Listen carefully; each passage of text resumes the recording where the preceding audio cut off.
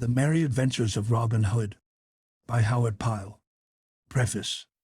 From the author to the reader. You who so plod amid serious things that you feel it shame to give yourself up even for a few short moments to mirth and joyousness in the land of fancy. You who think that life hath naught to do with innocent laughter that can harm no one. These pages are not for you. Clap to the leaves and go no farther than this, for I tell you plainly that if you go farther you will be scandalized by seeing good, sober folks of real history so frisk and caper in gay colors and motley that you would not know them but for the names tagged to them. Here is a stout, lusty fellow with a quick temper, yet none so old for all that, who goes by the name of Henry too. Here is a fair, gentle lady before whom all the others bow and call her Queen Eleanor. Here is a fat rogue of a fellow, dressed up in rich robes of a clerical kind, that all the good folk call my Lord Bishop of Hereford. Here is a certain fellow with a sour temper and a grim look, the worshipful, the Sheriff of Nottingham. And here, above all, is a great, tall, merry fellow that roams the greenwood and joins in homely sports, and sits beside the sheriff at merry feast, which same beareth the name of the proudest of the Plantagenets, Richard of the Lionheart. Beside these are a whole host of knights, priests, nobles, birders, yeomen, pages, ladies, lasses, landlords, beggars, peddlers, and what not, all living the merriest of merry lives, and all bound by nothing but a few odd strands of certain old ballads, snipped and clipped and tied together again in a score of knots, which draw these jocund fellows here and there, singing as they go. Here you will find 100 dull, sober, jogging places, all tricked out with flowers and what not, till no one would know them in their fanciful dress. And here is a country bearing a well-known name, wherein no chill mists press upon our spirits, and no rain falls but what rolls off our backs like April showers off the backs of sleek drakes, where flowers bloom forever and birds are always singing, where every fellow hath a merry catch as he travels the roads, and ale and beer and wine, such as muddle no wits, flow like water in a brook. This country is not fairyland. What is it? 'Tis the land of fancy, and is of that pleasant kind that, when you tire of it, whisk, you clap the leaves of this book together and 'tis gone, and you are ready for everyday life, with no harm done. And now I lift the curtain that hangs between here and no man's land. Will you come with me, sweet reader? I thank you. Give me your hand. Contents. Preface. How Robin Hood came to be an outlaw. Robin Hood and the tinker. The shooting match at Nottingham town was stoutly rescued by his companions. Robin Hood turns butcher. Little John goes to Nottingham fair. How Little John lived at the sheriff's. Little John and the tanner of Blythe. Robin Hood and Will Scarlet. The adventure with Midge the miller's son. Robin Hood and Alan a Dale. Robin Hood seeks the curtal. Friar. Robin Hood compasses a marriage. Robin Hood aids a sorrowful knight. How Sir Richard of the Lear paid his debts. Little John turns barefoot. Friar. Robin Hood turns beggar. Robin Hood shoots before Queen Eleanor. The chase of Robin Hood. Robin Hood and Guy of Gisborne. King Richard comes to Sherwood Forest. Epilogue. Preface. Preface. How Robin Hood came to be an outlaw. How Robin Hood came to be an outlaw. Robin Hood and the tinker. Robin Hood and the tinker. The shooting match at Nottingham town. The shooting match at Nottingham town. Will stoutly rescued by his companions. Will stoutly rescued by his companions. Robin Hood turns butcher. Robin Hood turns butcher. Little John goes to Nottingham fair. Little John goes to Nottingham fair. How Little John lived at the sheriff's. How Little John lived at the sheriff's. Little John and the tanner of Blythe. Little John and the tanner of Blythe. Robin Hood and Will Scarlet. Robin Hood and Will Scarlet. The adventure with Midge the miller's son. The adventure with Midge the miller's son. Robin Hood and Alan a Dale. Robin Hood and Alan a Dale. Robin Hood seeks the curtal. Friar. Robin Hood seeks the curtal. Friar. Robin Hood compasses a marriage. Robin Hood compasses a marriage. Robin Hood aids a sorrowful knight. Robin Hood aids a sorrowful knight. How Sir Richard of the Lear paid his debts. How Sir Richard of the Lear paid his debts. Little John turns barefoot. Friar. Little John turns barefoot. Friar. Robin Hood turns beggar. Robin Hood turns beggar. Robin Hood shoots before Queen Eleanor. Robin Hood shoots before Queen Eleanor. The chase of Robin Hood. The Chase of Robin Hood. Robin Hood and Guy of Gisborne. Robin Hood and Guy of Gisborne. King Richard comes to Sherwood Forest. King Richard comes to Sherwood Forest. Epilogue. Epilogue. How Robin Hood came to be an outlaw. In merry England in the time of old, when good King Henry II ruled the land, there lived within the green glades of Sherwood Forest, near Nottingham town, a famous outlaw whose name was Robin Hood. No archer ever lived that could speed a grey goose shaft with such skill and cunning as his, nor were there ever such yeomen as the 70 merry men that roamed with him through the greenwood shades. Right merrily they dwelled within the depths of Sherwood Forest, suffering neither care nor want, but passing the time in merry games of archery or bouts of cudgel play, living upon the king's venison, washed down with draughts of ale of October brewing. Not only Robin himself but all the band were outlaws and dwelled apart from other men, yet they were beloved by the country people round about, for no one ever came to jolly Robin for help in time of need and went away again with an empty fist. And now I will tell how it came about that Robin Hood fell afoul of the law. When Robin was a youth of 18, stout of sinew and bold of heart, the Sheriff of Nottingham proclaimed a shooting match and offered a prize of a butt of ale to whosoever should shoot the best shaft in Nottinghamshire. Now, quoth Robin, will I go too, for fain would I draw a string for the bright eyes of my lass and a butt of good October brewing.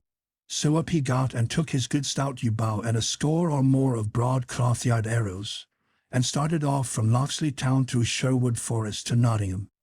It was at the dawn of day in the merry Maytime, when hedgerows are green and flowers bedeck the meadows, daisies pied and yellow cuckoo buds and fair primroses all along the briery hedges, when apple buds blossom and sweet birds sing, the lark at dawn of day, the throstle cock and cuckoo, when lads and lasses look upon each other with sweet thoughts, when busy housewives spread their linen to bleach upon the bright green grass. Sweet was the greenwood as he walked along its paths, and bright the green and rustling leaves, amid which the little birds sang with might and main, and blithely Robin whistled as he trudged along, thinking of Maid Marian and her bright eyes, for at such times a youth's thoughts are wont to turn pleasantly upon the lass that he loves the best. As thus he walked along with a brisk step and a merry whistle, he came suddenly upon some foresters seated beneath a great oak tree. 15 they were in all, making themselves merry with feasting and drinking as they sat around the huge pasty, to which each man helped himself, thrusting his hands into the pie, and washing down that which they ate with great horns of ale which they drew all foaming from a barrel that stood nigh. Each man was clad in Lincoln green, and a fine show they made, seated upon the sward beneath that fair, spreading tree. Then one of them, with his mouth full, called out to Robin, "Hullo, where goest thou, little lad, with thy 1 penny bow and thy farthing shafts?" Then Robin grew angry, for no stripling likes to be taunted with his green years. "Now," quoth he, "my bow and eke mine arrows are as good as shine, and moreover, I go to the shooting match at Nottingham town, which same has been proclaimed by our good Sheriff of Nottinghamshire. There I will shoot with other stout yeomen, for a prize has been offered of a fine butt of ale." Then one who held a horn of ale in his hand said, "Ho!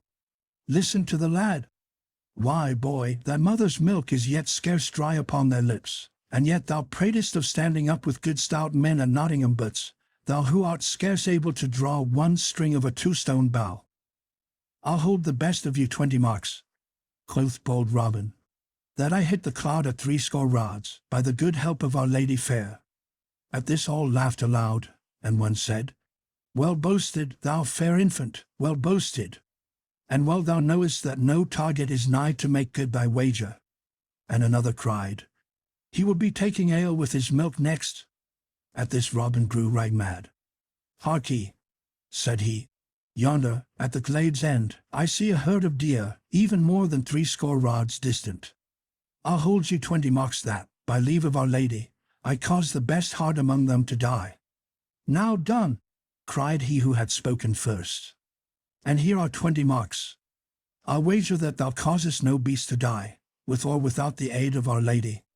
Then Robin took his good yew bow in his hand, and placing the tip at his instep, he strung it right deftly. Then he knocked a broad cloth-yard arrow, and raising the bow, drew the grey goose feather to his ear. The next moment the bowstring rang and the arrow sped down the glade as a sparrowhawk schemes in a northern wind.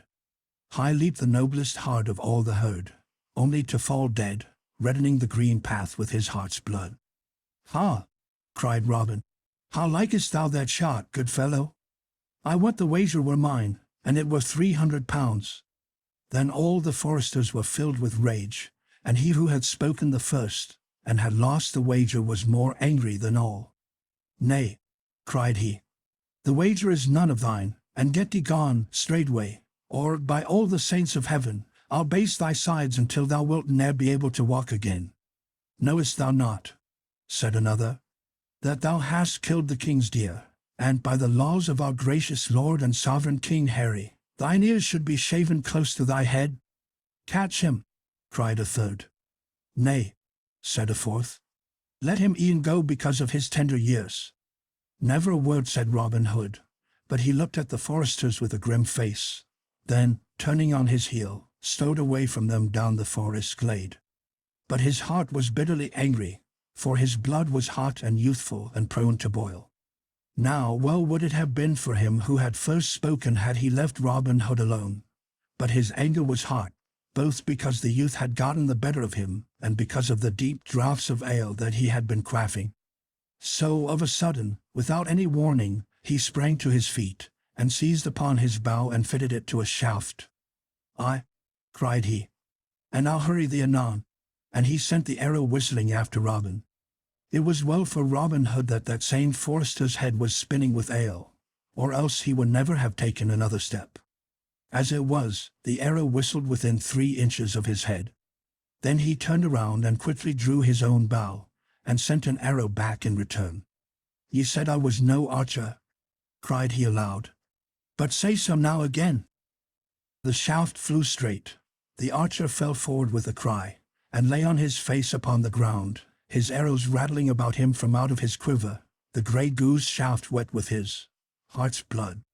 Then, before the others could gather their wits about them, Robin Hood was gone into the depths of the greenwood. Some started after him, but not with much heart, for each feared to suffer the death of his fellow.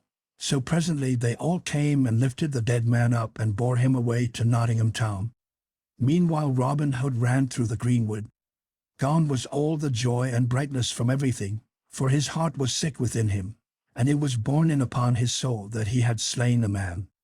"Alas," cried he, "thou hast found me an archer that will make thy wife to ring. I would that thou hadst ne'er said one word to me, or that I had never passed thy way, or e'en that my right forefinger had been stricken off ere that this had happened. In haste I smote, but grieve I sore at leisure." And then, even in his trouble, he remembered the old saw that what is done, and the egg cracked cannot be cured. And so he came to dwell in the greenwood that was to be his home for many a year to come, never again to see the happy days with the lads and lasses of sweet Locksley town. For he was outlawed, not only because he had killed a man, but also because he had poached upon the king's deer, and 200 pounds was set upon his head, as a reward for whoever would bring him to the court of the king. Now the Sheriff of Nottingham swore that he himself would bring this knave Robin Hood to justice, and for 2 reasons. First, because he wanted the 200 pounds, and next, because the forester that Robin Hood had killed was of kin to him. But Robin Hood lay hidden in Sherwood Forest for 1 year, and in that time there gathered around him many others like himself, cast out from other folk for this cause and for that. Some had shot deer in hungry winter time, when they could get no other food, and had been seen in the act by the foresters, but had escaped, thus saving their ears. Some had been turned out of their inheritance, that their farms might be added to the king's lands in Sherwood Forest. Some had been despoiled by a great baron or a rich abbot or a powerful esquire. All, for one cause or another, had come to Sherwood to escape wrong and oppression. So in all that year, 50 or more good stout yeomen gathered about Robin Hood, and chose him to be their leader and chief. Then they vowed that even as they themselves had been despoiled, they would despoil their oppressors, whether baron, abbot, knight, or squire, and that from each they would take that which had been wrung from the poor by unjust taxes, or land rents, or in wrongful fines. But to the poor folk they would give a helping hand in need and trouble, and would return to them that which had been unjustly taken from them. Besides this, they swore never to harm a child nor to wrong a woman, be she maid, wife, or widow, so that, after a while, when the people began to find that no harm was meant to them, but that money or food came in time of want to many a poor family, they came to praise Robin and his merry men, and to tell many tales of him and of his doings in Sherwood Forest, for they felt him to be one of themselves. Up rose Robin Hood one merry morn when all the birds were singing blithely among the leaves, and up rose all his merry men, each fellow washing his head and hands in the cold brown brook that leaped laughing from stone to stone. Then said Robin, For 14 days have we seen no sport, so now I will go abroad to seek adventures forthwith. But tarry ye, my merry men all, here in the greenwood, only see that ye mind well my call. 3 blasts upon the bugle horn I will blow in my hour of need, then come quickly, for I shall want your aid. So saying, he strode away through the leafy forest glades until he had come to the verge of Sherwood. There he wandered for a long time, through highway and byway, through dingly dell and forest skirts. Now he met a fair buxom lass in a shady lane, and each gave the other a merry word and passed their way. Now he saw a fair lady upon an ambling pad, to whom he doffed his cap, and who bowed sedately in return to the fair youth. Now he saw a fat monk on a pannier-laden ass, now a gallant knight, with spear and shield and armor that flashed brightly in the sunlight, now a page clad in crimson, and now a stout burgher from good Nottingham town, pacing along with serious footsteps. All these sights he saw, but adventure found he none. At last he took a road by the forest skirts, a by-path that did toward a broad, pebbly stream spanned by a narrow bridge made of a log of wood. As he drew nigh this bridge he saw a tall stranger coming from the other side. Thereupon Robin quickened his pace, as did the stranger likewise, each thinking to cross first. Now stand thou back, quoth Robin, and let the better man cross first. Nay, answered the stranger. Then stand back shine own self, for the better man, I wet, am I. That will we presently see, quoth Robin, and meanwhile stand thou where thou art, or else, by the bright brow of Saint Elfrida, I will show thee right good Nottingham play with a cloth-yard shaft betwixt thy ribs. Now, quoth the stranger, I will tan thy hide till it be as many colours as a beggar's cloak, if thou darest so much as touch a string of that same bough that thou holdest in thy hands. Thou pratest like an ass, said Robin, for I could send this shaft clean through thy proud heart before a cudle friar could say grace over a roast goose at Michaelmastide. And thou pratest like a coward, answered the stranger, for thou standest there with a good yew bow to shoot at my heart, while I have not in my hand but a plain blackthorn staff wherewith to meet thee. Now, quoth Robin, by the faith of my heart, never have I had a coward's name in all my life before. I will lay by my trusty bow and eke my arrows, and if thou darest abide my coming, I will go and cut a cudgel to test thy manhood withal. Ay, marry, that will I abide thy coming, and joyously too, quoth the stranger, whereupon he leaned sturdily upon his staff to await Robin. Then Robin Hood stepped quickly to the cover side and cut a good staff of ground oak straight, without new, and 6 feet in length, and came back trimming away the tender stems from it, while the stranger waited for him, leaning upon his staff, and whistling as he gazed round about. Robin observed him furtively as he trimmed his staff, measuring him from top to toe from out the corner of his eye, and thought that he had never seen a lustier or a stouter man. Tall was Robin, but taller was the stranger by a head and a neck, for he was 7 feet in height. Broad was Robin across the shoulders, but broader was the stranger by twice the breadth of a palm, while he measured at least an ell around the waist. Nevertheless, said Robin to himself, I will baste thy hide right merrily, my good fellow. Then aloud, Lo, here is my good staff, lusty and tough. Now wait my coming, and now darest, and meet me and now fearest not.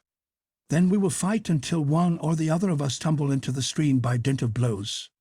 Marry, that meeteth my whole heart, cried the stranger, twirling his staff above his head, betwixt his fingers and thumb, until it whistled again. Never did the knights of Arthur's Round Table meet in a stouter fight than did these two. In a moment Robin stepped quickly upon the bridge where the stranger stood. First he made a feint, and then delivered a blow at the stranger's head that, had it met its mark, would have tumbled him speedily into the water. But the stranger turned the blow right deftly, and in return gave one as stout, which Robin also turned as the stranger had done. So they stood, each in his place, either moving a finger's breadth back, for one good hour, and many blows were given and received by each in that time, till here and there were sore bones and bumps, yet neither thought of crying enough, nor seemed likely to fall from off the bridge. Now and then they stopped to rest, and each thought that he never had seen in all his life before such a hand at quarterstaff. At last Robin gave the stranger a blow upon the ribs that made his jacket smoke like a damp straw thatch in the sun. So shrewd was the stroke that the stranger came within a hair's breadth of falling off the bridge. But he regained himself right quickly and, by a dexterous blow, gave Robin a crack on the crown that caused the blood to flow. Then Robin grew mad with anger and smote with all his might at the other. But the stranger warded the blow and once again thwacked Robin, and this time so fairly that he fell heels over head into the water, as the queen pin falls in a game of bowls. "And where art thou now, my good lad?" shouted the stranger, roaring with laughter. "Oh, in the flood and floating adown with the tide," cried Robin, nor could he forbear laughing himself at his sorry plight. Then, gaining his feet, he waded to the bank, the little fish speeding hither and thither, all frightened at his splashing. "Give me thy hand," cried he, when he had reached the bank. "I must needs own thou art a brave and a sturdy soul, and withal, a good stout stroke with the cudgels. By this and by that, my head hummeth like to a hive of bees on a hot June day." Then he clapped his horn to his lips and winded a blast that went echoing sweetly down the forest paths. "Ay, marry," quoth he again, "thou art a tall lad, and eke a brave one, for ne'er, I bow, is there a man betwixt here and Canterbury town could do the like to me that thou hast done. And thou," quoth the stranger, laughing, "takest thy cudgelling like a brave heart and a stout yeoman." But now the distant twigs and branches rustled with the coming of men, and suddenly a score or two of good stout yeomen, all clad in Lincoln green, burst from out the covert, with merry Will Stuteley at their head. "Good master," cried Will, "how is this? Truly thou art all wet from head to foot, and that to the very skin." "Why, marry," answered jolly Robin, "yon stout fellow hath tumbled me neck and crop into the water, and hath given me a drubbing beside." "Then shall he not go without a ducking and eke a drubbing himself?" cried Will Stuteley. "Have at him, lads." Then Will and a score of yeomen leaped upon the stranger, but though they sprang quickly they found him ready and felt him strike right and left with his stout staff, so that, though he went down with press of numbers, some of them rubbed cracked crowns before he was overcome. "Nay, forbear," cried Robin, laughing until his sore sides ached again. "He is a right good man and true, and no harm shall befall him. Now hark ye, good youth, wilt thou stay with me and be one of my band? 3 suits of Lincoln green shalt thou have each year, beside 40 marks in fee, and share with us whatsoever good shall befall us. Thou shalt eat sweet venison and quaff the stoutest ale, and mine own good right-hand man shalt thou be, for never did I see such a cudgel player in all my life before. Speak! Wilt thou be one of my good merry men?" "That know I not," quoth the stranger surlily, for he was angry at being so tumbled about. "If ye handle you bow and apple shaft no better than ye do oak and cudgel, I would ye are not fit to be called yeoman in my country. But if there be any man here that can shoot a better shaft than I, then will I bethink me of joining with you." "Now by my faith," said Robin, "thou art a right saucy varlet, sirrah, yet I will stoop to thee as I never stooped to man before. Good Stuteley, cut thou a fair white piece of bark 4 fingers in breadth, and set it 80 yards distant on yonder oak. Now, stranger, hit that fairly with a grey goose shaft, and call thyself an archer." "Ay, marry, that will I," answered he. "Give me a good stout bow and a fair broad arrow, and if I hit a knot, strip me and beat me blue with bowstrings." Then he chose the stoutest bow among them all, next to Robin's own, and a straight grey goose shaft, well feathered and smooth, and stepping to the mark, while all the band, sitting or lying upon the greensward, watched to see him shoot, he drew the arrow to his cheek and loosed the shaft right deftly, sending it so straight down the path that it clove the mark in the very centre. "Aha!" cried he. "Mend thou that if thou canst." while even the yeomen clapped their hands at so fair a shot. "That is a keen shot indeed," quoth Robin. "Mend it I cannot, but mar it I may, perhaps." Then taking up his own good stout bow and knocking an arrow with care, he shot with his very greatest skill. Straight flew the arrow, and so true that it lit fairly upon the stranger's shaft and split it into splinters. Then all the yeomen leaped to their feet and shouted for joy that their master had shot so well. "Now by the lustre you bow of good Saint Withold," cried the stranger, "that is a shot indeed, and never saw I the like in all my life before. Now truly will I be thy man henceforth and for aye. Good Adam Bell, one was a fair shot, but never shot he so. Then have I gained a right good man this day," quoth jolly Robin. "What name goest thou by, good fellow?" "Men call me John Little whence I came," answered the stranger. Then Will Stutely, who loved a good jest, spoke up. "Nay, fair little stranger," said he, "I like not thy name, and fain would I have it otherwise. Little art thou indeed, and small of bone and sinew, therefore shalt thou be christened Little John, and I will be thy godfather." Then Robin Hood and all his band laughed aloud until the stranger began to grow angry. "And now make a jest of me," quoth he to Will Stutely. "Thou wilt have sore bones and little pay, and that in short season." "Nay, good friend," said Robin Hood, "bottle thine anger, for the name fitteth thee well. Little John shalt thou be called henceforth, and Little John shall it be. So come, my merry men, we will prepare a christening feast for this fair infant." So turning their backs upon the stream, they plunged into the forest once more, through which they traced their steps till they reached the spot where they dwelled in the depths of the woodland. There had they built huts of bark and branches of trees, and made couches of sweet rushes spread over with skins of fallow deer. Here stood a great oak tree with branches spreading broadly around, beneath which was a seat of green moss where Robin Hood was wont to sit at feast and at merrymaking with his stout men about him. Here they found the rest of the band, some of whom had come in with a brace of fat does. Then they all built great fires, and after a time roasted the does and broached a barrel of humming ale. Then when the feast was ready they all sat down, but Robin placed Little John at his right hand, for he was henceforth to be the second in the band. Then when the feast was done Will Stutely spoke up. "It is now time, I ween, to christen our bonny babe, is it not so, merry boys?" And, "Aye, aye," cried all, laughing till the woods echoed with their mirth. "Then 7 sponsors shall we have," quoth Will Stutely, and hunting among all the band, he chose the 7 stoutest men of them all. "Now by St. Dunstan," cried Little John, springing to his feet, "more than one of you shall rue it an you lay finger upon me." But without a word they all ran upon him at once, seizing him by his legs and arms and holding him tightly in spite of his struggles, and they bore him forth while all stood around to see the sport.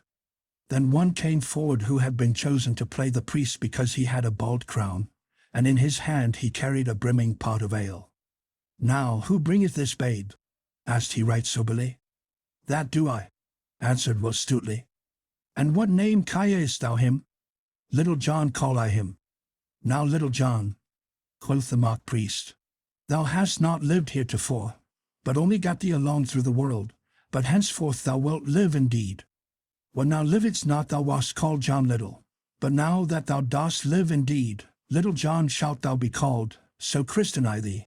And at these last words he emptied the pot of ale upon Little John's head. Then all shouted with laughter as they saw the good brown ale stream over Little John's beard and trickle from his nose and chin, while his eyes blinked with the smart of it. At first he was of a mind to be angry, but found he could not, because the others were so merry, so he, too, laughed with the rest. Then Robin took this sweet, pretty babe, clothed him all anew from top to toe in Lincoln green, and gave him a good stout bow, and so made him a member of the merry band. And thus it was that Robin Hood became outlawed, thus a band of merry companions gathered about him, and thus he gained his right-hand man, Little John, and so the prologue ends. And now I will tell how the Sheriff of Nottingham 3 times sought to take Robin Hood, and how he failed each time. Robin Hood and the Tinker. Now it was told before how £200 was set upon Robin Hood's head, and how the Sheriff of Nottingham swore that he himself would seize Robin, both because he would fain have the £200 and because the slain man was a kinsman of his own. Now the sheriff did not yet know what a force Robin had about him in Sherwood, but thought that he might serve a warrant for his arrest as he could upon any other man that had broken the laws.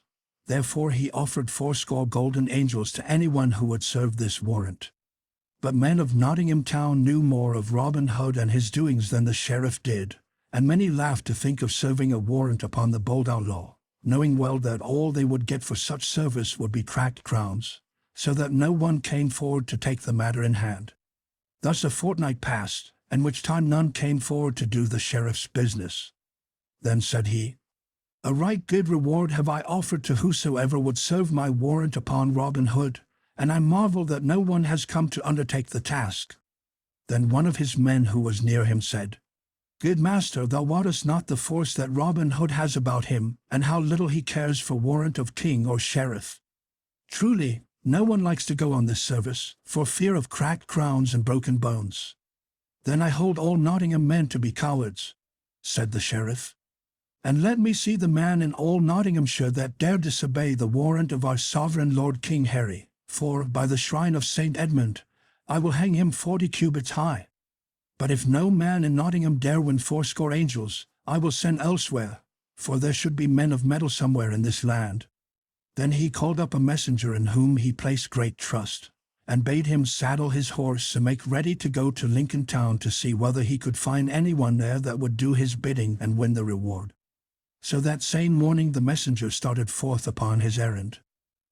Bright shone the sun upon the dusty highway that led from Nottingham to Lincoln, stretching away all white over hill and dale.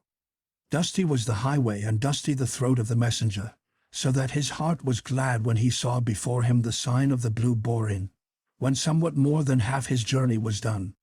The inn looked fair to his eyes, and the shade of the oak trees that stood around it seemed cool and pleasant, so he alighted from his horse to rest himself for a time, calling for a pot of ale to refresh his thirsty throat. There he saw a party of right jovial fellows seated beneath the spreading oak that shaded the greensward in front of the door. There was a tinker, 2 barefoot friars, and a party of 6 of the king's foresters all clad in Lincoln green, and all of them were quaffing humming ale and singing merry ballads of the good old times. Loud laughed the foresters, as jests were bandied about between the singing, and louder laughed the friars, for they were lusty men with beards that curled like the wool of black rams. But loudest of all laughed the tinker, and he sang more sweetly than any of the rest. His bag and his hammer hung upon a twig of the oak tree, and nearby leaned his good stout cudgel, as thick as his wrist, and knotted at the end. "Come," cried one of the foresters to the tired messenger. "Come join us for this shot. Ho, landlord! Bring a fresh pot of ale for each man." The messenger was glad enough to sit down along with the others who were there, for his limbs were weary, and the ale was good. "Now what news bearest thou so fast?" quoth one. "And whither ridest thou today?" The messenger was a chatty soul and loved a bit of gossip dearly. Besides, the pot of ale warmed his heart, so that, settling himself in an easy corner of the inn bench, while the host leaned upon the doorway and the hostess stood with her hands beneath her apron, he unfolded his budget of news with great comfort. He told all from the very first, how Robin Hood had slain the forester, and how he had hidden in the greenwood to escape the law, how that he lived therein, all against the law, God what, slaying his majesty's deer and levying toll on fat abbot, knight, and esquire, so that none dare travel even on broad Watling Street or the Fosse Way for fear of him, how that the sheriff had a mind to serve the king's warrant upon this same road. The little would he mind warrant of either king or sheriff, for he was far from being a law-abiding man. Then he told how none could be found in all Nottingham town to serve this warrant, for fear of cracked pates and broken bones, and how that he, the messenger, was now upon his way to Lincoln town to find of what mettle the Lincoln men might be. "Now come I, forsooth, from good Banbury town," said the jolly tinker, "and no one nigh Nottingham, nor Sherwood either, and that be the mark, can hold cudgel with my grip. Why, lads, did I not meet that mad wag Simon of Ely, even at the famous fair at Hertford town, and beat him in the ring at that place before Sir Robert of Leslie and his lady? This same Robin Hood, of whom I wot I never heard before, is a right merry blade, but gin he be strong, am not I stronger? And gin he be sly, am not I slyer? Now by the bright eyes of Nan o' the Mill, and by mine own name, and that's what o' the crab staff, and by mine own mother's son, and that's myself, will I, even I, what o' the crab staff, meet this same sturdy rogue, and gin he mind not the seal of our glorious sovereign King Harry, and the warrant of the good Sheriff of Nottinghamshire, I will so bruise, beat, and bemaul his pate that he shall never move finger or toe again. Hear ye that, bully boys? Now art thou the man for my farthing, cried the messenger. And back thou goest with me to Nottingham town. Nay, quoth the tinker, shaking his head slowly from side to side. Go I with no man, gin it be not with mine own free will. Nay, nay, said the messenger. No man is there in Nottinghamshire could make thee go against thy will, thou brave fellow. Aye, that be I brave, said the tinker. Aye, marry, said the messenger. Thou art a brave lad, but our good sheriff hath offered 80 angels of bright gold to whosoever shall serve the warrant upon Robin Hood. The little good will it do. Then I will go with thee, lad. Do but wait till I get my bag and hammer and my cudgel. Aye, let me but meet this same Robin Hood, and let me see whether he will not mind the king's warrant. So, after having paid their score, the messenger, with the tinker striding beside his nag, started back to Nottingham again. One bright morning soon after this time, Robin Hood started off to Nottingham town to find what was doing there, walking merrily along the roadside where the grass was sweet with daisies, his eyes wandering and his thoughts also. His bugle horn hung at his hip and his bow and arrows at his back, while in his hand he bore a good stout oaken staff, which he twirled with his fingers as he strolled along. As thus he walked down a shady lane, he saw a tinker coming, trolling a merry song as he drew nigh. On his back hung his bag and his hammer, and in his hand he carried a right stout crab staff full 6 feet long, and thus sang he. "Hullo, good friend," cried Robin. "Hullo," cried Robin again. "Hullo, art thou deaf, man? Good friend, say I. And who art thou dost so boldly check a fair song?" quoth the tinker, stopping in his singing. "Hullo, shine own self, whether thou be good friend or no. But let me tell thee, thou stout fellow, gin thou be a good friend it were well for us both, but gin thou be no good friend it were ill for thee." "And whence comest thou, my lusty blade?" quoth Robin. "I come from Banbury," answered the tinker. "Alas," quoth Robin, "I hear there is sad news this merry morn." "Ha! Is it indeed so?" cried the tinker eagerly. "Prithee tell it speedily, for I am a tinker by trade, as thou sayest, and as I am in my trade I am greedy for news, even as a priest is greedy for farthings." "Well then," quoth Robin, "list thou and I will tell, but bear thyself up bravely, for the news is sad, I wot. Thus it is, I hear that 2 tinkers are in the stocks for drinking ale and beer." "Now a murrain seize thee and thy news, thou scurvy dog," quoth the tinker, "for thou speakest but ill of good men. But sad news it is indeed, gin there be 2 stout fellows in the stocks." "Nay," said Robin, "thou hast missed a mark and dost but weep for the wrong sell. The sadness of the news lieth in that there be but 2 in the stocks, for the others do roam the country at large." "Now by the pewter platter of St. Dunstan," cried the tinker, "I have a good part of a mind to baste thy hide for thine ill jest. But gin men be put in the stocks for drinking ale and beer, I trow thou wouldst not lose thy part." Loud laughed Robin and cried, "Now well taken, tinker, well taken! Why, thy wits are like beer, and do froth up most when they grow sour. But right art thou, man, for I love ale and beer right well.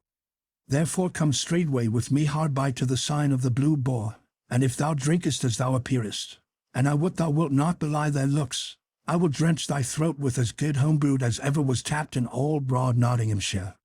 "Now by my faith," said the tinker, "thou art a right good fellow in spite of thy scurvy jests. I love thee, my sweet chuck, and gin I go not with thee to that same Blue Boar thou mayst call me a heathen. Tell me thy news, good friend, I pry thee," quoth Robin as they trudged along together. "For tinkers, I ween, are all as full of news as an egg of meat." Now I love thee as my brother, my bully blade, said the tinker. Else I would not tell thee my news, for sly am I man, and I have in hand a grave undertaking that doth call for all my wits, for I come to seek a bold outlaw that men, hereabouts, call Robin Hood. Within my pouch I have a warrant, all fairly written out on parchment, forsooth, with a great red seal for to make it lawful. Could I but meet this same Robin Hood I would serve it upon his dainty body, and if he minded it not I would beat him till every one of his ribs would cry amen. But thou livest hereabouts, mayhap thou knowest Robin Hood thyself, good fellow. Ay, marry, that I do somewhat, quoth Robin, and I have seen him this very morn. But, tinker, men say that he is but a sad, sly thief. Thou hadst better watch thy warrant, man, or else he may steal it out of thy very pouch. Let him but try, cried the tinker. Sly may he be, but sly am I too. I would I had him here now, man to man. And he made his heavy cudgel to spin again. But what manner of man is he, lad? Much like myself, said Robin, laughing, and in height and build and age nigh the same, and he hath blue eyes too. Nay, quoth the tinker, thou art but a green youth. I thought him to be a great bearded man. Nottingham men feared him so. Truly, he is not so old nor so stout as thou art, said Robin. But men do call him a right deft hand at quarterstaff. That may be, said the tinker right sturdily. But I am more deft than he, for did I not overcome Simon of Ely in a fair bout in the ring at Hertford town? But if thou knowest him, my jolly blade, wilt thou go with me and bring me to him? 80 bright angels hath the sheriff promised me if I serve the warrant upon the knave's body, and 10 of them will I give to thee if thou showest me him. Ay, that will I, quoth Robin. But show me thy warrant, man, until I see whether it be good or no. That will I not do, even to mine own brother, answered the tinker. No man shall see my warrant till I serve it upon yon fellow's own body. So be it, quoth Robin. And now show it not to me, I know not to whom thou wilt show it. But here we are at the sign of the Blue Boar, so let us in and taste his brown October. No sweeter inn could be found in all Nottinghamshire than that of the Blue Boar. None had such lovely trees standing around, or was so covered with trailing clematis and sweet woodbine. None had such good beer and such humming ale, nor, in winter-time, when the north wind howled and snow drifted around the hedges, was there to be found, elsewhere, such a roaring fire as blazed upon the hearth of the Blue Boar. At such times might be found a goodly company of yeomen or country folk seated around the blazing hearth, bandying merry jests, while roasted crabs, too, bobbed in bowls of ale upon the hearthstone. Well known was the inn to Robin Hood and his band, for there had he and such merry companions as Little John or Will Stutely or young David of Doncaster often gathered when all the forest was filled with snow. As for mine host, he knew how to keep a still tongue in his head, and to swallow his words before they passed his teeth, for he knew very well which side of his bread was spread with butter.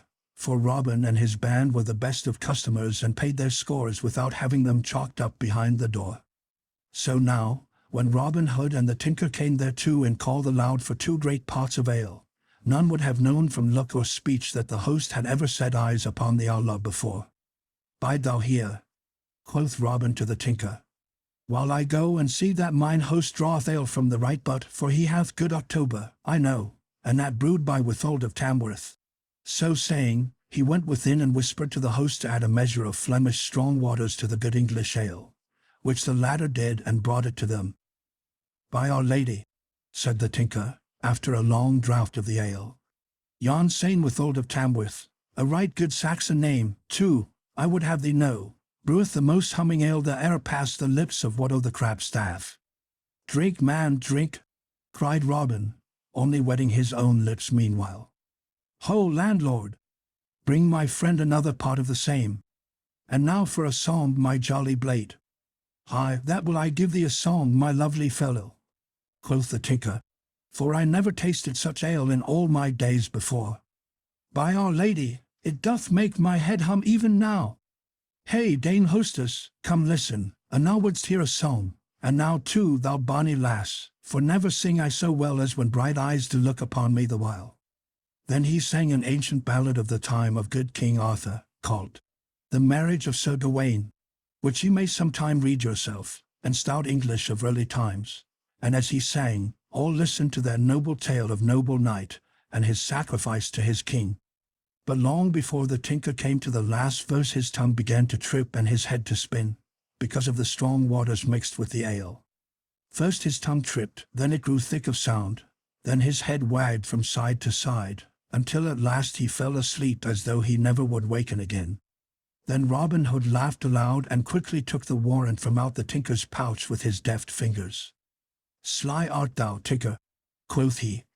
"But not yet, I bow. Art thou as sly as that same sly thief Robin Hood?"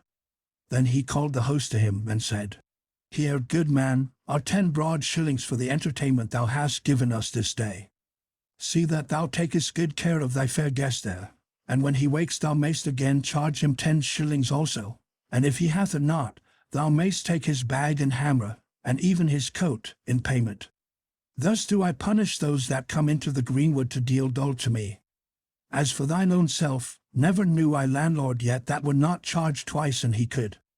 At this the host smiled slyly, as though saying to himself the rustic saw, "Teach a magpie to suck eggs."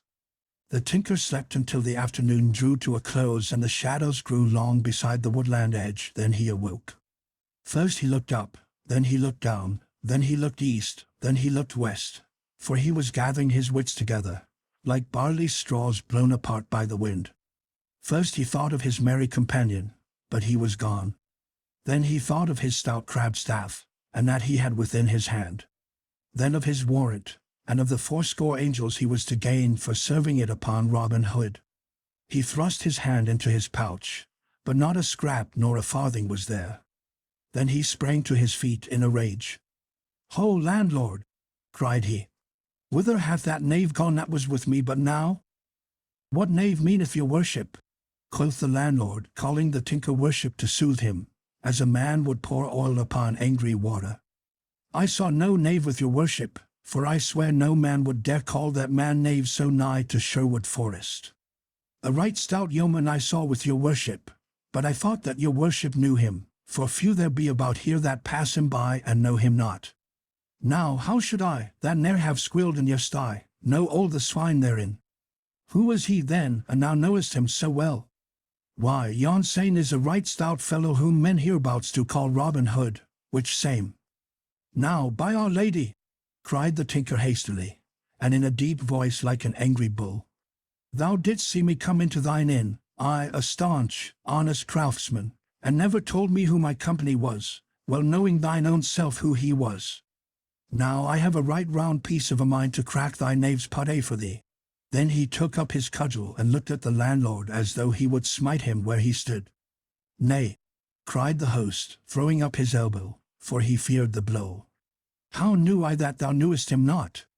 "Well and truly thankful mayst thou be," quoth the tinker, "that I be a patient man and so do spare thy bald crown, else wouldst thou ne'er cheat customer again. But as for this same knave Robin Hood, I go straightway to seek him, and if I do not score his knave's pate, cut my staff into faggots and call me woman." So saying, he gathered himself together to depart.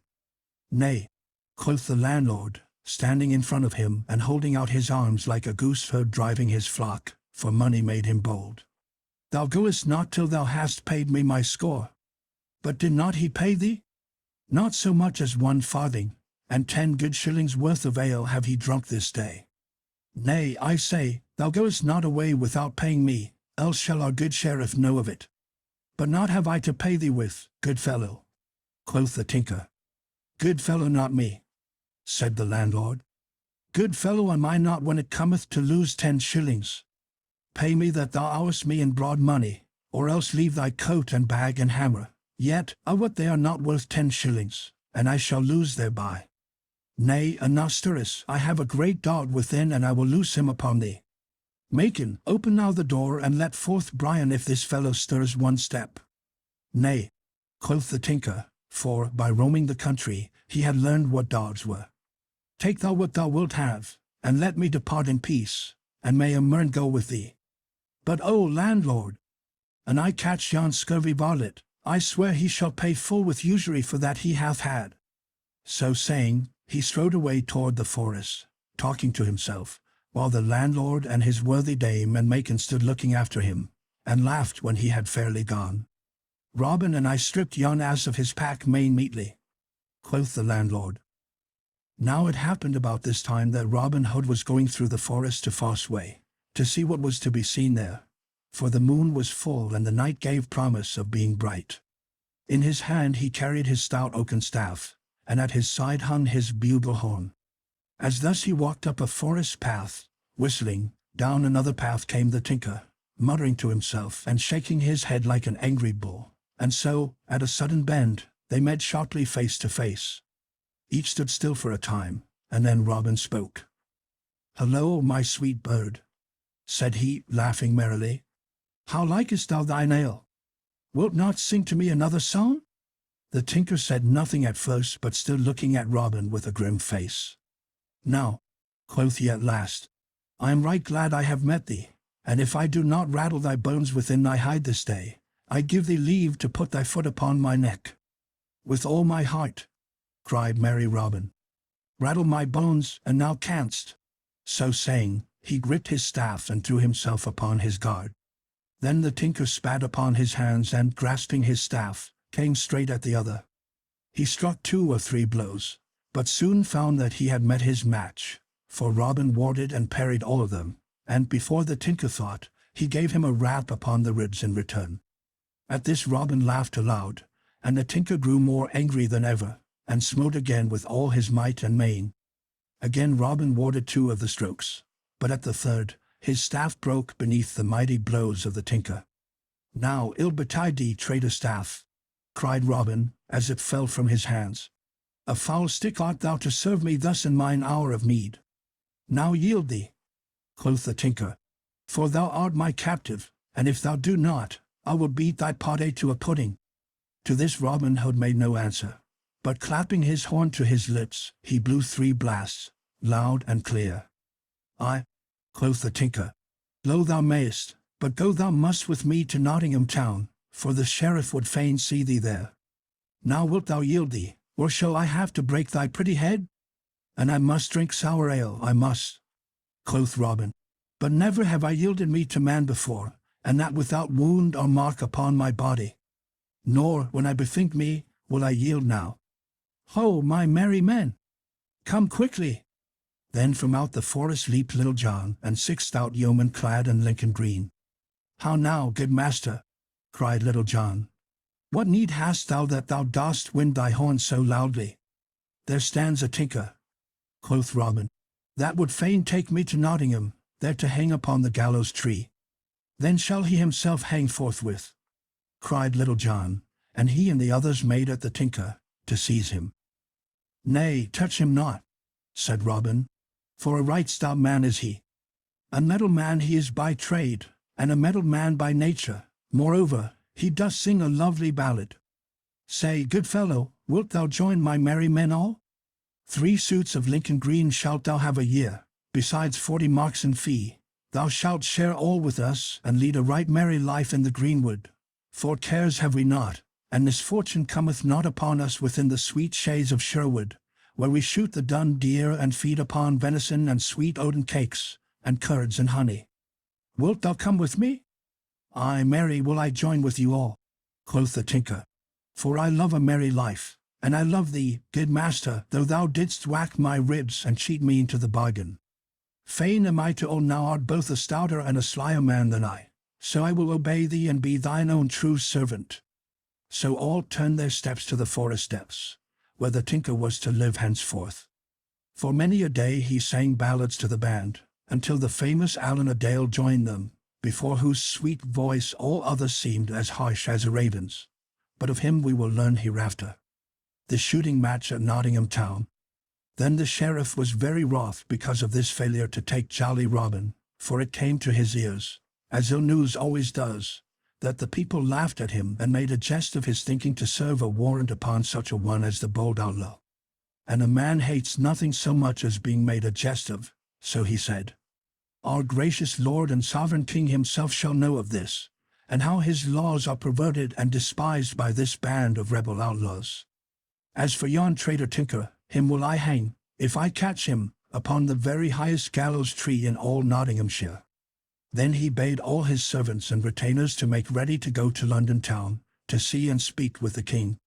At this there was bustling at the sheriff's castle, and men ran hither and thither upon this business and upon that, while the forge fires of Nottingham glowed red far into the night like twinkling stars, for all the smiths of the town were busy making or mending armor for the sheriff's troop of escort. For 2 days this labor lasted, then, on the third, all was ready for the journey.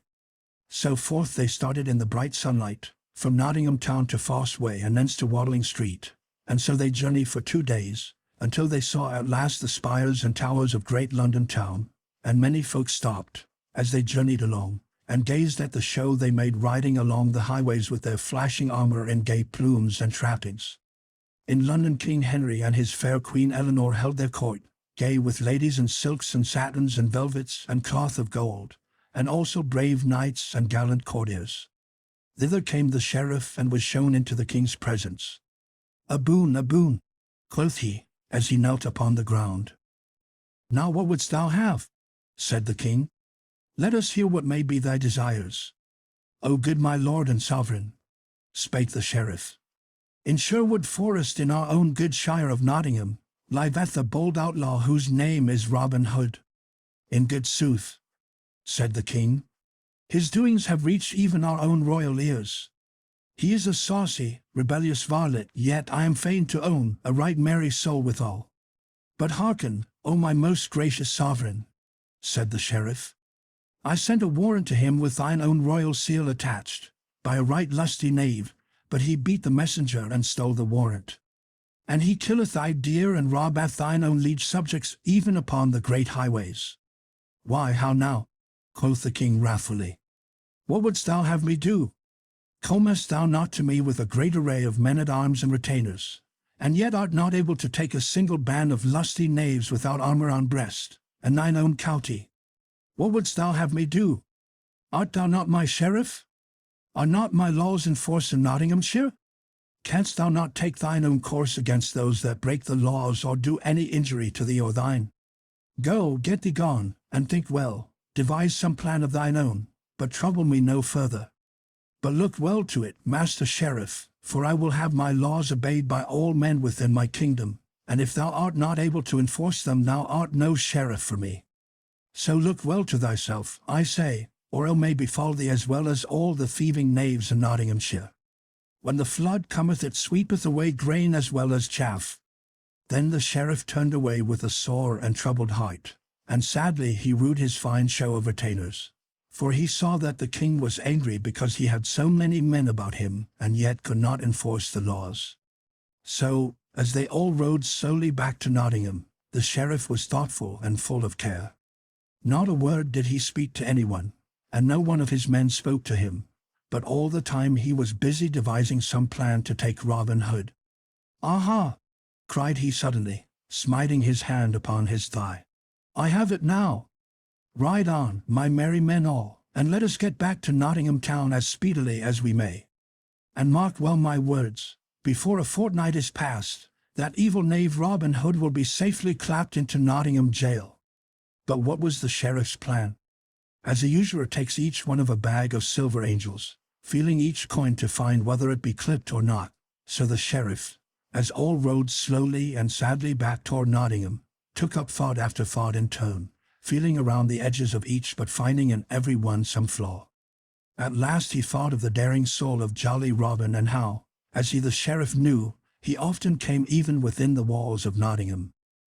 Now, thought the sheriff, could I but persuade Robin nigh to Nottingham town so that I could find him, I warrant I would lay hands upon him so stoutly that he would never get away again. Then of a sudden it came to him like a flash that were he to proclaim a great shooting match and offer some grand prize, Robin Hood might be overpersuaded by his spirit to come to the butts. And it was this thought which caused him to cry, Aha! and smite his palm upon his thigh. So, as soon as he had returned safely to Nottingham, he sent messengers north and south, and east and west, to proclaim through town, hamlet, and countryside, this grand shooting match, and everyone was bidden that could draw a long bow, and the prize was to be an arrow of pure beaten gold. When Robin Hood first heard the news of this he was in Lincoln town, and hastening back to Sherwood Forest he soon called all his merry men about him, and spoke to them thus. Now hearken, my merry men all, to the news that I have brought from Lincoln town today. Our friend the Sheriff of Nottingham hath proclaimed a shooting match, and hath sent messengers to tell of it through all the countryside, and the prize is to be a bright golden arrow.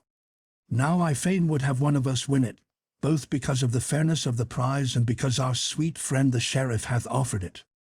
So we will take our bows and shafts and go there to shoot, for I know right well that merriment will be a-going.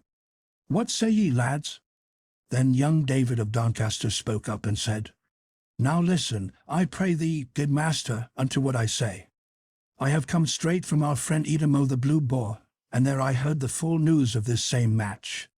But, master, I know from him, and he got it from the sheriff's man Ralph o' the Scar, that this same knavish sheriff hath but laid a trap for thee in this shooting match, and wishes nothing so much as to see thee there.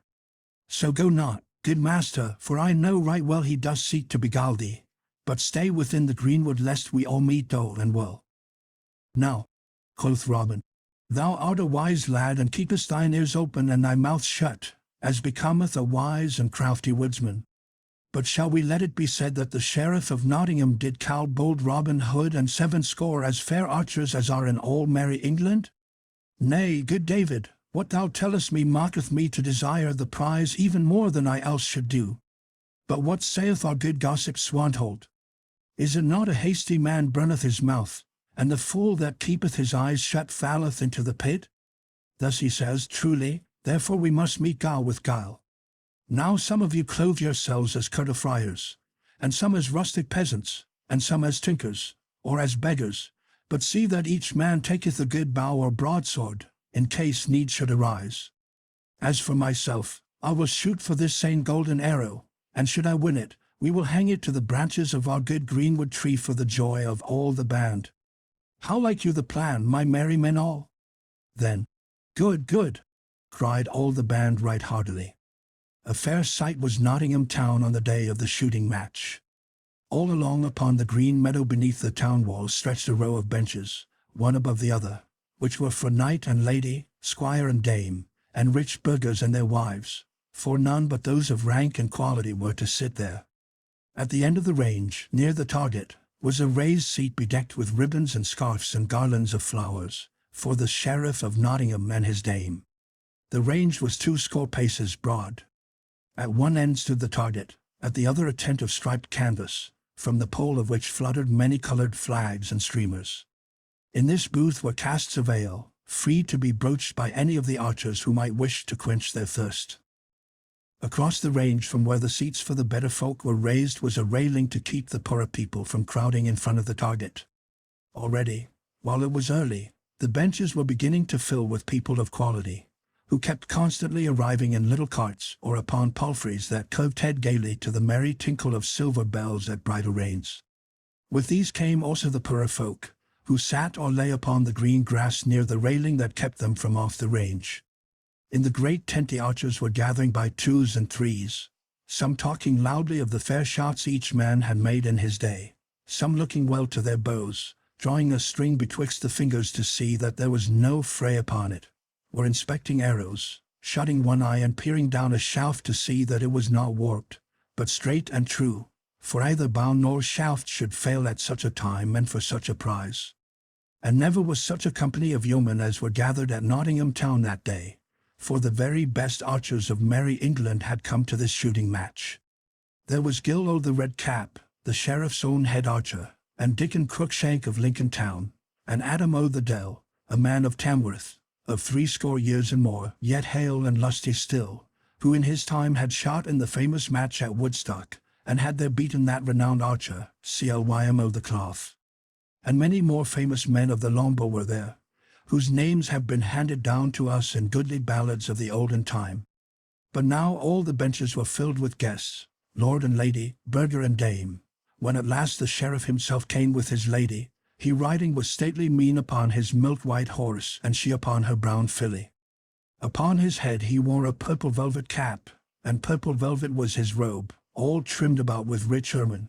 His jerkin and hose were of sea-green silk, and his shoes of black velvet, the pointed toes fastened to his garters with golden chains.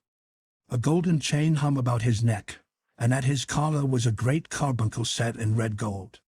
His lady was dressed in blue velvet, all trimmed with swan's down. So they made a gallant sight as they rode along side by side, and all the people shouted from where they crowded across the space from the gentlefolk.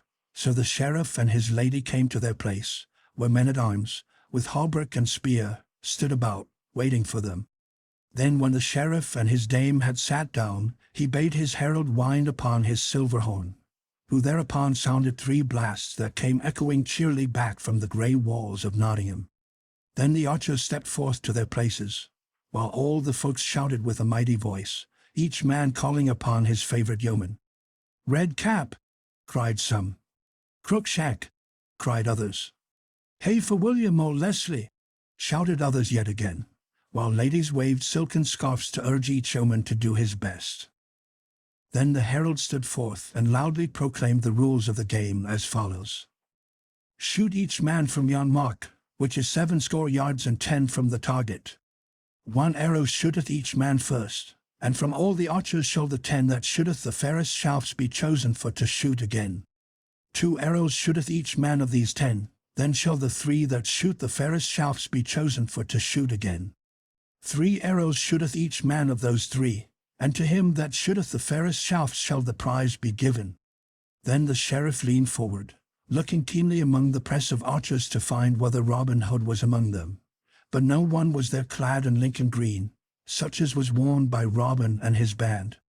"Nevertheless," said the sheriff to himself, "he may still be there, and I miss him among the crowd of other men.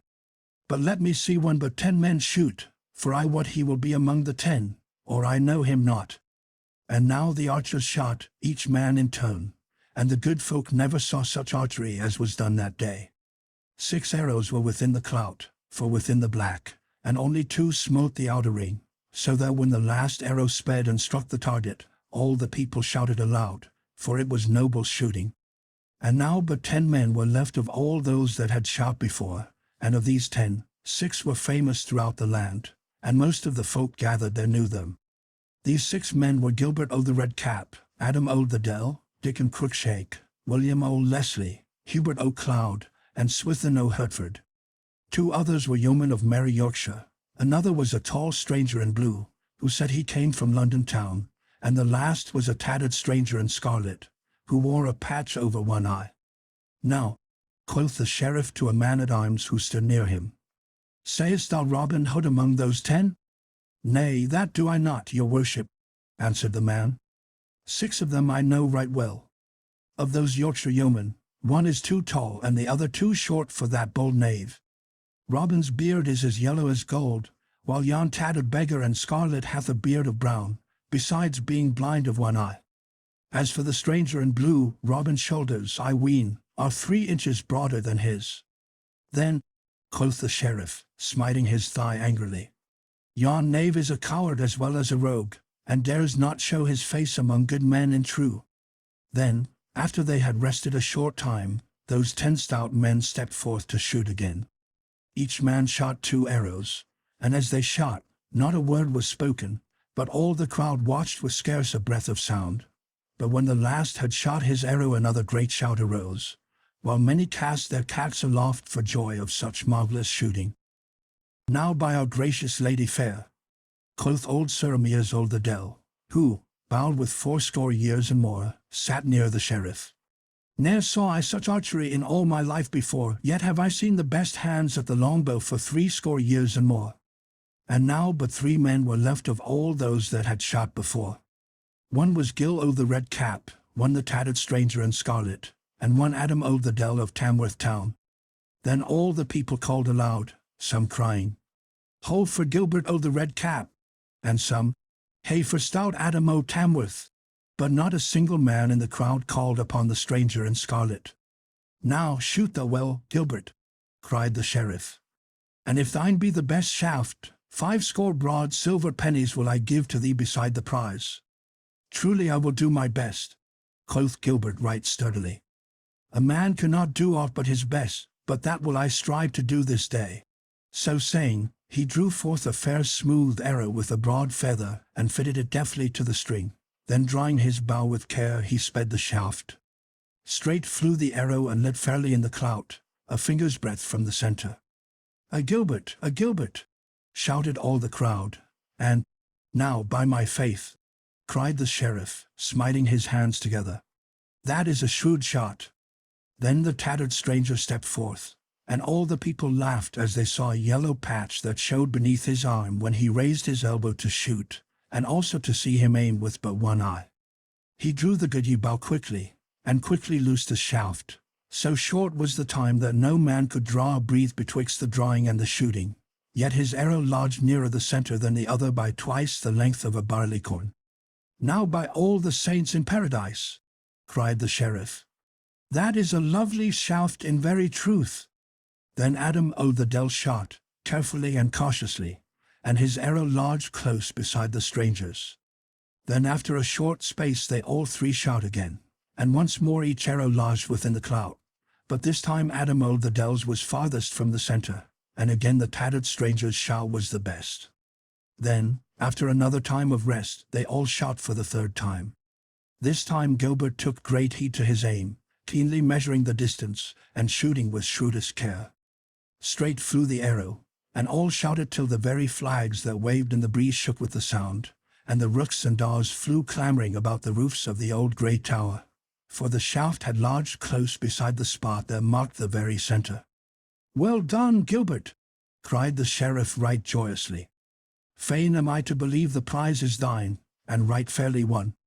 Now, thou ragged knave, let me see thee shoot a better shaft than that." Naught spake the stranger but took his place, while all was hushed, and no one spoke, or even seemed to breathe, so great was the silence for wonder what he would do. Meanwhile, also, quite still stood the stranger, holding his bow in his hand, while one could count 5. Then he drew his trusty yew, holding it drawn but a moment, then loosed the string. Straight flew the arrow, and so true that it smote a grey goose feather from off Gilbert's shaft, which fell fluttering through the sunlit air as the stranger's arrow lodged close beside his of the red cap, and in the very center. No one spoke a word for a while, and no one shouted, but each man looked into his neighbor's face amazedly. "Nay," quoth old Adam O'Dell presently, drawing a long breath and shaking his head as he spoke.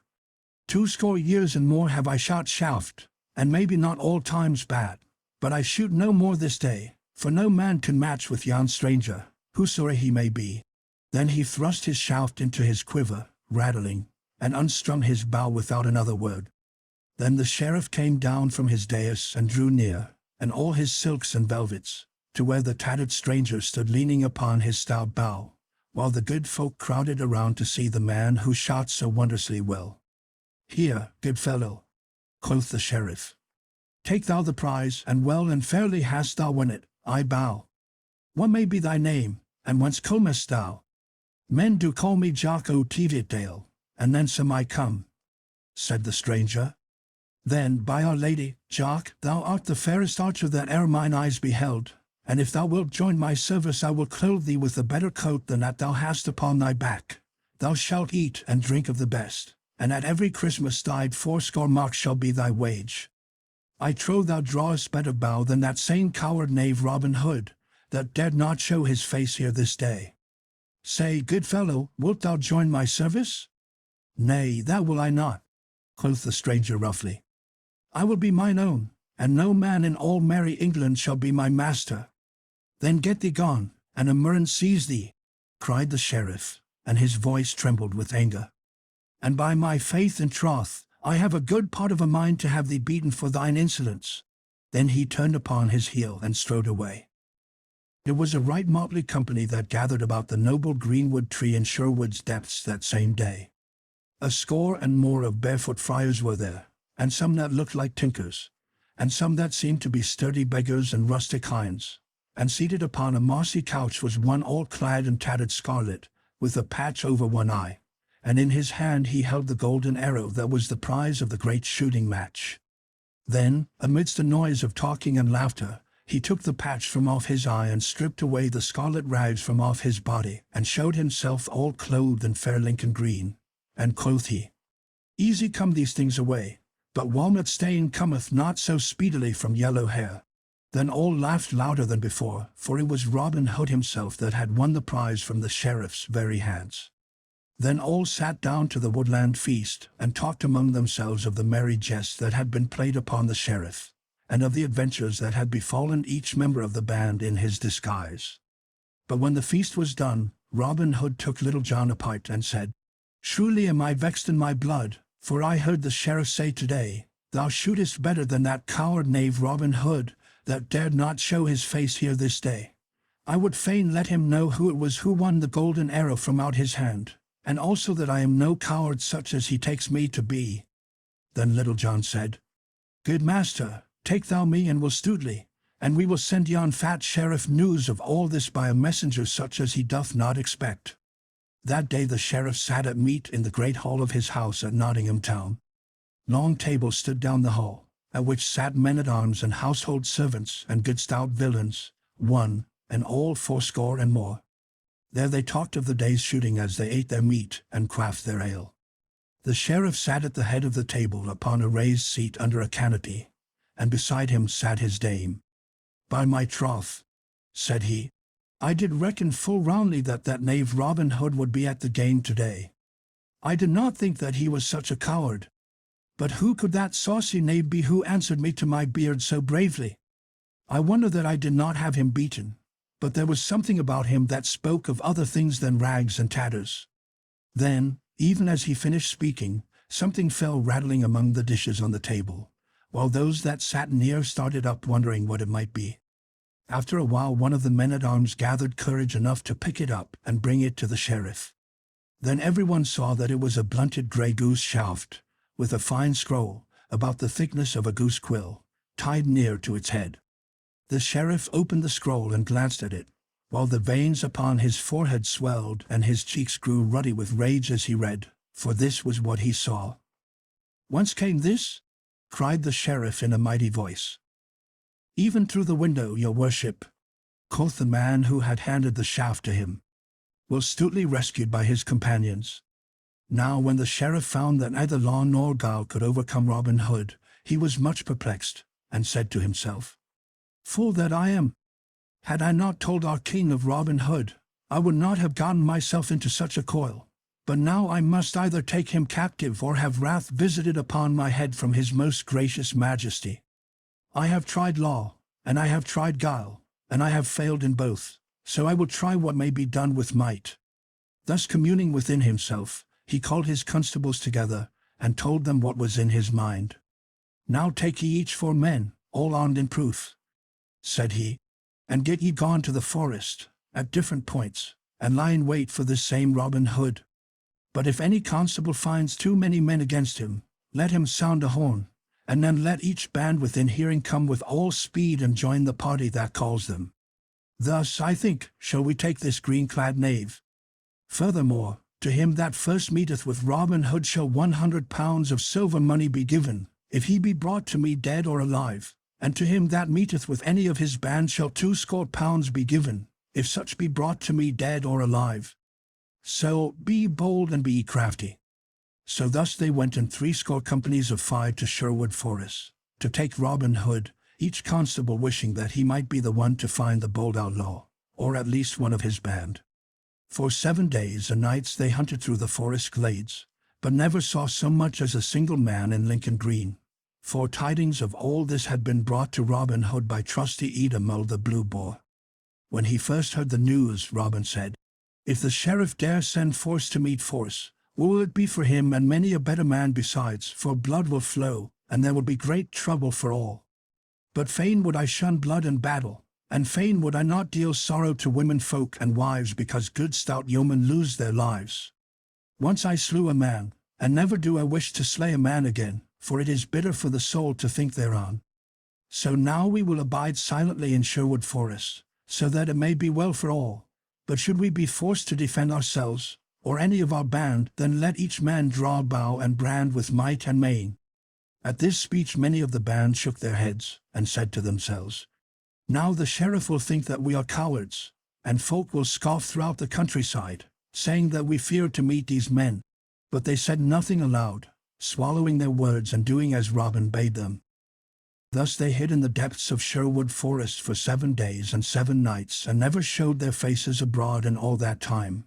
But early in the morning of the 8th day Robin Hood called the band together and said, "Now who will go and find what the sheriff's men are at by this time? For I know right well they will not bide forever within Sherwood shades." At this a great shout arose, and each man waved his bow aloft, and cried that he might be the one to go. Then Robin Hood's heart was proud when he looked around on his stout, brave fellows, and he said, "Brave and true are ye all, my merry men, and a right stout band of good fellows are ye. But ye cannot all go, so I will choose one from among you, and it shall be good Will Stutely, for he is as sly as e'er an old dog fox in Sherwood Forest." Then Will Stutely leaped high aloft and laughed loudly, clapping his hands for pure joy that he should have been chosen from among them all.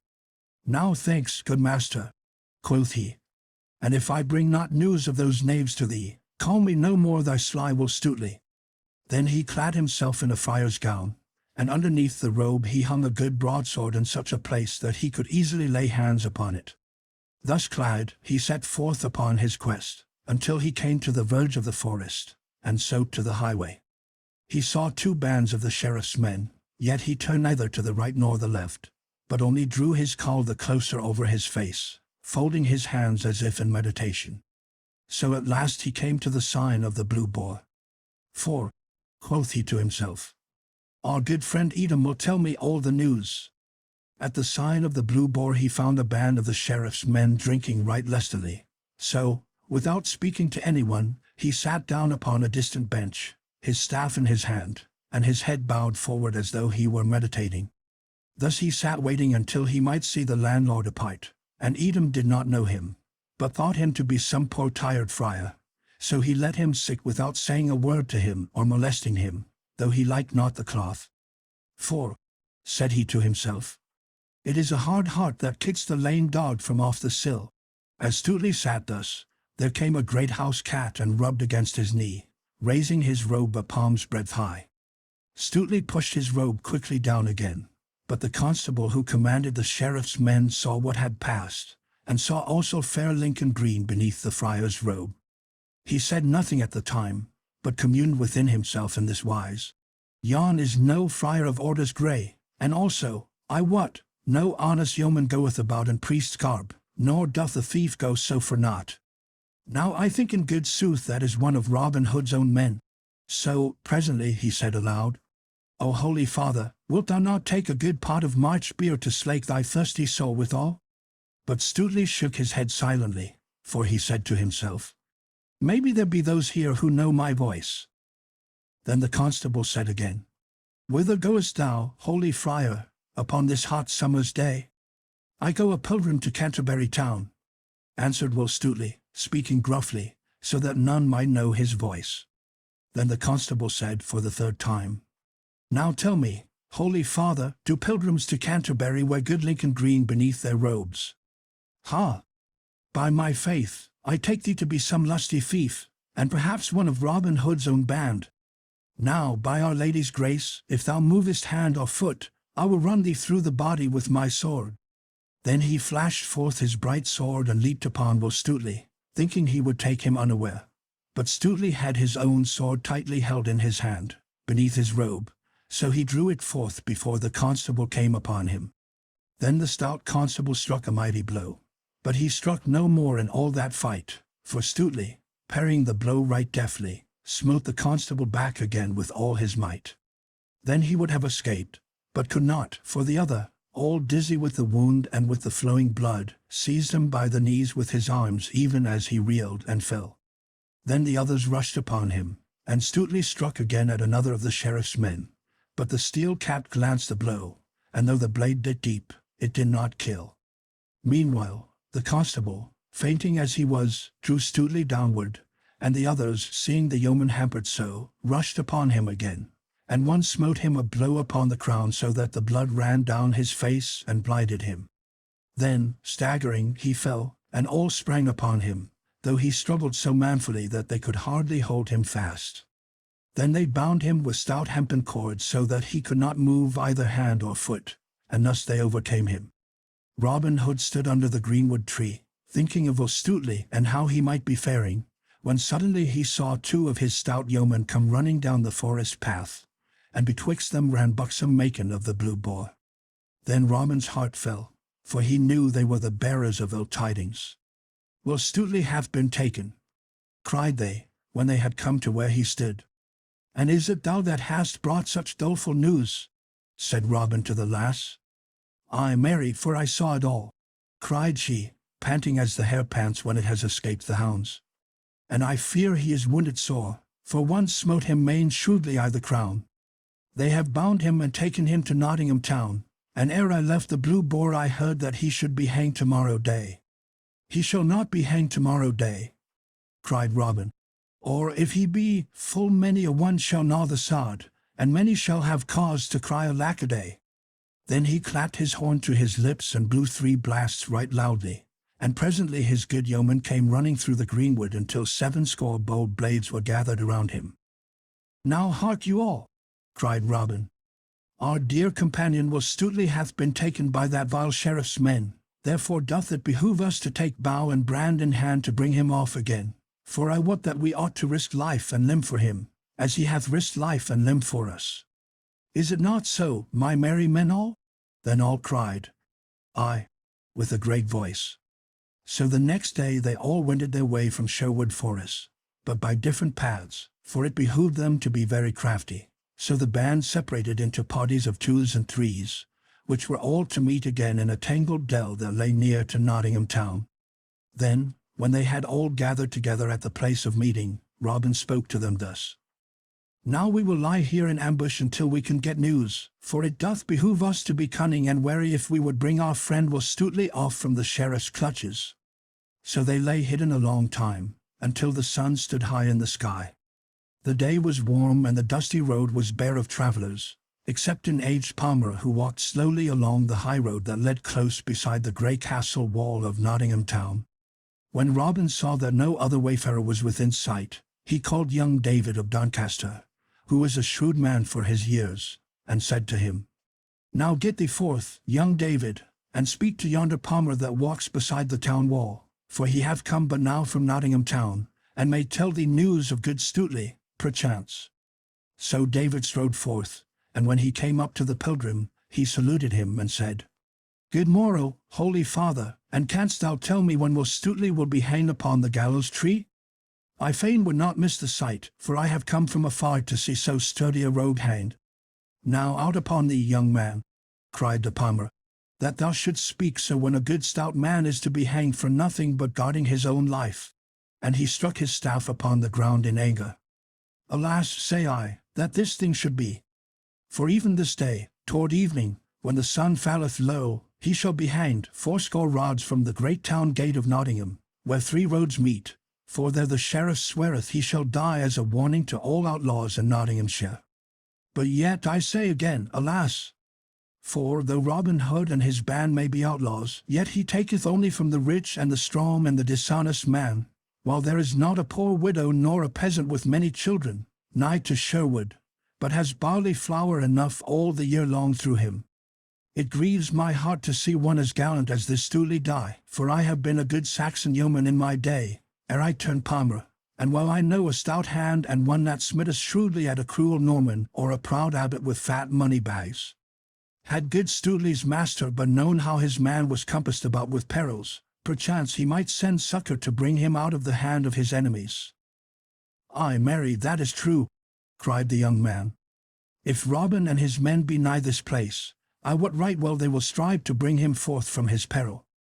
But fare thee well, thou good old man, and believe me, if Will Stuteley die, he shall be right well avenged." Then he turned and strode rapidly away, but the palmer looked after him, muttering, "I wot that youth is no country hind that hath come to see a good man die. Well, well, perchance Robin Hood is not so far away but that there will be stout doings this day." So he went upon his way, muttering to himself. When David of Doncaster told Robin Hood what the palmer had said to him, Robin called the band around him and spoke to them thus: "Now let us get straightway into Nottingham town and mix ourselves with the people there. But keep ye one another in sight, pressing as near the prisoner and his guards as ye can, when they come outside the walls. Strike no man without need, for I would fain avoid bloodshed, but if he do strike, strike hard, and see that there be no need to strike again.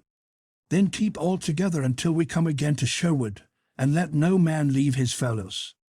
The sun was low in the western sky when a bugle note sounded from the castle wall. Then all was bustle in Nottingham town, and crowds filled the streets, for all knew that the famous Will Stutely was to be hanged that day.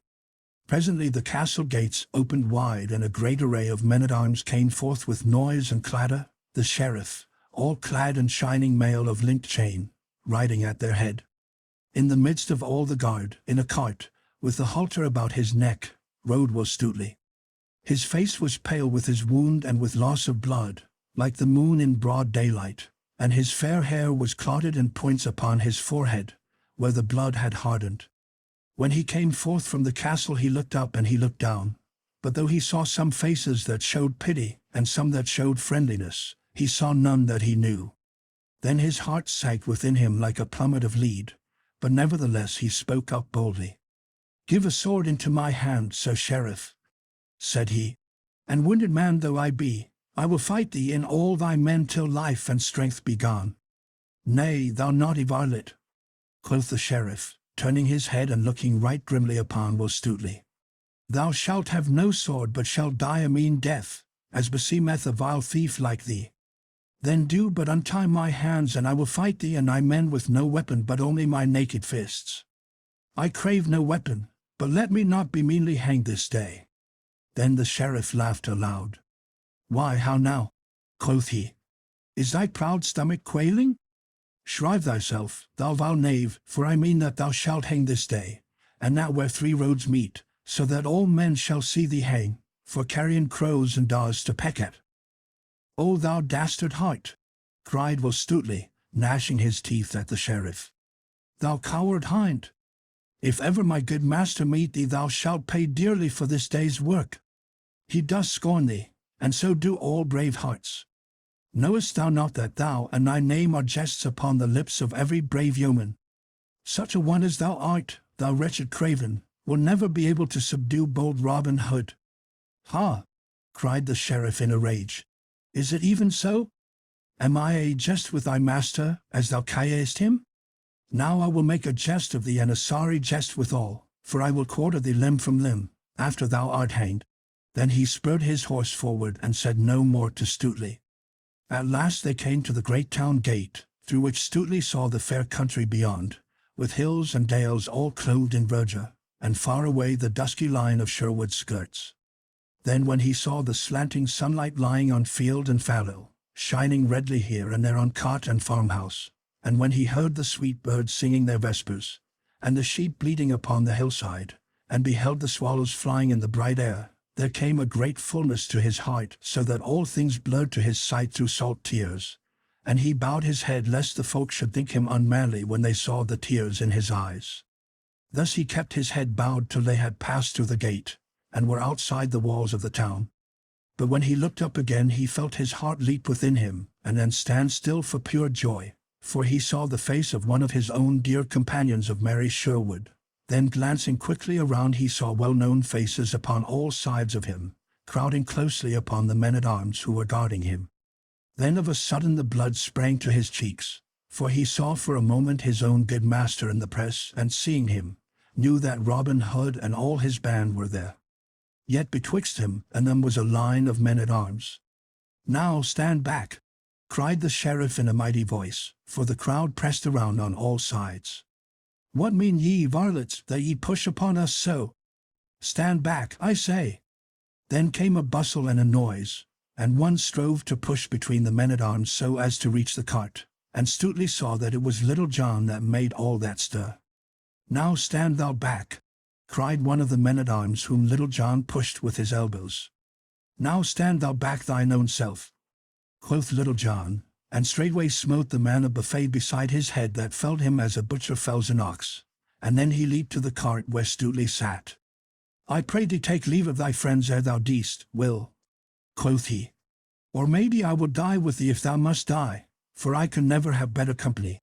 Then with one stroke he cut the bonds that bound the other's arms and legs, and Stuteley leaped straightway from the cart.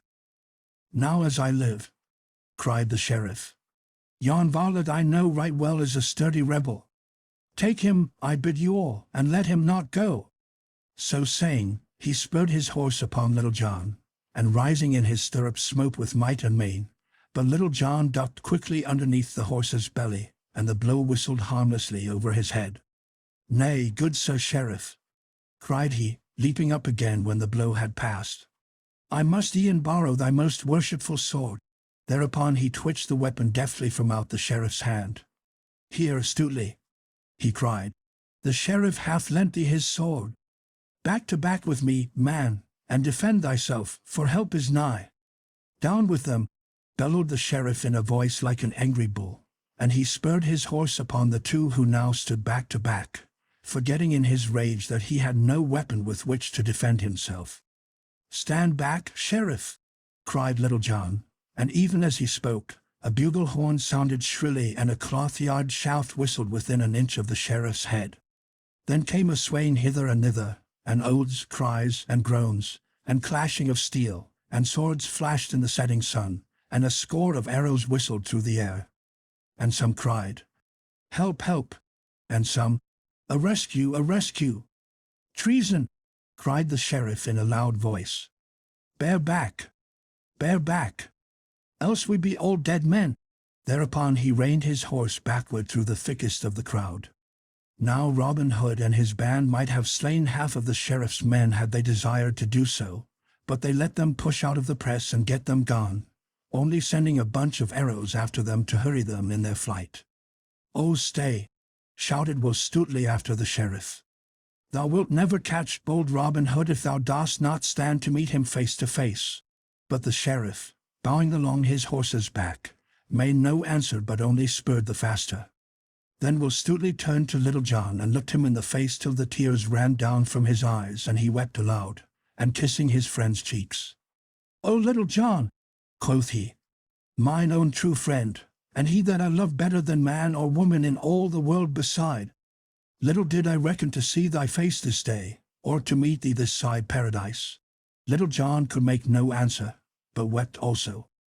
Then Robin Hood gathered his band together in a close rank, with Will Stuteley in the midst, and thus they moved slowly away toward Sherwood, and were gone, as a storm cloud moves away from the spot where a tempest has swept the land.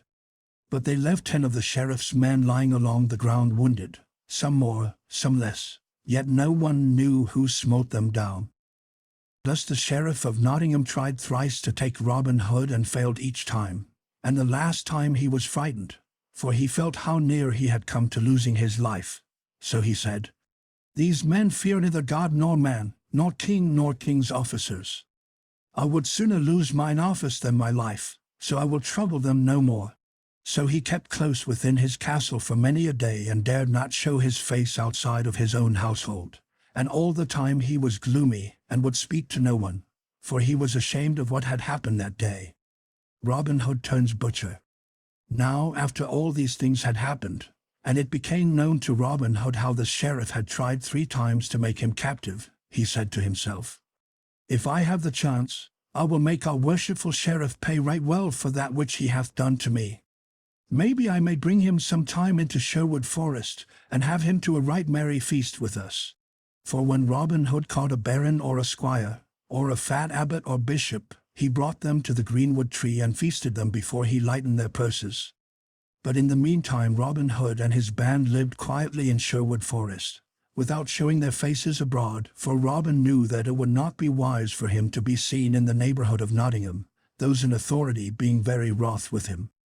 But though they did not go abroad, they lived a merry life within the woodlands, spending the days and shooting at garlands hung upon a willow wand at the end of the glade, the leafy owls ringing with merry jests and laughter. For whoever missed the garland was given a sound buffet, which, if delivered by Little John, never failed to topple over the unfortunate yeoman.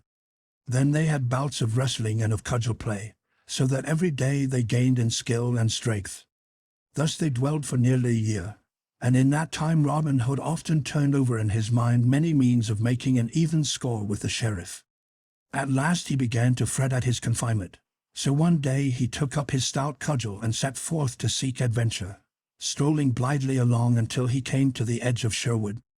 There, as he rambled along the sunlit road, he met a lusty young butcher driving a fine mare and riding in a stout new cart, all hung about with meat. Merrily whistled the butcher as he jogged along, for he was going to the market, and the day was fresh and sweet, making his heart blithe within him. "Good morrow to thee, jolly fellow," quoth Robin. "Thou seemest happy this merry morn." "Ay, that am I," quoth the jolly butcher. "And why should I not be so? Am I not hale in wind and limb? Have I not the bonniest lass in all Nottinghamshire? And lastly, am I not to be married to her on Thursday next in sweet Locksley town?" "Ha," said Robin, "comest thou from Locksley town? Well do I know that fair place for miles about, and well do I know each hedgerow and gentle pebbly stream, and even all the bright little fishes therein, for there I was born and bred. Now, where goest thou with thy meat, my fair friend?" "I go to the market at Nottingham town to sell my beef and my mutton," answered the butcher. "But who art thou that comest from Locksley town?" "A yeoman am I, and men do call me Robin Hood." "Now, by Our Lady's grace," cried the butcher, "well do I know thy name, and many a time have I heard thy deeds both sung and spoken of. But heaven forbid that thou shouldst take aught of me. An honest man am I, and have raw neither man nor maid, so trouble me not, good master, as I have never troubled thee." "Nay, heaven forbid indeed," quoth Robin, "that I should take from such as thee, jolly fellow. Not so much as 1 farthing would I take from thee, for I love a fair Saxon face like thine right well, more especially when it cometh from Locksley town, and most especially when the man that owneth it is to marry a bonny lass on Thursday next. But come, tell me for what price thou wilt sell me all of thy meat, and thy horse and cart." "At 4 marks do I value meat, cart, and mare," quoth the butcher. "But if I do not sell all my meat I will not have 4 marks in value." Then Robin Hood plucked the purse from his girdle, and quoth he, "Here in this purse are 6 marks. Now I would fain be a butcher for the day and sell my meat in Nottingham town. Wilt thou close a bargain with me and take 6 marks for thine outfit? Now may the blessings of all the saints fall on thine honest head," cried the butcher right joyfully, as he leaped down from his cart and took the purse that Robin held out to him. "Nay," quoth Robin, laughing loudly, "many do like me and wish me well, but few call me honest. Now get thee gone back to thy lass, and give her a sweet kiss from me." So saying, he donned the butcher's apron, and climbing into the cart, he took the reins in his hand and drove off through the forest to Nottingham town. When he came to Nottingham, he entered that part of the market where butchers stood, and took up his inn, too, in the best place he could find. Next he opened his stall and spread his meat upon the bench. Then, taking his cleaver and steel and clattering them together, he trolled aloud in merry tones. Thus he sang blithely, while all who stood near listened amazedly. Then, when he had finished, he clattered the steel and cleaver still more loudly, shouting lustily, "Now who'll buy? Who'll buy? For fixed prices have I. 3 pennyworths of meat I sell to a fat friar or priest for 6 pence, for I want not their custom. Stout aldermen I charge 3 pence, for it doth not matter to me whether they buy or not. To buxom dames I sell 3 pennyworths of meat for 1 penny, for I like their custom well. But to the bonny lass that hath a liking for a good tight butcher I charge not but 1 fair kiss, for I like her custom the best of all." Then all began to stare and wonder and crowd around, laughing, for never was such selling heard of in all Nottingham town. But when they came to buy they found it as he had said, for he gave goodwife or dame as much meat for 1 penny as they could buy elsewhere for 3, and when a widow or a poor woman came to him, he gave her flesh for nothing. But when a merry lass came and gave him a kiss, he charged not 1 penny for his meat. And many such came to his stall, for his eyes were as blue as the skies of June, and he laughed merrily, giving to each full measure. Thus he sold his meat so fast that no butcher that stood near him could sell anything. Then they began to talk among themselves, and some said, "This must be some thief who has stolen cart, horse, and meat." But others said, "Nay, when did ye ever see a thief who parted with his goods so freely and merrily? This must be some prodigal who hath sold his father's land, and would fain live merrily while the money lasts." And these latter being the greater number, the others came round, one by one to their way of thinking. Then some of the butchers came to him to make his acquaintance. "Come, brother," quoth one who was the head of them all. "We be all of one trade, so wilt thou go dine with us? For this day the sheriff hath asked all the butcher guild to feast with him at the guild hall. There will be stout fare and much to drink, and that thou likest, or I much mistake thee." "Now, beshrew his heart," quoth jolly Robin, "that would deny a butcher. And moreover I will go dine with you all, my sweet lads, and that as fast as I can hie." Whereupon, having sold all his meat, he closed his stall and went with them to the great guild hall. There the sheriff had already come in state, and with him many butchers. When Robin and those that were with him came in, all laughing at some merry jest he had been telling them, those that were near the sheriff whispered to him, "Yon is a right mad blade, for he hath sold more meat for 1 penny this day than we could sell for 3, and to whatsoever merry lass gave him a kiss he gave meat for naught." And others said, "He is some prodigal that has sold his land for silver and gold, and meaneth to spend all right merrily."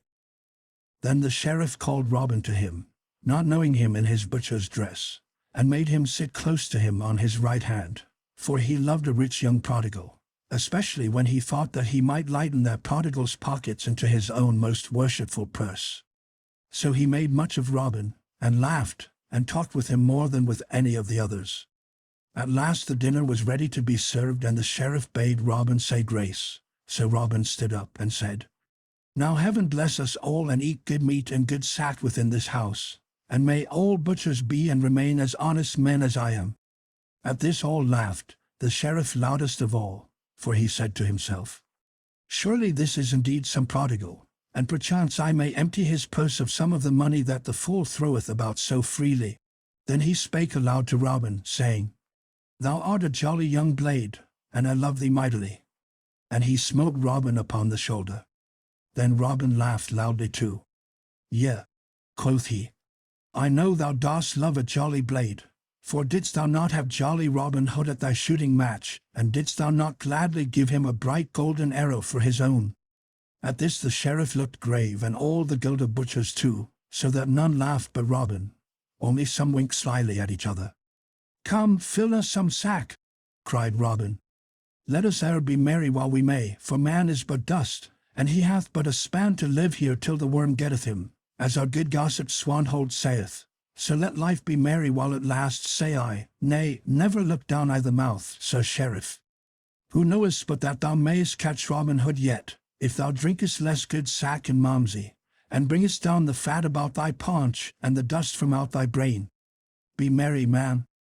Then the sheriff laughed again, but not as though he liked the jest, while the butchers said, one to another, "Before heaven, never have we seen such a mad rollicking blade.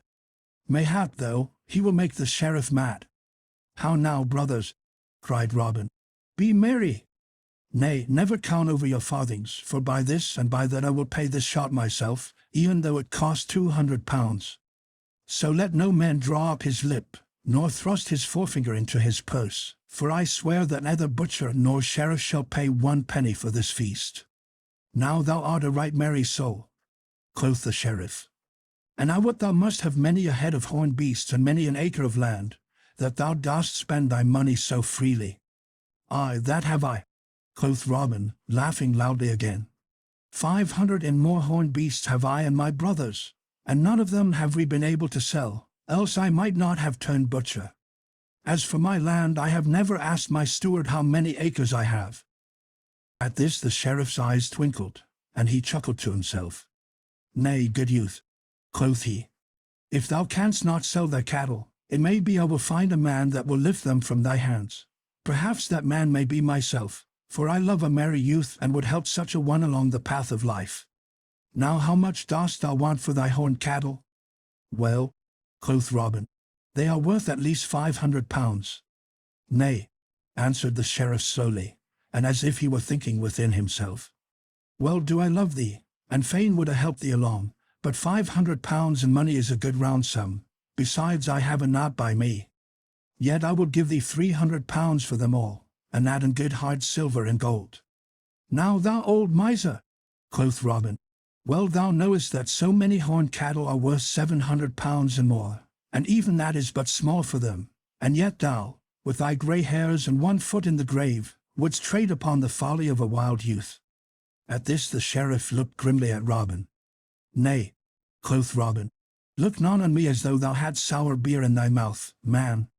I will take thine offer, for I and my brothers do need the money. We lead a merry life, and no one leads a merry life for a farthing, so I will close the bargain with thee. But mind that thou bringest the good 300 pounds with thee, for I trust not one that driveth so shrewd a bargain." "I will bring the money," said the sheriff. "But what is thy name, good youth?" "Men call me Robert o' Locksley," quoth bold Robin. "Then, good Robert o' Locksley," quoth the sheriff, "I will come this day to see thy horned beasts. But first my clerk shall draw up a paper in which thou shalt be bound to the sale, for thou gettest not my money without I get thy beasts in return." Then Robin Hood laughed again. "So be it," he said, smiting his palm upon the sheriff's hand. "Truly my brothers will be thankful to thee for thy money." Thus the bargain was closed, but many of the butchers talked among themselves of the sheriff, saying that it was but a scurvy trick to beguile a poor spendthrift youth in this way.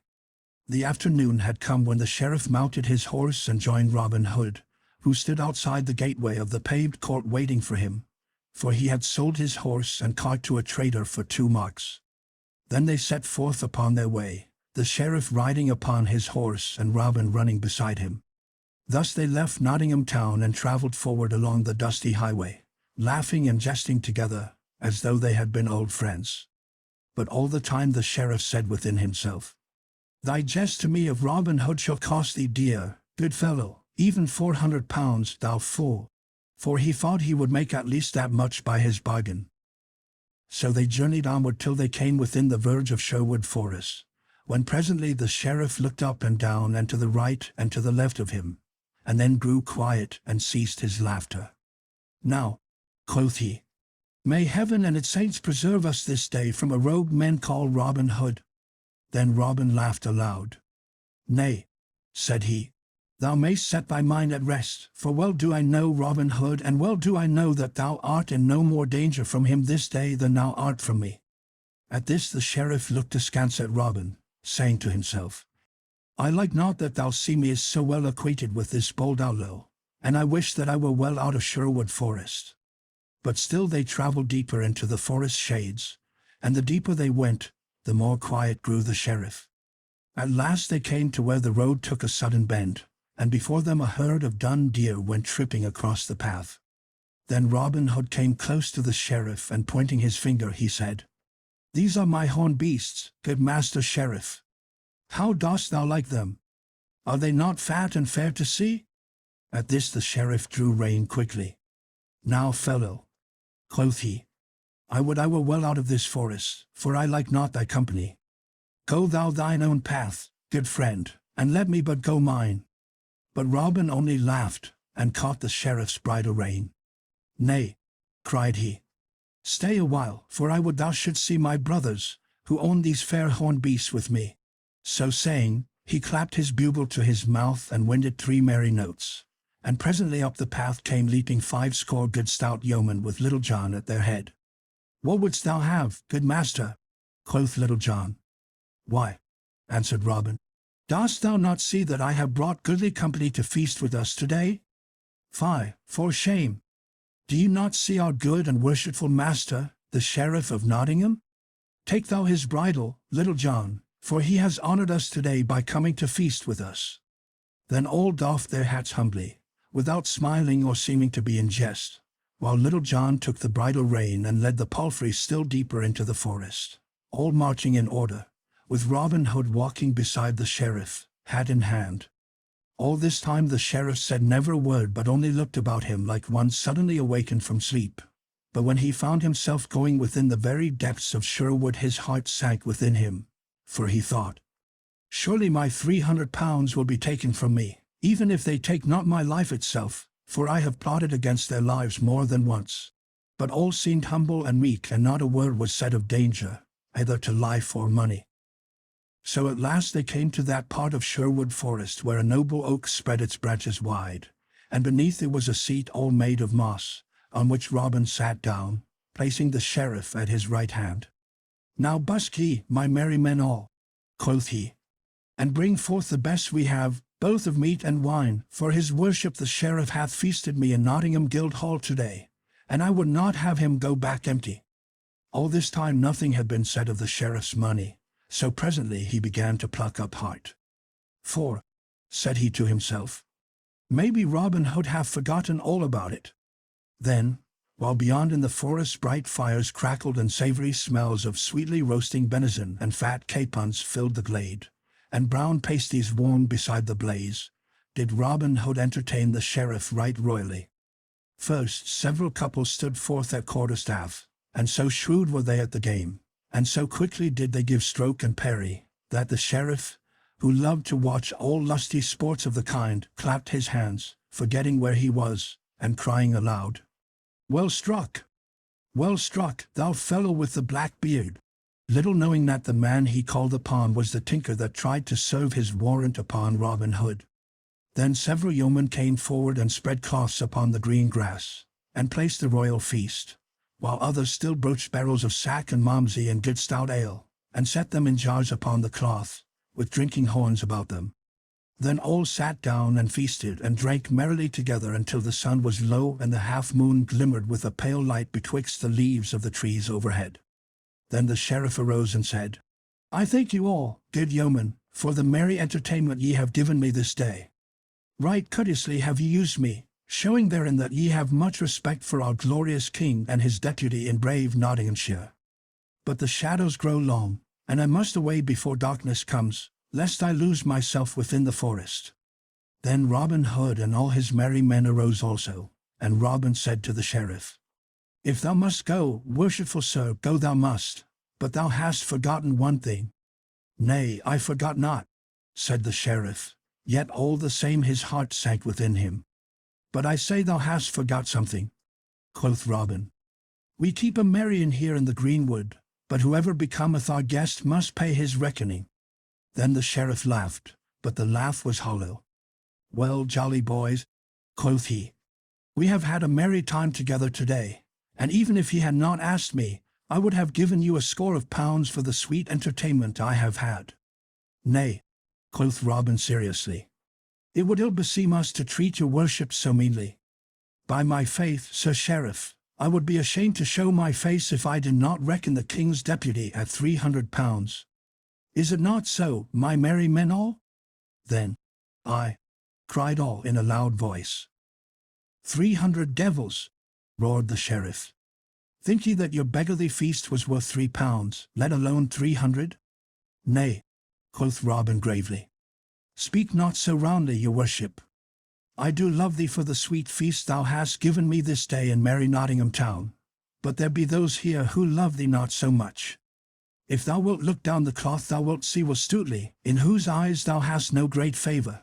Then 2 other stout fellows are there here that thou knowest not, that were wounded in a brawl nigh Nottingham town, some time ago, thou wottest when. One of them was sore hurt in one arm, yet he hath got the use of it again. Good sheriff, be advised by me, pay thy score without more ado, or maybe it may fare ill with thee." As he spoke the sheriff's ruddy cheeks grew pale, and he said nothing more but looked upon the ground and gnawed his nether lip. Then slowly he drew forth his fat purse and threw it upon the cloth in front of him. "Now take the purse, Little John," quoth Robin Hood, "and see that the reckoning be right. We would not doubt our sheriff, but he might not like it if he should find he had not paid his full score." Then Little John counted the money and found that the bag held 300 pounds in silver and gold. But to the sheriff it seemed as if every clink of the bright money was a drop of blood from his veins. And when he saw it all counted out in a heap of silver and gold, filling a wooden platter, he turned away and silently mounted his horse. "Never have we had so worshipful a guest before," quoth Robin, "and, as the day waxeth late, I will send one of my young men to guide thee out of the forest depths." "Nay, heaven forbid," cried the sheriff hastily. "I can find mine own way, good man, without aid." "Then I will put thee on the right track mine own self," quoth Robin, and taking the sheriff's horse by the bridle rein, he led him into the main forest path. Then, before he let him go, he said, "Now fare thee well, good sheriff, and when next thou thinkest to despoil some poor prodigal, remember thy feast in Sherwood Forest. Ne'er buy a horse, good friend, without first looking into its mouth, as our good gaffer Swanhold says. And so, once more, fare thee well." Then he clapped his hand to the horse's back, and off went nag and sheriff through the forest glades. Then bitterly the sheriff rued the day that first he meddled with Robin Hood, for all men laughed at him, and many ballads were sung by folk throughout the country, of how the sheriff went to shear and came home shorn to the very quick. For thus men sometimes overreach themselves through greed and guile. Little John goes to Nottingham Fair. Spring had gone since the sheriff's feast in Sherwood, and summer also, and the mellow month of October had come. All the air was cool and fresh. The harvests were gathered home, the young birds were full-fledged, the hops were plucked, and apples were ripe. But though time had so smoothed things over that men no longer talked of the horned beast that the sheriff wished to buy, he was still sore about the matter, and could not bear to hear Robin Hood's name spoken in his presence. With October had come the time for holding the great fair, which was celebrated every 5 years at Nottingham town, to which folk came from far and near throughout the country. At such times archery was always the main sport of the day, for the Nottinghamshire yeomen were the best hand at the longbow in all merry England. But this year the sheriff hesitated a long time before he issued proclamation of the fair, fearing lest Robin Hood and his band might come to it. At first he had a great part of a mind not to proclaim the fair, but second thought told him that men would laugh at him, and say among themselves that he was afraid of Robin Hood, so he put that thought by. At last he fixed in his mind that he would offer such a prize as they would not care to shoot for. At such times it had been the custom to offer a half-score of marks or a ton of ale, so this year he proclaimed that a prize of 2 fat steers should be given to the best bowman. When Robin Hood heard what had been proclaimed he was vexed, and said, "Now besure this sheriff that he should offer such a prize that none but shepherd hinds will care to shoot for it. I would have loved nothing better than to have had another bout at merry Nottingham town, but if I should win this prize, not would a pleasure or profit me." Then up spoke Little John. "Nay, but hearken, good master," said he. "Only today will Stuteley, young David of Doncaster, and I were at the sign of the Blue Boar, and there we heard all the news of this merry fair, and also that the sheriff hath offered this prize, that we of Sherwood might not care to come to the fair. So, good master, if thou wilt, I would fain go and strive to win even this poor thing among the stout yeomen who will shoot at Nottingham town." "Nay, Little John," quoth Robin, "thou art a sound stout fellow, yet thou lackest the cunning that good Stuteley hath, and I would not have harm befall thee for all Nottinghamshire. Nevertheless, if thou wilt go, take some disguise lest there be those there who may know thee." "So be it, good master," quoth Little John. "Yet all the disguise that I wish is a good suit of scarlet instead of this of Lincoln green. I will draw the cowl of my jacket about my head so that it will hide my brown hair and beard, and then, I trust, no one will know me." "It is much against my will," said Robin Hood, "and worthless. If thou dost wish it, get thee gone, but bear thyself seemingly, Little John, for thou art mine own right-hand man, and I could ill bear to have harm befall thee." So Little John clad himself all in scarlet, and started off to the fair at Nottingham town. Right merry were these fair days at Nottingham, when the green before the great town gate was dotted with booths standing in rows, with tents of many-coloured canvas, hung about with streamers and garlands of flowers, and the folk came from all the countryside, both gentle and common. In some booths there was dancing to merry music, in others flowed ale and beer, and in others yet again sweet cakes and barley sugar were sold, and sport was going outside the booths also, where some minstrels sang ballads of the olden time, playing a second upon the harp, or where the wrestlers struggled with one another within the sawdust ring. But the people gathered most of all around a raised platform where stout fellows played at quarterstaff. So Little John came to the fair.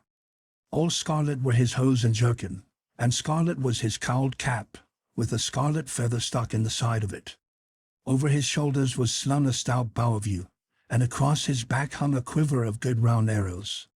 Many turned to look after such a stout, tall fellow, for his shoulders were broader by a palm's breadth than any that were there, and he stood a head taller than all the other men. The lasses, also, looked at him askance, thinking they had never seen a lustier youth, First of all he went to the booth where stout ale was sold, and, standing aloft on a bench, he called to all that were near to come and drink with him. "Hey, sweet lads!" cried he. "Who will drink ale with a stout yeoman? Come all! Come all!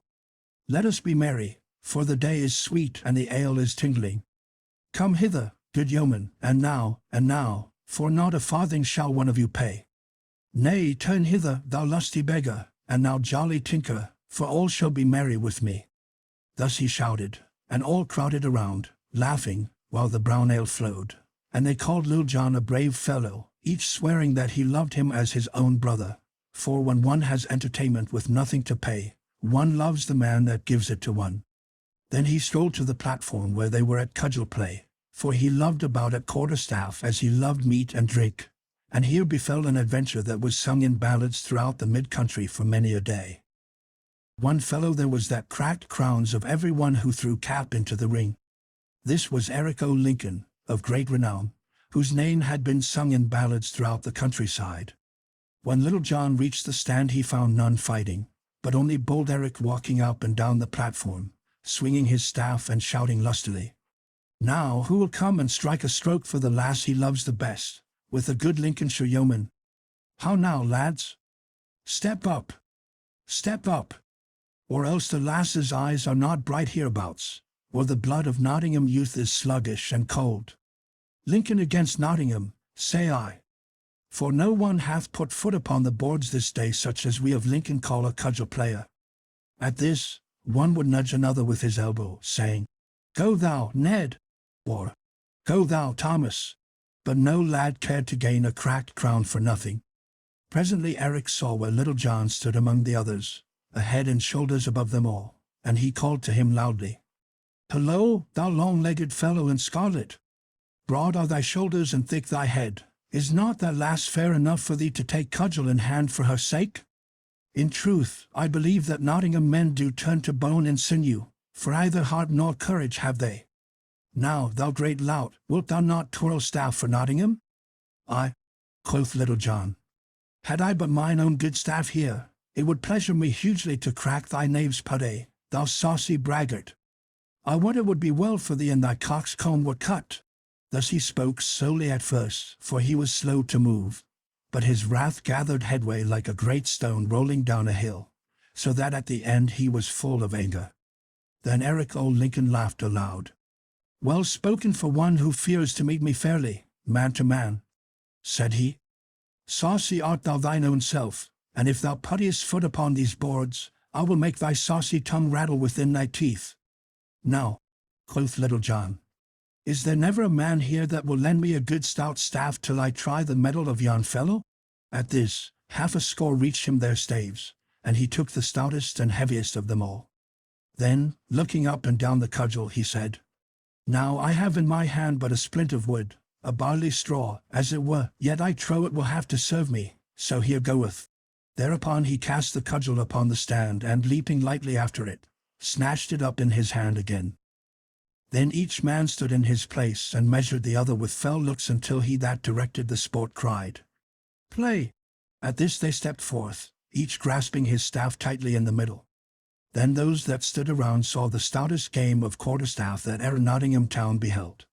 At first Eric o' Lincoln thought that he would gain an easy advantage, so he came forth as if he would say, "Watch, good people, how that I carve you this cockerel right speedily."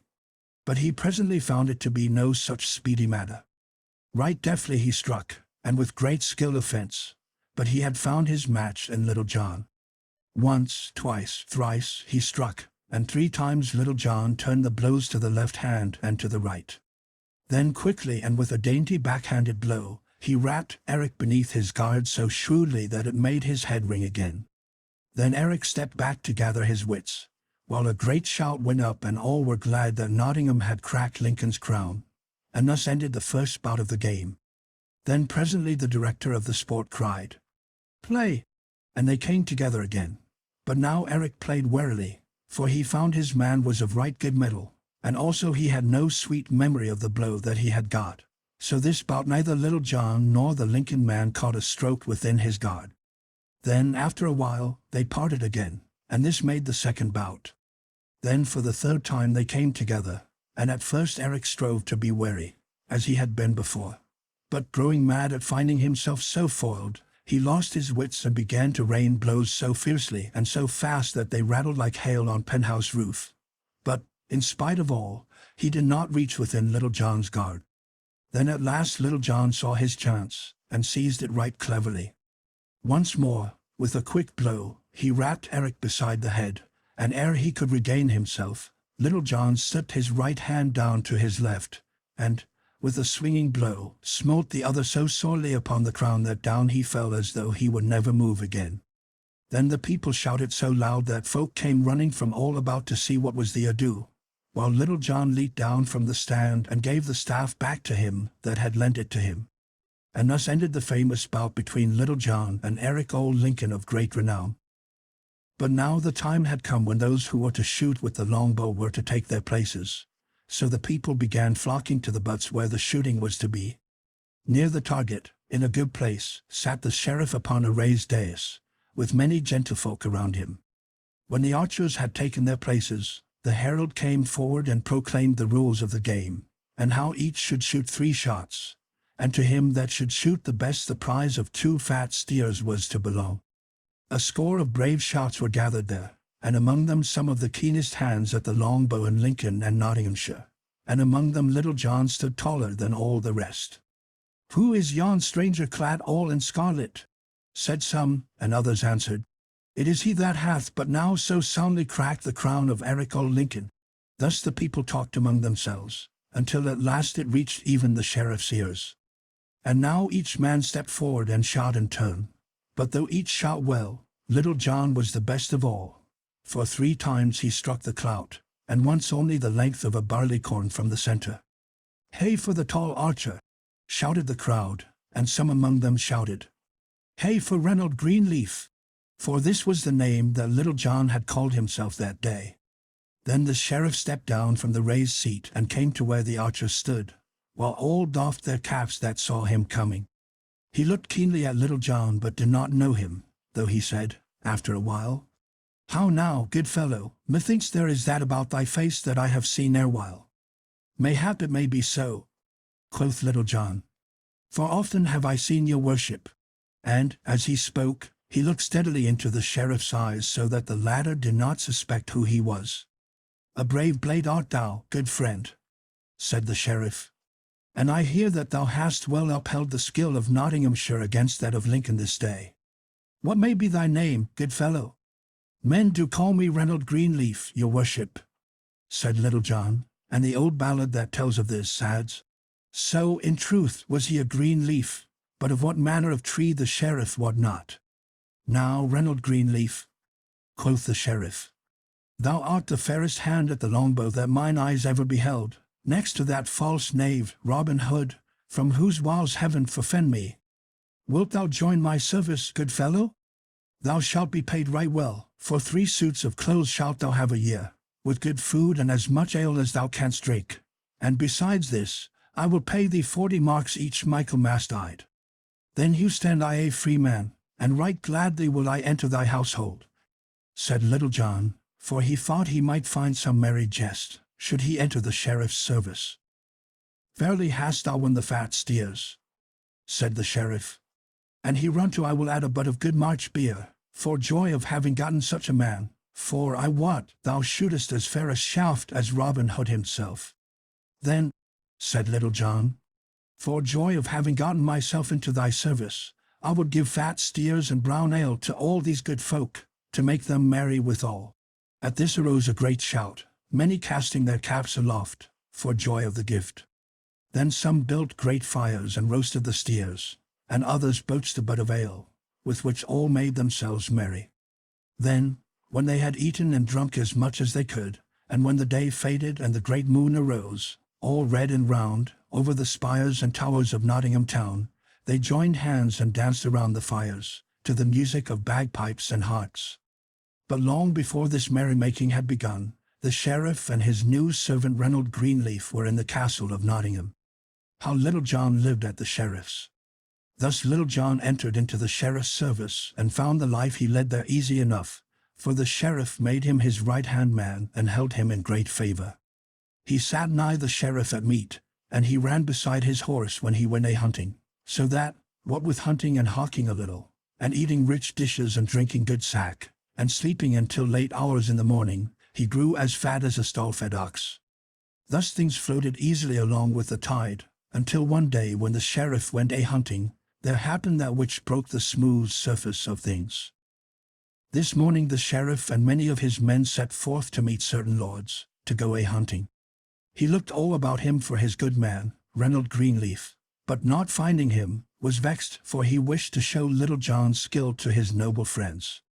As for Little John, he lay abed, snoring lustily, till the sun was high in the heavens.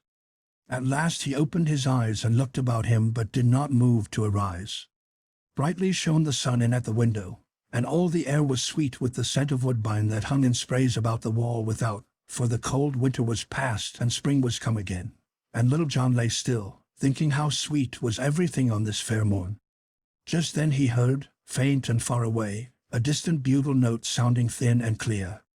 The sound was small, but like a little pebble dropped into a glassy fountain, it broke all the smooth surface of his thoughts, until his whole soul was filled with disturbance. His spirit seemed to awaken from its sluggishness, and his memory brought back to him all the merry greenwood life, how the birds were singing blithely there this bright morning, and how his loved companions and friends were feasting and making merry, or perhaps talking of him with sober speech, for when he first entered the sheriff's service he did so in jest. But the hearthstone was warm during the winter, and the fare was full. And so he had abided, putting off from day to day his going back to Sherwood, until 6 long months had passed. But now he thought of his good master, and of Stuteley, whom he loved better than anyone in all the world, and of young David of Doncaster, whom he had trained so well in all manly sports, till there came over his heart a great and bitter longing for them all, so that his eyes filled with tears. Then he said aloud, "Here I grow fat like a stall-fed ox, and all my manliness departeth from me while I become a sluggard and dolt. But I will rouse me and go back to mine own dear friends once more, and never will I leave them again till life doth leave my lips." So saying, he leaped from bed, for he hated his sluggishness now. When he came downstairs he saw the steward standing near the pantry door, a great, fat man, with a huge bundle of keys hanging to his girdle. Then Little John said, "Ho, Master Steward, a hungry man am I, for naught have I had for all this blessed morn. Therefore, give me to eat." Then the steward looked grimly at him and rattled the keys in his girdle, for he hated Little John because he had found favor with the sheriff. "So, Master Reynold Greenleaf, thou art an hungered, art thou?" quoth he. "But, fair youth, if thou livest long enough, thou wilt find that he who getteth over much sleep for an idle head goeth with an empty stomach. For what saith the old saw, Master Greenleaf? Is it not the late fowl findeth but ill faring? Now, thou great purse of fat," cried Little John, "I ask thee not for fool's wisdom, but for bread and meat. Who art thou, that thou shouldst deny me to eat? By St. Dunstan, thou hadst best tell me where my breakfast is, if thou wouldst save broken bones." "Thy breakfast, Master Fireblaze, is in the pantry," answered the steward. "Then fetch it hither," cried Little John, who waxed angry by this time. "Go thou and fetch it thine own self," quoth the steward. "Am I thy slave, to fetch and carry for thee? I say, go thou, bring it me. I say, go thou, fetch it for thyself." "Aye, marry, that will I, right quickly," quoth Little John in a rage. And so saying, he strode to the pantry and tried to open the door, but found it locked, whereat the steward laughed and rattled his keys. Then the wrath of Little John boiled over, and lifting his clenched fist, he smote the pantry door, bursting out 3 panels and making so large an opening that he could easily stoop and walk through it. When the steward saw what was done, he waxed mad with rage, and, as Little John stooped to look within the pantry, he seized him from behind by the nape of the neck, pinching him sorely and smiting him over the head with his keys till the yeoman's ears rang again. At this Little John turned upon the steward and smote him such a buffet that the fat man fell to the floor and lay there, as though he would never move again. "There," quoth Little John, Think well of that stroke and never keep a good breakfast from a hungry man again."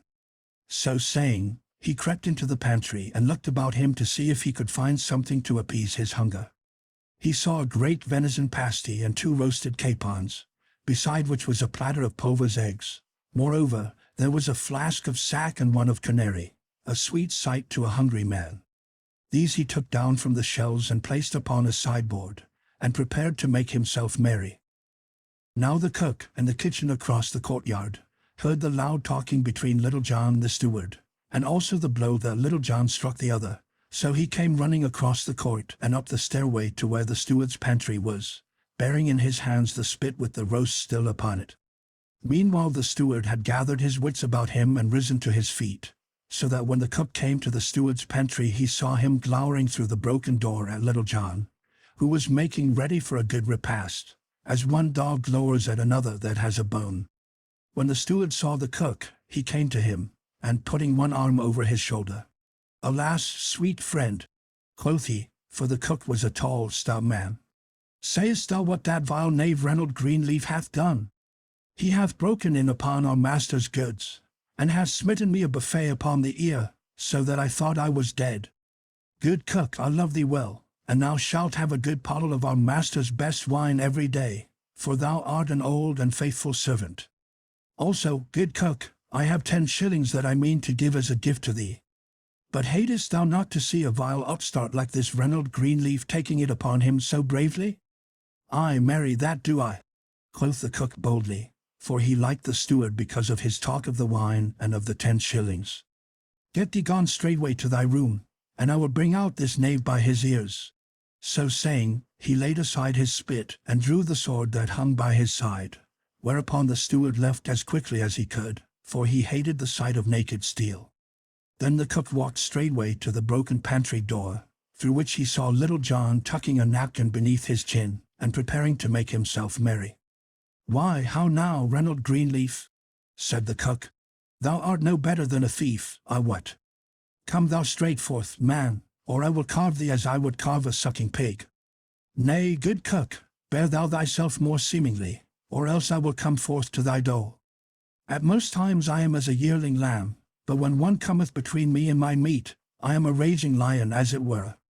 "Lion or no lion," quoth the valorous cook, "come thou straight forth, else thou art a coward heart as well as a knavish thief." "Ha!" cried Little John, "coward's name have I never had, so look to thyself, good cook, for I come forth straight, the roaring lion I did speak of but now." Then he, too, drew his sword and came out of the pantry. Then, putting themselves into position, they came slowly together, with grim and angry looks. But suddenly Little John lowered his point. "Hold, good cook," said he. "Now I bethink me it were ill of us to fight with good victuals standing so nigh, and such a feast as would befit 2 stout fellows such as we are. Marry, good friend, I think we should enjoy this fair feast ere we fight. What sayest thou, jolly cook?" At this speech the cook looked up and down, scratching his head in doubt, for he loved good feasting. At last he drew a long breath and said to Little John, "Well, good friend, I like thy plan right well. So, pretty boy, say I, let us feast, with all my heart, for one of us may sup in paradise before nightfall." So each thrust his sword back into the scabbard and entered the pantry. Then, after they had seated themselves, Little John drew his dagger and thrust it into the pie. "A hungry man must be fed," quoth he. "So, sweet chuck, I helped myself without leave." But the cook did not lag far behind, for straightway his hands also were deeply thrust within the goodly pasty. After this neither of them spoke further, but used their teeth to better purpose. But though either spoke, they looked at one another, each thinking within himself that he had never seen a more lusty fellow than the one across the board. At last, after a long time had passed, the cook drew a full, deep breath, as though of much regret, and wiped his hands upon the napkin, for he could eat no more. Little John, also, had enough, for he pushed the pasty aside, as though he would say, "I want thee by me no more, good friend." Then he took the pottle of sack, and said he, "Now, good fellow, I swear by all that is bright, that thou art the stoutest companion at eating that ever I had. Lo! I drink thy health." So saying, He clapped the flask to his lips and cast his eyes aloft, while the good wine flooded his throat. Then he passed the pottle to the cook, who also said, "Lo, I drink thy health, sweet fellow." Nor was he behind Little John in drinking any more than in eating. "Now," quoth Little John, "thy voice is right round and sweet, jolly lad. I doubt not thou canst sing a ballad most blithely, canst thou not?" "Truly I have trolled one now and then," quoth the cook. "Yet I would not sing alone." "Nay, truly," said Little John, "thou were but ill courtesy. Strike up thy ditty, and I will afterward sing one to match it, if I can." "So be it, pretty boy," quoth the cook. "And hast thou e'er heard the song of the deserted shepherdess?" "Truly I know not," answered Little John, "but sing thou and let me hear." Then the cook took another draught from the pottle, and clearing his throat, sang right sweetly. "Now, by my faith," cried Little John, "that saying is a right good song, and hath truth in it, also." "Glad am I thou likest it, sweet lad," said the cook. "Now sing thou one also, for ne'er should a man be merry alone, or sing and list not."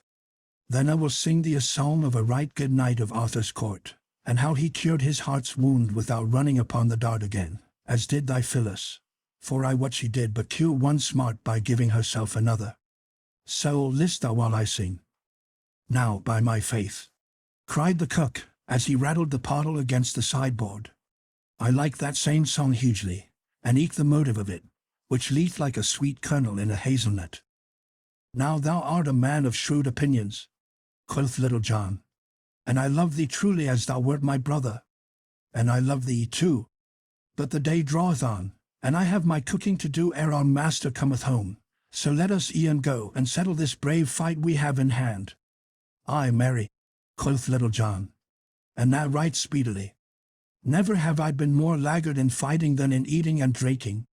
So come thou straight forth into the passageway, where there is good room to swing a sword, and I will try to serve thee."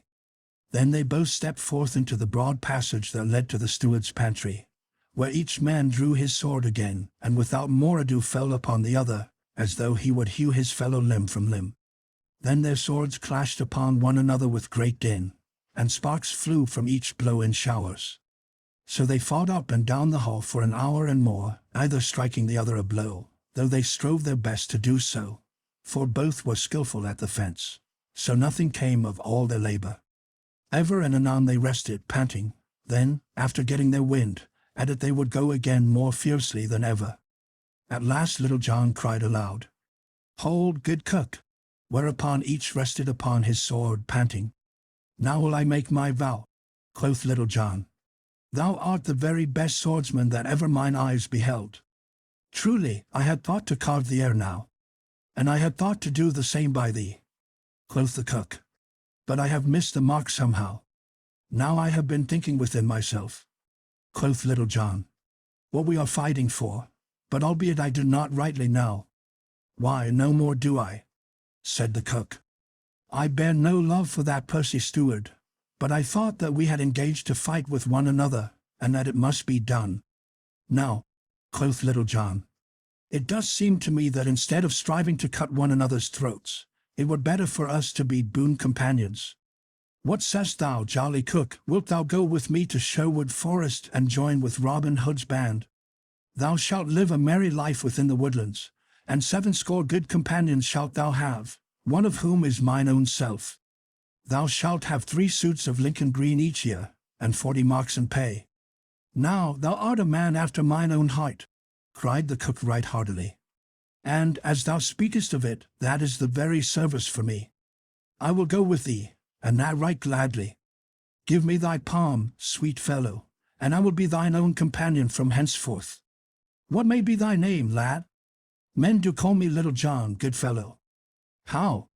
And art thou indeed Little John, and Robin Hood's own right-hand man? Many a time and oft I heard of thee, but never did I hope to set eyes upon thee. And thou art indeed the famous Little John?" And the cook seemed lost in amazement, and looked upon his companion with open eyes. "I am Little John, indeed, and I will bring to Robin Hood this day a right stout fellow to join his merry band. But ere we go, good friend, It seemeth to me to be a vast pity that, as we have had so much of the sheriff's food, we should not also carry off some of his silver plate to Robin Hood, as a present from his worship." "Ay, merry is it," said the cook. And so they began hunting about, and took as much silver as they could lay hands upon, clapping it into a bag, and when they had filled the sack they set forth to Sherwood Forest. Plunging into the woods, they came at last to the greenwood tree, where they found Robin Hood and 60 of his merry men lying upon the fresh green grass. When Robin and his men saw who it was that came, they leaped to their feet. "Now welcome," cried Robin Hood. "Now welcome, Little John. For long hath it been since we have heard from thee, though we all knew that thou hadst joined the sheriff's service. And how hast thou fared all these long days?" "Right merrily have I lived at the Lord Sheriff's," answered Little John, "and I have come straight thence. See, good master, I have brought thee his cook, and even his silver plate." Thereupon he told Robin Hood and his merry men that were there all that had befallen him since he had left them to go to the fair at Nottingham town. Then all shouted with laughter, except Robin Hood, but he looked grave. "Nay, Little John," said he, "thou art a brave blade and a trusty fellow. I am glad thou hast brought thyself back to us, and was such a good companion as the cook, whom we all welcome to Sherwood. But I like not so well that thou hast stolen the sheriff's plate like some paltry thief. The sheriff hath been punished by us, and hath lost 300 pounds, even as he sought to despoil another, but he hath done not that we should steal his household plate from him." Though Little John was vexed with this, he strove to pass it off with a jest. "Nay, good master," quoth he, "if thou thinkest the sheriff gave us not the plate, I will fetch him, that he may tell us with his own lips he giveth it all to us." So saying he leaped to his feet, and was gone before Robin could call him back. Little John ran for full 5 miles till he came to where the Sheriff of Nottingham and a gay company were hunting near the forest. When Little John came to the sheriff he doffed his cap and bent his knee. "God save thee, good master," quoth he. "Why, Reynold Greenleaf," cried the sheriff, "whence comest thou, and where hast thou been?" "I have been in the forest," answered Little John, speaking amazedly, "and there I saw a sight such as ne'er before man's eyes beheld. Yonder I saw a young hart all in green from top to toe, and about him was a herd of 60 deer, and they, too, were all of green from head to foot. Yet I dared not shoot, good master, for fear lest they should slay me." "Why, how now, Reynold Greenleaf," cried the sheriff. "Art thou dreaming or art thou mad, that thou dost bring thee such a tale?" "Nay, I am not dreaming nor am I mad," said Little John, "and if thou wilt come with me, I will show thee this fair sight, for I have seen it with mine own eyes. But thou must come alone, good master, lest the others frighten them and they get away." So the party all rode forward, and Little John led them downward into the forest. "Now, good master," quoth he at last, "we are nigh where I saw this herd." Then the sheriff descended from his horse and bade them wait for him until he should return, and Little John led him forward to a close copse until suddenly they came to a great open glade, at the end of which Robin Hood sat beneath the shade of the great oak tree, with his merry men all about him. "See, good master sheriff," quoth Little John, "yonder is the hart of which I spake to thee." At this the sheriff turned to Little John and said bitterly, "Long ago I thought I remembered thy face, but now I know thee. Woe betide thee, Little John, for thou hast betrayed me this day." In the meantime Robin Hood had come to them. "Now welcome, Master Sheriff," said he. "Hast thou come today to take another feast with me?" "Nay, heaven forbid," said the sheriff in tones of deep earnest. "I care for no feast and have no hunger today." "Nevertheless," quoth Robin, "if thou hast no hunger, maybe thou hast thirst, and well I know thou wilt take a cup of sack with me. But I am grieved that thou wilt not feast with me, for thou couldst have vills to thy liking, for there stands thy cook." Then he led the sheriff, willy-nilly, to the seat he knew so well beneath the greenwood tree. "Ho, lads," cried Robin, "fill our good friend the sheriff a right brimming cup of sack and fetch it hither, for he is faint and weary." Then one of the band brought the sheriff a cup of sack, bowing low as he handed it to him. But the sheriff could not touch the wine, for he saw it served in one of his own silver flagons, on one of his own silver plates. "How now," quoth Robin, "dost thou not like our new silver service? We have gotten a bag of it this day." So saying, he held up the sack of silver that Little John and the cook had brought with them. Then the sheriff's heart was bitter within him, but, not daring to say anything, he only gazed upon the ground. Robin looked keenly at him for a time before he spoke again. Then said he, "Now, Master Sheriff, the last time thou camest to Sherwood Forest thou didst come seeking to despoil a poor spendthrift, and thou wert despoiled thine own self. But now thou comest seeking to do no harm, nor do I know that thou hast despoiled any man. I take my tithes from fat priests and lordly squires, to help those that they despoil and to raise up those that they bow down. But I know not that thou hast tenants of thine own whom thou hast wronged in any way. Therefore take thou thine own again, nor will I dispossess thee today of so much as 1 farthing. Come with me, and I will lead thee from the forest back to thine own party again." Then, slinging the bag upon his shoulder, he turned away, the sheriff following him, all too perplexed in mind to speak. So they went forward until they came to within a furlong of the spot where the sheriff's companions were waiting for him. Then Robin Hood gave the sack of silver back to the sheriff. "Take thou thine own again," he said, "and hearken to me, good sheriff, take thou a piece of advice with it. Try thy servants while ere thou dost engage them again so readily." Then, turning, he left the other standing bewildered, with the sack in his hands. The company that waited for the sheriff were all amazed to see him come out of the forest bearing a heavy sack upon his shoulders. But though they questioned him, he answered never a word, acting like one who walks in a dream. Without a word, he placed the bag across his nag's back and then, mounting, rode away, all following him. But all the time there was a great turmoil of thoughts within his head, tumbling one over the other. And thus ends the merry tale of Little John, and how he entered the sheriff's service. Little John and the Tanner of Blythe.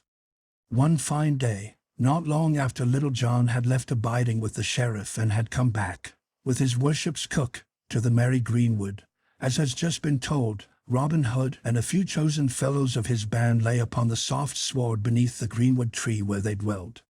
The day was warm and sultry, so that while most of the band were scattered through the forest upon this mission and upon that, these few stout fellows lay lazily beneath the shade of the tree, in the soft afternoon, passing jests among themselves and telling merry stories, with laughter and mirth.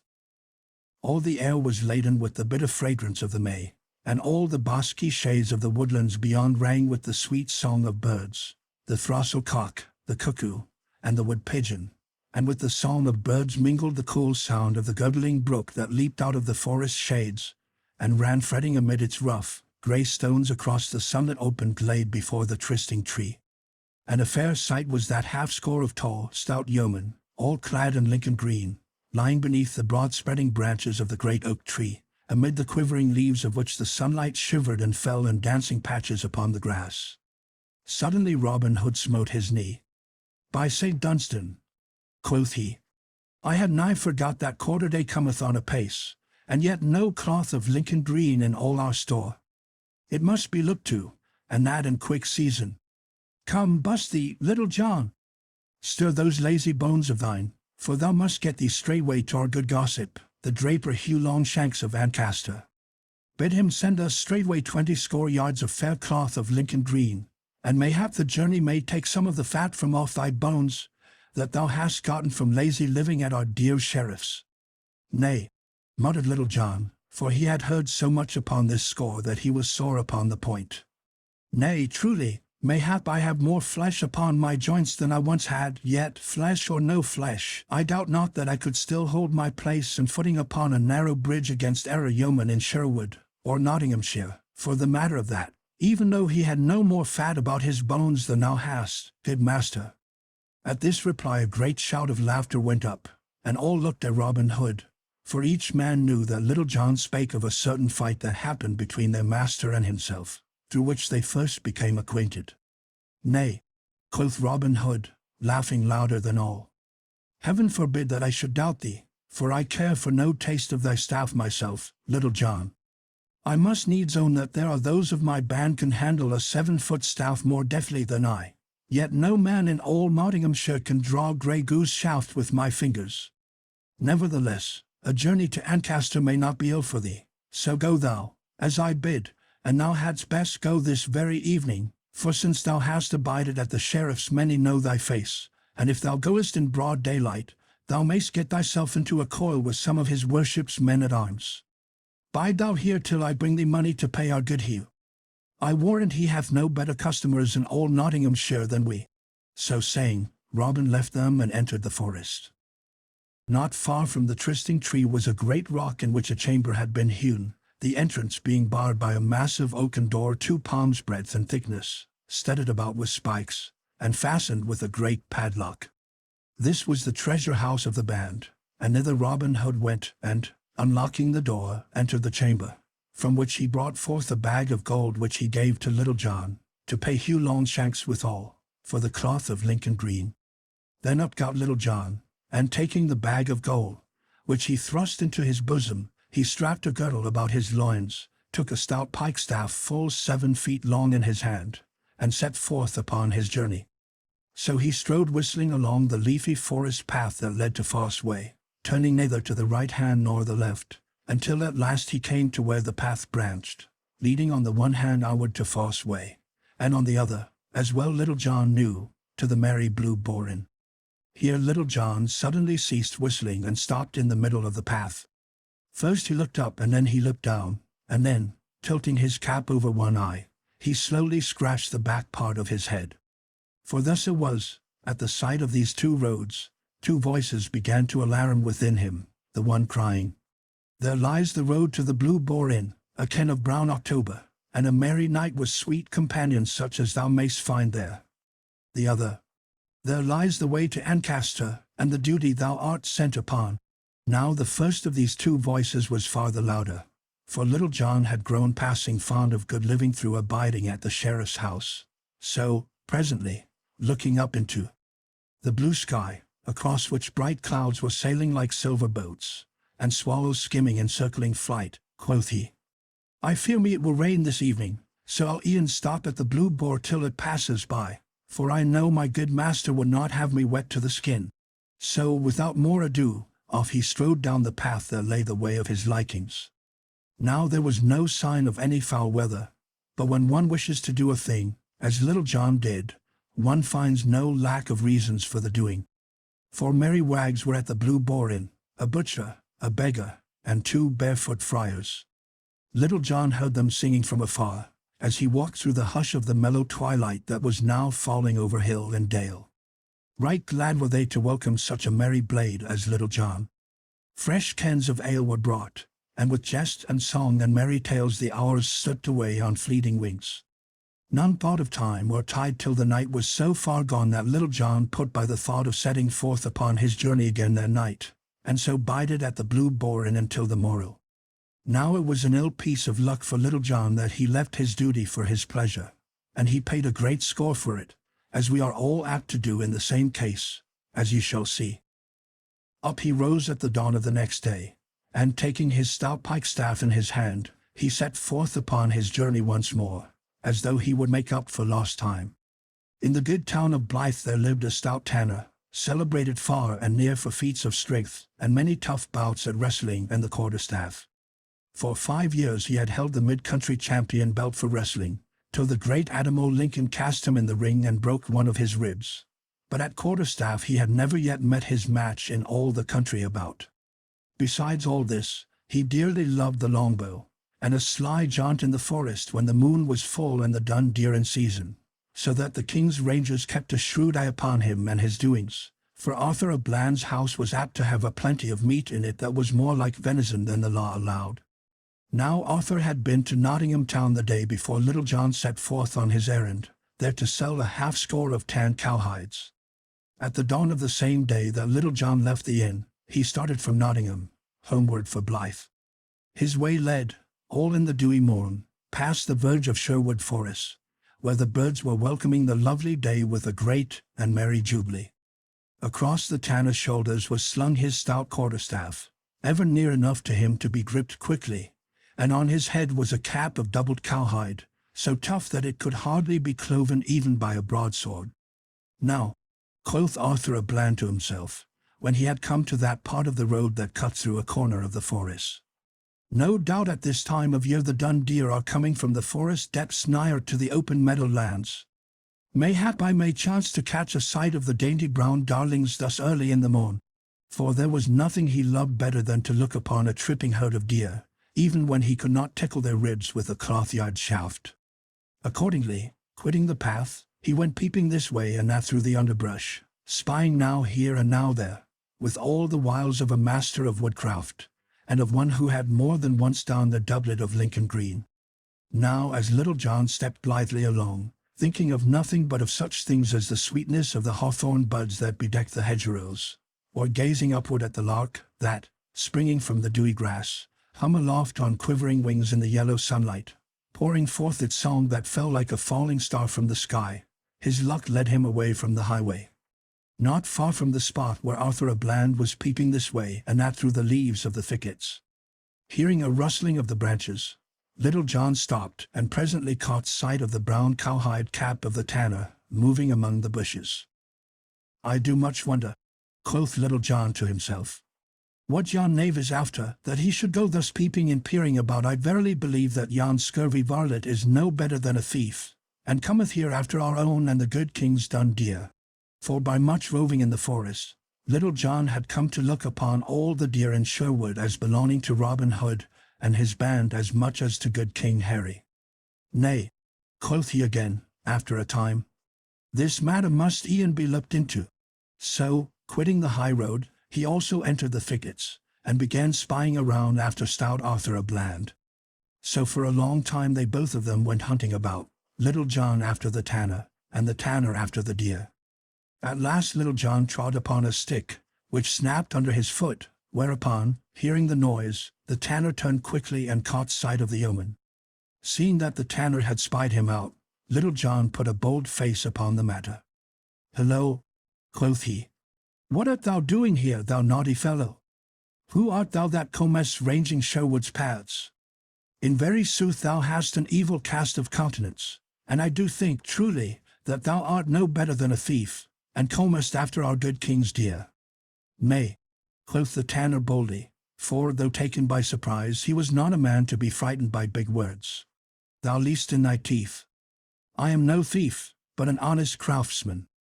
As for my countenance, it is what it is, and for the matter of that, thine own is none too pretty, thou saucy fellow." "Ha!" quoth Little John in a great loud voice. "Wouldst thou give me back talk? Now I have a great part of a mind to crack thy potty for thee. I would have thee know, fellow, that I am, as it were, one of the king's foresters. Leastwise," muttered he to himself, "I and my friends do take good care of our good sovereign's deer." "I care not who thou art," answered the bold tanner, "and unless thou hast many more of thy kind by thee, thou canst never make Arthur a Bland cry mercy." "Is it so?" cried Little John in a rage. "Now, by my faith, thou saucy rogue, thy tongue hath led thee into a pit thou wilt have a sorry time getting out of, for I will give thee such a drubbing as ne'er hast thou had in all thy life before. Take thy staff in thy hand, fellow, for I will not smite an unarmed man." "Marry, come up with a Marian," cried the tanner, for he, too, had talked himself into a fume. Big words ne'er killed so much as a mouse. "Who art thou that talkest so freely of cracking the head of Arthur a Bland? If I do not tend thy hide this day as ne'er I tend a calf's hide in all my life before, split my staff into skewers for lamb's flesh, and call me no more brave man. Now look to thyself, fellow." "Stay," said Little John. "Let us first measure our cudgels. I do reckon my staff longer than thine, and I would not take vantage of thee by even so much as an inch." "Nay, I pass not for length," answered the tanner. "My staff is long enough to knock down a calf, so look to thyself, fellow, I say again." So, without more ado, each gripped his staff in the middle, and with fell and angry looks, they came slowly together. Now news had been brought to Robin Hood how that Little John, instead of doing his bidding, had passed by duty for pleasure, and so had stopped overnight with merry company at the Blue Boar Inn, instead of going straight to Ancaster. So, being vexed to his heart by this, he set forth at dawn of day to seek Little John at the Blue Boar, or at least to meet the yeoman on the way, and ease his heart of what he thought of the matter. As thus he strode along in anger, putting together the words he would use to chide Little John, he heard, of a sudden, loud and angry voices, as of men in a rage, passing fell words back and forth from one to the other. At this, Robin Hood stopped and listened. "Surely," quoth he to himself, "that is Little John's voice, and he is talking in anger also. Methinks the other is strange to my ears. Now heaven forfend that my good trusty Little John should have fallen into the hands of the king's rangers. I must see to this matter, and that quickly." Thus spoke Robin Hood to himself, all his anger passing away like a breath from the window-pane, at the thought that perhaps his trusty right-hand man was in some danger of his life. So cautiously he made his way through the thickets whence the voices came, and pushing aside the leaves, peeped into the little open space where the two men, staff in hand, were coming slowly together. "Ha!" quoth Robin to himself. "Here is merry sport afoot. Now I would give 3 golden angels from my own pocket if yon stout fellow would give Little John a right sound drubbing. It would please me to see him well thumped for having failed in my bidding. I fear me, though, there is but poor chance of my seeing such a pleasant sight." So saying, he stretched himself at length upon the ground, that he might not only see the sport the better, but that he might enjoy the merry sight at his ease. As you may have seen 2 dogs that think to fight, walking slowly round and round each other, either wishing to begin the combat, so those 2 stout yeomen moved slowly around, each watching for a chance to take the other unaware, and so get in the first blow. At last Little John struck like a flash, and rap! The tanner met the blow and turned it aside, and then smote back at Little John, who also turned the blow, and so this mighty battle began. Then up and down and back and forth they trod, the blows falling so thick and fast that, at a distance, one would have thought that half a score of men were fighting. Thus they fought for nigh a half an hour, until the ground was all ploughed up with the digging of their heels, and their breathing grew laboured like the ox in the furrow. But Little John suffered the most, for he had become unused to such stiff labour, and his joints were not as supple as they had been before he went to dwell with the sheriff. All this time Robin Hood lay beneath the bush, rejoicing at such a comely bout of quarterstaff.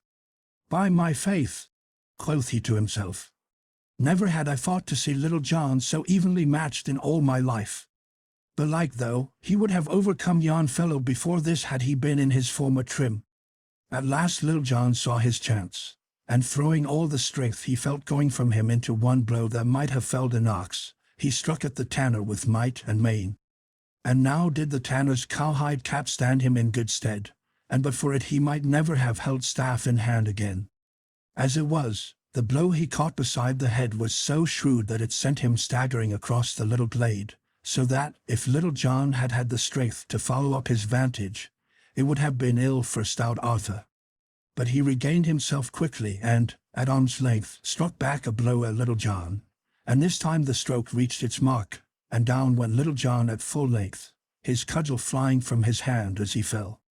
Then, raising his staff, stout Arthur dealt him another blow upon the ribs. "Hold!" roared Little John. "Wouldst thou strike a man when he is down?" "Aye, marry would I," quoth the tanner, giving him another thwack with his staff. "Stop!"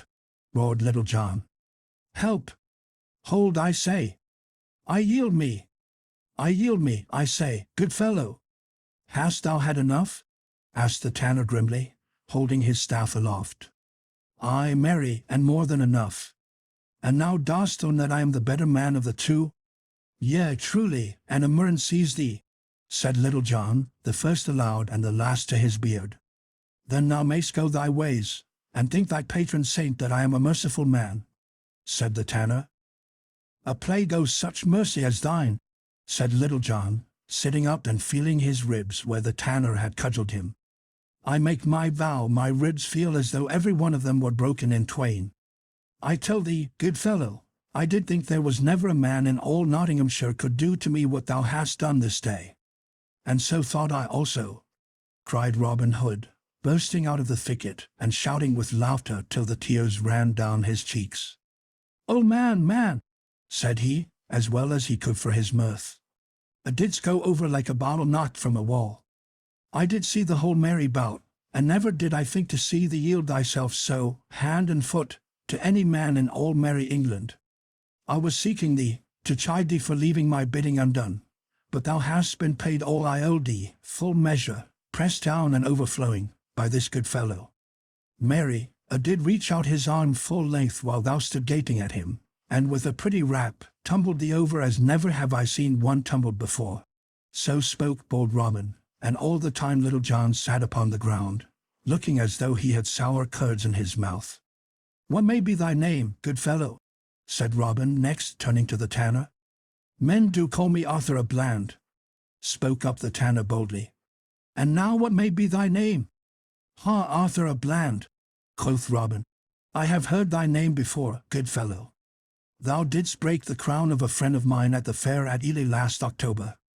The folk there call him Jock o' Nottingham, we call him Will Scavelock. This poor fellow whom thou hast so belaboured is counted the best hand at the quarterstaff in all merry England. His name is Little John, and mine Robin Hood. How? Cried the tanner. Art thou indeed the great Robin Hood, and is this the famous Little John? Mary, had I known who thou art, I would never have been so bold as to lift my hand against thee. Let me help thee to thy feet, good Master Little John, and let me brush the dust from off thy coat. Nay, quoth Little John testily, at the same time rising carefully, as though his bones had been made of glass.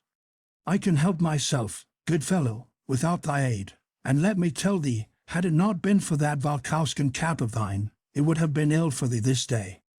At this Robin laughed again, and turning to the tanner he said, Wilt thou join my band, good Arthur? For I make my vow thou art one of the stoutest men that ever mine eyes beheld. Will I join thy band? Cried the tanner joyfully. Aye, marry will I. Hey for a merry life, cried he, leaping aloft and snapping his fingers. And hey for the life I love. Away with tanbark and filthy vats and foul cowhides. I will follow thee to the ends of the earth, good master, and not a herd of dun deer in all the forest but shall know the sound of the twang of my bowstring. As for thee, Little John, said Robin, turning to him and laughing, thou wilt start once more for Ancaster, and we will go part way with thee, for I will not have thee turn again to either the right hand or the left till thou hast fairly gotten away from Sherwood. There are other inns that thou knowest yet hereabouts. Thereupon, leaving the thickets, they took once more to the highway and departed upon their business. Robin Hood and Will Scarlet. Thus they travelled along the sunny road, three stout fellows such as ye could hardly match anywhere else than all merry England.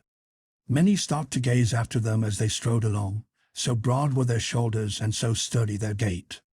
Quoth Robin Hood to Little John, Why didst thou not go straight to Ancaster yesterday, as I told thee? Thou hadst not gotten thyself into such a coil hadst thou done as I ordered. I feared the rain that threatened, said Little John in a sullen tone, for he was vexed at being so chaffed by Robin with what had happened to him. The rain, cried Robin, stopping of a sudden in the middle of the road, and looking at Little John in wonder. Why, thou great oaf!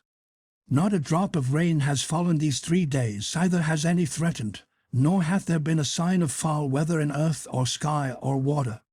Nevertheless, growled Little John, the holy Saint Swithin holdeth the waters of the heavens in his pewter pot, and he could have poured them out, had he chosen, even from a clear sky, and wouldst thou have had me wet to the skin? At this Robin Hood burst into a roar of laughter. O Little John, said he, what butter wits hast thou in that head of thine? Who could hold anger against such a one as thou art? So saying, they all stepped out once more, with the right foot foremost, as the saying is. After they had travelled some distance, the day being warm and the road dusty, Robin Hood waxed thirsty. So, there being a fountain of water as cold as ice, just behind the hedgerow, they crossed the stile and came to where the water bubbled up from beneath a mossy stone. Here, kneeling and making cups of the palms of their hands, they drank their fill, and then, the spot being cool and shady, they stretched their limbs and rested them for a space. In front of them, over beyond the hedge, the dusty road stretched away across the plain. Behind them the meadow lands and bright green fields of tender young corn lay broadly in the sun, and overhead spread the shade of the cool, rustling leaves of the beechen tree. Pleasantly to their nostrils came the tender fragrance of the purple violets, and wild thyme that grew within the dewy moisture of the edge of the little fountain, and pleasantly came the soft gurgle of the water. All was so pleasant, and so full of the gentle joy of the bright Maytime, that for a long time no one of the three cared to speak, but each lay on his back, gazing up through the trembling leaves of the trees to the bright sky overhead. At last Robin, whose thoughts were not quite so busy wool-gathering as those of the others, and who had been gazing around him now and then, broke the silence. "Heyday," quoth he. "Yon is a gaily feathered bird, I take my vow." The others looked and saw a young man walking slowly down the highway. Gay was he, indeed, as Robin had said, and a fine figure he cut, for his doublet was of scarlet silk and his stockings also.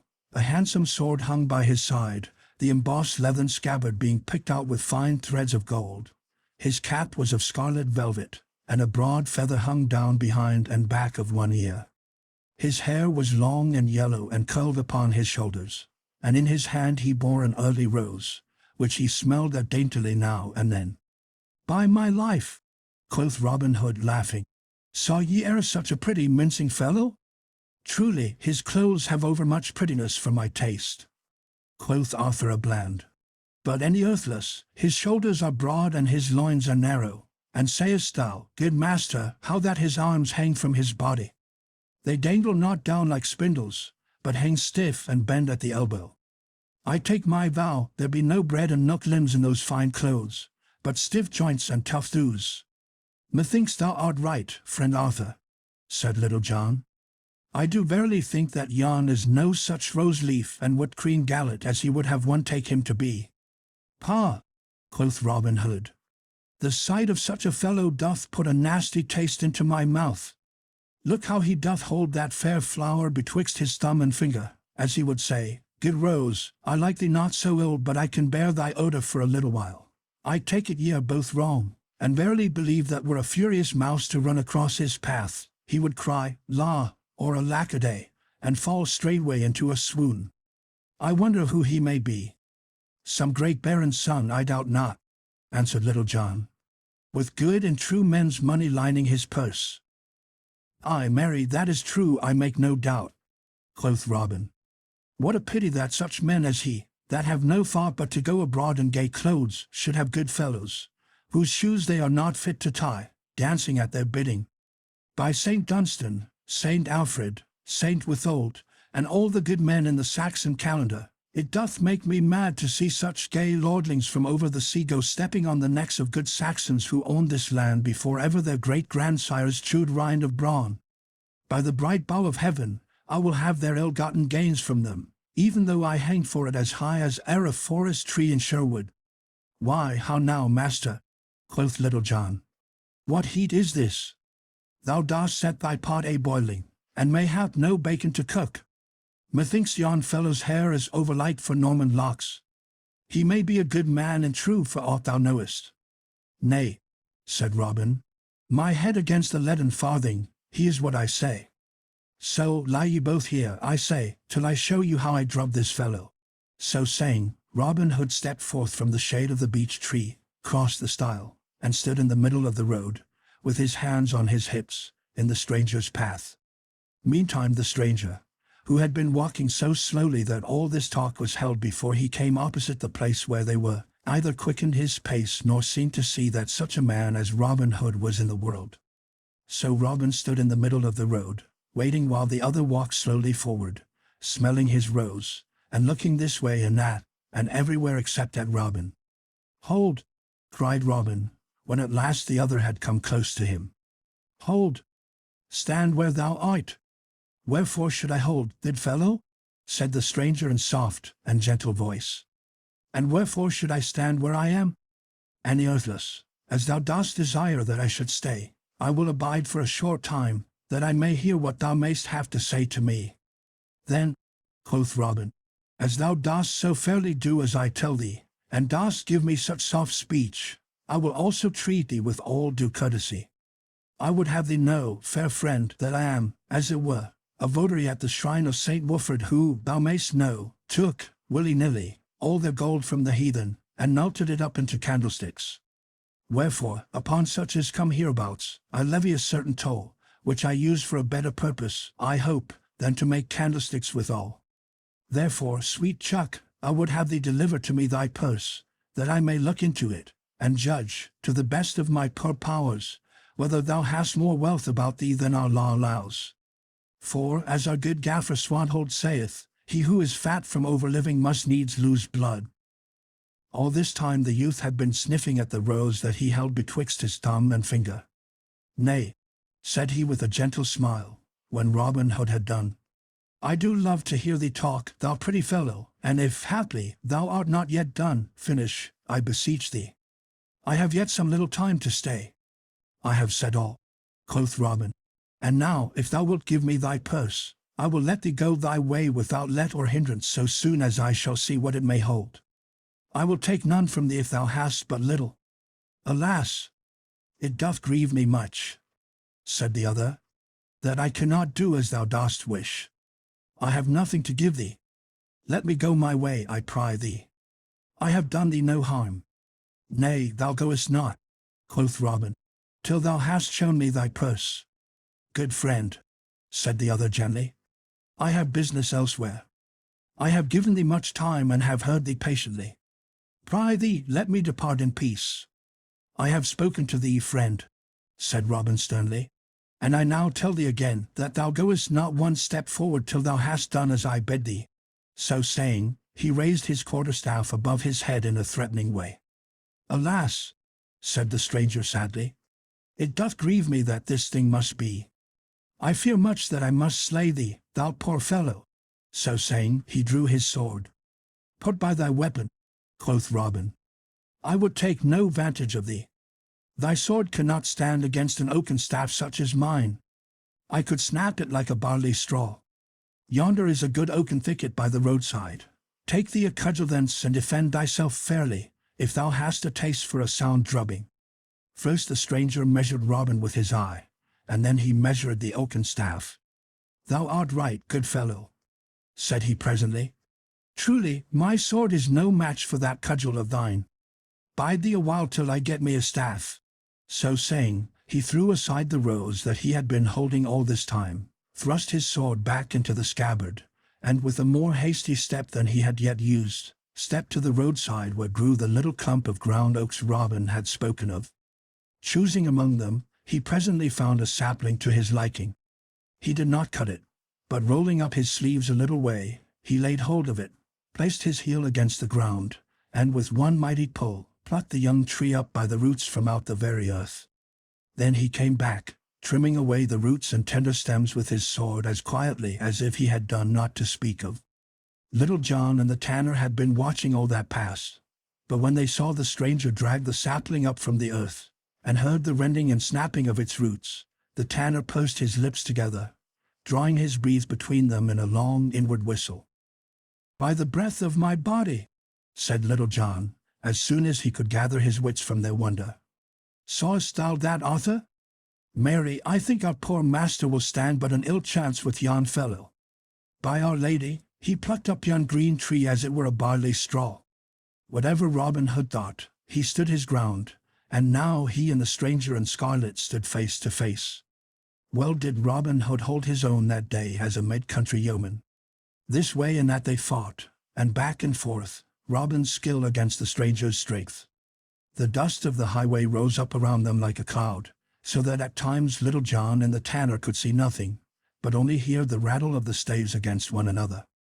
Thrice Robin Hood struck the stranger, once upon the arm and twice upon the ribs, and yet had he warded all the other's blows, only one of which, had it met its mark, would have laid stout Robin lower in the dust than he had ever gone before. At last the stranger struck Robin's cudgel so fairly in the middle that he could hardly hold his staff in his hand. Again he struck, and Robin bent beneath the blow.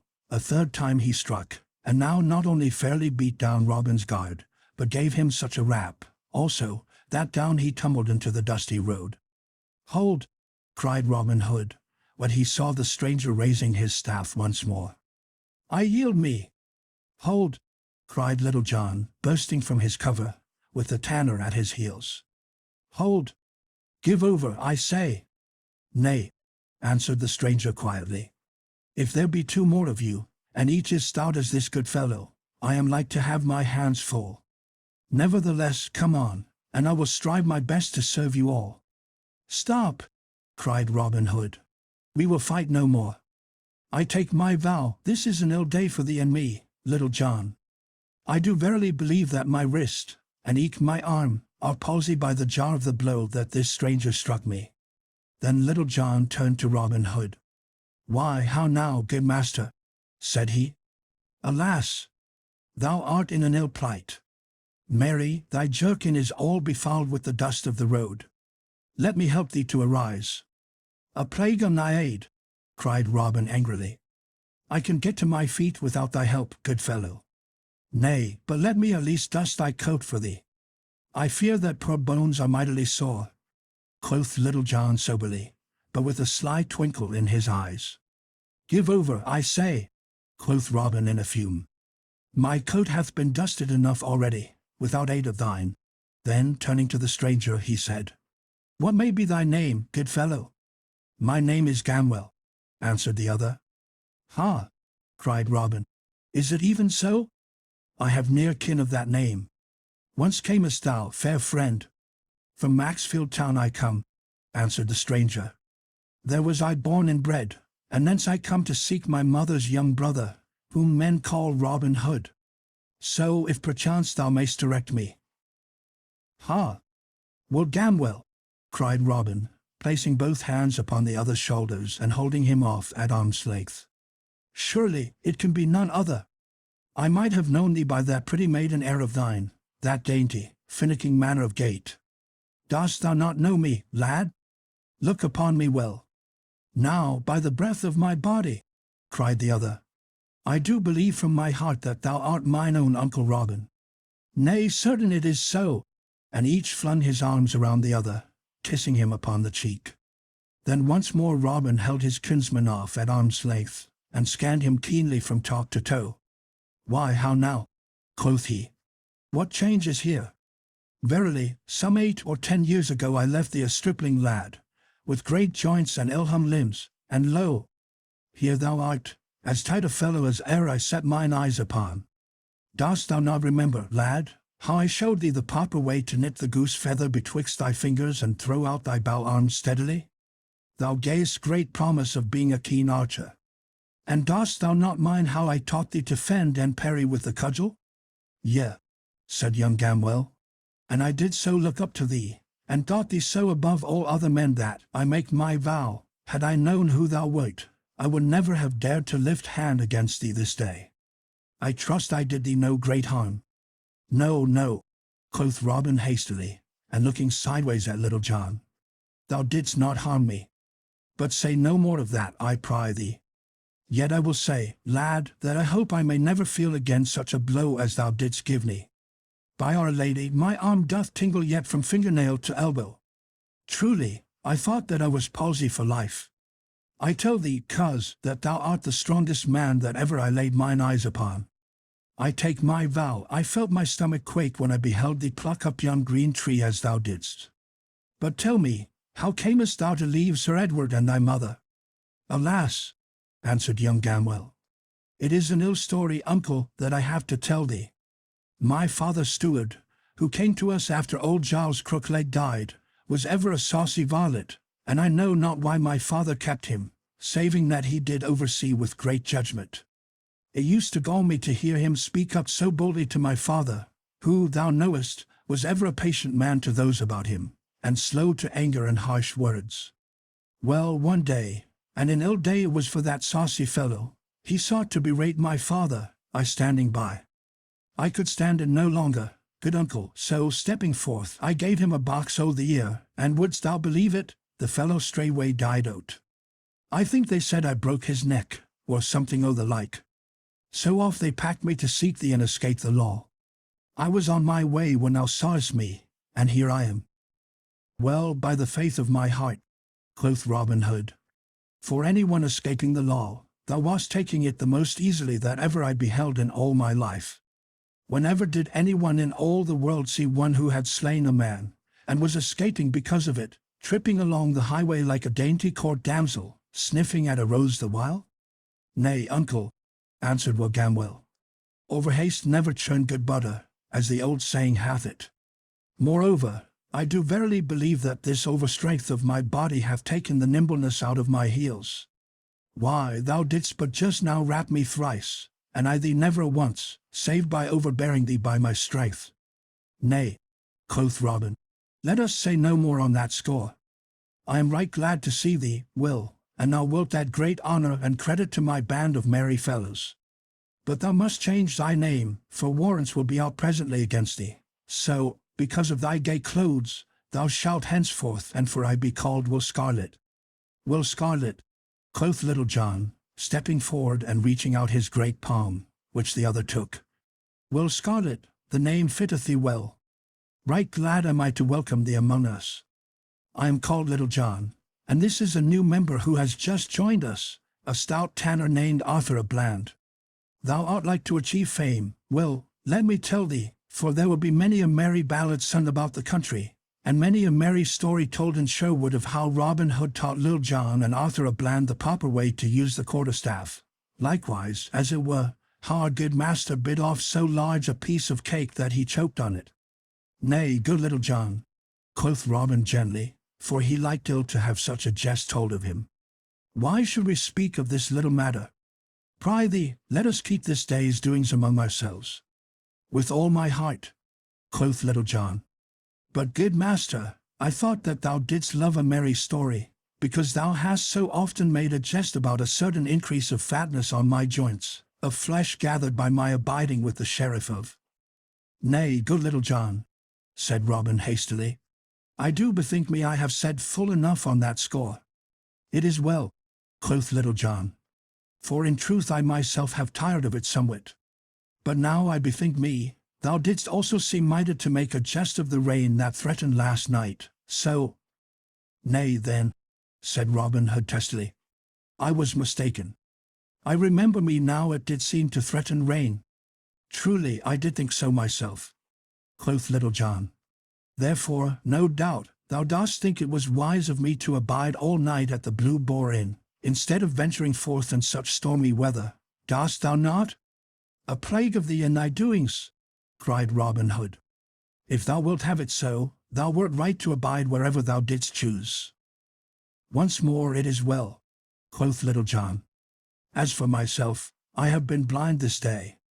I did not see thee drubbed, I did not see thee tumbled heels over head in the dust, and if any man says that thou wert, I can with a clear conscience rattle his lying tongue betwixt his teeth. Come, cried Robin, biting his nether lip, while the others could not forbear laughing. We will go no farther today, but will return to Sherwood, and thou shalt go to Ancaster another time, Little John. So said Robin, for now that his bones were sore, he felt as though a long journey would be an ill thing for him. So, turning their backs, they retraced their steps whence they came. The adventure with Midge the miller's son. When the four yeomen had travelled for a long time toward Sherwood again, high noontide being past, they began to wax hungry. Quoth Robin Hood, I would that I had somewhat to eat. Methinks a good loaf of white bread, with a piece of snow-white cheese, washed down with a draught of humming ale, were a feast for a king. Since thou speakest of it, said Will Scarlet, methinks it would not be amiss myself. There is that within me crieth out, victuals, good friend, victuals. I know a house near by, said Arthur a Bland, and had I but the money, I would bring ye that ye speak of, to wit, a sweet loaf of bread, a fair cheese, and a skin of brown ale. For the matter of that, thou knowest I have money by me, good master, quoth Little John. Why, so thou hast, Little John, said Robin. How much money will it take, good Arthur, to buy us meat and drink? I think that 6 broad pennies will buy food enough for a dozen men, said the tanner. Then give him 6 pennies, Little John, quoth Robin, for methinks food for 3 men will about fit my need. Now get thee gone, Arthur, with the money, and bring the food here, for there is a sweet shade in that thicket yonder, beside the road, and there will we eat our meal. So Little John gave Arthur the money, and the others stepped to the thicket, there to await the return of the tanner. After a time he came back, bearing with him a great brown loaf of bread, and a fair, round cheese, and a goatskin full of stout March beer, slung over his shoulders. Then Will Scarlet took his sword and divided the loaf and the cheese into 4 fair portions, and each man helped himself. Then Robin Hood took a deep pull at the beer. "Aha!" said he, drawing in his breath. "Never have I tasted sweeter drink than this." After this no man spake more, but each munched away at his bread and cheese lustily, with ever and anon a pull at the beer. At last Will Scarlet looked at a small piece of bread he still held in his hand, and quoth he, "Methinks I will give this to the sparrows." So, throwing it from him, he brushed the crumbs from his jerkin. "I, too," quoth Robin, "have had enough, I think." As for Little John and the tanner, they had by this time eaten every crumb of their bread and cheese. "Now," quoth Robin, "I do feel myself another man, and would fain enjoy something pleasant before going farther upon our journey. I do bethink me, Will, that thou didst use to have a pretty voice, and one that tuned sweetly upon a song. Prithee, give us one ere we journey farther."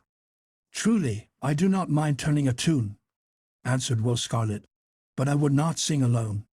Nay, others will follow." "Strike up, lad," quoth Robin. "In that case 'tis well," said Will Scarlet. "I do call to mind a song that a certain minstrel used to sing in my father's hall, upon occasion. I know no name for it, and so can give you none, but thus it is." Then, clearing his throat, he sang. "'Tis well sung," quoth Robin. "But, cousin, I tell thee plain, I would rather hear a stout fellow like thee sing some lusty ballad than a finicking psalm of flowers and birds, and what not. Yet thou didst sing it fair, and 'tis none so bad a snatch of a psalm, for the matter of that. Now, Tanner, it is thy turn." "I know not," quoth Arthur, smiling, with his head on one side, like a budding lass that is asked to dance. "I know not that I can match our sweet friend's song. Moreover, I do verily think that I have caught a cold and have a certain tickling and huskiness in the windpipe." "Nay, sing up, friend," quoth Little John, who sat next to him, patting him upon the shoulder. "Thou hast a fair, round, mellow voice. Let us have a touch of it." "Nay, and you will ha, poor thing," said Arthur. "I will do my best. Have ye ever heard of the wooing of Sir Keith, the stout young Cornish knight, in good King Arthur's time?" "Methinks I have heard somewhat of it," said Robin. "But any earthless, strike up thy ditty and let us hear it, for, as I do remember me, it is a gallant song, so out with it, good fellow." Thereupon, clearing his throat, the tanner, without more ado, began to sing. "Yea, truly," quoth Robin Hood, when the tanner had made an end of singing. "It is as I remember it, a fair ditty, and a ballad with a pleasing tune of a song. It hath oftentimes seemed to me," said Will Scarlet, "that it hath a certain motive in it, e'en such as this, that a duty which seemeth to us sometimes ugly and harsh, when we do kiss it fairly upon the mouth, so to speak, is no such foul thing after all." "Methinks thou art right," quoth Robin, "and contrariwise that when we kiss a pleasure that appeareth gay it turneth foul to us. Is it not so, Little John? Truly such a thing hath brought thee sore thumps this day. Nay, man, never look down in the mouth. Clear thy pipes and sing us a ditty." "Nay," said Little John, "I have none as fair as that merry Arthur has trolled. They are all poor things that I know. Moreover, my voice is not in tune today, and I would not spoil even a tolerable song by ill singing." Upon this all pressed Little John to sing, so that when he had denied them a proper length of time, such as is seemly in one that is asked to sing, he presently yielded. Quoth he, "Well, and ye will ha it so, I will give you what I can. Like to farewell, I have no title to my ditty, but thus it runs. Who may yon fellow be coming along the road?" said Robin, breaking into the song. "I know not," quoth Little John in a surly voice. "But this I do know, that it is an ill thing to do to check the flow of a good song." "Nay, Little John," said Robin, "be not vexed, I pry thee, but I have been watching him coming along, bent beneath that great bag over his shoulder, ever since thou didst begin thy song. Look, Little John, I pray, and see if thou knowest him." Little John looked whither Robin Hood pointed. "Truly," quoth he, after a time, "I think yon fellow is a certain young miller I have seen now and then around the edge of Sherwood, a poor wight, methinks, to spoil a good song about. Now thou speakest of him, quoth Robin Hood.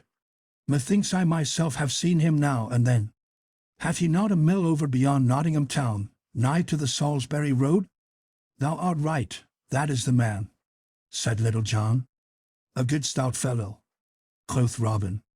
I saw him crack Ned O'Bradford's crown about a fortnight since, and never saw I hair lifted more neatly in all my life before. By this time the young miller had come so near that they could see him clearly. His clothes were dusted with flour, and over his back he carried a great sack of meal, bending so as to bring the whole weight upon his shoulders, and across the sack was a thick quarterstaff. His limbs were stout and strong, and he strode along the dusty road right sturdily with the heavy sack across his shoulders. His cheeks were ruddy as a winter hip, his hair was flaxen in color, and on his chin was a downy growth of flaxen beard. A good honest fellow, quoth Robin Hood, and such an one as is a credit to English yeomanry. Now let us have a merry jest with him. We will forth as though we were common thieves, and pretend to rob him of his honest gains. Then will we take him into the forest, and give him a feast such as his stomach never held in all his life before. We will flood his throat with good canary, and send him home with crowns in his purse for every penny he hath. What say ye, lads? Truly, it is a merry thought, said Will Scarlet. It is well planned, quoth Little John. But all the saints preserve us from any more drubbings this day. Mary, my poor bones ache so that I. Pry thee peace, Little John, quoth Robin. Thy foolish tongue will get us both well laughed at yet. My foolish tongue, forsooth, growled Little John to Arthur a Bland. I would it could keep our master from getting us into another quill this day. But now the miller, plodding along the road, had come opposite to where the yeoman lay hidden, whereupon all four of them ran at him and surrounded him. Hold, friend, cried Robin to the miller, whereupon he turned slowly, with the weight of the bag upon his shoulder, and looked at each in turn all bewildered, for though a good stout man his wits did not skip like roasting chestnuts. Who bids me stay? Said the miller in a voice deep and gruff, like the growl of a great dog. Marry, that do I, quoth Robin. And let me tell thee, friend, thou hadst best mind my bidding. And who art thou, good friend? Said the miller, throwing the great sack of meal from his shoulder to the ground. And who are those with thee? We be four good Christian men, quoth Robin, and would fain help thee by carrying part of thy heavy load. I give you all thanks, said the miller, but my bag is none that heavy that I cannot carry it e'en by myself. Nay, thou dost mistake, quoth Robin. I meant that thou mightest perhaps have some heavy farthings or pence about thee, not to speak of silver and gold. Our good gaffer Swanthold saith that gold is an over-heavy burden for a two-legged ass to carry, so we would e'en lift some of this load from thee. Alas, cried the miller, what would ye do to me? I have not about me so much as a clipped groat. Do me no harm, I pray you, but let me depart in peace. Moreover, let me tell you that ye are upon Robin Hood's ground, and should he find ye seeking to rob an honest craftsman, he will clip your ears to your heads and scourge you even to the walls of Nottingham. In truth I fear Robin Hood no more than I do myself. Quoth jolly Robin, thou must this day give up to me every penny thou hast about thee. Nay, if thou dost budge an inch I will rattle this staff about thine ears. Nay, smite me not, cried the miller, throwing up his elbow as though he feared the blow. Thou mayst search me if thou wilt, but thou wilt find nothing upon me, pouch, pocket, or skin. Is it so? Quoth Robin Hood, looking keenly upon him. Now I believe that what thou tellest is no true tale. If I am not much mistook thou hast somewhat in the bottom of that fat sack of meal. Good Arthur, empty the bag upon the ground. I warrant thou wilt find a shilling or two in the flour. Alas, cried the miller, falling upon his knees, spoil not all my good meal. It can better you not, and will ruin me. Spare it, and I will give up the money in the bag. Ha! Quoth Robin, nudging Will Scarlet. Is it so? And have I found where thy money lies? Marry, I have a wondrous nose for the blessed image of good King Harry. I thought that I smelled gold and silver beneath the barley meal. Bring it straight forth, miller. Then slowly the miller arose to his feet, And slowly and unwillingly he untied the mouth of the bag, and slowly thrust his hands into the meal and began fumbling about with his arms buried to the elbows in the barley flour. The others gathered round him, their heads together, looking and wondering what he would bring forth. So they stood, all with their heads close together, gazing down into the sack. But while he pretended to be searching for the money, the miller gathered 2 great handfuls of meal. "Ha!" quoth he. "Here they are, the beauties." Then, as the others leaned still more forward to see what he had, he suddenly cast the meal into their faces, filling their eyes and noses and mouths with the flour, blinding and half choking them. Arthur a Bland was worse off than any, for his mouth was open, agape with wonder of what was to come, so that a great cloud of flour flew down his throat, setting him a-coughing till he could scarcely stand. Then, while all 4 stumbled about, roaring with the smart of the meal in their eyeballs, and while they rubbed their eyes till the tears made great channels on their faces through the meal, the miller seized another handful of flour and another, throwing it in their faces, so that even had they had a glimmering of light before, they were now as blind as ever a beggar in Nottinghamshire, while their hair and beards and clothes were as white as snow. Then catching up his great crab staff, the miller began laying about him as though he were clean gone mad. This way and that skipped the 4, like peas on a drumhead, but they could see either to defend themselves nor to run away. Thwack! Thwack! Went the miller's cudgel across their backs, and at every blow great white clouds of flour rose in the air from their jackets, and went drifting down the breeze.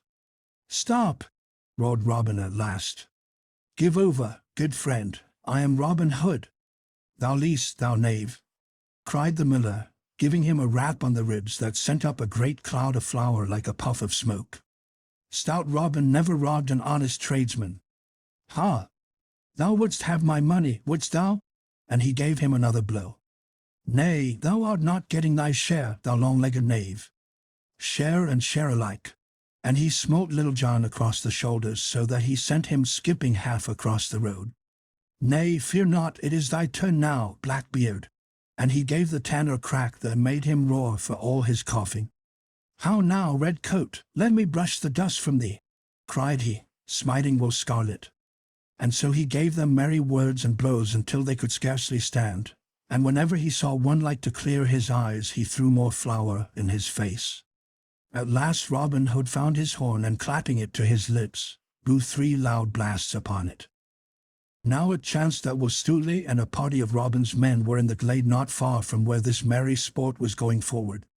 Hearing the hubbub of voices, and blows that sounded like the noise of a flail in the barn in winter time, they stopped, listening and wondering what was toward. Quoth Will Stuteley, "Now if I mistake not there is some stout battle with cudgels going forward not far hence. I would fain see this pretty sight." So saying, he and the whole party turned their steps whence the noise came. When they had come near where all the tumult sounded, they heard the 3 blasts of Robin's bugle horn. "Quick!" cried young David of Doncaster. "Our master is in sore need." So, without stopping a moment, they dashed forward with might and main and burst forth from the covert into the highroad. But what a sight was that which they saw!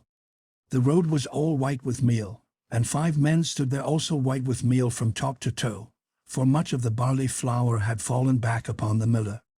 "What is thy need, master?" cried Will Stuteley. "And what doth all this mean?" "Why," quoth Robin in a mighty passion, "yon traitor Feltlow hath come as nigh slaying thee as e'er a man in all the world. Hadst thou not come quickly, good Stuteley, thy master had been dead." Hereupon, while he and the 3 others rubbed the meal from their eyes, and Will Stuteley and his men brushed their clothes clean, he told them all, how that he had meant to pass a jest upon the miller, which same had turned so grievously upon them. "Quick, men, seize the vile miller!" cried Stuteley, who was nigh choking with laughter as were the rest, whereupon several ran upon the stout fellow, and seizing him, bound his arms behind his back with bowstrings. "Ha!" cried Robin, when they brought the trembling miller to him. "Thou wouldst murder me, wouldst thou? By my faith—" Here he stopped, and stood glaring upon the miller grimly. But Robin's anger could not hold, so first his eyes twinkled, and then in spite of all he broke into a laugh. Now when they saw their master laugh, the yeomen who stood around could contain themselves no longer, and a mighty shout of laughter went up from all. Many could not stand, but rolled upon the ground from pure merriment. "What is thy name, good fellow?" said Robin at last to the miller, who stood gaping and as though he were in a maze. "Alas, sir, I am Midge, the miller's son," said he in a frightened voice. "I make my vow," quoth merry Robin, smiting him upon the shoulder. "Thou art the mightiest Midge that e'er mine eyes beheld. Now wilt thou leave thy dusty mill and come and join my band? By my faith, thou art too stout a man to spend thy days betwixt the hopper and the till. Then truly, if thou dost forgive me for the blows I struck, not knowing who thou wast, I will join with thee right merrily," said the miller. "Then have I gained this day," quoth Robin, "the 3 stoutest yeomen in all Nottinghamshire.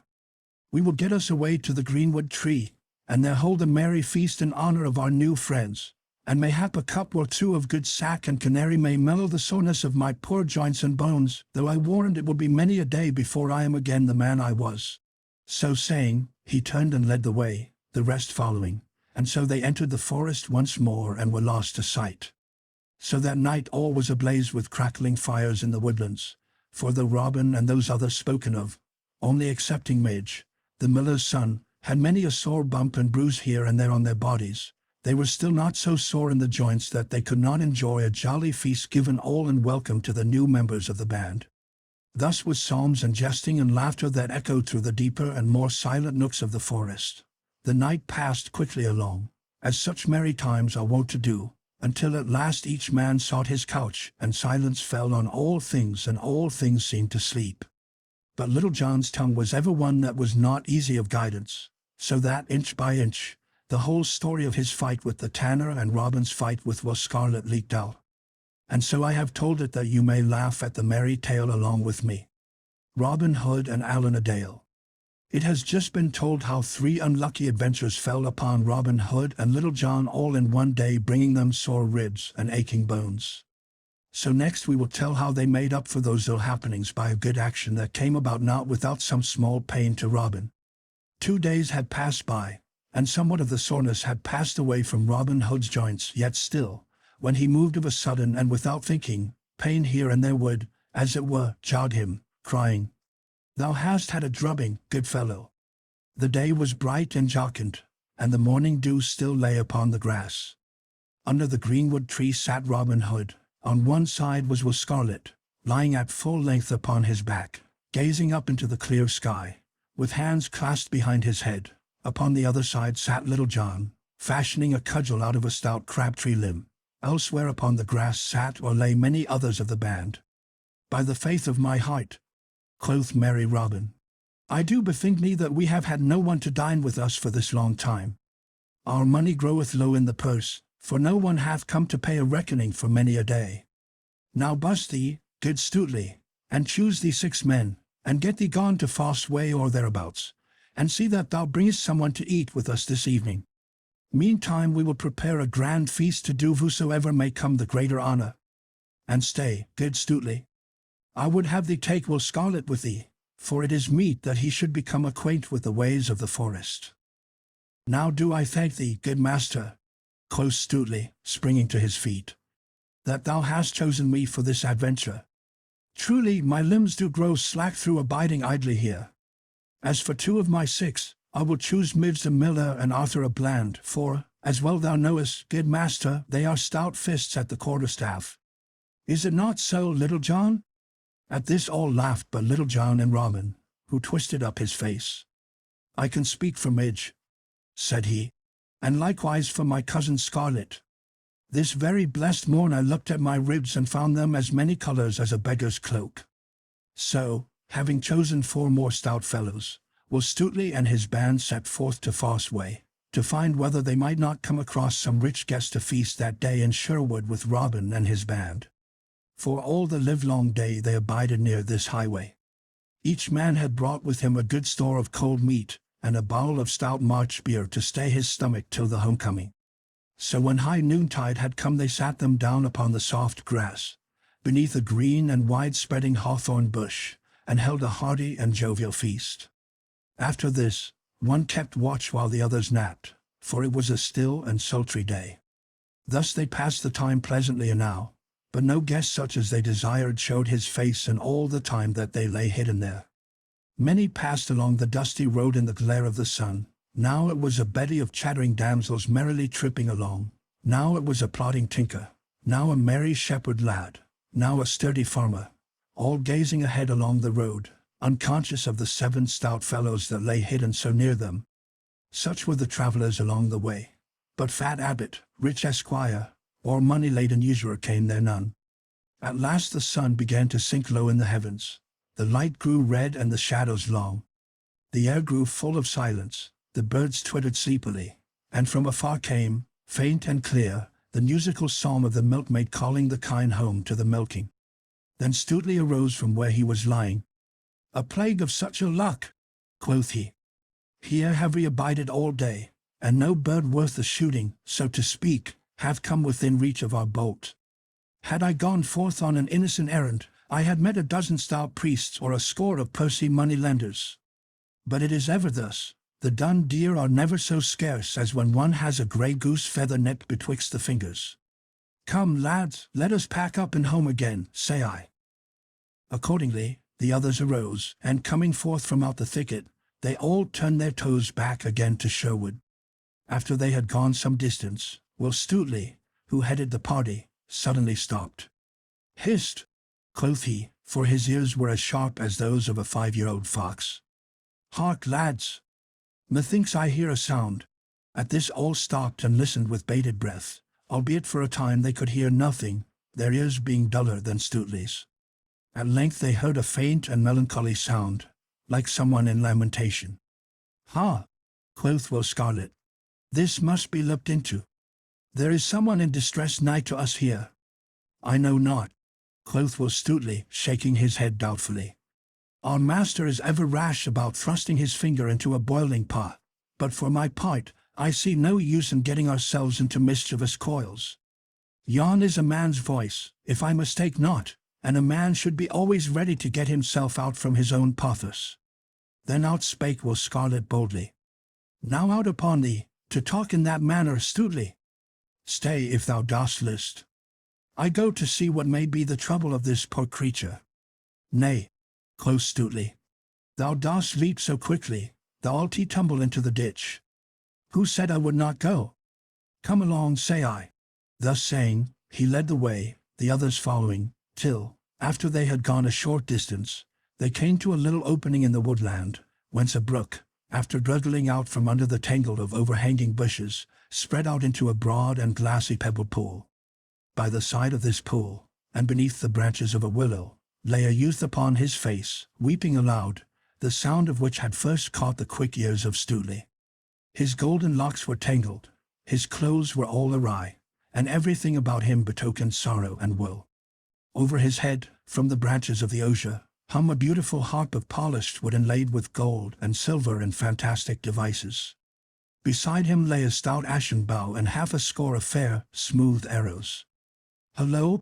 shouted Will Stuteley, when they had come out from the forest into the little open spot.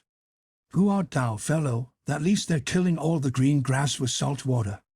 Hearing the voice, the stranger sprang to his feet and, snatching up his bow and fitting a shaft, held himself in readiness for whatever ill might befall him. "Truly," said one of the yeomen, when they had seen the young stranger's face, "I do know that lad right well. He is a certain minstrel that I have seen hereabouts more than once. It was only a week ago I saw him skipping across the hill like a yearling doe. A fine sight he was then, with a flower at his ear and a cock's plume stuck in his cap. But now, methinks, our cockerel is shorn of his gay feathers." "Pa!" cried Will Stuteley, coming up to the stranger. "Wipe thine eyes, man. I do hate to see a tall, stout fellow so snivelling like a girl of 14 over a dead tomtit. Put down thy bow, man. We mean thee no harm." But Will Scarlet, seeing how the stranger, who had a young and boyish look, was stunned by the words that Stuteley had spoken, came to him and put his hand upon the youth's shoulder. "Nay, thou art in trouble, poor boy," said he kindly. "Mind not what these fellows have said. They are rough, but they mean thee well. Mayhap they do not understand a lad like thee. Thou shalt come with us, and perchance we may find a certain one that can aid thee in thy perplexities, whatsoever they may be. Yea, truly, come along, said Will Stutely gruffly. I meant thee no harm, and may mean thee some good. Take down thy singing tool from off this fair tree, and away with us. The youth did as he was bidden, and, with bowed head and sorrowful step, accompanied the others, walking beside Will Scarlet. So they wended their way through the forest. The bright light faded from the sky, and a glimmering grey fell over all things. From the deeper recesses of the forest the strange whispering sounds of night-time came to the ear. All else was silent, saving only for the rattling of their footsteps amid the crisp, dry leaves of the last winter. At last a ruddy glow shone before them here and there through the trees. A little farther, and they came to the open glade, now bathed in the pale moonlight. In the center of the open crackled a great fire, throwing a red glow on all around. At the fire were roasting juicy steaks of venison, pheasants, capons, and fresh fish from the river. All the air was filled with the sweet smell of good things cooking. The little band made its way across the glade, many yeomen turning with curious looks and gazing after them, but none speaking or questioning them. So, with Will Scarlet upon one side and Will Stutely upon the other, the stranger came to where Robin Hood sat on a seat of moss under the greenwood tree, with Little John standing beside him. "Good even, fair friend," said Robin Hood, rising as the other drew near. "And hast thou come to feast with me this day?" "Alas, I know not," said the lad, looking around him with dazed eyes, for he was bewildered with all that he saw. "Truly, I know not whether I be in a dream," said he to himself in a low voice. "Nay, marry," quoth Robin, laughing, "thou art awake, as thou wilt presently find, for a fine feast is a-cooking for thee. Thou art our honored guest this day." Still the young stranger looked about him, as though in a dream. Presently he turned to Robin. "Methinks," said he, "I know now where I am and what hath befallen me. Art not thou the great Robin Hood?" "Thou hast hit the bull's eye," quoth Robin, clapping him upon the shoulder. "Men hereabouts do call me by that name. So thou knowest me, thou knowest also that he who feasteth with me must pay his reckoning.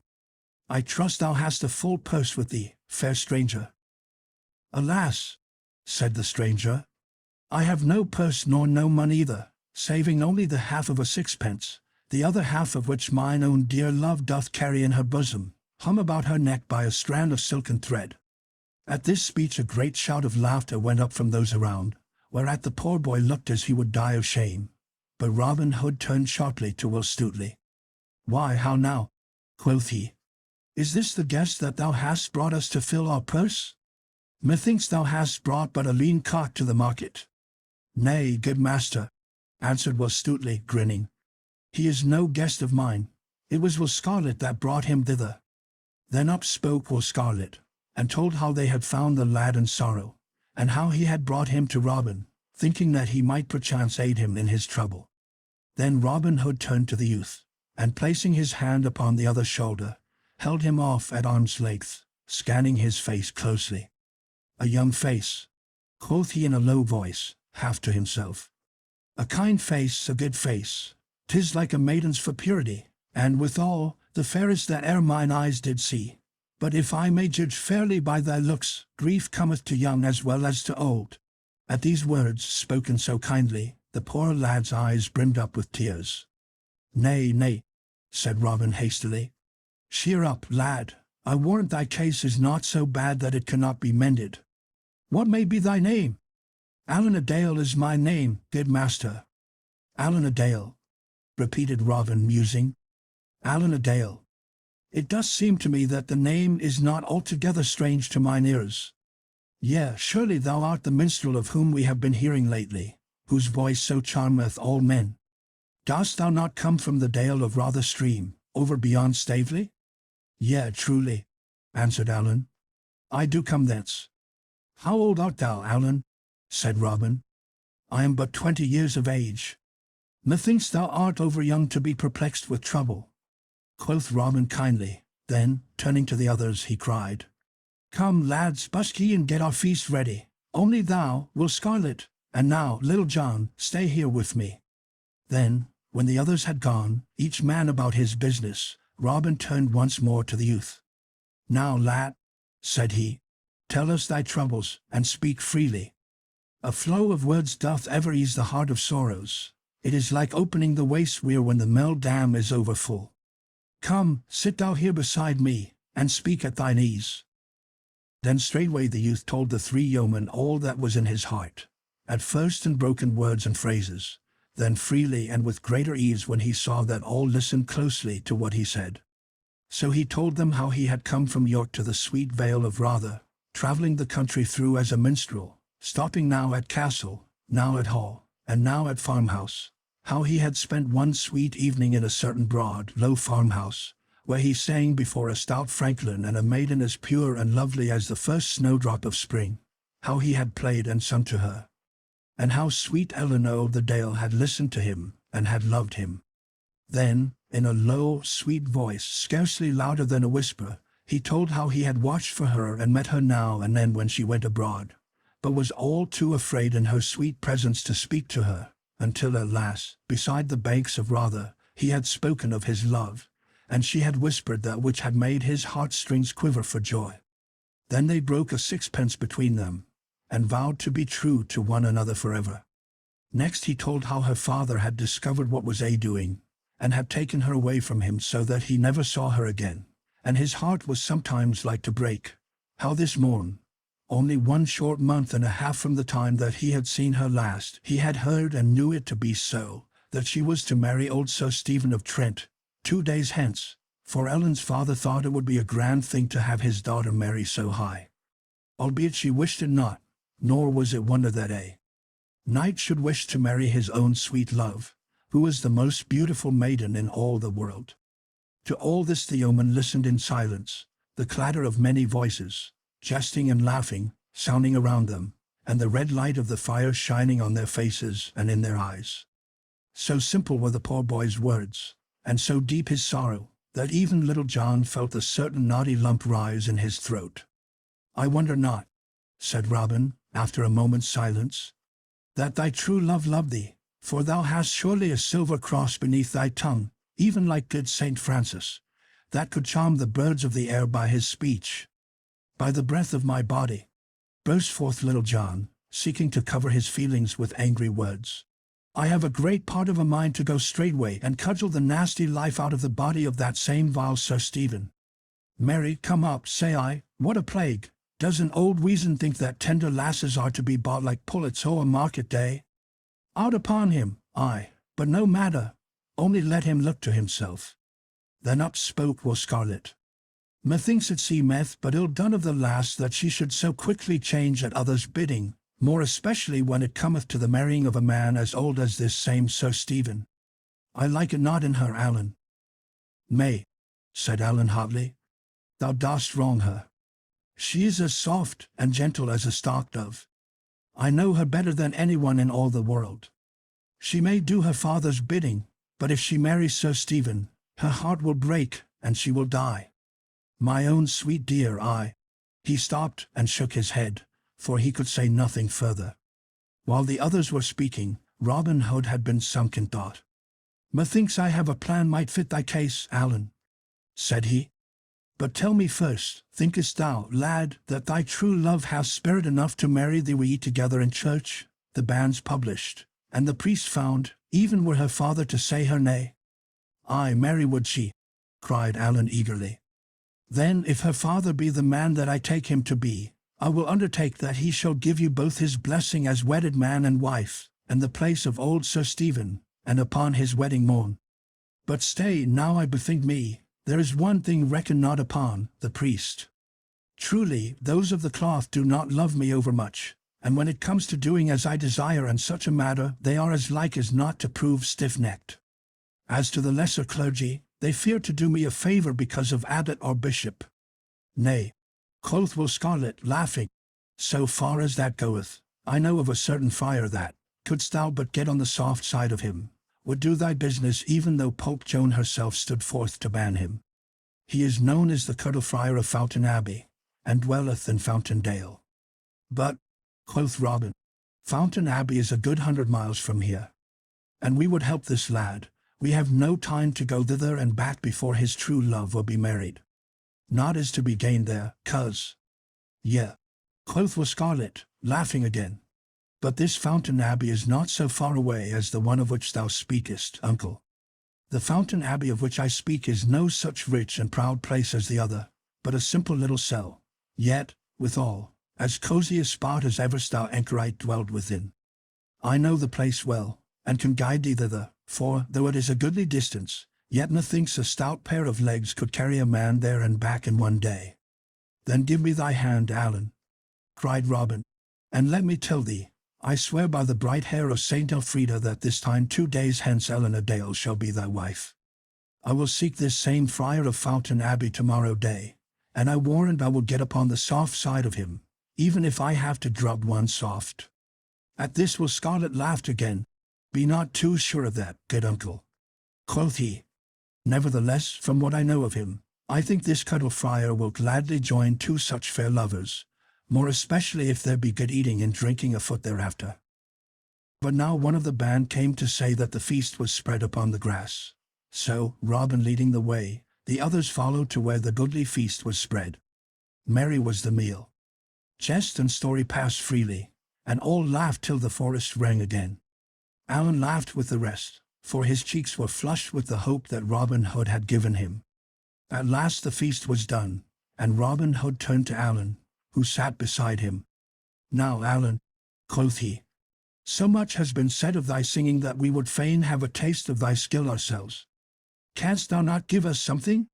Surely, answered Allan readily, for he was no third-rate songster that must be asked again and again, but said yes or no at the first bidding. So, taking up his harp, he ran his fingers lightly over the sweetly sounding strings, and all was hushed about the cloth.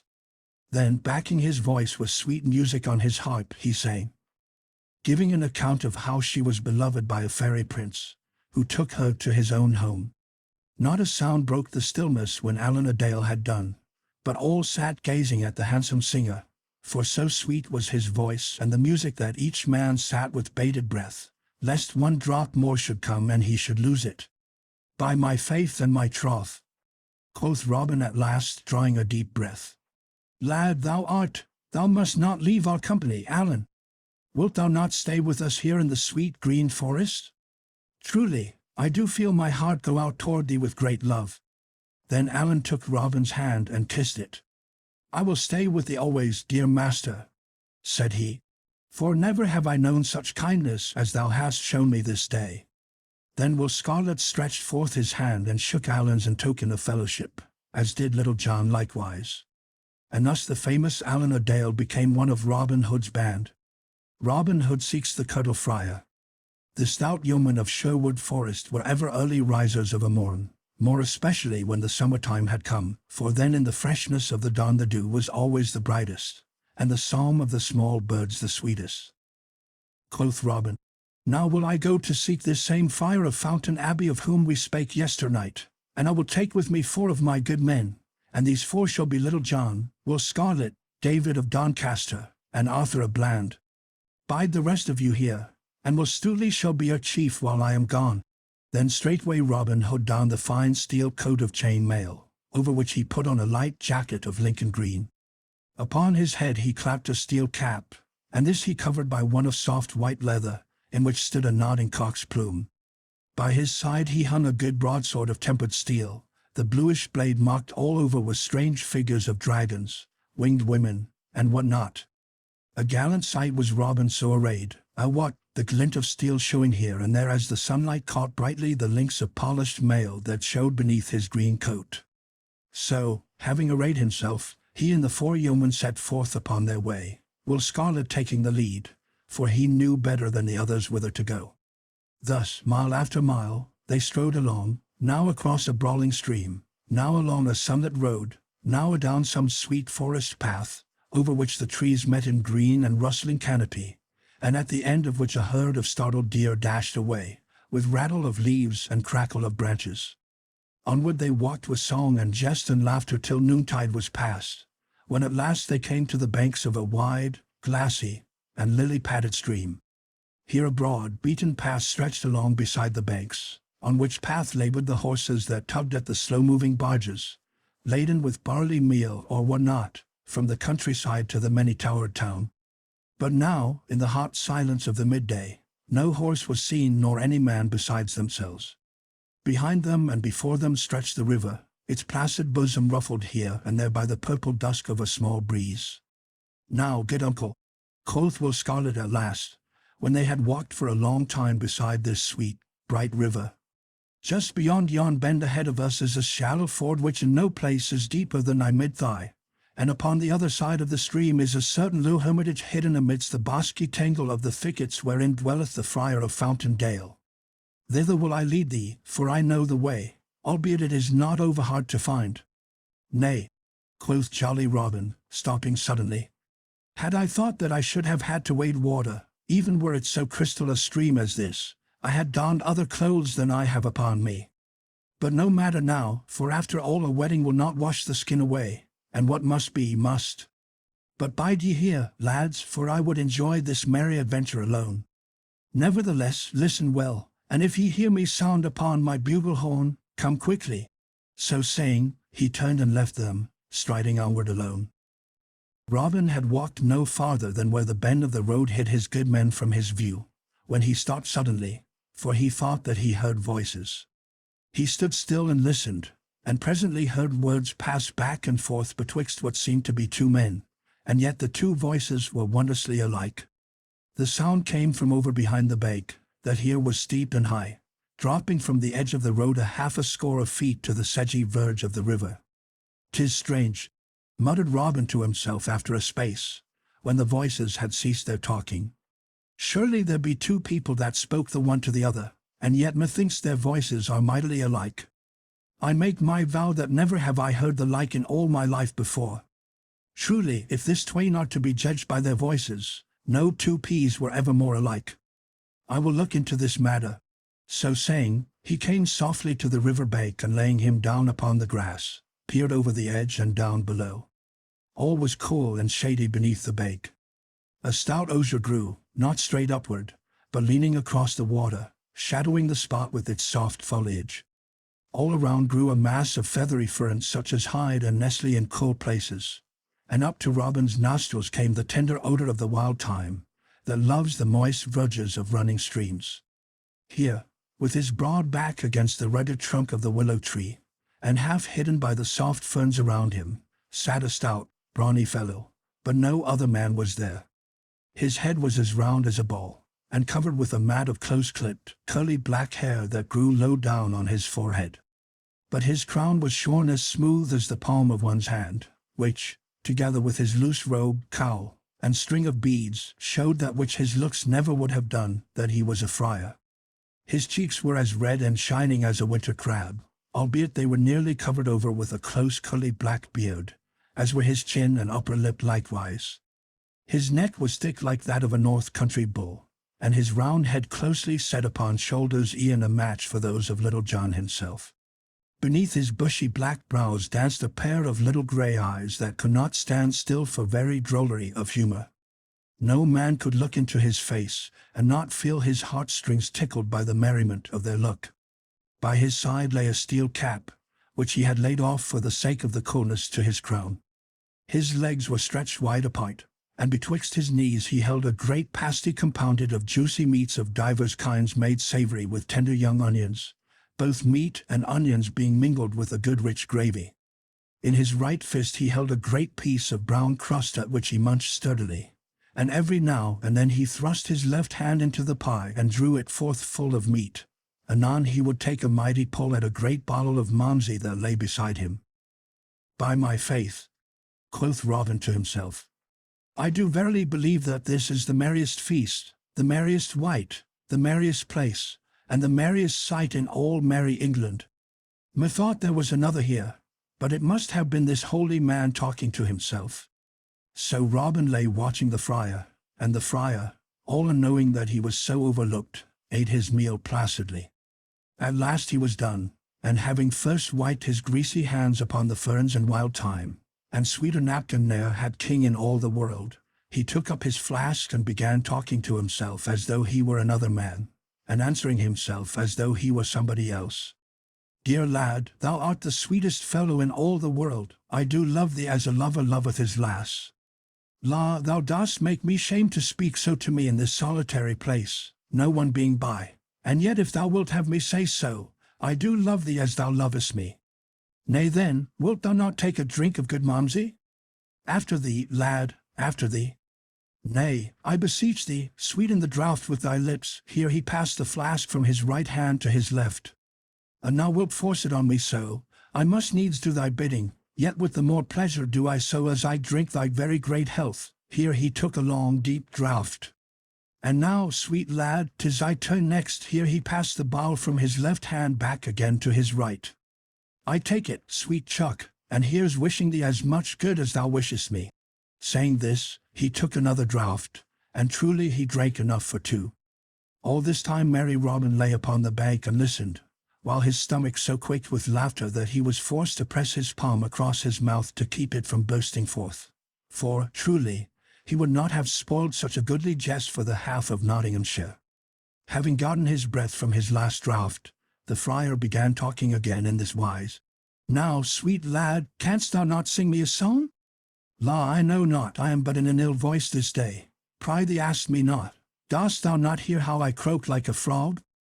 "Nay, nay, thy voice is as sweet as any bullfinch. Come, sing, I pry thee. I would rather hear thee sing than eat a fair feast."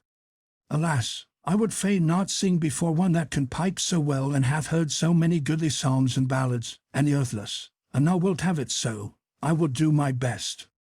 But now methinks that thou and I might sing some fair song together. Dost thou not know a certain dainty little catch called the loving youth and the scornful maid? Why, truly, methinks I have heard it ere now. Then dost thou not think that thou couldst take the lass's part if I take the lad's? I know not, but I will try. Begin now with the lad, and I will follow with the lass." Then, singing first with a voice deep and gruff, and anon in one high and squeaking, he blithely trolled the merry catch of.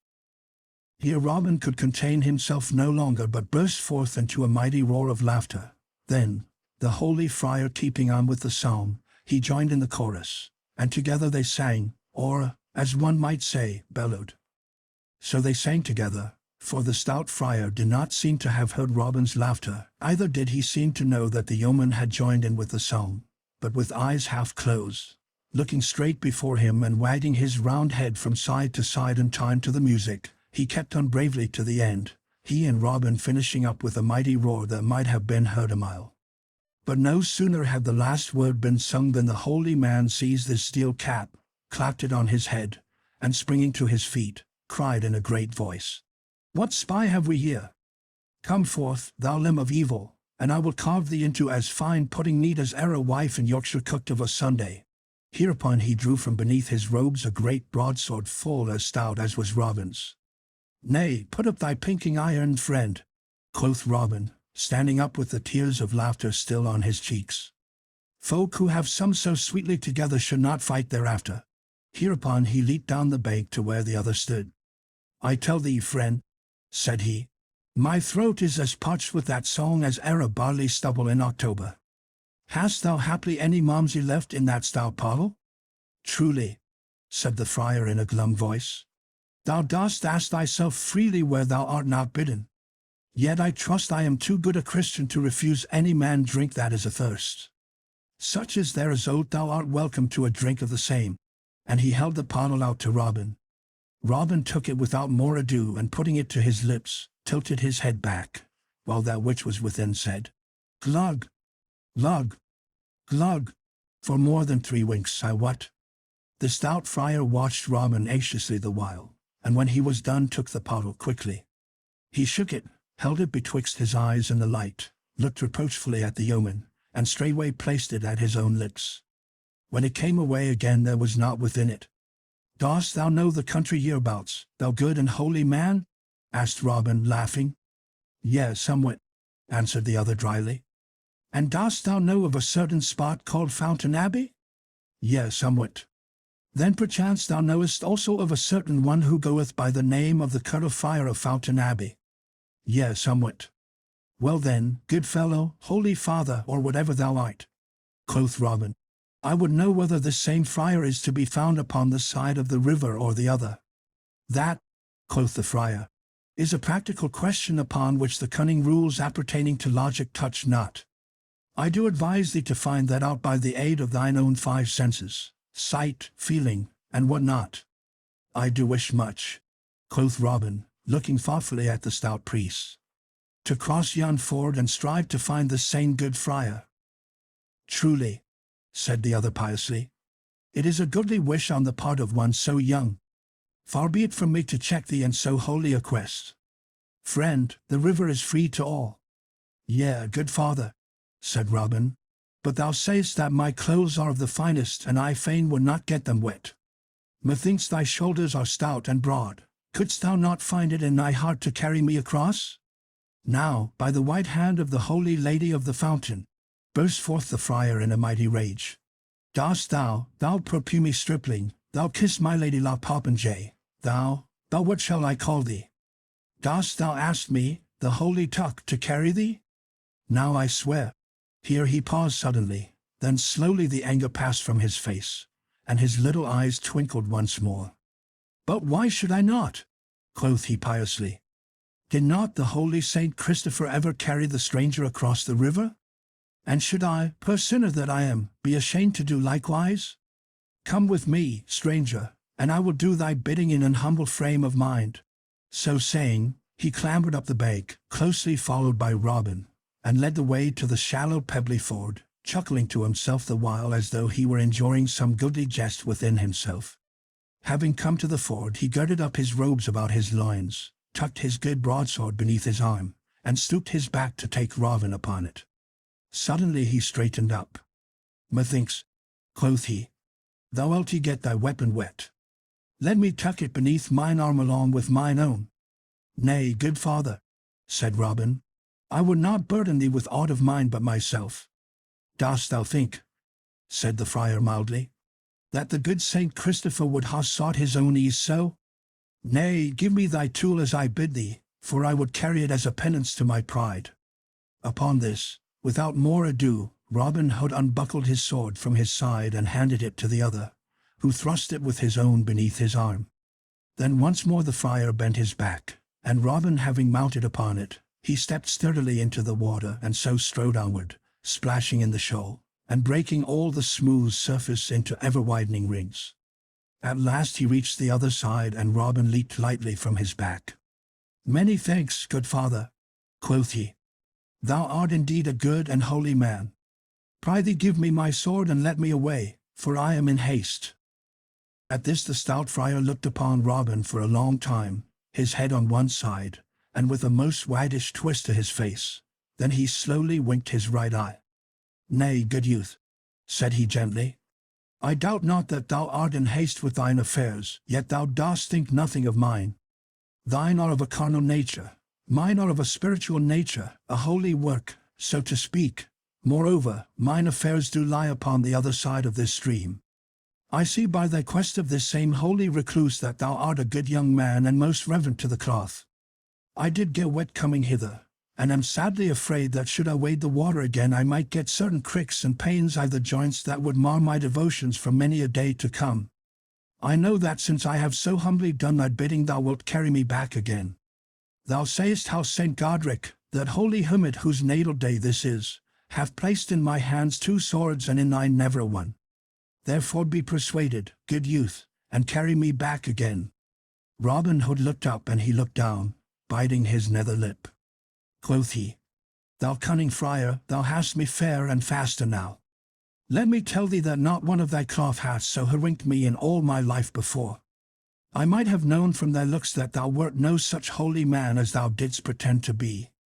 Nay, interrupted the friar, I bid thee speak not so scurrilously either, lest thou mayst perchance feel the prick of an inch or so of blue steel. Tut, tut, said Robin, speak not so, friar. The loser hath ever the right to use his tongue as he doth list. Give me my sword. I do promise to carry thee back straightway. Nay, I will not lift the weapon against thee. Marry, come up, quoth the friar. I fear thee not, fellow. Here is thy skewer, and get thyself presently ready, for I would hasten back. So Robin took his sword again and buckled it at his side. Then he bent his stout back and took the friar upon it. Now I wot Robin Hood had a heavier load to carry in the friar than the friar had in him. Moreover, he did not know the ford, so he went stumbling among the stones, now stepping into a deep hole, and now nearly tripping over a boulder, while the sweat ran down his face in beads from the hardness of his journey and the heaviness of his load. Meantime, the friar kept digging his heels into Robin's sides and bidding him hasten, calling him many ill names the while. To all this Robin answered never a word, but, having softly felt around till he found the buckle of the belt that held the friar's sword, he worked slyly at the fastenings, seeking to loosen them. Thus it came about that, by the time he had reached the other bank with his load, the friar's sword belt was loose, albeit he knew it not. So when Robin stood on dry land and the friar leaped from his back, the yeoman gripped hold of the sword so that blade, sheath, and strap came away from the holy man, leaving him without a weapon. "Now then," quoth merry Robin, panting as he spake and wiping the sweat from his brow, "I have thee, fellow. This time that same saint of whom thou didst speak but now hath delivered 2 swords into my hand and hath stripped thine away from thee. Now if thou dost not carry me back, and that speedily, I swear I will prick thy skin till it is as full of holes as a slashed doublet." The good friar said not a word for a while, but he looked at Robin with a grim look. "Now," said he at last, "I did think that thy wits were of the heavy sort, and knew not that thou wert so cunning. Truly, thou hast me upon the hip. Give me my sword, and I promise not to draw it against thee save in self-defense. Also, I promise to do thy bidding and take thee upon my back and carry thee." So jolly Robin gave him his sword again, which the friar buckled to his side, and this time looked to it that it was more secure in its fastenings. Then tucking up his robes once more, he took Robin Hood upon his back and without a word stepped into the water, and so waited on in silence while Robin sat laughing upon his back. At last he reached the middle of the ford where the water was deepest. Here he stopped for a moment, and then, with a sudden lift of his hand and heave of his shoulders, fairly shot Robin over his head as though he were a sack of grain. Down went Robin into the water with a mighty splash. "There," quoth the holy man, calmly turning back again to the shore. "Let that cool thy hot spirit if it may." Meantime, after much splashing, Robin had gotten to his feet and stood gazing about him all bewildered, the water running from him in pretty little rills. At last he shot the water out of his ears and spat some out of his mouth, and gathering his scattered wits together, saw the stout friar standing on the bank and laughing. Then, I wot, was Robin Hood a man. "Stay, thou villain!" roared he. "I am after thee straight, and if I do not carve thy brawn for thee this day, may I never lift finger again." So saying, he dashed splashing to the bank. "Thou needst not hasten thyself unduly," quoth the stout friar. "Fear not, I will abide here, and if thou dost not cry alackaday ere long time is gone, may I never more peep through the break at a fallow deer." And now Robin, having reached the bank, began, without more ado, to roll up his sleeves above his wrists. The friar, also, tucked his robes more about him, showing a great, stout arm on which the muscles stood out like humps of an aged tree. Then Robin saw, what he had not wot of before, that the friar had also a coat of chain mail beneath his gown. "Look to thyself," cried Robin, drawing his good sword. "Ay, marry," quoth the friar, who held his already in his hand. So, without more ado, they came together, and thereupon began a fierce and mighty battle. Right and left, and up and down and back and forth they fought.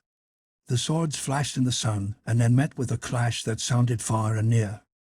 I wot this was no playful bout at quarterstaff, but a grim and serious fight of real earnest. Thus they strove for an hour or more, pausing every now and then to rest, at which times each looked at the other with wonder, and thought that never had he seen so stout a fellow. Then once again they would go at it more fiercely than ever. Yet in all this time either had harmed the other nor caused his blood to flow. At last merry Robin cried, "Hold thy hand, good friend," whereupon both lowered their swords. "Now I crave a boon ere we begin again," quoth Robin, wiping the sweat from his brow, for they had striven so long that he began to think that it would be an ill-done thing either to be smitten himself or to smite so stout and brave a fellow. "What wouldst thou have of me?" asked the friar. "Only this," quoth Robin, "that thou wilt let me blow thrice upon my bugle horn." The friar bent his brows and looked shrewdly at Robin Hood. "Now I do verily think that thou hast some cunning trick in this," quoth he.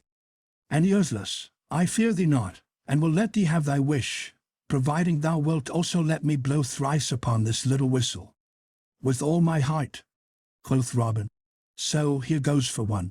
So saying, he raised his silver horn to his lips and blew thrice upon it, clear and high. Meantime, the friar stood watching keenly for what might come to pass, holding in his fingers the while a pretty silver whistle, such as knights use for calling their hawks back to their wrists, which whistle always hung at his girdle along with his rosary. Scarcely had the echo of the last note of Robin's bugle come whining back from across the river, when 4 tall men in Lincoln green came running around the bend of the road, each with a bow in his hand and an arrow ready knocked upon the string. "Ha! Is it thus, thou traitor knave?" cried the friar. "Then, marry, look to thyself." So saying, he straightway clapped the hawk's whistle to his lips and blew a blast that was both loud and shrill. And now there came a crackling of the bushes that lined the other side of the road, and presently forth from the covert burst 4 great, shaggy hounds. "At sweet lips! At bell throat! At beauty! At fangs!" cried the friar, pointing at Robin. And now it was well for that yeoman that a tree stood nigh him beside the road, else had he had an ill chance of it. Ere one could say, "Gaffer Downtrodden," the hounds were upon him, and he had only time to drop his sword and leap lightly into the tree, around which the hounds gathered, looking up at him as though he were a cat on the eaves. But the friar quickly called off his dogs. "At cried he, pointing down the road to where the yeomen were standing stock still with wonder of what they saw. As the hawk darts down upon its quarry, so sped the 4 dogs at the yeomen. But when the 4 men saw the hounds so coming, all with one accord, saving only Will Scarlet, drew each man his goose feather to his ear and let fly his shaft. And now the old ballad telleth of a wondrous thing that happened, for thus it says, that each dog so shot at leaped lightly aside, and as the arrow passed him whistling, caught it in his mouth and bit it in twain. Now it would have been an ill day for these 4 good fellows had not Will Scarlet stepped before the others and met the hounds as they came rushing. "Why, how now, Fangs?" cried he sternly. "Down, Beauty! Down, Sarah! What means this?"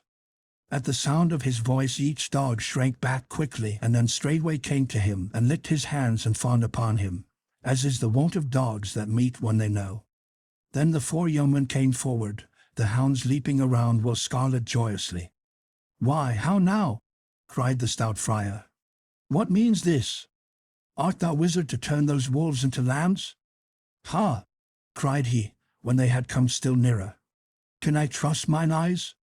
What means it that I see young Master William Gamwell in such company?" "Nay, Tuck," said the young man, as the 4 came forward to where Robin was now clambering down from the tree in which he had been roosting, he having seen that all danger was over for the time. "Nay, Tuck, my name is no longer Will Gamwell, but Will Scarlet, and this is my good uncle, Robin Hood, with whom I am abiding just now." "Truly, good master," said the friar, looking somewhat abashed and reaching out his great palm to Robin. "I ha oft heard thy name both sung and spoken of, but I never thought to meet thee in battle.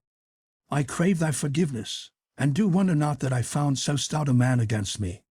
"Truly, most holy father," said Little John, "I am more thankful than e'er I was in all my life before that our good friend Scarlet knew thee and thy dogs. I tell thee seriously that I felt my heart crumble away from me when I saw my shaft so miss its aim, and those great beasts of thine coming straight at me." "Thou mayst indeed be thankful, friend," said the friar gravely.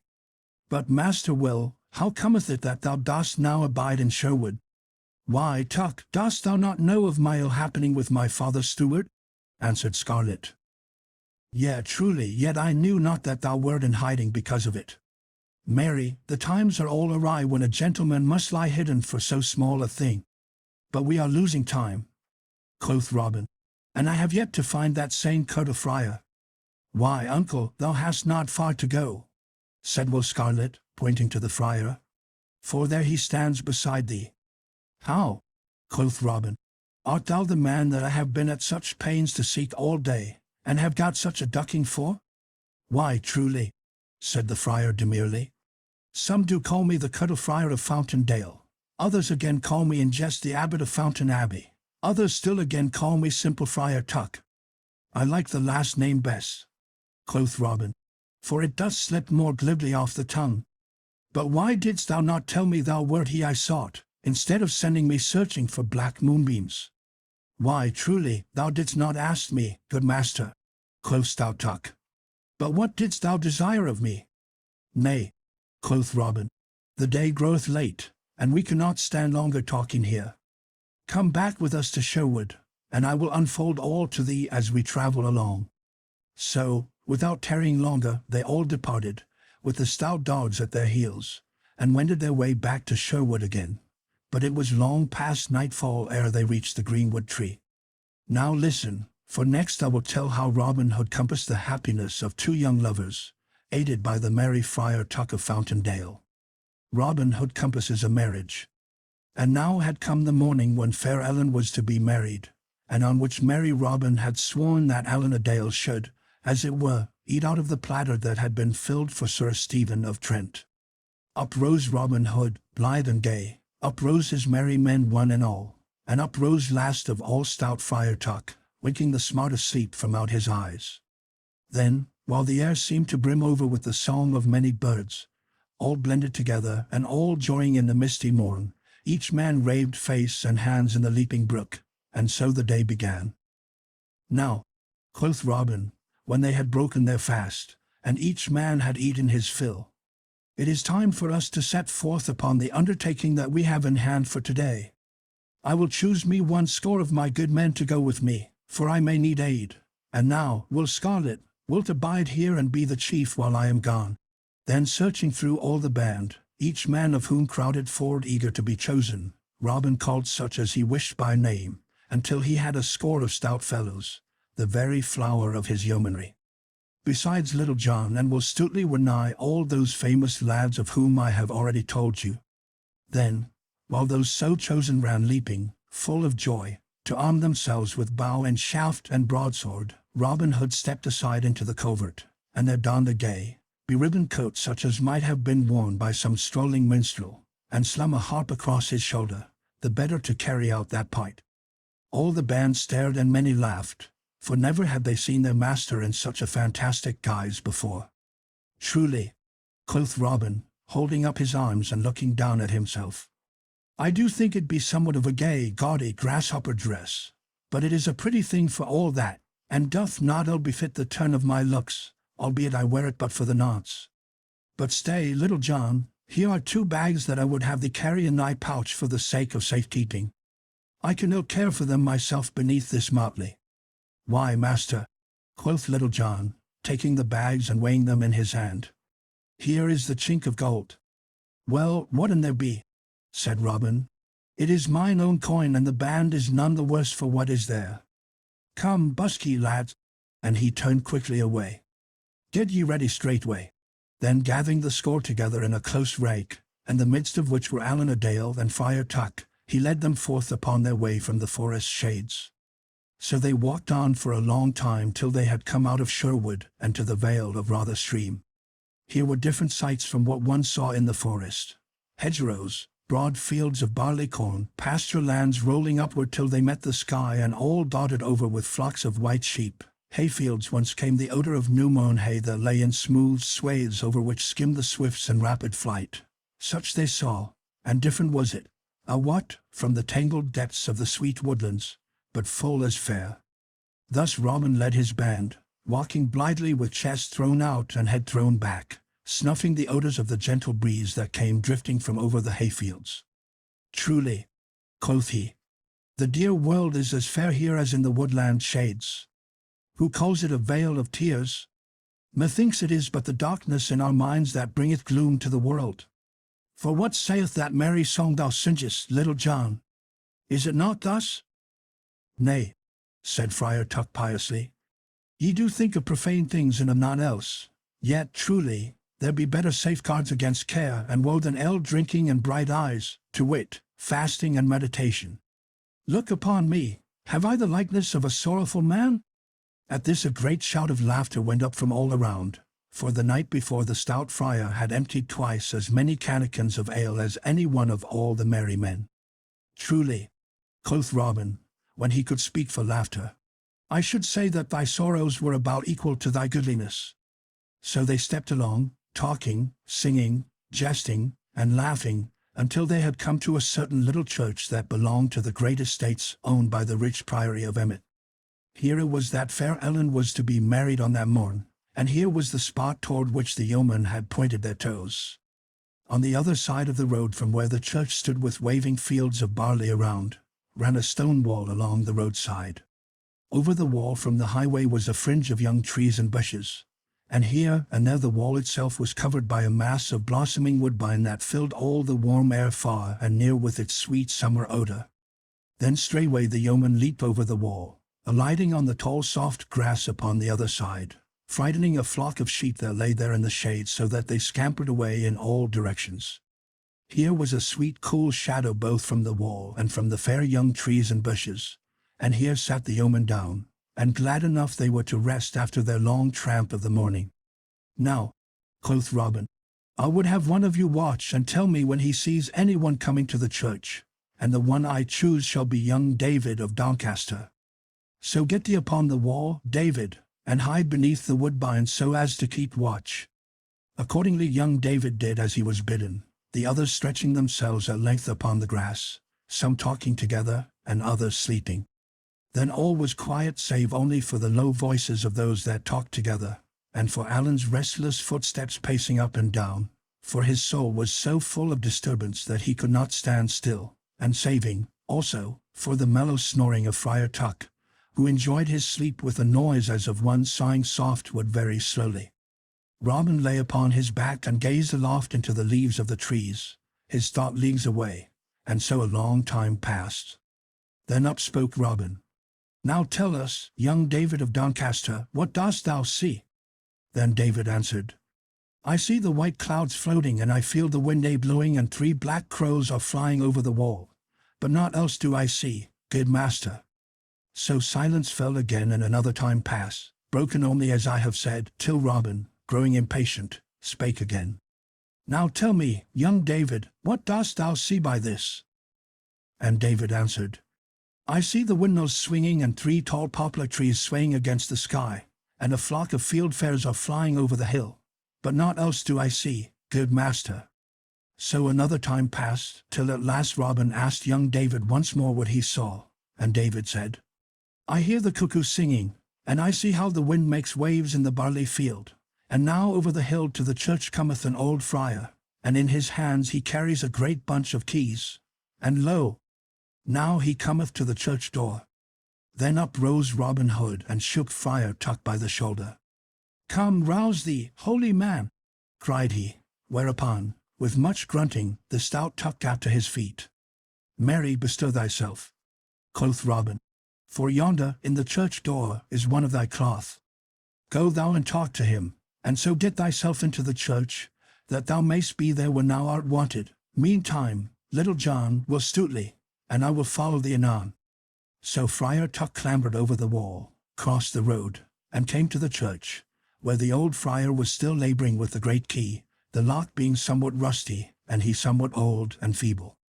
Hello, brother, quoth Tuck. Let me aid thee. So saying, he took the key from the other's hand and quickly opened the door with a turn of it. Who art thou, good brother? Asked the old friar, in a high wheezing voice. Whence comest thou, and whither art thou going? And he winked and blinked at stout Friar Tuck like an owl at the sun. Thus do I answer their questions, brother, said the other. My name is Tuck, and I go no farther than this spot, if thou wilt haply but let me stay while this same wedding is going forward. I come from Fountaindale, and, in truth, am a certain poor hermit, as one may say, for I live in a cell beside the fountain blessed by that holy Saint Ethelrada. But if I understand aught, there is to be a gay wedding here today. So, if thou mindest not, I would fain rest me in the cool shade within, for I would like to see this fine sight. Truly, thou art welcome, brother, said the old man, leading the way within. Meantime, Robin Hood, in his guise of harper, together with Little John and Will Stutely, had come to the church. Robin sat him down on a bench beside the door, but Little John, carrying the 2 bags of gold, went within, as did Will Stutely. So Robin sat by the door, looking up the road and down the road to see who might come, till, after a time, he saw 6 horsemen come riding sedately and slowly, as became them, for they were churchmen in high orders. Then, when they had come nearer, Robin saw who they were, and knew them. The first was the Bishop of Hereford, and a fine figure he cut, I wot. His vestments were of the richest silk, and around his neck was a fair chain of beaten gold. The cap that hid his tonsure was of black velvet, and around the edges of it were rows of jewels that flashed in the sunlight, each stone being set in gold. His hose were of flame-colored silk, and his shoes of black velvet, the long, pointed toes being turned up and fastened to his knees, and on either instep was embroidered a cross in gold thread. Beside the bishop rode the prior of Emmet upon a mincing palfrey. Rich were his clothes also, but not so gay as the stout bishop's. Behind these were 2 of the higher brethren of Emmet, and behind these again 2 retainers belonging to the bishop. For the Lord Bishop of Hereford strove to be as like the great barons as was in the power of one in holy orders. When Robin saw this train drawing near, with flash of jewels and silk and jingle of silver bells on the trappings of the nags, he looked sourly upon them. Quoth he to himself, "Yon bishop is overgaudy for a holy man. I do wonder whether his patron, who, methinks, was St. Thomas, was given to wearing golden chains about his neck, silk clothing upon his body, and pointed shoes upon his feet, the money for all of which, God wot, have been wrung from the sweat of poor tenants. Bishop, bishop, thy pride may have a fall ere thou wottest of it." So the holy men came to the church, the bishop and the prior jesting and laughing between themselves about certain fair dames, their words more befitting the lips of laymen, methinks, than holy clerks. Then they dismounted, and the bishop, looking around, presently caught sight of Robin standing in the doorway. "Hello, good fellow," quoth he in a jovial voice. "Who art thou that struttest in such gay feathers?" "A harper am I from the north country," quoth Robin, "and I can touch the strings, I wot, as never another man in all merry England can do. Truly, good Lord Bishop, many a knight and burgher, clerk and layman, have danced to my music, willy-nilly, and most times greatly against their will. Such is the magic of my harping. Now this day, my Lord Bishop, if I may play at this wedding, I do promise that I will cause the fair bride to love the man she marries with a love that shall last as long as that twain shall live together." "Ha! Is it so?" cried the bishop. "Meanest thou this in sooth?" And he looked keenly at Robin, who gazed boldly back again into his eyes. "Now, if thou wilt cause this maiden, who have verily bewitched my poor cousin Stephen, thus to love the man she is to marry, as thou sayest thou canst, I would give thee whatsoever thou wilt ask me in due measure. Let me have a taste of thy skill, fellow." "Nay," quoth Robin, "my music cometh not without I choose, even at a lord bishop's bidding. In sooth, I will not play until the bride and bridegroom come." "Now, thou art a saucy varlet to speak so to my cress," quoth the bishop, frowning on Robin. "Yet I must needs bear with thee. Look, prior, hither cometh our cousin Sir Stephen, and his lady love."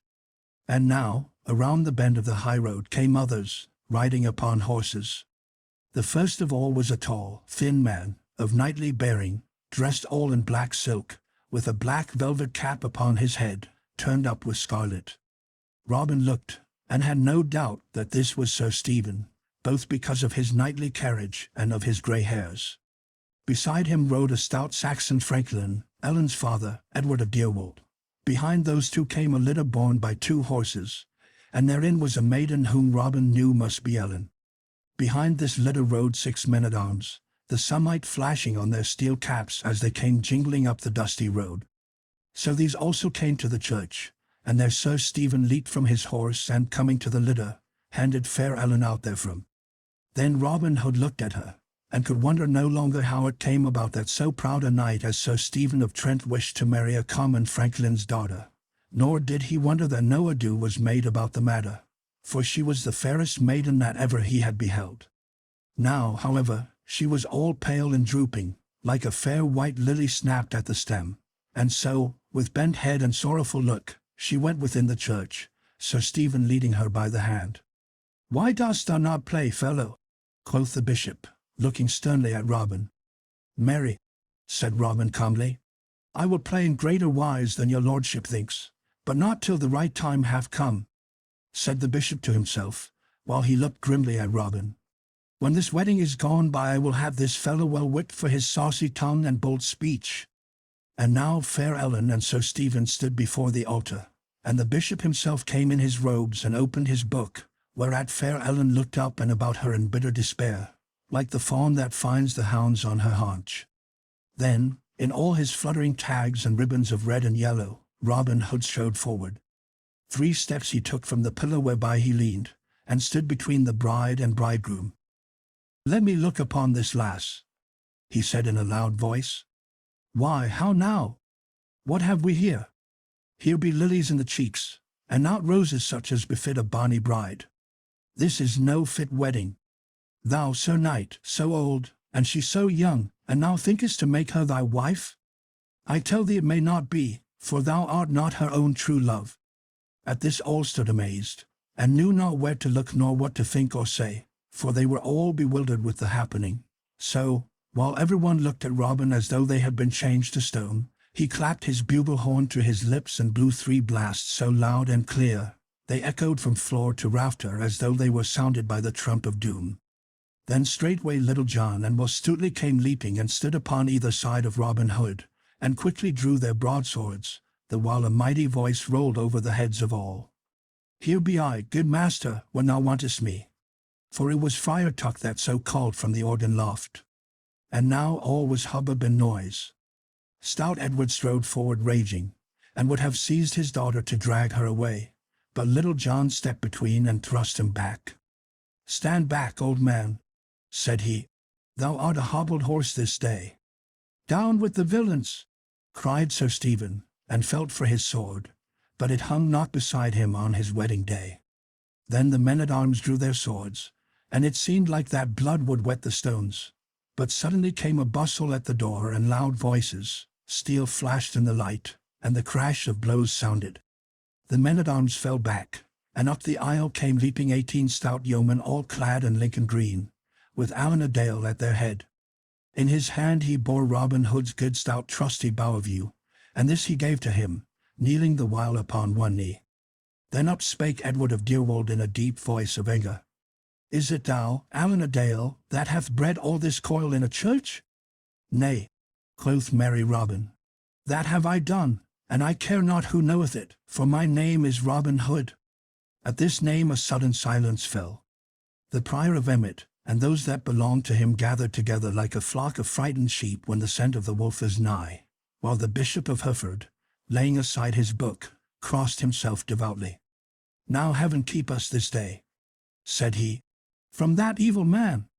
"Nay," quoth Robin, "I mean ye no harm, but here is fair Ellen's betrothed husband, and she shall marry him or pain will be bred to some of you."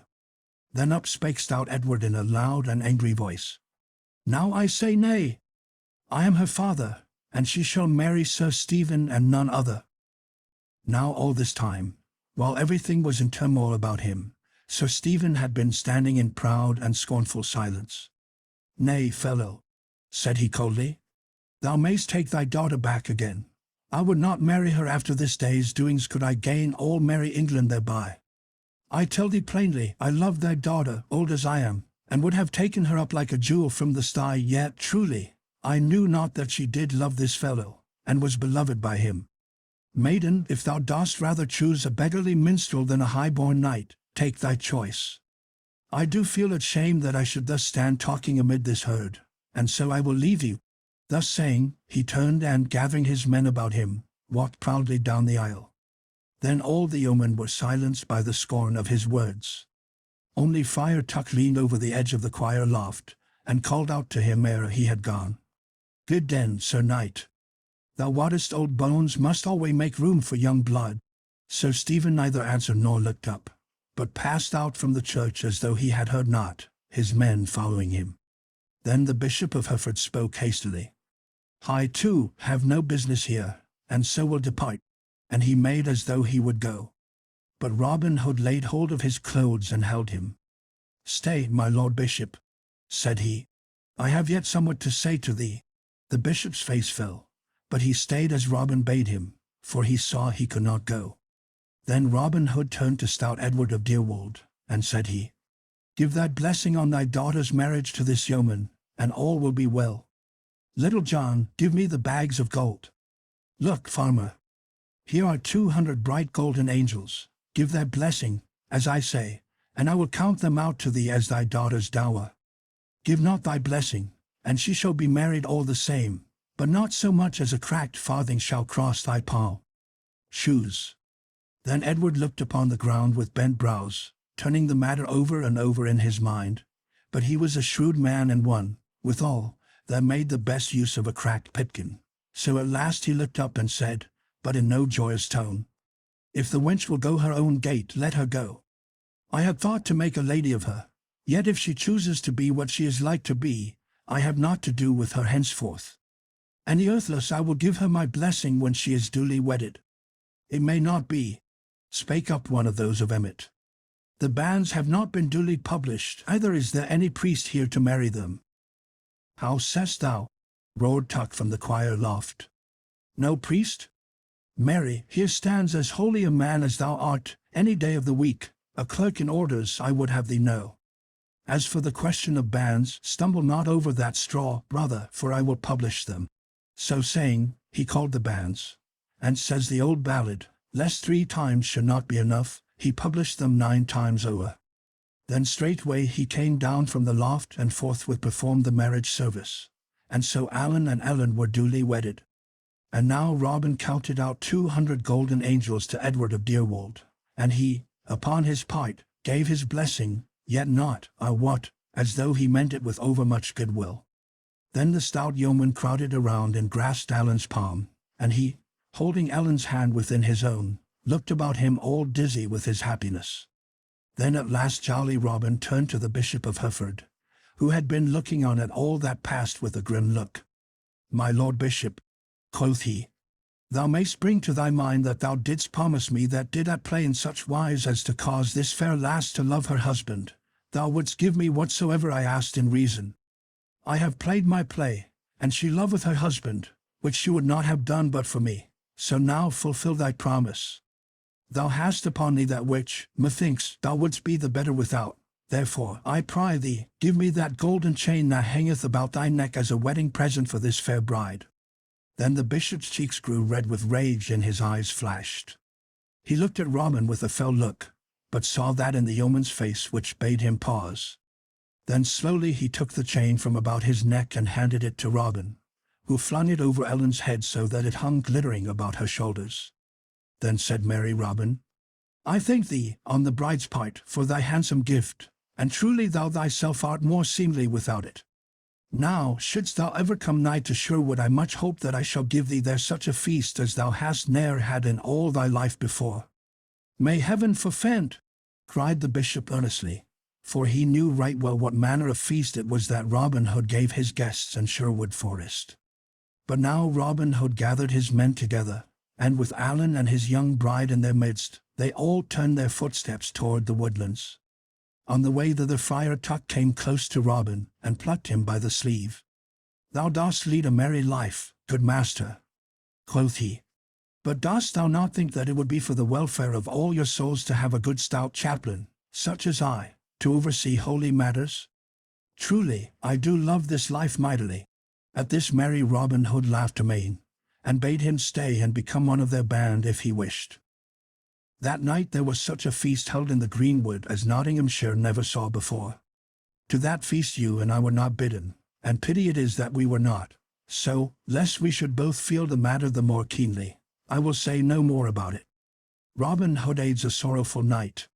So passed the gentle springtime away in budding beauty, its silver showers and sunshine, its green meadows and its flowers. So, likewise, passed the summer with its yellow sunlight, its quivering heat and deep, bosky foliage, its long twilights, and its mellow nights through which the frogs croaked and fairy folk were said to be out on the hillsides. All this had passed, and the time of fall had come, bringing with it its own pleasures and joyousness. For now, when the harvest was gathered home, merry bands of gleaners roamed the country about, singing along the roads in the daytime, and sleeping beneath the hedgerows and the hayricks at night. Now the hips burned red in the tangled thickets, and the hues waxed black in the hedgerows. The stubble lay all crisp and naked to the sky, and the green leaves were fast turning russet and brown. Also, at this merry season, good things of the year are gathered in great store. Brown ale lies ripening in the cellar, hams and bacon hang in the smoke shed, and crabs are stowed away in the straw for roasting in the winter-time, when the north wind piles the snow and drifts around the gables and the fire crackles warm upon the hearth. So passed the seasons then, so they pass now, and so they will pass in time to come, while we come and go like leaves of the tree that fall and are soon forgotten. Quoth Robin Hood, snuffing the air, "Here is a fair day, Little John, and one that we can ill waste in idleness. Choose such men as thou dost need, and go thou east while I will wend to the west, and see that each of us bringeth back some goodly guest to dine this day beneath the greenwood tree." "Marry," cried Little John, clapping his palms together for joy, "thy bidding fitteth my liking like heft to blade. I'll bring thee back a guest this day, or come not back mine own self." Then they each chose such of the band as they wished, and so went forth by different paths from the forest. Now you and I cannot go two ways at the same time while we join in these merry doings, so we will e'en let Little John follow his own path while we tuck up our skirts and trudge after Robin Hood. And here is good company, too: Robin Hood, Will Scarlet, Allan a Dale, Will Scathelock, Madge, the miller's son, and others. A score or more of stout fellows had abided in the forest, with Friar Tuck, to make ready for the homecoming, but all the rest were gone either with Robin Hood or Little John. They travelled onward, Robin following his fancy and the others following Robin. Now they wended their way through an open dale with cottage and farm lying therein, and now again they entered woodlands once more. Passing by fair Mansfield town, with its towers and battlements, and spires all smiling in the sun, they came at last out of the forest lands. Onward they journeyed, through highway and byway, through villages where good wives and merry lasses peeked through the casements at the fine show of young men, until at last they came over beyond Alverton in Derbyshire. By this time high noontide had come, yet they had met no guest such as was worth their while to take back to Sherwood. So, coming at last to a certain spot where a shrine stood at the crossing of two roads, Robin called upon them to stop, for here on either side was shelter of high hedgerows, behind which was good hiding, whence they could watch the roads at their ease, while they ate their midday meal. Quoth merry Robin, "Here, methinks, is good lodging, where peaceful folk, such as we be, can eat in quietness. Therefore we will rest here, and see what may, perchance, fall into our luck pot." So they crossed the stile and came behind a hedgerow where the mellow sunlight was bright and warm, and where the grass was soft, and there sat them down. Then each man drew from the pouch that hung beside him that which he had brought to eat, for a merry walk such as this had been sharpens the appetite till it is as keen as a March wind. So no more words were spoken, but each man saved his teeth for better use, munching at brown crust and cold meat right lustily. In front of them, one of the high roads crawled up the steep hill and then dipped suddenly over its crest, shot-cut with hedgerow and shaggy grass against the sky. Over the top of the windy hill peeped the eaves of a few houses of the village that fell back into the valley behind. There, also, showed the top of a windmill, the sails slowly rising and dipping from behind the hill against the clear blue sky, as the light wind moved them with creaking and labored swing. So the yeomen lay behind the hedge and finished their midday meal. But still the time slipped along, and no one came. At last, a man came slowly riding over the hill and down the stony road toward the spot where Robin and his band lay hidden. He was a good stout knight, but sorrowful of face and downcast of mien. His clothes were plain and rich, but no chain of gold, such as folk of his stand and life wore at most times, hung around his neck, and no jewel was about him. Yet no one could mistake him for aught but one of proud and noble blood. His head was bowed upon his breast and his hands drooped limp on either side, and so he came slowly riding, as though sunk in sad thoughts, while even his good horse, the reins loose upon his neck, walked with hanging head, as though he shared his master's grief. Quoth Robin Hood, Yon is verily a sorry-looking gallant, and does seem to have done ill content with his jerkin this morning. Nevertheless, I will out and talk with him, for there may be some pickings here for 100 doll. Methinks his dress is rich, though he himself is so downcast. Bide ye here till I look into this matter." So saying, he arose and left them, crossed the road to the shrine, and there stood, waiting for the sorrowful knight to come near him. So, presently, when the knight came riding slowly along, jolly Robin stepped forward and laid his hand upon the bridle rein. "Hold, Sir Knight," quoth he. "I pry thee tarry for a short time, for I have a few words to say to thee." "What art thou, friend, who dost stop a traveller in this manner upon his most gracious Majesty's highway?" said the knight. "Marry," quoth Robin, "that is a question hard to answer.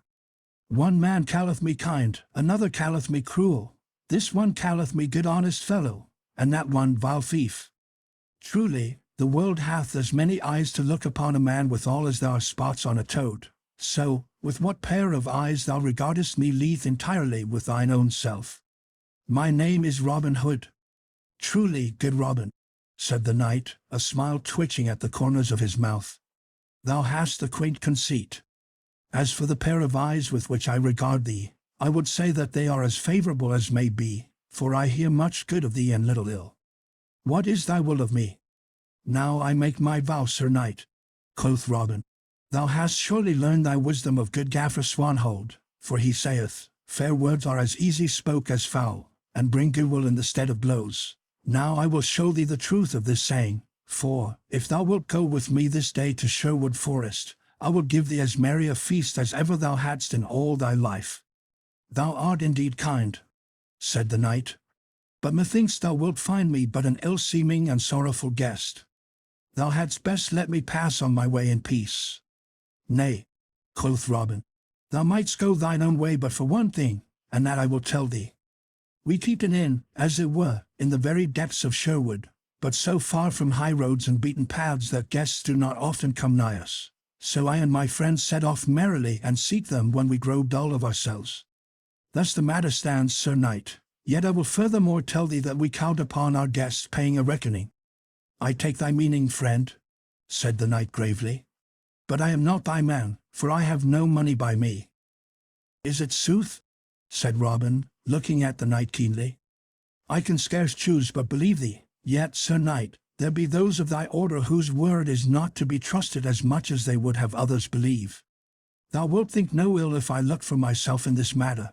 Then, still holding the horse by the bridle rein, he put his fingers to his lips and blew a shrill whistle, whereupon fourscore yeomen came leaping over the stile and ran to where the knight and Robin stood. "These," said Robin, looking upon them proudly, "are some of my merry men. They share and share alike with me all joys and troubles, gains and losses. Sir Knight, I pry thee tell me what money thou hast about thee." For a time the knight said not a word, but a slow red arose into his cheeks. At last he looked Robin in the face and said, "I know not why I should be ashamed, for it should be no shame to me. But friend, I tell thee the truth, when I say that in my purse are 10 shillings, and that is every groat that Sir Richard of the Lea hath in all the wide world." When Sir Richard ended a silence fell, until at last Robin said, "And dost thou pledge me thy knightly word that this is all thou hast with thee?" "Yea," answered Sir Richard, "I do pledge thee my most solemn word, as a true knight, that it is all the money I have in the world. Nay, here is my purse, ye may find for yourselves the truth of what I say." And he held his purse out to Robin. "Put up thy purse, Sir Richard," quoth Robin. "Far be it from me to doubt the word of so gentle a knight. The proud I strive to bring low, but those that walk in sorrow I would aid if I could. Come, Sir Richard, cheer up thy heart and go with us into the greenwood. Even I may perchance aid thee, for thou surely knowest how the good Athelstane was saved by the little blind mole that digged a trench over which he that sought the king's life stumbled." "Truly, friend," said Sir Richard, "methinks thou meanest kindness in thine own way. Nevertheless my troubles are such that it is not likely that thou canst cure them. But I will go with thee this day into Sherwood." Hereupon he turned his horse's head, and they all wended their way to the woodlands, Robin walking on one side of the knight and Will Scarlet on the other, while the rest of the band trudged behind. After they had travelled thus for a time, Robin Hood spake. Sir Knight, said he, I would not trouble thee with idle questions, but dost thou find it in thy heart to tell me thy sorrows? Truly, Robin, quoth the knight, I see no reason why I should not do so. Thus it is, my castle and my lands are in pawn for a debt that I owe. 3 days hence the money must be paid, or else all mine estate is lost forever, for then it falls into the hands of the Priory of Emmet, and what they swallow they never give forth again. Quoth Robin, I understand not why those of thy kind live in such a manner that all their wealth passeth from them like snow beneath the springtide Sunday. Thou wrongest me, Robin, said the knight. For listen, I have a son but 20 winters old, nevertheless he has won his spurs as knight. Last year, on a certain evil day, the justs were held at Chester, and thither my son went, as did I and my lady wife. I would it was a proud time for us, for he unhorsed each knight that he tilted against. At last he ran a course with a certain great knight, Sir Walter of Lancaster, yet though my son was so youthful, he kept his seat, albeit both spears were shivered to the heft. But it happened that a splinter of my boy's lance ran through the visor of Sir Walter's helmet and pierced through his eye into his brain, so that he died ere his esquire could unlace his helm. Now, Robin, Sir Walter had great friends at court, therefore his kinsmen stirred up things against my son, so that, to save him from prison, I had to pay a ransom of £600 in gold. All might have gone well even yet, only that, by ins and outs and crookedness of laws, I was shorn like a sheep that is clipped to the quick. So it came that I had to pawn my lands to the Priory of Emmet for more money, and a hard bargain they drove with me in my hour of need. Yet I would have thee understand I grieve so for my lands only because of my dear lady wife. But where is thy son now? Asked Robin, who had listened closely to all the knight had said. In Palestine, said Sir Richard, battling like a brave Christian soldier for the cross and the Holy Sepulchre. Truly, England was no place for him because of Sir Walter's death and the hate of the Lancastrians' kinsmen. Truly, said Robin, much moved, thine is a hard lot. But tell me, what is owing to Emmet for thine estates? Only £400, said Sir Richard. At this, Robin smote his thigh in anger. "Oh, the bloodsuckers!" cried he. "A noble estate to be forfeit for £400. But what will befall thee if thou dost lose thy lands, Sir Richard?" "It is not mine own lot that doth trouble me in that case," said the knight, "but my dear lady's, for should I lose my land she will have to betake herself to some kinsman, and there abide in charity, which, methinks, would break her proud heart. As for me, I will over the salt sea, and so to Palestine to join my son in fight for the Holy Sepulchre." Then up spake Will Scarlet. "But hast thou no friend that will help thee in thy dire need?" "Never a man," said Sir Richard. "While I was rich and now at home, and had friends, they blew great boasts of how they loved me. But when the oak falls in the forest, the swine run from beneath it lest they should be smitten down also. So my friends have left me, for not only am I poor but I have great enemies." Then Robin said, "Thou sayest thou hast no friends, Sir Richard. I make no boast, but many have found Robin Hood a friend in their troubles. Cheer up, Sir Knight, I may help thee yet." The knight shook his head with a faint smile, but for all that, Robin's words made him more blithe of heart, for in truth hope, being never so faint, bringeth a gleam into darkness, like a little rushlight that casteth but a groat. The day was well nigh gone when they came near to the greenwood tree. Even at a distance they saw by the number of men that Little John had come back with some guests. But when they came near enough, whom should they find but the Lord Bishop of Hereford? The good bishop was in a fine stew, I wot. Up and down he walked beneath the tree like a fox caught in a hencoop. Behind him were 3 black friars standing close together in a frightened group, like 3 black sheep in a tempest. Hitched to the branches of the trees close at hand were 6 horses, one of them a barbed with gay trappings upon which the bishop was wont to ride, and the others laden with packs of divers shapes and kinds, one of which made Robin's eyes glisten, for it was a box not overlarge, but heavily bound with bands and ribs of iron. When the bishop saw Robin and those with him come into the open, he made as though he would have run toward the yeoman. But the fellow that guarded the bishop and the 3 friars thrust his quarterstaff in front, so that his lordship was fain to stand back, though with frowning brow and angry speech. "Stay, my lord bishop," cried jolly Robin in a loud voice, when he saw what had passed. "I will come to thee with all speed, for I would rather see thee than any man in merry England." So saying, he quickened his steps and soon came to where the bishop stood fuming. "How now?"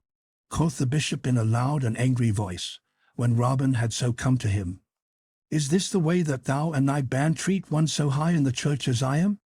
I and these brethren were passing peacefully along the high road with our pack horses, and a half-score of men to guard them, when up comes a great strapping fellow full 7 feet high, with 80 or more men back of him, and calls upon me to stop, me, the Lord Bishop of Hereford, mark thou. Whereupon my armed guards, beshrew them for cowards, straight ran away.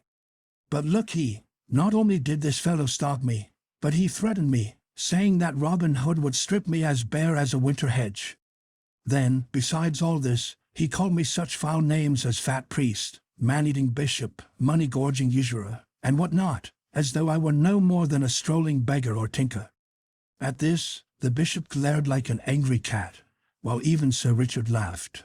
Only Robin kept a grave face.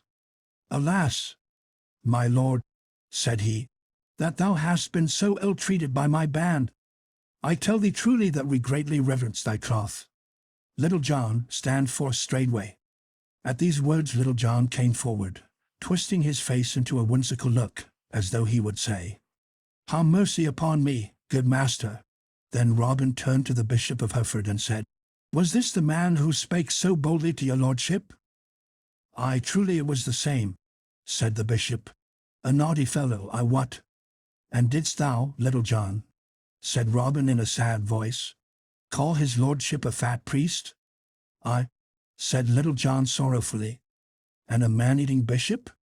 "Aye," said Little John, more sorrowfully than before. "And a money-gorging usurer?" "Aye," said Little John in so sorrowful a voice that it might have drawn tears from the dragon of Wenley. "Alas, that these things should be," said jolly Robin, turning to the bishop. "For I have ever found Little John a truthful man." At this, a roar of laughter went up, whereat the blood rushed into the bishop's face till it was cherry red from crown to chin. But he said nothing and only swallowed his words, though they well nigh choked him. "Nay, my lord bishop," said Robin, "we are rough fellows, but I trust not such ill men as thou thinkest, after all. There is not a man here that would harm a hair of thy reverence's head. I know thou art galled by our jesting, but we are all equal here in the greenwood, for there are no bishops nor barons nor earls among us, but only men, so thou must share our life with us while thou dost abide here. Come, busk ye, my merry men, and get the feast ready. Meantime, we will show our guests our woodland sports." So, while some were to kindle the fires for roasting neats, others ran leaping to get their cudgels and longbows. Then Robin brought forward Sir Richard of the Lea. "My lord bishop," said he, "here is another guest that we have with us this day. I wish that thou mightest know him better, for I and all my men will strive to honor you both at this merrymaking." "Sir Richard," said the bishop in a reproachful tone, "methinks thou and I are companions and fellow sufferers in this den of—" He was about to say, "thieves," but he stopped suddenly and looked askance at Robin Hood. "Speak out, bishop," quoth Robin, laughing. "We of Sherwood check not an easy flow of words. Den of thieves thou west about to say." Quoth the bishop, "Mayhap that was what I meant to say, Sir Richard, but this I will say, that I saw thee just now laugh at the scurrilous jests of these fellows. It would have been more becoming of thee, methinks, to have checked them with frowns instead of spurring them on by laughter."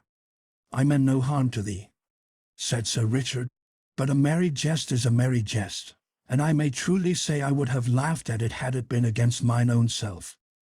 But now Robin Hood called upon certain ones of his band who spread soft moss upon the ground and laid deerskins thereon. Then Robin bade his guests be seated, and so they all three sat down, some of the chief men, such as Little John, Will Scarlet, Allan a Dale, and others, stretching themselves upon the ground near by. Then a garland was set up at the far end of the glade, and thereat the bowmen shot, and such shooting was done that day as it would have made one's heart leap to see. And all the while Robin talked so quaintly to the bishop and the knight that, the one forgetting his vexation and the other his troubles, they both laughed aloud again and again.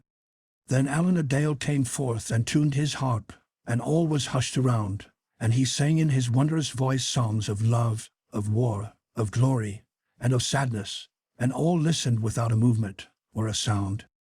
So Allan sang till the great round silver moon gleamed with its clear white light amid the upper tangle of the mazy branches of the trees. At last 2 fellows came to say that the feast was ready spread, so Robin, leading his guests with either hand, brought them to where great smoking dishes that sent savory smells far and near stood along the white linen cloths spread on the grass. All around was a glare of torches that lit everything up with a red light. Then, straightway sitting down, all fell to with noise and hubbub, the rattling of platters blending with the sound of loud talking and laughter. A long time the feast lasted, but at last all was over, and the bright wine and humming ale passed briskly. Then Robin Hood called aloud for silence, and all was hushed till he spoke. "I have a story to tell you all, so listen to what I have to say," quoth he, whereupon, without more ado, he told them all about Sir Richard, and how his lands were in pawn. But as he went on, the bishop's face, that had erst been smiling and ruddy with merriment, waxed serious, and he put aside the horn of wine he held in his hand, for he knew the story of Sir Richard, and his heart sank within him with grim forebodings. Then, when Robin Hood had done, he turned to the Bishop of Hereford. "Now, my Lord Bishop," said he, "dost thou not think this is ill done of anyone, much more of a churchman, who should live in humbleness and charity?" To this the bishop answered not a word, but looked upon the ground with moody eyes. Quoth Robin, "Now, thou art the richest bishop in all England, canst thou not help this needy brother?" But still the bishop answered not a word. Then Robin turned to Little John, and quoth he, "Go thou and most stoutly and bring forth those 5 pack horses yonder." Whereupon the 2 yeomen did as they were bidden, those about the cloth making room on the green, where the light was brightest, for the 5 horses which Little John and most stoutly presently led forward. "Who hath the score of the goods?" asked Robin Hood, looking at the black friars. Then up spake the smallest of all, in a trembling voice, an old man he was, with a gentle, wrinkled face. "That have I, but I pray thee, harm me not." "Nay," quoth Robin, "I have never harmed harmless man yet, but give it to me, good father." So the old man did as he was bidden, and handed Robin the tablet on which was marked down the account of the various packages upon the horses. This Robin handed to Will Scarlet, bidding him to read the same. So Will Scarlet, lifting his voice that all might hear, began. 3 bales of silk to Quinton, the mercer at Ancaster." "That we touch not," quoth Robin, "for this Quinton is an honest fellow, who hath risen by his own thrift." So the bales of silk were laid aside unopened. 1 bale of silk velvet for the Abbey of Beaumont. "What do these priests want of silk velvet?" quoth Robin. "Nevertheless, though they need it not, I will not take off from them. Measure it off into 3 lots, 1 to be sold for charity, 1 for us, and 1 for the abbey." So this, too, was done as Robin Hood bade. 2 score of great wax candles for the chapel of St. Thomas. "That belongeth fairly to the chapel," quoth Robin, "so lay it to one side. Far be it from us to take from the blessed St. Thomas that which belongeth to him." So this, also, was done according to Robin's bidding, and the candles were laid to one side, along with honest Quinton's unopened bales of silk.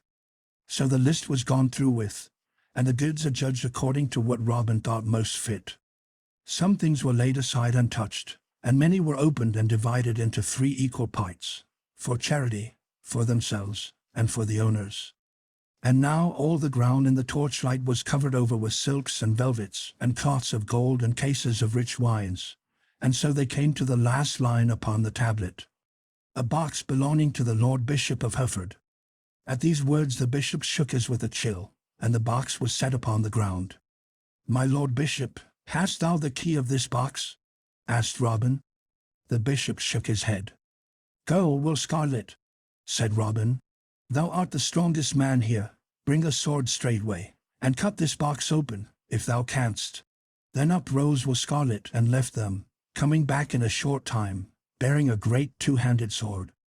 Thrice he smote that strong, iron-bound box, and at the third blow it burst open and a great heap of gold came rolling forth, gleaming red in the light of the torches. At this sight a murmur went all around among the band, like the sound of the wind in distant trees. But no man came forward nor touched the money. Quoth Robin, "Thou, Will Scarlet, thou, Allan a Dale, and now, Little John, count it over." A long time it took to count all the money, and when it had been duly scored up, Will Scarlet called out that there were 1,500 golden pounds in all. But in among the gold they found a paper, and this Will Scarlet read in a loud voice, and all heard that this money was the rental and fines and forfeits from certain estates belonging to the bishopric of Hereford. "My Lord Bishop," said Robin Hood, "I will not strip thee, as Little John said, like a winter hedge, for thou shalt take back 1/3 of thy money. 1/3 of it thou canst well spare to us for thy entertainment, and that of thy train, for thou art very rich. 1/3 of it thou canst better spare for charity, for, Bishop, I hear that thou art a hard master to those beneath thee, and a close hoarder of gains that thou couldst better and with more credit to thyself give to charity than spend upon thy own likings." At this the bishop looked up, but he could say never a word, yet he was thankful to keep some of his wealth. Then Robin turned to Sir Richard of the Lea, and quoth he, "Now, Sir Richard, the church seemed like to despoil thee, therefore some of the overplus of church gains may well be used in aiding thee.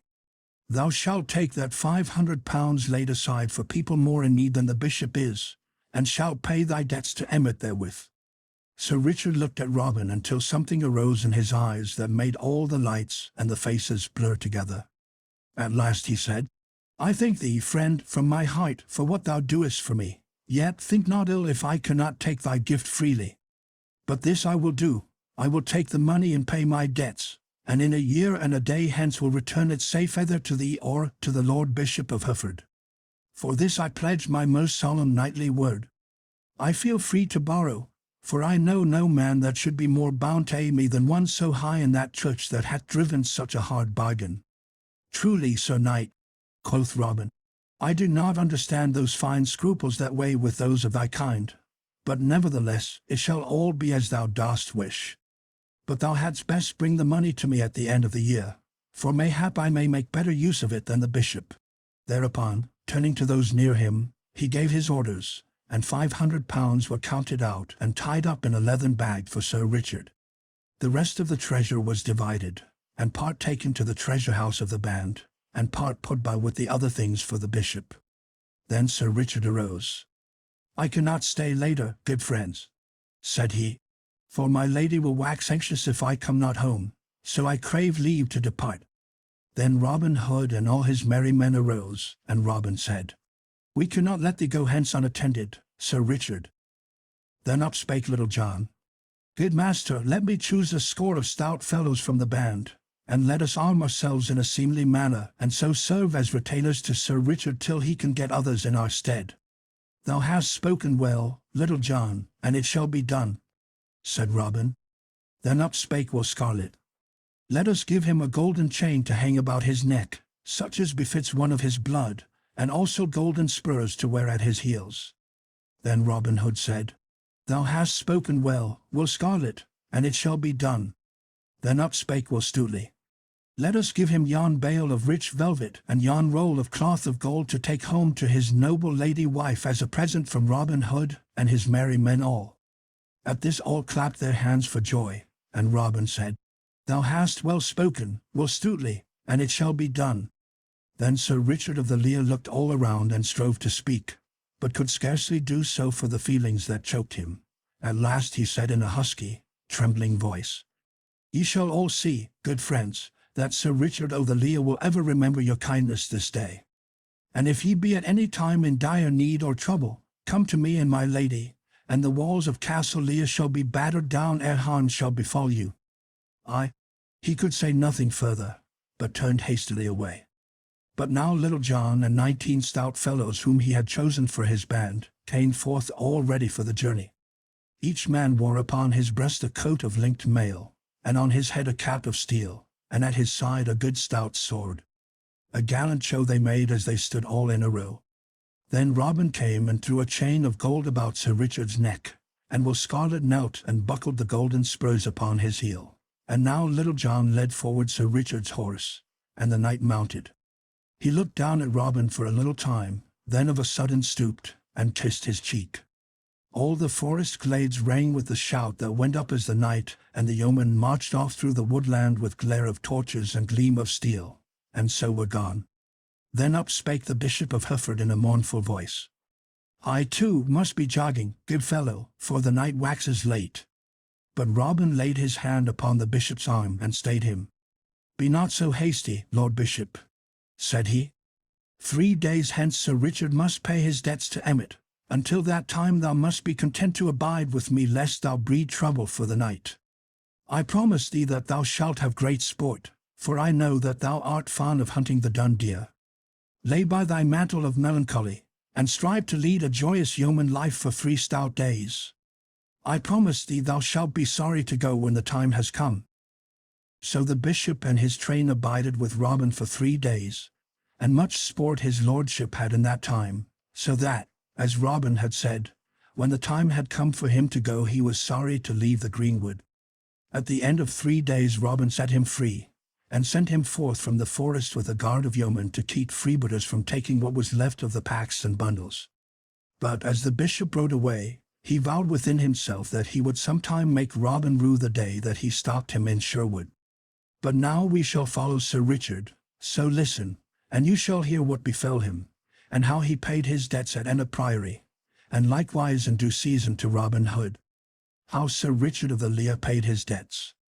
The long highway stretched straight on, grey and dusty in the sun. On either side were dikes full of water bordered by osiers, and far away in the distance stood the towers of Emmet Priory with tall poplar trees around. Along the causeway rode a knight with a score of stout men-at-arms behind him.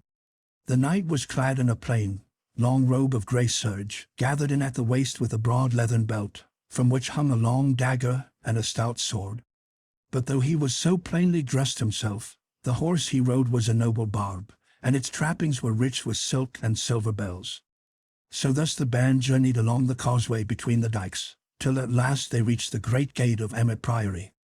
There the knight called to one of his men, and bade him knock at the porter's lodge with the heft of his sword. The porter was drowsing on his bench within the lodge, but at the knock he roused himself, and, opening the wicket, came hobbling forth and greeted the knight, while a tame starling that hung in a wicker cage within piped out, "In siliquis! In siliquis!" such being the words that the poor old lame porter had taught him to speak. "Where is that prior?" asked the knight of the old porter. "He is at meat, good knight, and he looketh for thy coming," quoth the porter. "For, if I mistake not, thou art Sir Richard of the Lea." "I am Sir Richard of the Lea, then I will go seek him forthwith," said the knight. "But shall I not send thy horse to stable?" said the porter. "By Our Lady, it is the noblest nag, and the best harnessed, that e'er I saw in all my life before." And he stroked the horse's flank with his palm.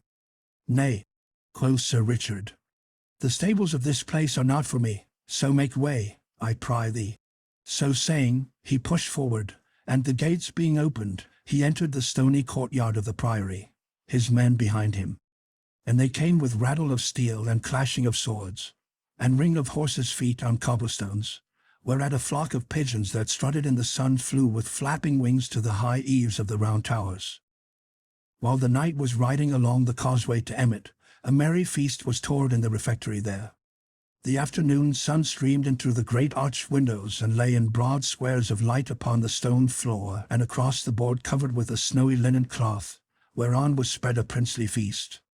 At the head of the table sat Prior Vincent of Emmet, all clad in soft robes of fine cloth and silk. On his head was a black velvet cap picked out with gold, and around his neck hung a heavy chain of gold, with a great locket pendant therefrom. Beside him, on the arm of his great chair, roost his favourite falcon, for the prior was fond of the gentle craft of hawking. On his right hand sat the Sheriff of Nottingham in rich robes of purple all trimmed about with fur, and on his left a famous doctor of law in dark and sober garb. Below these sat the high celler of Emmet, and others chief among the brethren. Jest and laughter passed around, and all was as merry could be. The wizened face of the man of law was twisted into a wrinkled smile, for in his pouch were 80 golden angels that the prior had paid him in fee for the case betwixt him and Sir Richard of the Lea. The learned doctor had been paid beforehand, for he had not overmuch trust in the holy Vincent of Emmet. Quoth the Sheriff of Nottingham, "But art thou sure, Sir Prior, that thou hast the land so safe?" "Ay, marry," said Prior Vincent, smacking his lips after a deep draught of wine. "I have kept a close watch upon him, albeit he was unawares of the same, and I know right well that he hath no money to pay me withal." "Ay, true," said the man of law in a dry, husky voice. "His land is surely forfeit if he cometh not to pay. But, Sir Prior, thou must get a release beneath his sign manual, or else thou canst not hope to hold the land without trouble from him." "Yea," said the prior, "so thou hast told me ere now, but I know that this knight is so poor that he will gladly sign away his lands for 200 pounds of hard money." Then up spake the high cellarer, "Methinks it is a shame to so drive a misfortunate knight to the ditch. I think it sorrow that the noblest estate in Derbyshire should so pass away from him for a paltry 500 pounds. Truly I—" "How now?" broke in the prior in a quivering voice, his eyes glistening and his cheeks red with anger. "Dost thou pray to my very beard, sirrah? By St. Hubert, thou hadst best save thy breath to cool thy pottage, else it may scald thy mouth." "Nay," said the man of law smoothly, "I dare swear this same knight will never come to settlement this day, but will prove recreant. Nevertheless, we will seek some means to gain his lands from him, so never fear." But even as the doctor spoke, there came a sudden clatter of horses' hoofs and a jingle of iron mail in the courtyard below. Then up spake the prior and called upon one of the brethren that sat below the salt, and bade him look out of the window and see who was below, albeit he knew right well it could be none but Sir Richard. So the brother arose and went and looked, and he said, "I see below a score of stout men-at-arms and a knight just dismounting from his horse. He is dressed in long robes of grey which, methinks, are of poor seeming, but the horse he rideth upon hath the richest coursing that ever I saw. The knight dismounts and they come this way, and are even now below in the great hall." "Lo, see ye there now," quoth Prior Vincent. "Here ye have a knight with so lean a purse as scarce to buy him a crust of bread to munch, yet he keeps a band of retainers and puts rich trappings upon his horse's hide, while his own back goeth bare. Is it not well that such men should be brought low? But art thou sure," said the little doctor tremulously, "that this knight will do us no harm? Such as he are fierce when crossed, and he hath a band of naughty men at his heels. Mayhap thou hadst better give an extension of his debt." Thus he spake, for he was afraid Sir Richard might do him a harm. "Thou needst not fear," said the prior, looking down at the little man beside him. "This knight is gentle and would as soon think of harming an old woman as thee." As the prior finished, a door at the lower end of the refectory swung open, and in came Sir Richard, with folded hands and head bowed upon his breast. Thus humbly he walked slowly up the hall, while his men-at-arms stood about the door. When he had come to where the prior sat, he knelt upon one knee. "Save and keep thee, Sir Prior," said he. "I am come to keep my day." Then the first word that the prior said to him was, "Hast thou brought my money?" "Alas! I have not so much as 1 penny upon my body," said the knight, whereat the prior's eyes sparkled. "Now thou art a shrewd debtor, I wot," said he. Then, "Sir Sheriff, I drink to thee." But still the knight kneeled upon the hard stones, so the prior turned to him again. "What wouldst thou have?" quoth he sharply. At these words a slow red mounted into the knight's cheeks, but still he knelt. "I would crave thy mercy," said he. "As thou hopest for heaven's mercy, show mercy to me. Strip me not of my lands, and so reduce a true knight to poverty. Thy day is broken and thy lands forfeit," said the man of law, plucking up his spirits at the knight's humble speech. Quoth Sir Richard, "Thou man of law, wilt thou not befriend me in mine hour of need?" "Nay," said the other, "I hold with this holy prior, who hath paid me my fees in hard gold, so that I am bounder to him." "Wilt thou not be my friend, Sir Sheriff?" said Sir Richard. "Nay, for heaven," quoth the Sheriff of Nottingham. "This is no business of mine, yet I will do what I may." and he nudged the prior beneath the cloth with his knee. "Wilt thou not ease him of some of his debts, Sir Prior?" At this the prior smiled grimly. "Pay me £300, Sir Richard," said he, "and I will give thee quittance of thy debt." "Thou knowest, Sir Prior, that it is as easy for me to pay £400 as 300, said Sir Richard. "But wilt thou not give me another 12 months to pay my debt?" "Not another day," said the prior sternly. "And is this all thou wilt do for me?" asked the knight. "Now out upon thee, false knight!" cried the prior, bursting forth in anger. "Either pay thy debt as I have said, or release thy land and get thee gone from out my hall." Then Sir Richard arose to his feet. "Thou false, lying priest," said he in so stern a voice that the man of law shrunk affrighted. "I am no false knight, as thou knowest full well, but have even held my place in the press and the tourney. Hast thou so little courtesy that thou wouldst see a true knight kneel for all this time, or see him come into thy hall and never offer him meat or drink?" Then quoth the man of law in a trembling voice, "This is surely no way to talk of matters appertaining to business. Let us be mild in speech. What wilt thou pay this knight, Sir Prior, to give thee release of his land?" "I would have given him £200, quoth the prior, "but since he has spoken so vilely to my teeth, not one groat over £100 will he get." "Hadst thou offered me £1,000, false prior," said the knight, "thou wouldst not have got an inch of my land." Then turning to where his men-at-arms stood near the door, he called, "Come hither," and beckoned with his finger, whereupon the tallest of them all came forward and handed him a long leathern bag. Sir Richard took the bag and shot from it upon the table a glittering stream of golden money. "Bear in mind, Sir Prior," said he, "that thou hast promised me quittance for £300. Not one farthing above that shalt thou get." So saying, he counted out £300 and pushed it toward the prior. But now the prior's hands dropped at his sides and the prior's head hung upon his shoulder, for not only had he lost all hopes of the land, but he had forgiven the knight £100 of his debt, and had needlessly paid the man of law 80 angels. To him he turned, and quoth he, "Give me back my money that thou hast."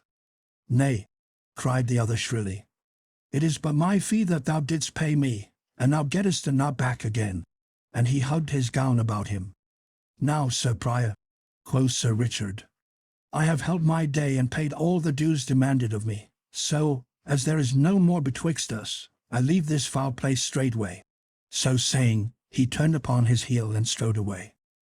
All this time the sheriff had been staring with wide-open eyes and mouth agape at the tall man-at-arms, who stood as though carved out of stone. At last he gasped out, "Ranald Greenleaf!" At this the tall man-at-arms, who was no other than Little John, turned, grinning, to the sheriff. "I give thee good den, fair gossip," quoth he. "I would say, sweet sheriff, that I have heard all thy pretty talk this day, and it shall be duly told unto Robin Hood. So farewell for the nonce, till we meet again in Sherwood Forest." Then he, also, turned and followed Sir Richard down the hall, leaving the sheriff, all pale and amazed, shrunk together upon his chair. A merry feast it was to which Sir Richard came, but a sorry lot he left behind him, and little hunger had they for the princely food spread before them. Only the learned doctor was happy, for he had his fee. Now a 12-month and a day passed since Prior Vincent of Emmet sat at feast, and once more the mellow fall of another year had come. But the year had brought great change, I wot, to the lands of Sir Richard of the Lea, for, where before shaggy wild grasses grew upon the meadow lands, now all stretch away in golden stubble, betokening that a rich and plentiful crop had been gathered therefrom. A year had made a great change in the castle, also, for, where were empty moats, and the crumbling of neglect, all was now orderly and well kept. Bright shone the sun on battlement and tower, and in the blue air overhead a hawk of clattering jackdaws flew around the gilded weather vane and spire. Then, in the brightness of the morning, the drawbridge fell across the moat with a rattle and clank of chains, the gate of the castle swung slowly open, and a goodly array of steel-clad men-at-arms, with a knight all clothed in chain mail, as white as frost on briar and thorn of a winter morning, came flashing out from the castle courtyard. In his hand the knight held a great spear, from the point of which fluttered a blood-red pennant as broad as the palm of one's hand. So this troop came forth from the castle, and in the midst of them walked 3 pack horses laden with parcels of divers shapes and kinds. Thus rode forth good Sir Richard of the Lea to pay his debt to Robin Hood this bright and merry morn. Along the highway they wended their way, with measured tramp of feet and rattle and jingle of sword and harness. Onward they marched till they came nigh to Denby, where, from the top of a hill, they saw, over beyond the town, many gay flags and streamers floating in the bright air. Then Sir Richard turned to the man-at-arms nearest to him. "What is toward yonder at Denby today?" quoth he. "Please your worship," answered the man-at-arms, "a merry fair is held there today, and a great wrestling match, to which many folk have come, for a prize hath been offered of a pipe of red wine, a fair golden ring, and a pair of gloves, all of which go to the best wrestler." "Now, by my faith," quoth Sir Richard, who loved good manly sports right well, "this will be a goodly thing to see. Methinks we have to stay a little while on our journey, and see this merry sport." So he turned his horse's head aside toward Denby and the fair, and thither he and his men made their way. There they found a great hubbub of merriment. Flags and streamers were floating, tumblers were tumbling on the green, bagpipes were playing, and lads and lasses were dancing to the music. But the crowd were gathered most of all around a ring where the wrestling was going forward, and thither Sir Richard and his men turned their steps. Now when the judges of the wrestling saw Sir Richard coming and knew who he was, the chief of them came down from the bench where he and the others sat, and went to the knight and took him by the hand, beseeching him to come and sit with them and judge the sport. So Sir Richard got down from his horse and went with the others to the bench raised beside the ring.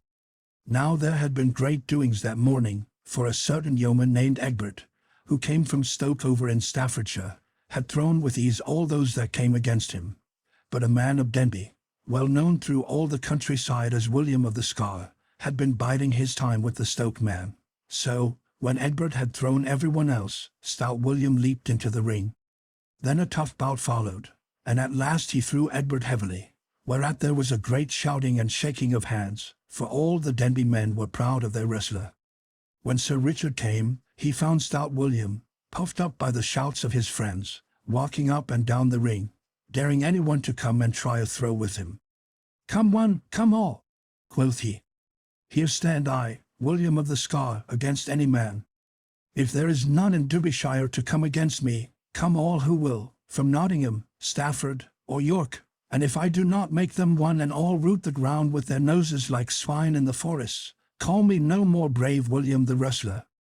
At this all laughed, but above all the laughter a loud voice was heard to cry out, "So now talk is so big, here cometh one from Nottinghamshire to try a fall with thee, fellow."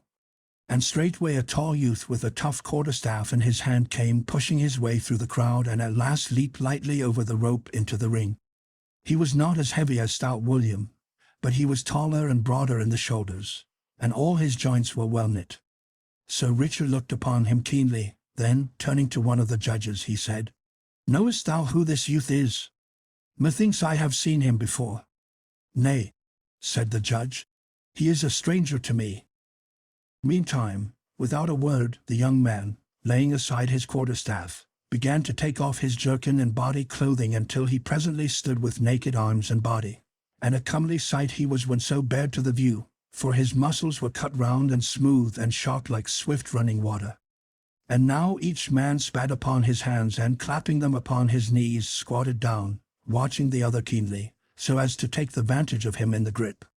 Then like a flash they leaped together, and a great shout went up, for William had gotten the better hold of the two.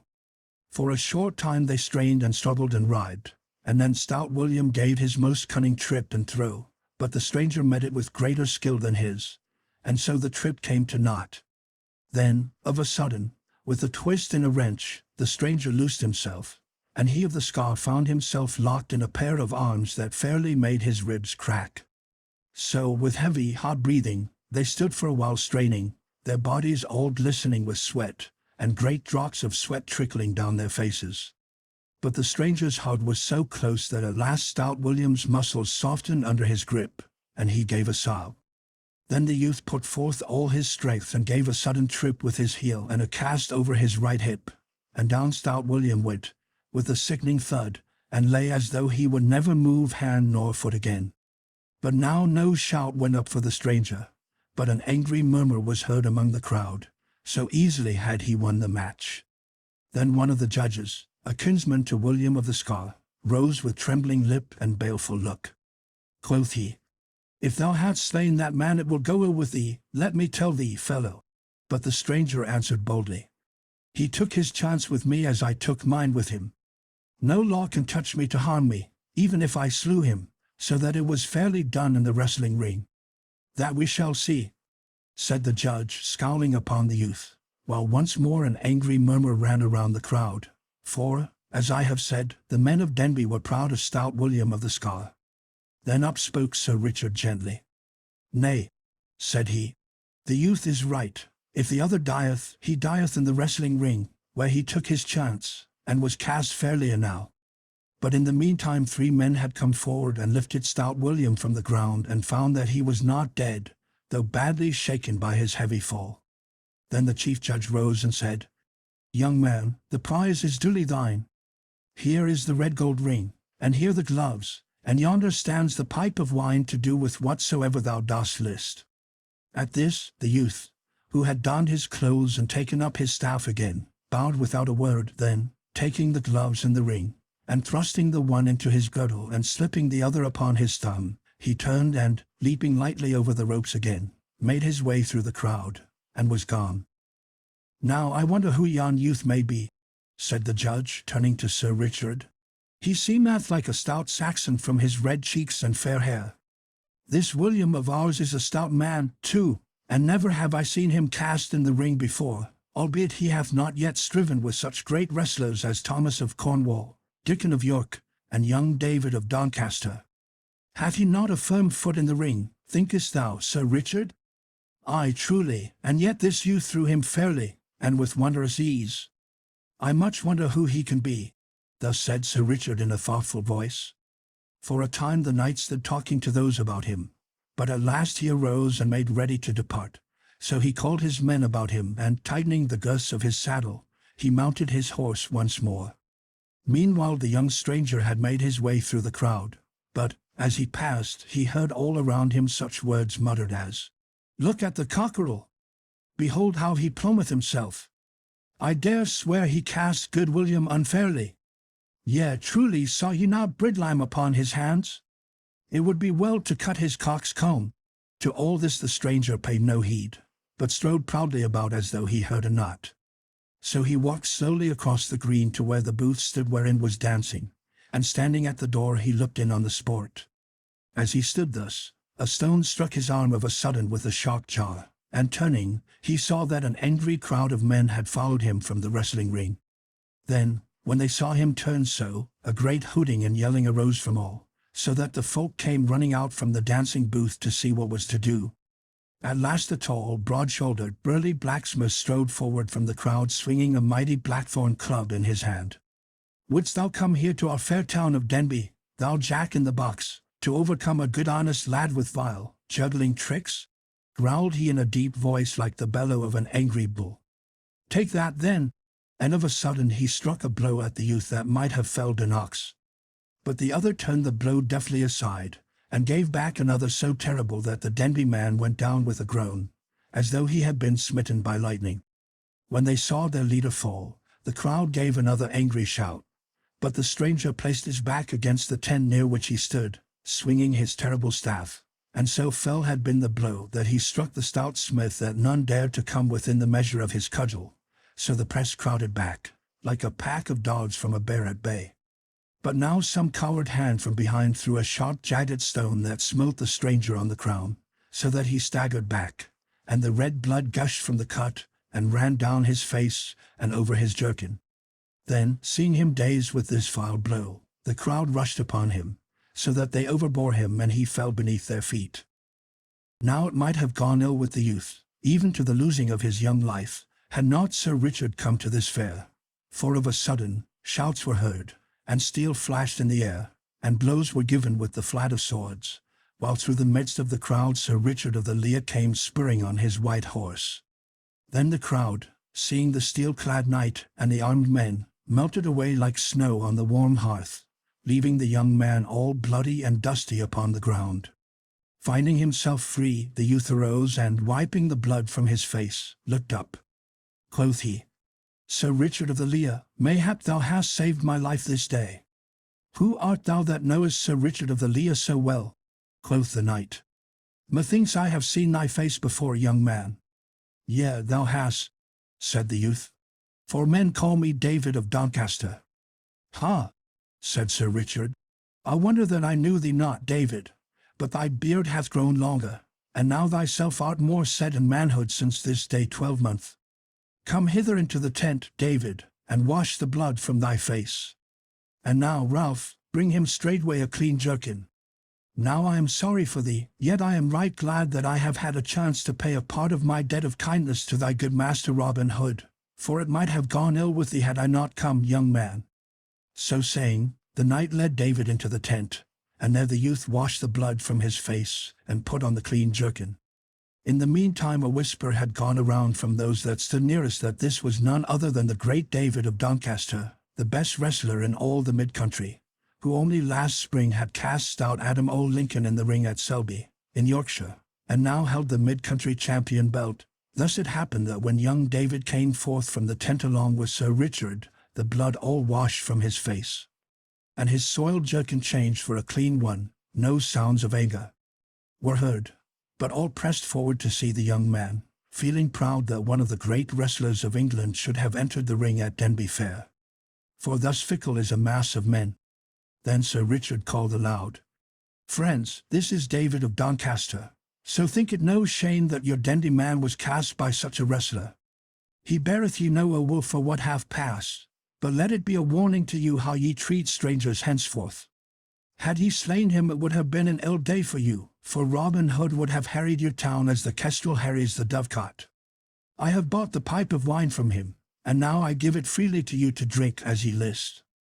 But never hereafterward fall upon a man for being a stout yeoman." At this all shouted amain, but in truth they thought more of the wine than of the knight's words. Then Sir Richard, with David beside him and his men-at-arms around, turned about and left the fair. But in after days, when the men that saw their wrestling bout were bent with age, they would shake their heads when they heard of any stalwart dame, and say, "Aye, but thou shouldst have seen the great David of Doncaster cast stout William of the Scar at Denby Fair." Robin Hood stood in the merry greenwood with Little John and most of his stout yeomen around him, awaiting Sir Richard's coming. At last a glint of steel was seen through the brown forest leaves, and forth from the covert into the open rode Sir Richard at the head of his men. He came straight forward to Robin Hood, and leaping from off his horse, clasped the yeoman in his arms. "Why, how now?"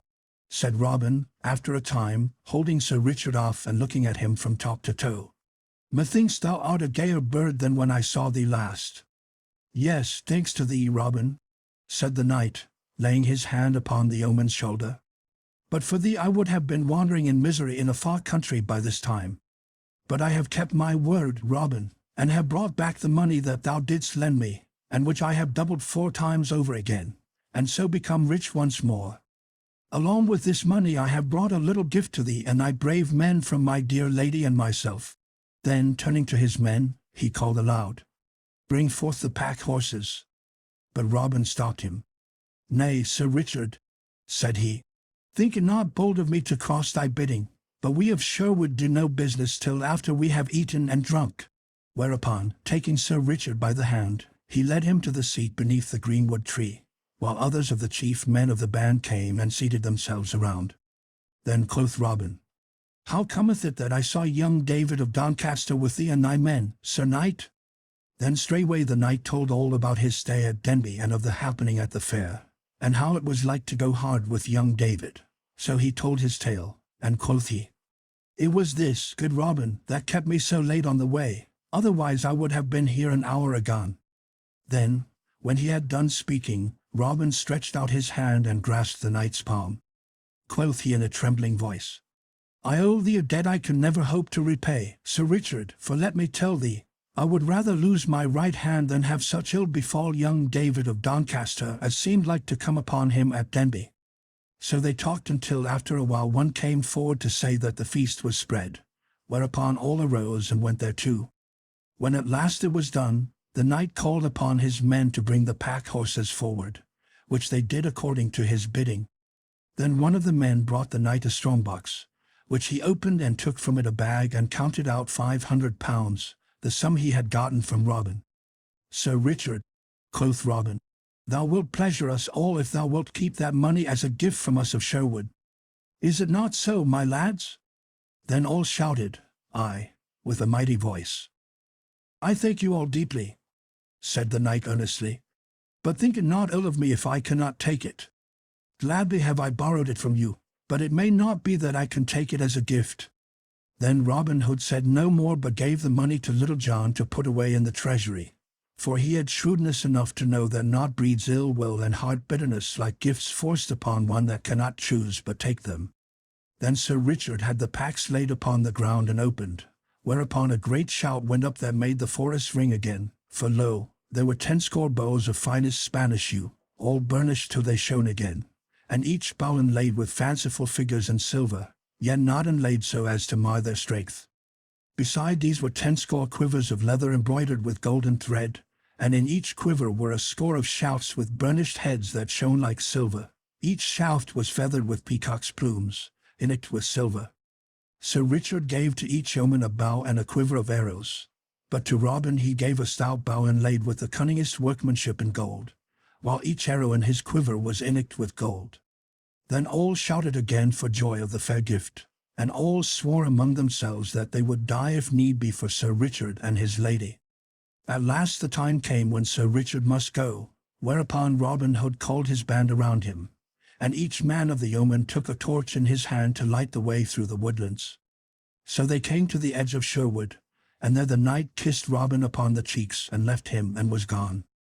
Thus Robin Hood helped a noble knight out of his dire misfortunes, that else would have smothered the happiness from his life.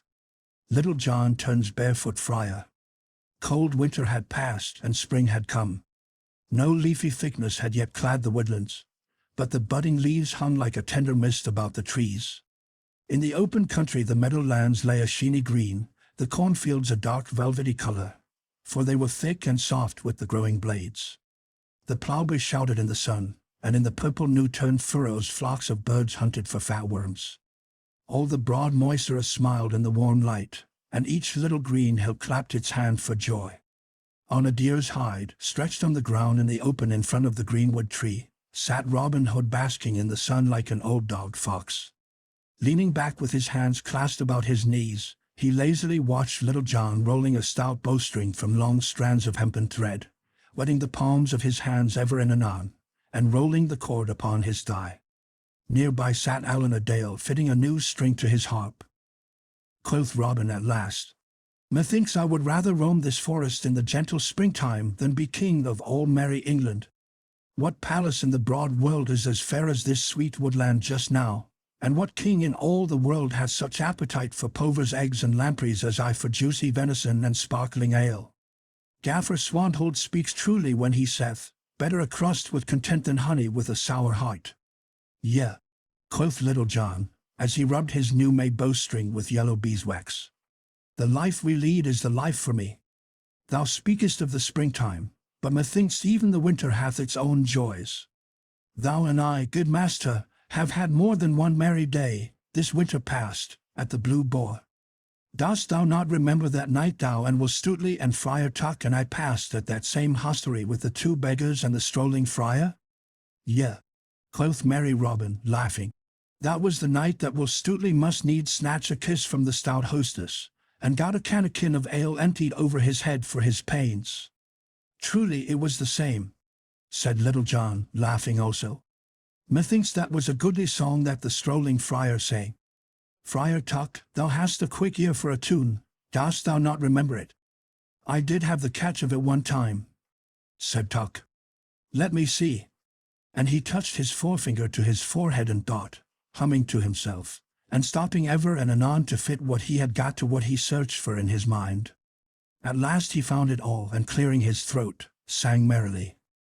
Thus Friar Tuck sang in a rich and mellow voice, rolling his head from side to side in time with the music, and when he had done, all clapped their hands and shouted with laughter, for the song fitted him well.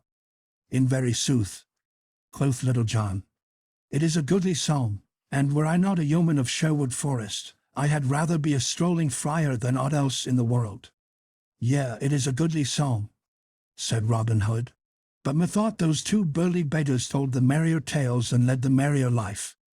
Dost thou not remember what that great black-bearded fellow told of his begging at the fair in York? Yea, said Little John, but what told the friar of the harvest home in Kentshire? I hold that he led a merrier life than the other two. Truly, for the honour of the cloth, quoth Friar Tuck, I hold with my good gossip, Little John. Now, quoth Robin, I hold to mine own mind. But what sayst thou, Little John, to a merry adventure this fair day? Take thou a friar's gown from our chest of strange garments, and don the same, and I will stop the first beggar I meet and change clothes with him. Then let us wander the country about, this sweet day, and see what befalls each of us.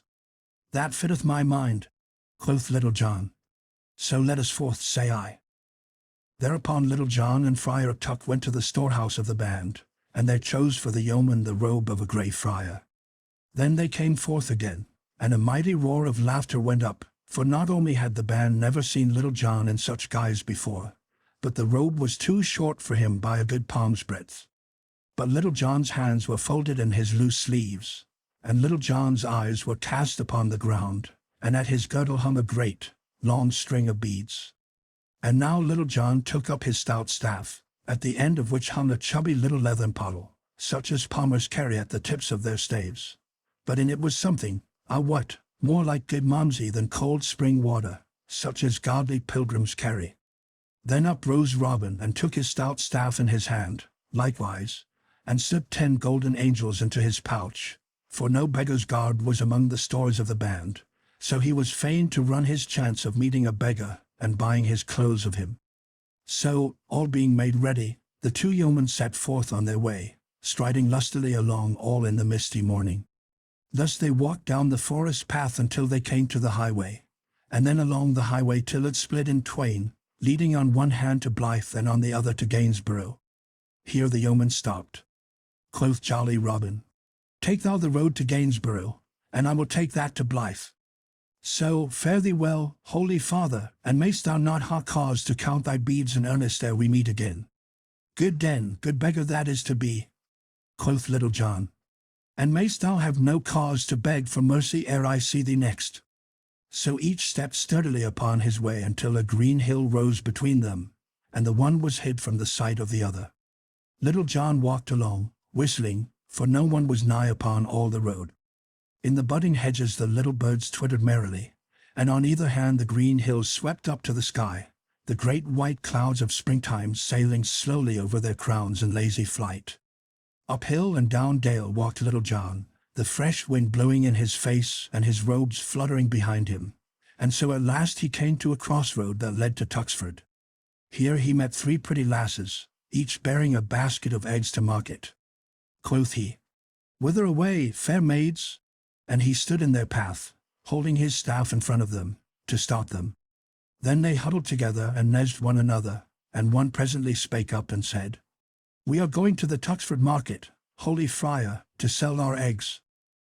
Now out upon it, quoth Little John, looking upon them with his head on one side. Surely it is a pity that such fair lasses should be forced to carry eggs to market. Let me tell you, and I had the shaping of things in this world, ye should all 3 have been clothed in the finest silks, and ride upon milk-white horses, with pages at your side, and feed upon nothing but whipped cream and strawberries, for such a life would surely befit your looks. At this speech all 3 of the pretty maids looked down, blushing and simpering. One said, La! Another, Mary, a mock of sport of us! And the third, Listen now to the holy man! But at the same time they looked at Little John from out the corners of their eyes. Now look you, said Little John, I could not see such dainty damsels as ye are carrying baskets along the high road. Let me take them mine own self, and one of you, if he will, may carry my staff for me. Nay, said one of the lasses. "But thou canst not carry 3 baskets all at one time." "Yeah, but I can," said Little John, "and that I will show you presently. I thank the good Saint Wolford that he hath given me a pretty wit. Look ye now. Here I take this great basket, so. Here I tie my rosary around the handle, thus, and here I slip the rosary over my head and sling the basket upon my back, in this wise." And Little John did according to his words, the basket hanging down behind him like a peddler's pack. Then, giving his staff to one of the maids, and taking a basket upon either arm, he turned his face toward Tuxford town, and stepped forth merrily, a laughing maid on either side, and one walking ahead, carrying the staff. In this wise they journeyed along, and everyone they met stopped and looked after them, laughing, for never had anybody seen such a merry sight as this tall, strapping grey friar, with robes all too short for him, laden with eggs, and tramping the road with 3 pretty lasses.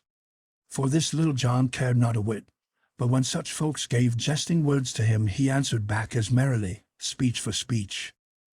So they stepped along toward Tuxford, chatting and laughing, until they came nigh to the town. Here Little John stopped and set down the baskets, for he did not care to go into the town lest he should, perchance, meet some of the sheriff's men. "Alas, sweet chucks," quoth he, "here I must leave you. I had not thought to come this way, but I am glad that I did so. Now ere we part, we must drink sweet friendship." So saying, he unslung the leathern powder from the end of his staff, and drawing the stopper therefrom, he handed it to the lass who had carried his staff, first wiping the mouth of the bottle upon his sleeve. Then each lass took a fair drink of what was within, and when it had passed all around, Little John finished what was left, so that not another drop could be squeezed from it. Then, kissing each lass sweetly, he wished them all good den, and left them. But the maid stood looking after him as he walked away whistling. "What a pity," quoth one, "that such a stout, lusty lad should be in holy orders."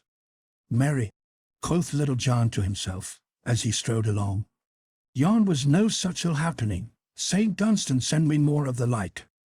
After he had trudged along for a time he began to wax thirsty again in the warmth of the day. He shook his leathern paw beside his ear, but not a sound came therefrom. Then he placed it to his lips and tilted it high aloft, but not a drop was there. "Little John! Little John!" said he sadly to himself, shaking his head the while. "Woman will be thy ruin yet, if thou dost not take better care of thyself." But at last he reached the crest of a certain hill, and saw below a sweet little thatched lying snugly in the dale beneath him, toward which the road dipped sharply. At the sight of this, a voice within him cried aloud, "I give thee joy, good friend, for yonder is thy heart's delight, to wit, a sweet rest and a cup of brown beer." So he quickened his pace down the hill, and so came to the little inn, from which hung a sign with a stag's head painted upon it. In front of the door a clucking hen was scratching in the dust with a brood of chickens about her heels. The sparrows were chattering of household affairs under the eaves, and all was so sweet and peaceful that Little John's heart laughed within him. Beside the door stood 2 stout cobs with broad soft padded saddles, well fitted for easy travelling, and speaking of rich guests in the parlour. In front of the door 3 merry fellows, a tinker, a peddler, and a beggar, were seated on a bench in the sun quaffing stout ale. "I give you good den, sweet friends," quoth Little John, striding up to where they sat. "Give thee good den, holy father," quoth the merry beggar with a grin. "But look thee, thy gown is too short. Thou hadst best cut a piece off the top and tack it to the bottom, so that it may be long enough. But come, sit beside us here and take a taste of ale, if thy vows forbid thee not." "Nay," quoth Little John, also grinning. "The blessed Saint Dunstan hath given me a free dispensation for all indulgence in that line." And he thrust his hand into his pouch for money to pay his score. "Truly," quoth the tinker, "without their looks belie thee, holy friar, the good Saint Dunstan was wise, for without such dispensation his votary is like to ha many a penance to make. Nay, take thy hand from out thy pouch, brother, for thou shalt not pay this shot. Ho, landlord, a pot of ale." So the ale was brought and given to Little John. Then, blowing the froth a little way to make room for his lips, he tilted the bottom of the pot higher and higher, till it pointed to the sky, and he had to shut his eyes to keep the dazzle of the sunshine out of them. Then he took the pot away, for there was nothing in it, and heaved a full deep sigh, looking at the others with moist eyes and shaking his head solemnly. "Ho, landlord!" cried the pedlar. "Bring this good fellow another pot of ale, for truly it is a credit to us all to have one among us who can empty a cannikin so lustily." So they talked among themselves merrily, until after a while quoth Little John, "Who rideth those two nags yonder?" "Two holy men like thee, brother," quoth the beggar. "They are now having a goodly feast within, for I smelled the steam of a boiled pullet just now. The landlady saith they come from Fountain Abbey, in Yorkshire, and go to Lincoln on matters of business. They are a merry couple," said the tinker, "for one is as lean as an old wife's spindle, and the other as fat as a suet pudding." "Talking of fatness," said the pedlar, "thou thyself lookest none too ill-fed, holy friar." "Nay, truly," said Little John, "thou sayest in me what the holy Saint Dunstan can do for them that serve him upon a handful of parched peas and a trickle of cold water." At this a great shout of laughter went up. "Truly it is a wondrous thing," quoth the beggar. "I would have made my vow, to see the masterly manner in which thou didst tuck away yon pot of ale, that thou hadst not tasted clear water for a brace of months. Has not the same holy Saint Dunstan taught thee a goodly song or two?" "Why, as for that," quoth Little John, grinning, "mayhap he hath let me aid to learn a ditty or so." "Then, prithee, let us hear how he hath taught thee," quoth the tinker. At this Little John cleared his throat and, after a word or two about a certain hoarseness that troubled him, sang thus. Now it seemed as though Little John's songs were never to get sung, for he had got no farther than this when the door of the inn opened and out came the two brothers of Fountain Abbey, the landlord following them, and, as the saying is, washing his hands with humble soap. But when the brothers of Fountain Abbey saw who it was that sang, and how he was clad in the robes of a grey friar, they stopped suddenly, the fat little brother drawing his heavy eyebrows together in a mighty frown, and the thin brother twisting up his face as though he had sour beer in his mouth. Then, as Little John gathered his breath for a new verse, "How now?" roared forth the fat brother, his voice coming from him like loud thunder from a little cloud. "Thou naughty fellow, is this a fit place for one in thy God to tipple and sing profane psalms?"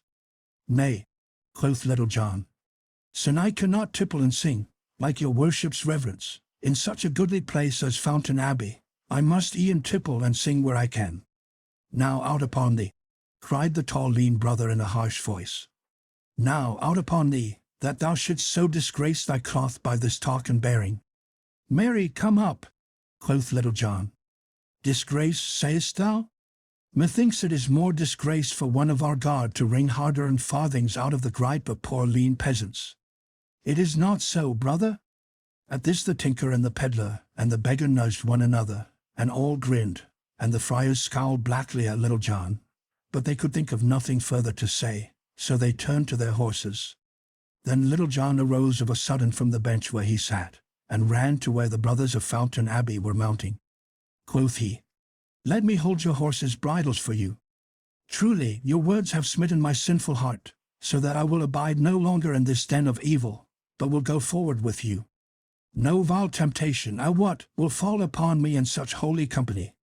"Nay, fellow," said the lean brother harshly, for he saw that Little John made sport of them. "We want none of thy company, so get thee gone." "Alas," quoth Little John, "I am truly sorry that ye like me not nor my company, but as for leaving you, it may not be, for my heart is so moved, that, willy-nilly, I must go with you for the sake of your holy company." Now, at this talk all the good fellows on the bench grinned till their teeth glistened, and even the landlord could not forbear to smile. As for the friars, they looked at one another with a puzzled look, and knew not what to do in the matter. They were so proud that it made them feel sick with shame to think of riding along the high road with a strolling friar, in robes all too short for him, running beside them, but yet they could not make Little John stay against his will, for they knew he could crack the bones of both of them in a twinkling were he so minded. Then up spake the fat brother more mildly than he had done before. "Nay, good brother," said he, "we will ride fast, and thou wilt tire to death at the pace. Truly, I am grateful to thee for the thought of me, quoth Little John. But have no fear, brother, my limbs are stout, and I could run like a hare from here to Gainsborough. At these words a sound of laughing came from the bench, whereat the lean brother's wrath boiled over, like water into the fire, with great fuss and noise. Now out upon thee, thou naughty fellow, he cried. Art thou not ashamed to bring disgrace so upon our cloth? Bide thee here, thou sot, with these porkers. Thou art no fit company for us. La ye there now, quoth Little John. Thou hearest, landlord, thou art not fit company for these holy men, go back to thine alehouse. Nay, if these most holy brothers of mine do but give me the word, I'll beat thy head with this stout staff till it is as soft as whipped eggs. At these words a great shout of laughter went up from those on the bench, and the landlord's face grew red as a cherry from smothering his laugh in his stomach. But he kept his merriment down, for he wished not to bring the ill will of the brothers of Fountain Abbey upon him by unseemly mirth. So the two brethren, as they could do naught else, having mounted their nags, turned their noses toward Lincoln and rode away. I cannot stay longer, sweet friends, quoth Little John, as he pushed in betwixt the two cobs. Therefore I wish you good den. Off we go, we three. So saying, he swung his stout staff over his shoulder and trudged off, measuring his pace with that of the two nags. The two brothers glowered at Little John when he so pushed himself betwixt them. Then they drew as far away from him as they could, so that the yeoman walked in the middle of the road, while they rode on the footpath on either side of the way. As they so went away, the tinker, the peddler, and the beggar ran skipping out into the middle of the highway, each with a pot in his hand, and looked after them laughing. While they were in sight of those at the inn, the brothers walked their horses soberly, not caring to make ill matters worse by seeming to run away from Little John, for they could not but think how it would sound in folks' ears when they heard how the brethren of Fountain Abbey scampered away from a strolling friar, like the ugly one, when the blessed Saint Dunstan loosed his nose from the red-hot tongs where he had held it fast. But when they had crossed the crest of the hill and the inn was lost to sight, quoth the fat brother to the thin brother, Brother Ambrose, had we not better mend our pace? Why truly, gossip, spoke up Little John. Methinks it would be well to boil our pot a little faster, for the day is passing on. So it will not jolt thy fat too much, onward, say I. At this the two friars said nothing, but they glared again on Little John with baleful looks. Then, without another word, they clucked to their horses, and both broke into a canter. So they galloped for a mile and more, and Little John ran betwixt them as lightly as a stag and never turned a hair with the running. At last the fat brother drew his horse's rein with a groan, for he could stand the shaking no longer. Alas, said Little John, with not so much as a catch in his breath, I did sadly fear that the roughness of this pace would shake thy poor old fat paunch. To this the fat friar said never a word, but he stared straight before him, and he gnawed his nether lip. And now they travelled forward more quietly, Little John in the middle of the road whistling merrily to himself, and the two friars in the footpath on either side saying never a word. Then presently they met three merry minstrels, all clad in red, who stared amain to see a grey friar with such short robes walking in the middle of the road, and two brothers with heads bowed with shame, riding upon richly caparisoned cobs on the footpaths. When they had come near to the minstrels, Little John waved his staff like an usher clearing the way. "Make way!" he cried in a loud voice. "Make way! Make way! For here we go, we three!" Then how the minstrels stared, and how they laughed! But the fat friar shook as with an ague, and the lean friar bowed his head over his horse's neck. Then next they met two noble knights in rich array, with hawk on wrist, and likewise two fair ladies clad in silks and velvets, all riding on noble steeds. These all made room, staring, as Little John and the two friars came along the road. To them Little John bowed humbly. "Give you greetings, lords and ladies," said he. "But here we go, we three." Then all laughed, and one of the fair ladies cried out, "What three meanest thou, merry friend?" Little John looked over his shoulder, for they had now passed each other, and he called back, "Big Jack, lean Jack, and fat Jack Pudding." At this the fat friar gave a groan and seemed as if he were like to fall from his saddle for shame. The other brother said nothing, but he looked before him with a grim and stony look. Just ahead of them the road took a sudden turn around the high hedge, and some 20 paces beyond the bend another road crossed the one they were riding upon. When they had come to the crossroad and were well away from those they had left, the lean friar drew rein suddenly. "Look ye, fellow," quoth he in a voice quivering with rage.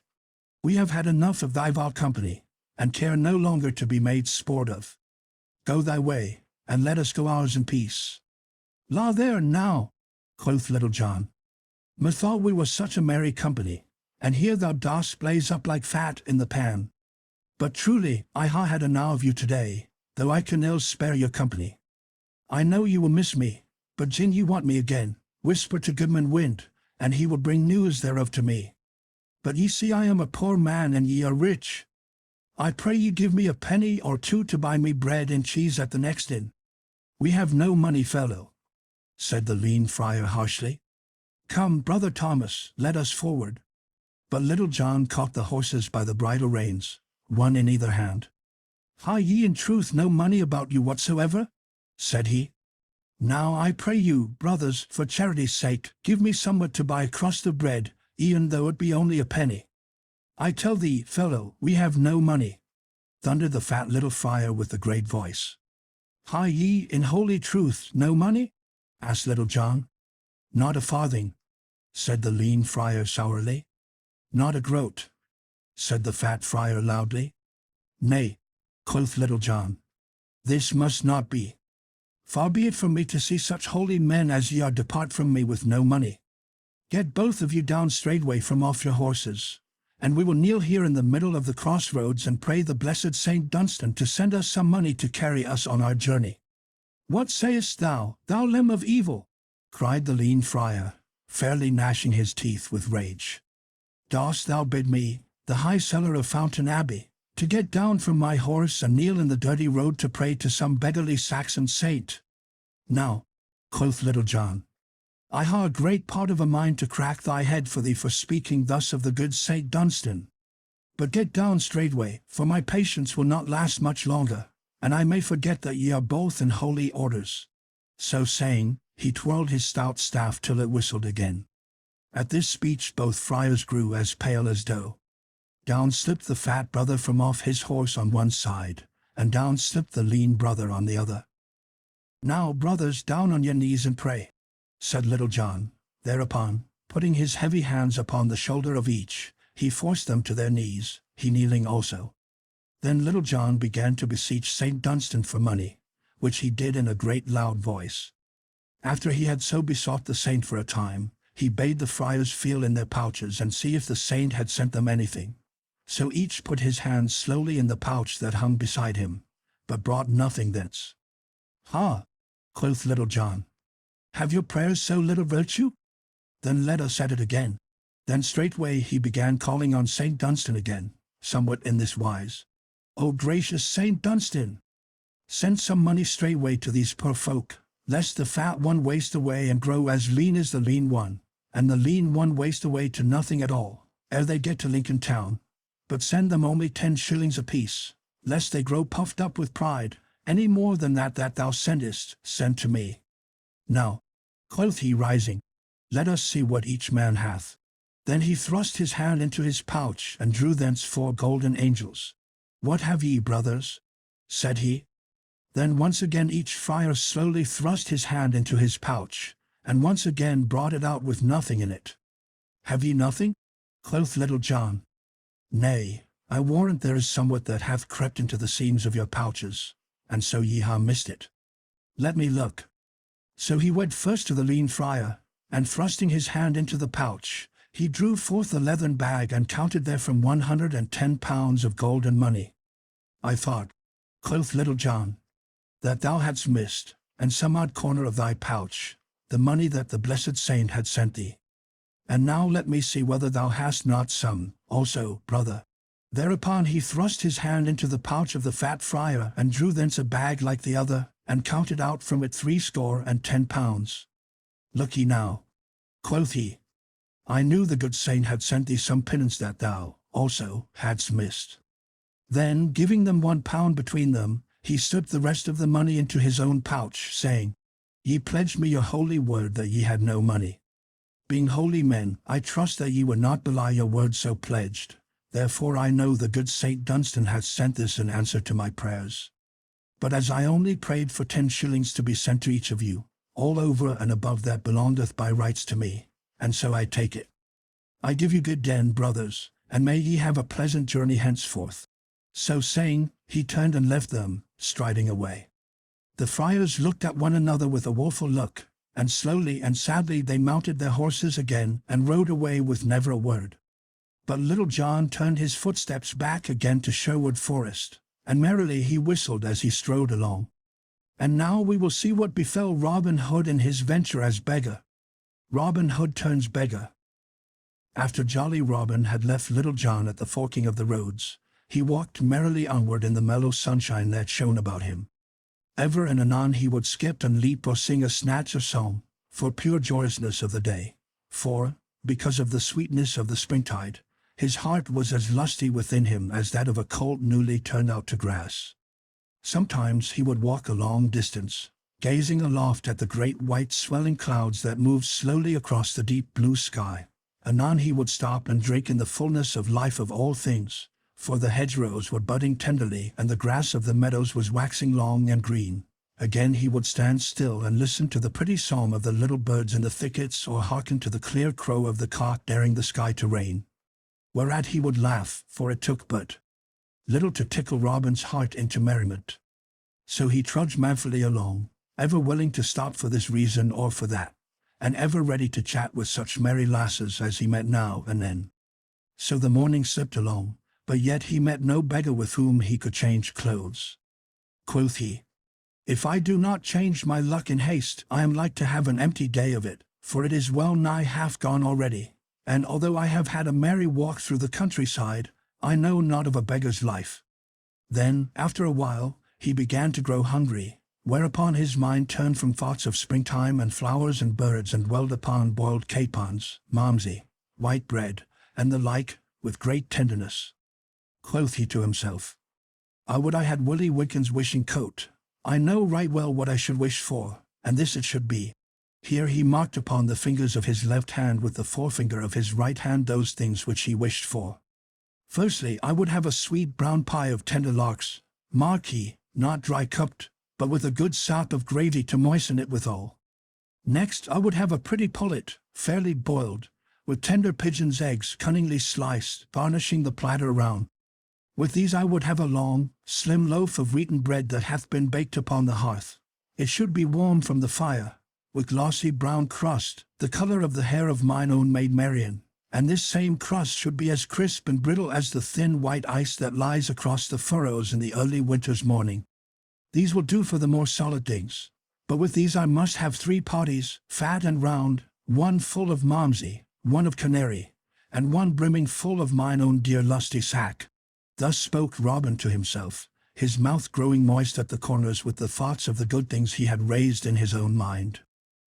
So, talking to himself, he came to where the dusty road turned sharply around the hedge, all tender with the green of the coming leaf, and there he saw before him a stout fellow sitting upon a stile, swinging his legs in idleness. All about this lusty rogue dangled divers pouches and bags of different sizes and kinds, a dozen or more, with great, wide, gaping mouths, like a brood of hungry daws. His coat was gathered in at his waist, and was patched with as many colours as there are stripes upon a maypole in the springtide. On his head he wore a great tall leathern cap, and across his knees rested a stout quarterstaff of blackthorn, full as long and heavy as Robin's. As jolly a beggar was he as ever trod the lanes and byways of Nottinghamshire, for his eyes were as grey as slate, and snapped and twinkled and danced with merriment, and his black hair curled close all over his head in little rings of kinkiness. "Hallo, good fellow," quoth Robin, when he had come nigh to the other. "What art thou doing here this merry day, when the flowers are peeping and the buds are swelling?" Then the other winked one eye and straightway trolled forth in a merry voice, "And so it is with me, bully boy, saving that my doxy cometh not." "Now that is a right sweet song," quoth Robin, "and were I in the right mind to listen to thee, I could bear well to hear more, but I have 2 things of seriousness to ask of thee, so listen, I pry thee." At this the jolly beggar cocked his head on one side, like a rogue of a magpie. Quoth he, I am an ill jug to pour heavy things into, good friend, and if I mistake not, thou hast few serious words to spare at any time. Nay, quoth jolly Robin, what I would say first is the most serious of all thoughts to me, to wit, where shall I get somewhat to eat and drink? Say'st thou so? Quoth the beggar. Marry, I make no such serious thoughts upon the matter. I eat when I can get it, and munch my crust when I can get no crumb. Likewise, when there is no ale to be had, I wash the dust from out my throat with a trickle of cold water. I was sitting here, as thou camest upon me, bethinking myself whether I should break my fast or no. I do love to let my hunger grow mightily keen ere I eat, for then a dry crust is as good to me as a venison pasty with suet and raisins is to stout King Harry. I have a sharp hunger upon me now, but methinks in a short while it will ripen to a right mellow appetite. Now in good sooth, quoth merry Robin, laughing, thou hast a quaint tongue betwixt thy teeth. But hast thou truly not but a dry crust about thee? Methinks thy bags and pouches are fat and lusty for such thin fare. Why, mayhap there is some other cold fare therein, said the beggar slyly. And hast thou not to drink but cold water? Said Robin. Never so much as a drop, quoth the beggar. Over beyond yon clump of trees is as sweet a little inn as ever thou hast lifted eyelid upon. But I go not thither, for they have a nasty way with me. Once, when the good Prior of Emmet was dining there, the landlady set a dear little tart of stewed crabs and barley sugar upon the window-sill to cool, and seeing it there, and fearing it might be lost, I took it with me till that I could find the owner thereof. Ever since then they have acted very ill toward me, yet truth bids me say that they have the best ale there that ever rolled over my tongue. At this Robin laughed aloud. Marry, quoth he, they did ill toward thee for thy kindness. But tell me truly, what hast thou in thy pouches? Why, quoth the beggar, peeping into the mouths of his bags, I find here a goodly piece of pigeon pie, wrapped in a cabbage leaf to hold the gravy. Here I behold a dainty streaked piece of brawn, and here a fair lump of white bread. Here I find 4 oaten cakes and a cold knuckle of ham. Ha! In sooth, 'tis strange, but here I behold 6 eggs that must have come by accident from some poultry yard hereabouts. They are raw, but roasted upon the coals and spread with a piece of butter that I see. Peace, good friend, cried Robin, holding up his hand. Thou makest my poor stomach quake with joy for what thou tellest me so sweetly. If thou wilt give me to eat, I will straightway hie me to that little inn thou didst tell of but now, and will bring a skin of ale for thy drinking and mine. Friend, thou hast said enough, said the beggar, getting down from the stile. I will feast thee with the best that I have, and bless Saint Cedric for thy company. But, sweet chuck, I pry thee bring 3 quarts of ale at least, 1 for thy drinking and 2 for mine, for my thirst is such that methinks I can drink ale as the sands of the river drink salt water. So Robin straightway left the beggar, who, upon his part, went to a budding lime bush back of the hedge, and there spread his feast upon the grass and roasted his eggs upon a little faggot fire, with a deftness gained by long labor in that line. After a while back came Robin bearing a goodly skin of ale upon his shoulder, which he laid upon the grass. Then, looking upon the feast spread upon the ground, and a fair sight it was to look upon, he slowly rubbed his hand over his stomach, for to his hungry eyes it seemed the fairest sight that he had beheld in all his life. Friend, said the beggar, let me feel the weight of that skin. Yea, truly, quoth Robin, help thyself, sweet chuck, and meantime let me see whether thy pigeon pie is fresh or no. So the one seized upon the ale and the other upon the pigeon pie, and nothing was heard for a while but the munching of food and the gurgle of ale as it left the skin. At last, after a long time had passed thus, Robin pushed the food from him and heaved a great sigh of deep content, for he felt as though he had been made all over anew. And now, good friend, quoth he, leaning upon one elbow, I would have at thee about that other matter of seriousness of which I spoke not long since. How? Said the beggar reproachfully. Thou wouldst surely not talk of things appertaining to serious affairs upon such ale as this. Nay, quoth Robin, laughing, I would not check thy thirst, sweet friend. Drink while I talk to thee. Thus it is. I would have thee know that I have taken a liking to thy craft, and would fain have a taste of a beggar's life mine own self. Said the beggar, I marvel not that thou hast taken a liking to my manner of life, good fellow, but to like and to do are two matters of different sorts. I tell thee, friend, one must serve a long apprenticeship ere one can learn to be even so much as a clapperdogeon, much less a crank or an Abraham man. 3. I tell thee, lad, thou art too old to enter upon that which it may take thee years to catch the hang of. Mayhap that may be so, quoth Robin, for I bring to mind that Gaffer Swordhold saith Jack Shoemaker mocketh ill bread, Tom Baker mocketh ill shoon. Nevertheless I have a mind to taste a beggar's life, and need but the clothing to be as good as any. I tell thee, fellow, said the beggar, if thou wert clad as sweetly as good Saint Winton, the patron of our craft, thou wouldst never make a beggar. Mary, the first jolly traveller that thou wouldst meet would beat thee to a pudding for thrusting thy nose into a craft that belongeth not to thee. Nevertheless, quoth Robin, I would have a try at it, and methinks I shall change clothes with thee, for thy god seemeth to be pretty, not to say gay. So not only will I change clothes, but I will give thee 2 golden angels to boot. I have brought my stout staff with me, thinking that I might have to rap some one of the brethren of thy cloth over the head by way of argument in this matter. But I love thee so much for the feast thou hast given me that I would not lift even my little finger against thee, so thou needst not have a crumb of fear. To this the beggar listened with his knuckles resting against his hips, and when Robin had ended he cocked his head on one side and thrust his tongue into his cheek. Mary, come up, quoth he at last. Lift thy finger against me, forsooth. Art thou out of thy wits, man? My name is Rickon Hazel, and I come from Holywell, in Flintshire, over by the River Dee. I tell thee, knave, I have cracked the head of many a better man than thou art, and even now I would scald thy crown for thee but for the ale thou hast given me. Now thou shalt not have so much as one tad right of my coat, even could it save thee from hanging. Now, fellow, said Robin, it would ill suit me to spoil thy pretty head for thee, but I tell thee plainly, that but for this feast I would do that to thee would stop thy travelling the country for many a day to come. Keep thy lips shut, lad, or thy luck will tumble out of thy mouth with thy speech.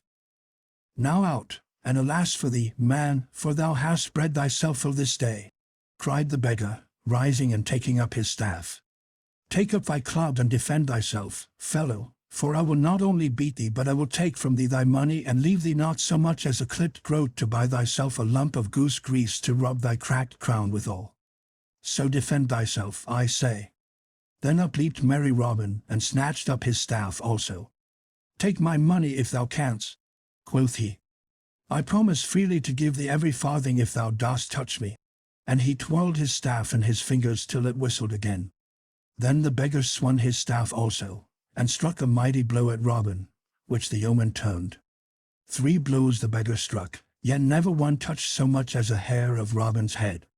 Then stout Robin saw his chance, and ere you could count 3, Rickon's staff was over the hedge, and Rickon himself lay upon the green grass with no more motion than you could find in an empty pudding bag. How now? Quoth merry Robin, laughing. Wilt thou have my hide or my money, sweet chuck? But to this the other answered never a word. Then Robin, seeing his plight, and that he was stunned with the blow, ran, still laughing, and brought the skin of ale and poured some of it on the beggar's head and some down his throat, so that presently he opened his eyes and looked around as though wondering why he lay upon his back. Then Robin, seeing that he had somewhat gathered the wits that had just been rapped out of his head, said, Now, good fellow, wilt thou change clothes with me, or shall I have to tap thee again? Here are 2 golden angels if thou wilt give me freely all thy rags and bags and thy cap and things.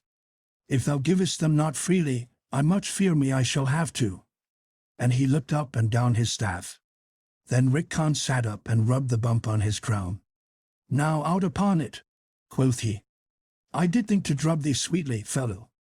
I know not how it is, but I seem, as it were, to have bought more beer than I can drink.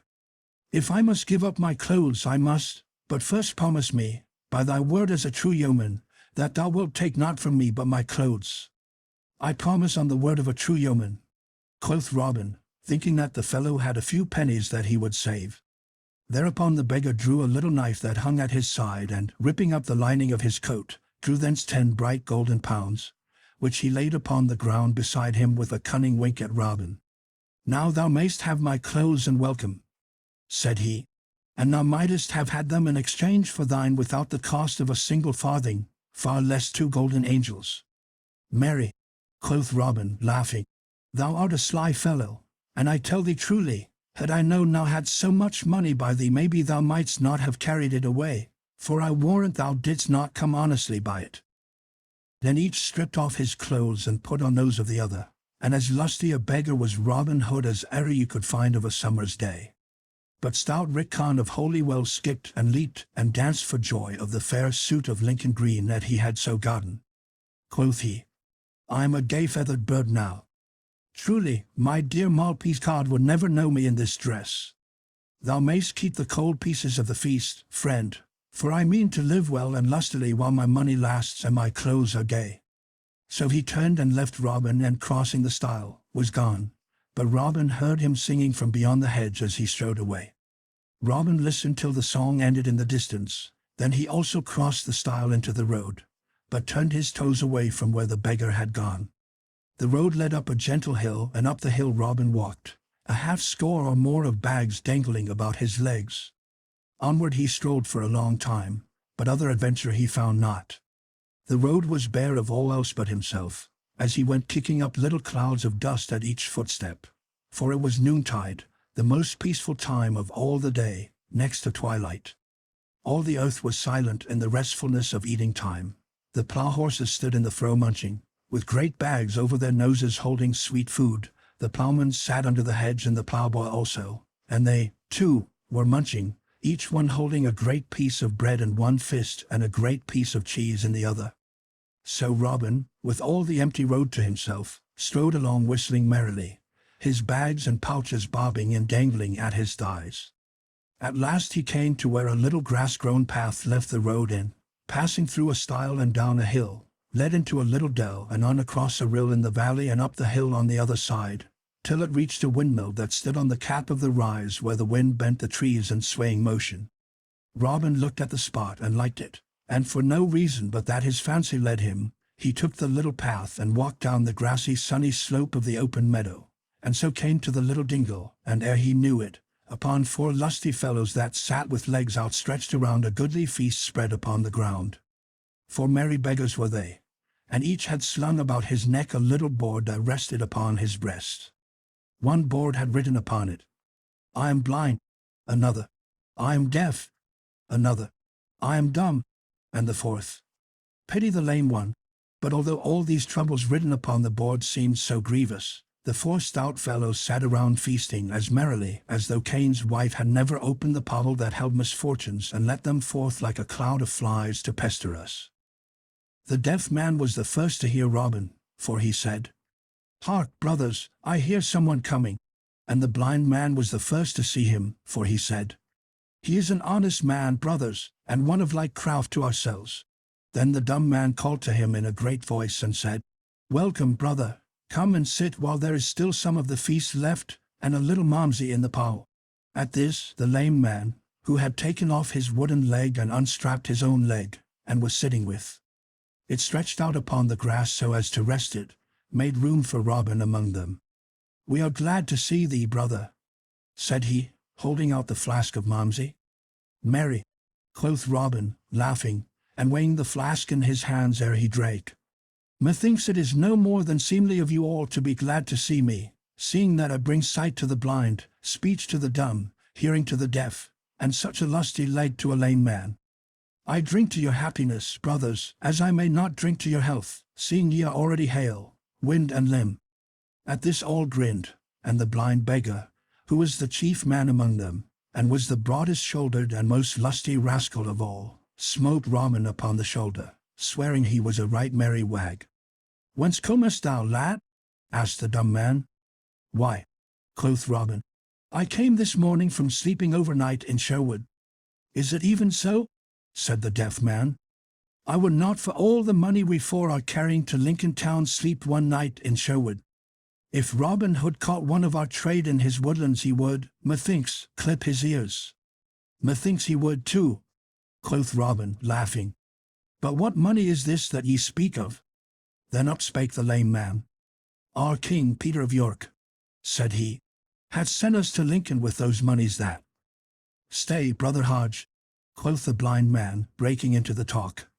"I would not doubt our brother here, but bear in mind we know him not. What art thou, brother? Upright man, churchman, clapper-dudgeon, dammerer, or Abraham man?" At these words Robin looked from one man to the other with mouth agape. "Truly," quoth he, "I trust I am an upright man, at least I strive to be, but I know not what thou meanest by such jargon, brother.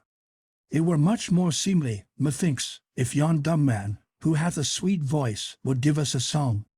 At these words a silence fell on all, and after a while the blind man spoke again. Quoth he, "Thou dost surely jest when thou sayest that thou dost not understand such words. Answer me this, hast thou ever fibbed a chow's quarrons in the Rome pad for the lure in his bung? For, now out upon it," quoth Robin Hood testily. "An ye make sport of me by pattering such gibberish, it will be ill for you all, I tell you. I have the best part of a mind to crack the heads of all four of you, and would do so, too, but for the sweet momsey ye have given me. Brother, pass the pottle lest it grow cold." But all the four beggars leaped to their feet when Robin had done speaking, and the blind man snatched up a heavy knotted cudgel that lay beside him on the grass, as did the others likewise. Then Robin, seeing that things were like to go ill with him, albeit he knew not what all the coil was about, leaped to his feet also, and catching up his trusty staff, clapped his back against the tree and stood upon his guard against them. "How now?" cried he, twirling his staff betwixt his fingers. "Would you four stout fellows set upon one man? Stand back, you rascals, or I will score your pates till they have as many marks upon them as a pothouse door. Are ye mad? I have done you no harm." "Thou least," quoth the one who pretended to be blind and who, being the lustiest villain, was the leader of the others. "Thou least, for thou hast come among us as a vile spy. But thine ears have heard too much for thy body's good, and thou goest not forth from this place unless thou goest feet foremost, for this day thou shalt die. Come, brothers, all together. Down with him." Then, whirling up his cudgel, he rushed upon Robin as an angry bull rushes upon a red rag. But Robin was ready for any happening. Crick! Crack! He struck 2 blows as quick as a wink, and down went the blind man, rolling over and over upon the grass.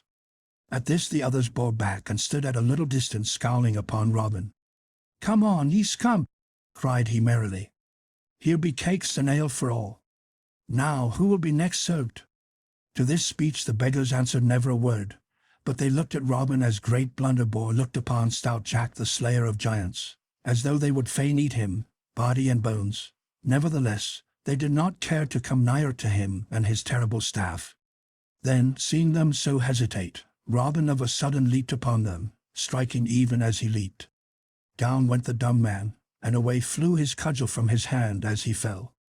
At this the others ducked to avoid another blow, then, taking to their heels, scampered, the one way and the other, as though they had the west wind's boots upon their feet. Robin looked after them, laughing, and thought that never had he seen so fleet a runner as the lame man. But neither of the beggars stopped nor turned around, for each felt in his mind the wind of Robin's cudgel about his ears. Then Robin turned to the 2 stout knaves lying upon the ground. Quoth he, "These fellows spake somewhat about certain moneys they were taking to Lincoln. Methinks I may find it upon this stout blind fellow, who hath as keen sight as e'er a trained woodsman in Nottingham or Yorkshire. It were a pity to let sound money stay in the pockets of such thieving knaves." So saying, he stooped over the burly rascal and searched among his rags and tatters, till presently his fingers felt a leathern pouch slung around his body beneath his patched and tattered coat. This he stripped away, and weighing it in his hands, bethought himself that it was mighty heavy. "It were a sweet thing," said he to himself, "if this were filled with gold instead of copper pence." Then, sitting down upon the grass, he opened the pocket and looked into it. There he found 4 round rolls wrapped up in dressed sheepskin. One of these rolls he opened. Then his mouth gaped and his eyes stared, as though they would never close again, for what did he see but £50 of bright golden money.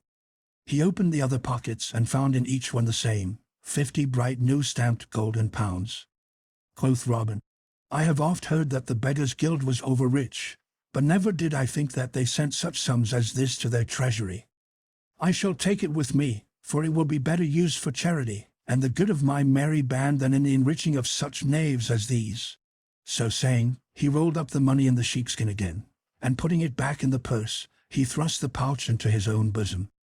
Then taking up the flask of Malmsey, he held it toward the two fellows lying on the grass, and quoth he, Sweet friends, I drink your health, and thank you dearly for what ye have so kindly given me this day, and so I wish you good den. Then, taking up his staff, he left the spot and went merrily on his way.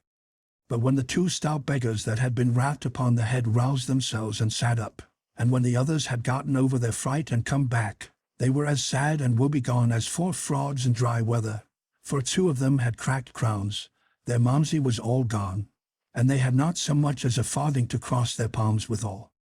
But after Robin left the little dell he strode along merrily, singing as he went, and so blithe was he in such a stout beggar, and withal, so fresh and clean, that every merry lass he met had a sweet word for him and felt no fear, while the very dogs, that most times hate the sight of a beggar, snuffed at his legs in friendly wise and wagged their tails pleasantly, for dogs know an honest man by his smell, and an honest man Robin was, in his own way. Thus he went along till at last he had come to the wayside cross nigh Ollerton, and being somewhat tired, he sat him down to rest upon the grassy bank in front of it. It groweth nigh time, quoth he to himself, that I were getting back again to Sherwood, yet it would please me well to have one more merry adventure ere I go back again to my jolly band. So he looked up the road and down the road to see who might come, until at last he saw someone drawing near, riding upon a horse. When the traveller came nigh enough for him to see him well, Robin laughed, for a strange enough figure he cut. He was a thin, wizen man, and to look upon him, you could not tell whether he was 30 years old or 60, so dried up was he even to skin and bone. As for the nag, it was as thin as the rider, and both looked as though they had been baked in Mother Huddle's oven, where folk are dried up so that they live forever. But although Robin laughed at the droll sight, he knew the wayfarer to be a certain rich corn engrosser of Worksop, who more than once had bought all the grain in the countryside and held it till it reached even famine prices, thus making much money from the needs of poor people, and for this he was hated far and near by everyone that knew aught of him. So, after a while, the corn engrosser came riding up to where Robin sat, whereupon merry Robin stepped straightway forth, and all his rags and tatters, his bags and pouches dangling about him, and laid his hand upon the horse's bridle rein, calling upon the other to stop. Who art thou, fellow, that doth dare to stop me thus upon the king's highway? Said the lean man, in a dry, sour voice. Pity a poor beggar, quoth Robin. Give me but a farthing to buy me a piece of bread. Now out upon thee, snarled the other. Such sturdy rogues as thou art are better safe in the prisons or dancing upon nothing, with a hempen collar about the neck, than strolling the highways so freely. Tut, quoth Robin, how thou talkest! Thou and I are brothers, man. Do we not both take from the poor people that which they can ill spare? Do we not make our livings by doing naught of any good? Do we not both live without touching palm to honest work? Have we either of us ever rubbed thumbs over honestly gained farthings? Go to. We are brothers, I say, only thou art rich and I am poor, wherefore, I pry thee once more, give me a penny. Dost thou prate so to me, sirrah? Cried the corn engrosser in a rage. Now I will have thee soundly whipped if ever I catch thee in any town where the law can lay hold of thee. As for giving thee a penny, I swear to thee that I have not so much as a single groat in my purse. Were Robin Hood himself to take me, he might search me from crown to heel without finding the smallest piece of money upon me. I trust I am too sly to travel so nigh to Sherwood with money in my pouch, and that thief at large in the woods. Then merry Robin looked up and down, as if to see that there was no one nigh, and then, coming close to the corn engrosser, he stood on tiptoe and spake in his ear. Thinkest thou in sooth that I am a beggar, as I seem to be? Look upon me. There is not a grain of dirt upon my hands or my face or my body. Didst thou ever see a beggar so? I tell thee I am as honest a man as thou art. Look, friend." Here he took the purse of money from his breast, and showed to the dazzled eyes of the coin engrosser the bright golden pieces. "Friend, these rags serve but to hide an honest rich man from the eyes of Robin Hood." "Put up thy money, lad," cried the other quickly. "Art thou a fool, to trust a beggar's rags to shield thee from Robin Hood? If he caught thee, he would strip thee to the skin, for he hates a lusty beggar as he doth a fat priest or those of my kind." "Is it indeed so?" quoth Robin. "Had I known this, mayhap I had not come hereabouts in this garb. But I must go forward now, as much depends upon my journeying." "Where goest thou, friend?" "I go to Grantham," said the corn engrosser. "But I shall lodge tonight at Newark, if I can get so far upon my way." "Why, I myself am on the way to Newark," quoth merry Robin. "So that, as two honest men are better than one in roads beset by such a fellow as this Robin Hood, I will jog along with thee, if thou hast no dislike to my company." "Why, as thou art an honest fellow and a rich fellow," said the corn engrosser, "I mind not thy company, but in sooth I have no great fondness for beggars." "Then forward," quoth Robin, "for the day wanes and it will be dark ere we reach Newark." So off they went, the lean horse hobbling along as before, and Robin running beside, albeit he was so quaking with laughter within him that he could hardly stand. Yet he dared not laugh aloud, lest the corn engrosser should suspect something. So they travelled along till they reached a hill just on the outskirts of Sherwood. Here the lean man checked his lean horse into a walk, for the road was steep, and he wished to save his nag's strength, having far to go ere he reached Newark. Then he turned in his saddle and spake to Robin again, for the first time since they had left the cross. "Here is thy greatest danger, friend," said he, "for here we are nighest to that vile thief Robin Hood, and the place where he dwells. Beyond this we come again to the open honest country, and so are more safe in our journeying." "Alas," quoth Robin, "I would that I had as little money by me as thou hast, for this day I fear that Robin Hood will get every groat of my wealth." Then the other looked at Robin and winked cunningly. Quoth he, "I tell thee, friend, that I have nigh as much by me as thou hast, but it is hidden so that never a knave in Sherwood could find it." "Thou dost surely jest," quoth Robin. "How could one hide so much as 200 pounds upon his person? Now, as thou art so honest a fellow, and withal so much younger than I am, I will tell thee that which I have told to no man in all the world before, and thus thou mayst learn never again to do such a foolish thing as to trust to beggar's guard to guard thee against Robin Hood. Sayest thou these clogs upon my feet?" "Yea," quoth Robin, laughing. "Truly, they are large enough for any man to see, even were his sight as foggy as that of Peter Patter, who never could see when it was time to go to work." "Peace, friend," said the corn engrosser, "for this is no matter for jesting. The soles of these clogs are not what they seem to be, for each one is a sweet little box, and by twisting the second nail from the toe, the upper of the shoe and part of the sole lifts up like a lid, and in the spaces within are 80 bright golden pounds in each shoe, all wrapped in hair, to keep them from clinking and so telling tales of themselves." When the corn engrosser had told this, Robin broke into a roar of laughter, and, laying his hands upon the bridle rein, stopped the sad-looking nag. "Stay, good friend," quoth he, between bursts of merriment. "Thou art the slyest old fox that e'er I saw in all my life. In the soles of his shoon, called the, if ever I trust a purse-seeming man again, shave my head and paint it blue. A corn factor, a horse jockey, an estate agent, and a jackdaw for cunningness, say I." And he laughed again till he shook in his shoes with mirth. All this time the corn engrosser had been staring at Robin, his mouth agape with wonder. "Art thou mad?"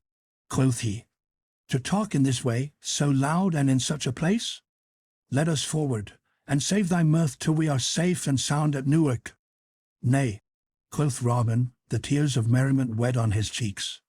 "On second thoughts I go no farther than here, for I have good friends hereabouts.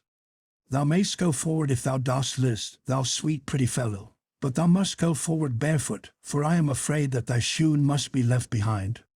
Off with them, friend, for I tell thee I have taken a great fancy to them." At these words the corn factor grew pale as a linen napkin, Who art thou that talkest so? Said he. Then merry Robin laughed again, and quoth he, Men hereabouts call me Robin Hood, so, sweet friend, thou hadst best do my bidding and give me thy shoes, wherefore hasten, I pry thee, or else thou wilt not get to fair Newark town till after dark.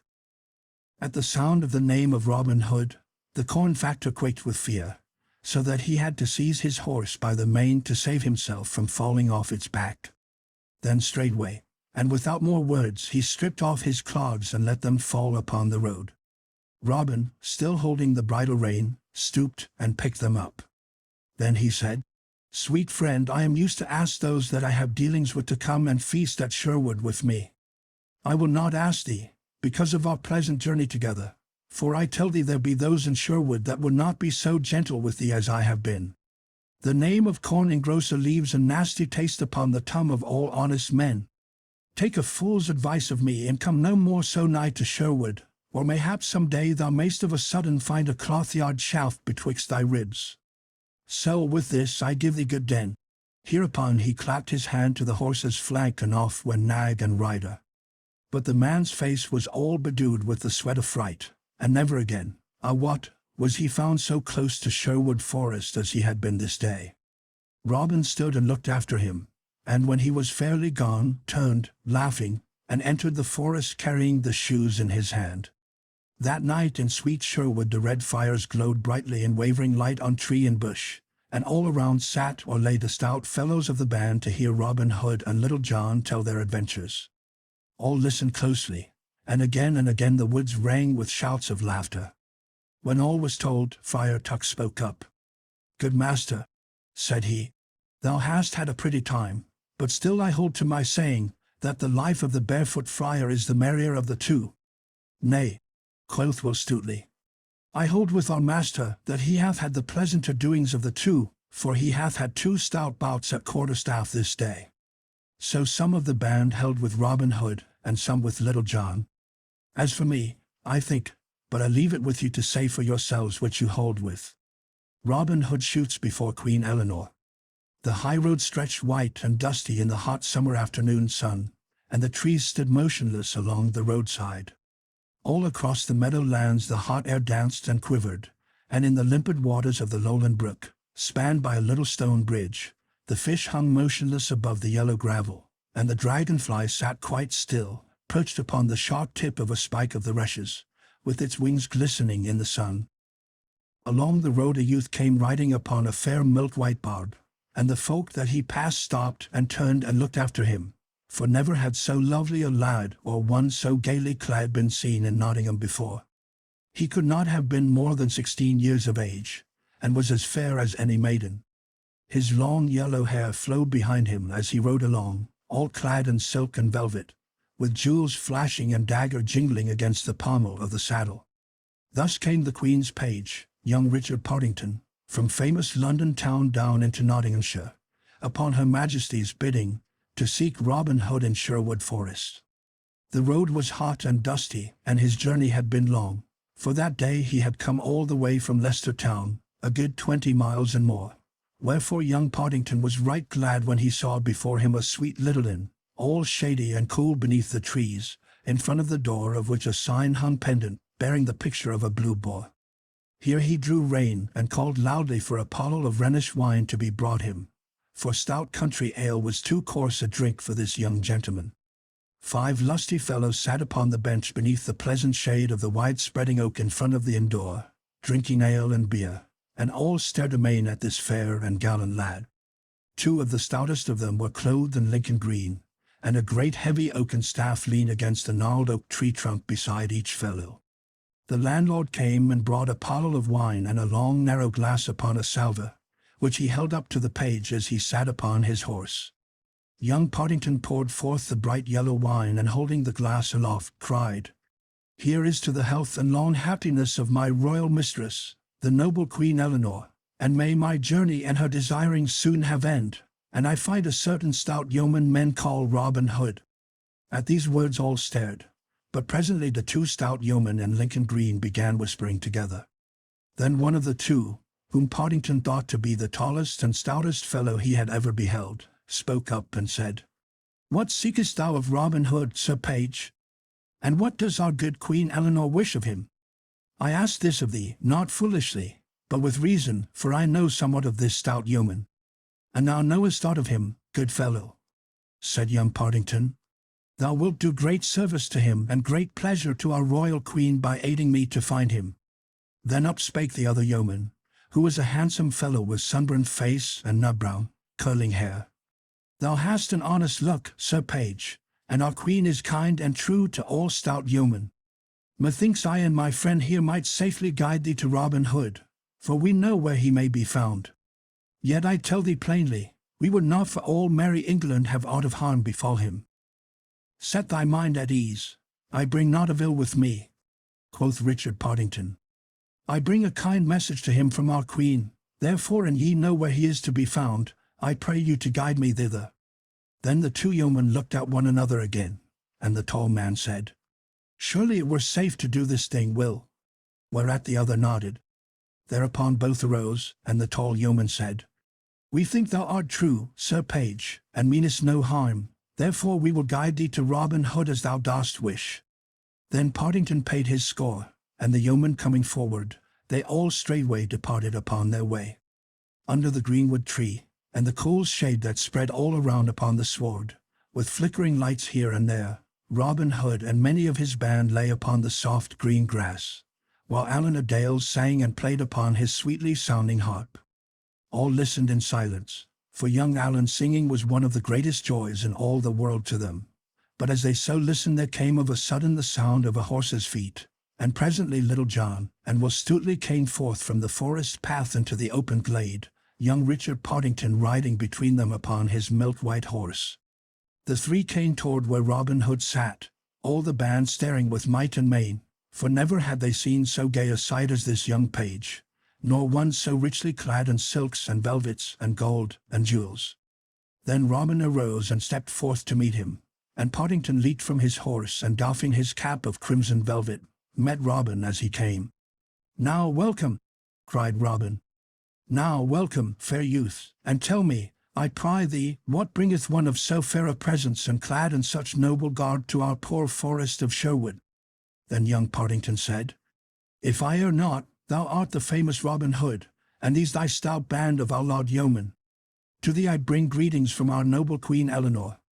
Oft has she heard thee spoken of and thy merry doings hereabouts, and fain would she behold thy face. Therefore she bids me tell thee that if thou wilt presently come to London town, she will do all in her power to guard thee against harm, and will send thee back safe to Sherwood Forest again. 4 days hence, in Finsbury Fields, our good King Henry, of great renown, holdeth a grand shooting match, and all the most famous archers of merry England will be thereat. Our queen would fain see thee strive with these, knowing that if thou wilt come thou wilt, with little doubt, carry off the prize. Therefore she hath sent me with this greeting, and furthermore sends thee, as a sign of great goodwill, this golden ring from off her own fair thumb, which I give herewith into thy hands. Then Robin Hood bowed his head and taking the ring, kissed it right loyally, and then slipped it upon his little finger. Quoth he, Sooner would I lose my life than this ring, and ere it departs from me, my hand shall be cold in death or stricken off at the wrist. Fair Sir Page, I will do our queen's bidding, and will presently hie with thee to London.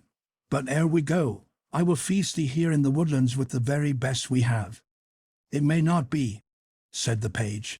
We have no time to tarry, therefore get thyself ready straightway, and if there be any of thy band that thou wouldst take with thee, our queen bids me say that she will make them right welcome likewise.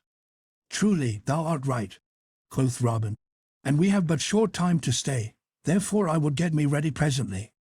I will choose 3 of my men, only, to go with me, and these 3 shall be Little John, mine own true right-hand man, Will Scarlet, my cousin, and Alan a Dale, my minstrel. Go, lads, and get ye ready straightway, and we will presently off with all speed that we may. Thou, Will Stutely, shall be the chief of the band while I am gone. Then Little John and Will Scarlet and Alan a Dale ran leaping, full of joy, to make themselves ready, while Robin also prepared himself for the journey. After a while they all 4 came forth, and a right fair sight they made, for Robin was clad in blue from head to foot, and Little John and Will Scarlet in good Lincoln green, And as for Alan a Dale, he was dressed in scarlet from the crown of his head to the toes of his pointed shoes. Each man wore beneath his cap a little head covering of burnished steel set with rivets of gold, and underneath his jerkin a coat of linked mail, as fine as carded wool, yet so tough that no arrow could pierce it. Then, seeing all were ready, young Partington mounted his horse again, and the yeomen having shaken hands all around, the five departed upon their way. That night they took up their inn in Knowlton Mowbray, in Leicestershire, and the next night they lodged at Kettering, in Northamptonshire, and the next at Bedford Town, and the next at St. Albans, in Hertfordshire.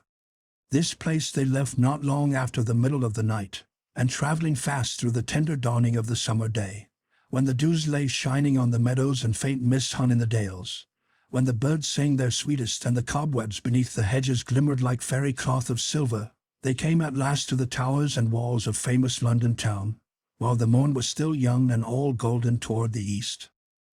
Queen Eleanor sat in her royal bower, through the open casements of which poured the sweet yellow sunshine in great floods of golden light. All about her stood her ladies-in-waiting chatting in low voices, while she herself sat dreamily where the mild air came softly drifting into the room laden with the fresh perfumes of the sweet red roses that bloomed in the great garden beneath the wall. To her came one who said that her page, Richard Partington, and 4 stout yeomen waited her pleasure in the court below. Then Queen Eleanor arose joyously and bade them be straightway shown into her presence. Thus Robin Hood and Little John and Will Scarlet and Alan a Dale came before the Queen into her own royal bower. Then Robin kneeled before the Queen with his hands folded upon his breast, saying in simple phrase, "Here am I, Robin Hood. Thou didst bid me come, and lo, I do thy bidding. I give myself to thee as thy true servant, and will do thy commanding, even if it be to the shedding of the last drop of my life's blood." But good Queen Eleanor smiled pleasantly upon him, bidding him to arise. Then she made them all be seated to rest themselves after their long journey. Rich food was brought them and noble wines, and she had her own pages to wait upon the wants of the yeomen. At last, after they had eaten all they could, she began questioning them of their merry adventures.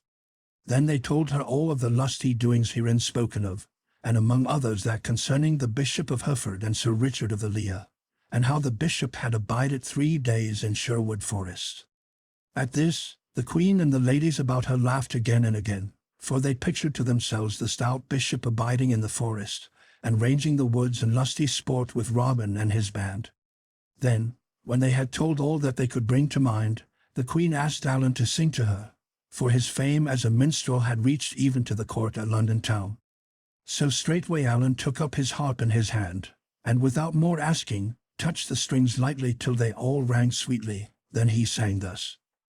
Thus Alan sang, and as he sang all eyes dwelled upon him, and not a sound broke the stillness, and even after he had done the silence hung for a short space. So the time passed till the hour drew nigh for the holding of the great archery match in Finsbury Fields. A gay sight were famous Finsbury Fields on that bright and sunny morning of lusty summertime. Along the end of the meadow stood the booths for the different bands of archers, for the king's yeomen were divided into companies of 80 men, and each company had a captain over it.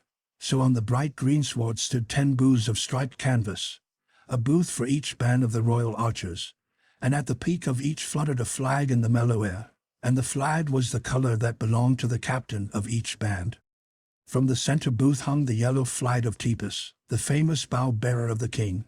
Next to it, on one hand, was the blue flag of Gilbert of the White Hand, and on the other the blood-red pennant of stout young Clifton of Buckinghamshire. The 7 other archer captains were also men of great renown. Among them were Edward of Kent and William of Southampton, but those first named were most famous of all. The noise of many voices and talk and laughter came from within the booths, and in and out ran the attendants like ants about an ant-hill. Some bore ale and beer, and some bundles of bowstrings or sheaves of arrows. On each side of the archery range were rows upon rows of seats reaching high aloft, and in the centre of the north side was a raised dais for the king and queen, shaded by canvas of gay colours, and hung about with streaming silken pennants of red and blue and green and white. As yet the king and queen had not come, but all the other benches were full of people, rising head above head high aloft till it made the eye dizzy to look upon them. 80 yards distant from the mark from which the archers were to shoot stood 10 fair targets, each target marked by a flag of the colour belonging to the band that was to shoot thereat. So all was ready for the coming of the king and queen. At last a great blast of bugles sounded, and into the meadow came riding 6 trumpeters with silver trumpets, from which hung velvet banners heavy with rich workings of silver and gold thread. Behind these came stout King Henry upon a dapple grey stallion, with his queen beside him upon a milk-white palfrey. On either side of them walked the yeomen of the guard, the bright sunlight flashing from the polished blades of the steel halberds they carried. Behind these came the court in a great crowd, so that presently all the lawn was alive with bright colours, with silk and velvet, with waving plumes and gleaming gold, with flashing jewels and sword hilts, a gallant sight on that bright summer day. Then all the people arose and shouted, so that their voices sounded like the storm upon the Cornish coast, when the dark waves run upon the shore and leap and break, surging amid the rocks. So, amid the roaring and the surging of the people, and the waving of scarfs and kerchiefs, the king and queen came to their place, and getting down from their horses, mounted the broad stairs that led to the raised platform. And there took their seats on 2 thrones bedecked with purple silks and cloths of silver and of gold. When all was quiet a bugle sounded, and straightway the archers came marching in order from their tents. 40 score they were in all, as stalwart a band of yeomen as could be found in all the wide world. So they came in orderly fashion and stood in front of the dais where King Henry and his queen sat. King Henry looked up and down their ranks right proudly, for his heart warmed within him at the sight of such a gallant band of yeomen. Then he bade his herald Sir Hugh de Mowbray stand forth, and proclaimed the rules governing the game. So Sir Hugh stepped to the edge of the platform and spoke in a loud clear voice, and thus he said, that each man should shoot 7 arrows at the target that belonged to his band, and, of the 80 yeomen of each band, the 3 that shot the best should be chosen. These 3 should shoot 3 arrows apiece, and the one that shot the best should again be chosen. Then each of these should again shoot 3 arrows apiece, and the one that shot the best should have the first prize, the one that shot the next best should have the second, and the one that shot the next best should have the third prize. Each of the others should have 80 silver pennies for his shooting. The first prize was to be 20 golden pounds, a silver bugle horn inlaid with gold, and a quiver with 10 white arrows tipped with gold and feathered with the white swan's wing therein. The second prize was to be 50 of the fattest bucks that run on Dowl and Leah, to be shot when the yeoman that won them chose. The third prize was to be 2 tons of good Rhenish wine. So Sir Hugh spoke, and when he had done all the archers waved their bows aloft, and shouted. Then each band turned and marched in order back to its place. And now the shooting began, the captains first taking stand and speeding their shafts and then making room for the men who shot, each in turn, after them. 280 shafts were shot in all, and so deftly were they sped that when the shooting was done each target looked like the back of a hedgehog when the farm dog snuffs at it. A long time was taken in this shooting, and when it was over the judges came forward, looked carefully at the targets, and proclaimed in a loud voice which 3 had shot the best from the separate bands. Then a great hubbub of voices arose, each man among the crowd that looked on calling for his favorite archer. Then 10 fresh targets were brought forward, and every sound was hushed as the archers took their places once more. This time the shooting was more speedily done, for only 9 shafts were shot by each band. Not an arrow missed the targets, but in that of Gilbert of the White Hand 5 arrows were in the small white spot that marked the center. Of these 5 3 were sped by Gilbert. Then the judges came forward again, and looking at the targets, called aloud the names of the archer chosen as the best bowman of each band. Of these Gilbert of the White Hand led, for 6 of the 10 arrows he had shot had lodged in the center. But stout Tepus and young Clifton trod close upon his heels, yet the others stood a fair chance for the 2nd or 3rd place. And now, amid the roaring of the crowd, those 10 stout fellows that were left went back to their tents to rest for a while and change their bowstrings, for naught must fail at this next round, and no hand must tremble, or eye grow dim because of weariness. Then while the deep buzz and hum of talking sounded all around like the noise of the wind in the leafy forests, Queen Eleanor turned to the king, and quoth she, Thinkest thou that these yeomen so chosen are the very best archers in all merry England? "Yea, truly," said the king, smiling, for he was well pleased with the sport that he had seen. "And I tell thee, that not only are they the best archers in all merry England, but in all the wide world beside." "But what wouldst thou say?" quoth Queen Eleanor. "If I were to find 3 archers to match the best 3 yeomen of all thy guard?" "I would say thou hast done what I could not do," said the king, laughing. "For I tell thee there lives not in all the world 3 archers to match Tipis and Gilbert and Clifton of Buckinghamshire." "Now," said the queen, "I know of 3 yeomen, and in truth I have seen them not long since, that I would not fear to match against any 3 that thou canst choose from among all thy 40 archers. And moreover, I will match them here this very day. But I will only match them with thy archers, providing that thou wilt grant a free pardon to all that may come in my behalf." At this, the king laughed loud and long. "Truly," said he, "thou art taking up with strange matters for a queen. If thou wilt bring those 3 fellows that thou speakest of, I will promise faithfully to give them free pardon for 40 days, to come or to go wheresoever they please, nor will I harm a hair of their heads in all that time. Moreover, if these that thou bringest shoot better than my yeomen, man for man, they shall have the prizes for themselves according to their shooting. But as thou hast so taken up of a sudden with sports of this kind, hast thou a mind for a wager?" "Why, in sooth," said Queen Eleanor, laughing, "I know not of such matters, but if thou hast a mind to do somewhat in that way, I will strive to pleasure thee. What wilt thou wager upon thy men?" Then the merry king laughed again, for he dearly loved goodly jest. So he said, amidst his laughter, "I will wager thee 10 tons of Rhenish wine, 10 tons of the stoutest ale, and 10 score bows of tempered Spanish yew, with quivers and arrows to match." All that stood around smiled at this, for it seemed a merry wager for a king to give to a queen. But Queen Eleanor bowed her head quietly. "I will take thy wager," said she, "for I know right well where to place those things that thou hast spoken of.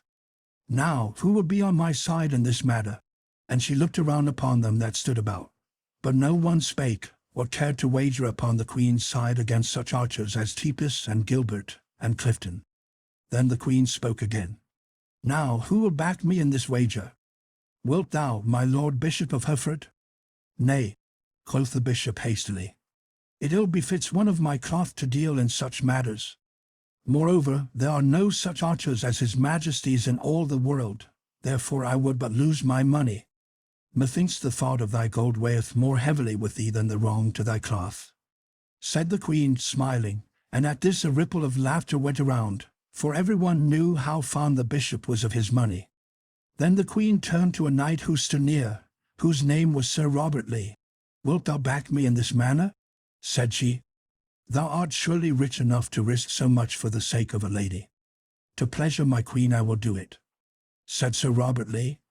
"But for the sake of no other in all the world would I wager a groat, for no man can stand against Tipis and Gilbert and Clifton." Then turning to the king, Queen Eleanor said, "I want no such aid as Sir Robert giveth me, but against thy wine and beer and stout bows of you I wager this girdle all set with jewels from around my waist, and surely that is worth more than 9. Now I take thy wager," quoth the king. "Send for thy archers straightway. But here come forth the others, let them shoot, and then I will match those that win against all the world." "So be it," said the queen. Thereupon, beckoning to young Richard Partington, she whispered something in his ear, and straightway the page bowed and left the place, crossing the meadow to the other side of the range, where he was presently lost in the crowd. At this, all that stood around whispered to one another, wondering what it all meant, and what 3 men the queen was about to set against those famous archers of the king's guard. And now the 10 archers of the king's guard took their stand again, and all the great crowd was hushed to the stillness of death. Slowly and carefully each man shot his shafts, and so deep was the silence that you could hear every arrow rap against the target as it struck it. Then, when the last shaft had sped, a great roar went up, and the shooting, I wot, was well worthy of the sound. Once again Gilbert had lodged 3 arrows in the white. Tipis came second with 2 in the white and 1 in the black ring next to it. But stout Clifton had gone down, and Hubert of Suffolk had taken the 3rd place, for, while both those 2 good yeomen had lodged 2 in the white, Clifton had lost one shot upon the fourth ring, and Hubert came in with one in the third. All the archers around Gilbert's booth shouted for joy till their throats were hoarse, tossing their caps aloft, and shaking hands with one another. In the midst of all the noise and hubbub 5 men came walking across the lawn toward the king's pavilion. The first was Richard Partington, and was known to most folk there, but the others were strange to everybody. Beside young Partington walked a yeoman clad in blue, and behind came 3 others, 2 in Lincoln green and 1 in scarlet. This last yeoman carried 3 stout bows of yew tree, 2 fancifully inlaid with silver and 1 with gold. While these 5 men came walking across the meadow, a messenger came running from the king's booth and summoned Gilbert and Tepus and Hubert to go with him. And now the shouting quickly ceased, for all saw that something unwonted was toward, so the folk stood up in their places and leaned forward to see what was the ado. When Partington and the others came before the spot where the king and queen sat, the 4 yeomen bent their knees and doffed their caps unto her. King Henry leaned far forward and stared at them closely, but the Bishop of Hereford, when he saw their faces, started as though stung by a wasp. He opened his mouth as though about to speak, but looking up, he saw the queen gazing at him with a smile upon her lips, so he said nothing, but bit his nether lip, while his face was as red as a cherry. Then the queen leaned forward and spake in a clear voice. "Locksley," said she, "I have made a wager with the king that thou and 2 of thy men can outshoot any 3 that he can send against you. Wilt thou do thy best for my sake?" "Yea," quoth Robin Hood, to whom she spake. "I will do my best for thy sake, and if I fail, I make my vow never to finger bowstring war." Now, although Little John had been somewhat abashed in the queen's bower, he felt himself the sturdy fellow he was when the soles of his feet pressed green grass again. So he said boldly, "Now, blessings on thy sweet face, say I, and there lived a man that would not do his best for thee. I will say not, only I would like to have the cracking of his knave's pate." "Peace, Little John," said Robin Hood hastily in a low voice, but good Queen Eleanor laughed aloud, and a ripple of merriment sounded all over the booth. The Bishop of Hereford did not laugh, either did the king, but he turned to the queen, and quoth he, "Who are these men that thou hast brought before us?" Then up spoke the bishop hastily, for he could hold his peace no longer. "Your Majesty," quoth he, "yon fellow in blue is a certain outlaw thief of the mid-country, named Robin Hood. Yon tall, strapping villain goeth by the name of Little John. The other fellow in green is a certain backsliding gentleman, known as Will Scarlet. The man in red is a rogue of a northern minstrel, named Alan a Dale." At this speech the king's brows drew together blackly, and he turned to the queen. "Is this true?" said he sternly. "Yea," said the queen, smiling. "The bishop hath told the truth, and truly he should know them well, for he and 2 of his friars spent 3 days in merry sport with Robin Hood in Sherwood Forest. I did little think that the good bishop would so betray his friends. But bear in mind that thou hast pledged thy promise for the safety of these good yeomen for 40 days. "I will keep my promise," said the king, in a deep voice that showed the anger in his heart. "But when these 40 days are gone, let this outlaw look to himself, for mayhap things will not go so smoothly with him as he would like." Then he turned to his archers, who stood near the Sherwood yeomen, listening and wondering at all that passed. Quoth he, "Gilbert, and now Tepus, and now Hubert, I have pledged myself that ye shall shoot against these 3 fellows. If ye outshoot the knaves, I will fill your caps with silver pennies. If ye fail, ye shall lose your prizes that ye have won so fairly, and they go to them that shoot against you, man to man. Do your best, lads, and if you win this bout, ye shall be glad of it to the last days of your life. Go now, and get ye gone to the butts." Then the 3 archers of the king turned and went back to their booths, and Robin and his men went to their places at the mark from which they were to shoot. Then they strung their bows and made themselves ready, looking over their quivers of arrows, and picking out the roundest and the best feathered. But when the king's archers went to their tents, they told their friends all that had passed, and how that these 4 men were the famous Robin Hood and 3 of his band, to wit, Little John, Will Scarlet, and Alan a Dale. The news of this buzzed around among the archers in the booths, for there was not a man there that had not heard of these great mid-country yeomen. From the archers the news was taken up by the crowd that looked on at the shooting, so that at last everybody stood up, craning their necks to catch sight of the famous outlaws. 6 fresh targets were now set up, one for each man that was to shoot, whereupon Gilbert and Titus and Hubert came straightway forth from the booths. Then Robin Hood and Gilbert of the White Hand tossed the farthing aloft to see who should lead in the shooting, and the lot fell to Gilbert's side. Thereupon he called upon Hubert of Suffolk to lead. Hubert took his place, planted his foot firmly, and fitted a fair, smooth arrow. Then, breathing upon his fingertips, he drew the strings slowly and carefully. The arrow sped true, and lodged in the white. Again he shot, and again he hit the clout. A third shaft he sped, but this time failed of the center, and but struck the black, yet not more than a finger's breadth from the white. At this a shout went up, for it was the best shooting that Hubert had yet done that day. Merry Robin laughed, and quoth he, "Thou wilt have an ill time bettering that round, Will, for it is thy turn next. Brace thy thews, lad, and bring not shame upon Sherwood." Then Will Scarlet took his place, but because of overcaution, he spoiled his target with the very first arrow that he sped, for he hit the next ring to the black, the second from the center.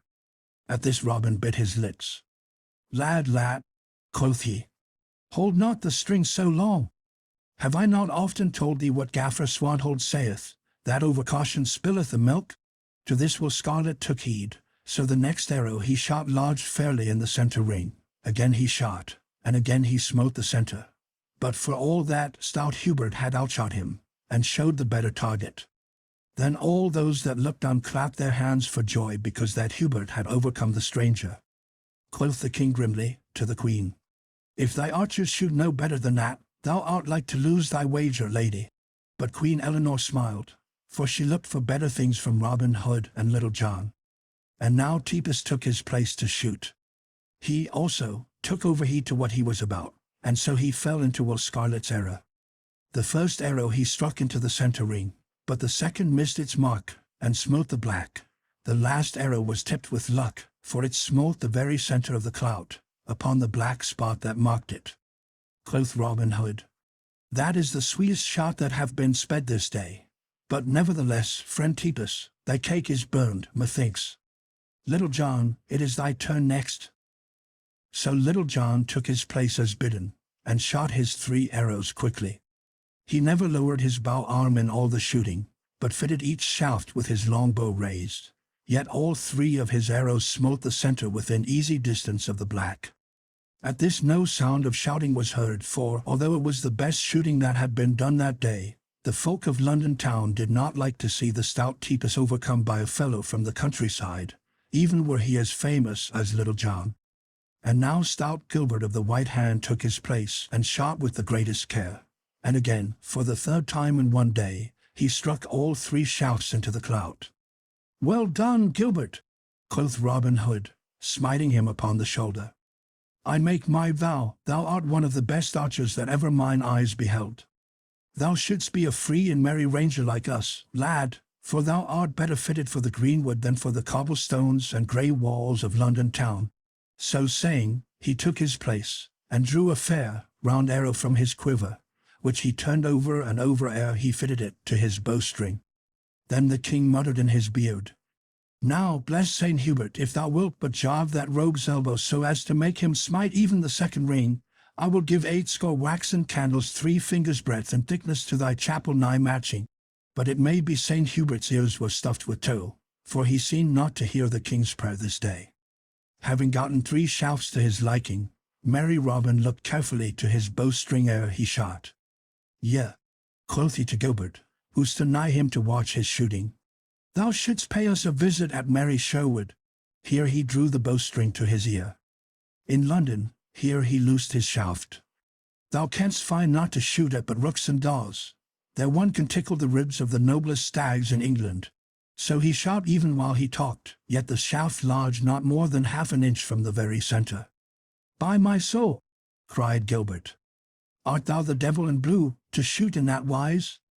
"Nay," quoth Robin, laughing, "not quite so ill as that, I trust." And he took up another shaft, and fitted it to the string.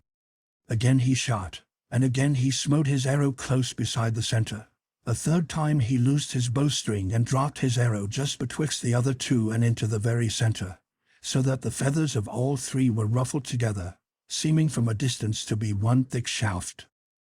And now a low murmur ran all among that great crowd, for never before had London seen such shooting as this, and never again would it see it after Robin Hood's day had gone. All saw that the king's archers were fairly beaten, and stout Gilbert clapped his palm to Robin's, owning that he could never hope to draw such a bowstring as Robin Hood or Little John. But the king, full of wrath, would not have it so, though he knew in his mind that his men could not stand against those fellows. "Nay," cried he, clenching his hands upon the arms of his seat, "Gilbert is not yet beaten. Did he not strike the clout thrice? Although I have lost my wager, he hath not yet lost the first prize. They shall shoot again, and still again, till either he or that knave Robin Hood cometh off the best. Go thou, Sir Hugh, and bid them shoot another round, and another, until one or the other is overcome." Then Sir Hugh, seeing how wroth the king was, said never a word, but went straightway to do his bidding. So he came to where Robin Hood and the other stood, and told them what the king had said. "With all my heart," quoth merry Robin, "I will shoot from this time till tomorrow day, if it can pleasure my most gracious lord and king. Take thy place, Gilbert lad, and shoot." So Gilbert took his place once more, but this time he failed, for, a sudden little wind arising, his shaft missed the centre ring, but by not more than the breadth of a barley straw. "Thy eggs are cracked, Gilbert," quoth Robin, laughing, and straightway he loosed the shaft, and once more smote the white circle of the centre. Then the king arose from his place, and not a word said he, but he looked around with a baleful look, and it would have been an ill day for anyone that he saw with a joyous or a merry look upon his face. Then he and his queen and all the court left the place, but the king's heart was brimming full of wrath. After the king had gone, all the yeomen of the archer guard came crowding around Robin, and Little John, and Will, and Allen, to snatch a look at these famous fellows from the mid-country, and with them came many that had been onlookers at the sport for the same purpose. Thus it happened presently that the yeomen, to whom Gilbert stood talking, were all surrounded by a crowd of people that formed a ring about them. After a while the three judges that had the giving away of the prizes came forward, and the chief of them all spake to Robin and said, "According to agreement, the first prize belongeth rightly to thee. So here I give thee the silver bugle, here the quiver of 10 golden arrows, and here a purse of 20 golden pounds." And as he spake he handed those things to Robin, and then turned to Little John. "To thee," he said, "belongeth the second prize, to wit, 50 of the finest harts that run on Dowl and Lear. Thou mayst shoot them whensoever thou dost list." Last of all he turned to stout Hubert. "Thou," said he, "hast held thine own against the yeoman with whom thou didst shoot, and so thou hast kept the prize duly thine, to wit, 2 tuns of good Rhenish wine. These shall be delivered to thee whensoever thou dost list." Then he called upon the other 7 of the king's archers who had last shot, and gave each 40 silver pennies. Then up spake Robin, and quoth he, "This silver bugle I keep in honour of this shooting match. But thou, Gilbert, art the best archer of all the king's guard, and to thee I freely give this purse of gold. Take it, man, and would it were 10 times as much, for thou art a right yeoman, good and true. Furthermore, to each of the 10 that last shot I give one of these golden shafts apiece. Keep them always by you, so that ye may tell your grandchildren, and ye are ever blessed with them, that ye are the very stoutest yeomen in all the wide world." At this all shouted aloud, for it pleased them to hear Robin speak so of them. Then up spake Little John. "Good friend Titus," said he, "I want not those hearts of Dowl and Lear that yon stout judge spoke of but now, for in truth we have enow and more than enow in our own country. 20 I give to thee for thine own shooting, and 5 I give to each band for their pleasure." At this another great shout went up, and many tossed their caps aloft, and swore among themselves that no better fellows ever walked the sod than Robin Hood and his stout yeomen. While they so shouted with loud voices, a tall burly yeoman of the king's guard came forward and plucked Robin by the sleeve. "Good master," quoth he, "I have somewhat to tell thee in thine ear, a silly thing, God wot, for one stout yeoman to tell another, but a young peacock of a page, one Richard Partington, was seeking thee without avail in the crowd, and not being able to find thee, told me that he bore a message to thee from a certain lady that thou wottest of. This message he bade me tell thee privily, word for word, and thus it was. Let me see, I trust I have forgotten not. Yea, thus it was, the lion growls. Beware thy head. Is it so? Quoth Robin, starting, for he knew right well that it was the queen sent the message, and that she spake of the king's wrath. Now I thank thee, good fellow, for thou hast done me greater service than thou knowest of this day. Then he called his 3 yeomen together, and told them privately that they had best be jogging, as it was like to be ill for them so nigh merry London town. So, without tarrying longer, they made their way through the crowd until they had come out from the press. Then, without stopping, they left London town and started away northward. The chase of Robin Hood. So Robin Hood and the others left the archery range at Finsbury Fields, and tarrying not, set forth straightway upon their homeward journey. It was well for them that they did so, for they had not gone more than 3 or 4 miles upon their way when 6 of the yeomen of the king's guard came bustling among the crowd that still lingered, seeking for Robin and his men, to seize upon them and make them prisoners. Truly it was an ill-done thing in the king to break his promise, but it all came about through the Bishop of Hereford's doing, for thus it happened. After the king left the archery ground, he went straightway to his cabinet, and with him went the Bishop of Hereford and Sir Robert Lee. But the king said never a word to these 2, but sat gnawing his nether lip, for his heart was galled within him by what had happened. At last the Bishop of Hereford spoke, in a low, sorrowful voice. It is a sad thing, your majesty, that this knavish outlaw should be let to escape in this wise, for let him but get back to Sherwood Forest safe and sound, and he may snap his fingers at king and king's men. At these words the king raised his eyes and looked grimly upon the bishop. Sayest thou so? Quoth he. Now I will show thee, in good time, how much thou dost err, for, when the 40 days are past and gone, I will seize upon the thieving outlaw, if I have to tear down all of Sherwood to find him. Thinkest thou that the laws of the King of England are to be so evaded by one poor knave without friends or money? Then the bishop spoke again, in his soft, smooth voice. Forgive my boldness, your majesty, and believe that I have not but the good of England and your majesty's desirings at heart. But what would it boot though my gracious lord did root up every tree of Sherwood? Are there not other places for Robin Hood's hiding? Cannock Chase is not far from Sherwood, and the great forest of Arden is not far from Cannock Chase.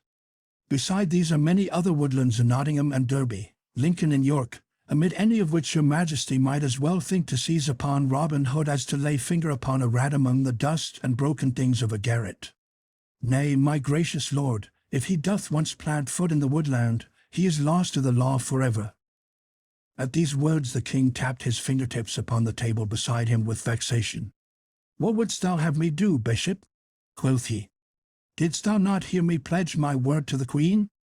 Thy talk is as barren as the wind from the bellows upon dead coals. Far be it from me, said the cunning bishop, to point the way to one so clear-sighted as your majesty. But were I the king of England, I should look upon the matter in this wise. I have promised my queen, let us say, that for 40 days the cunningest rogue in all England shall have freedom to come and go. But, lo, I find this outlaw in my grasp.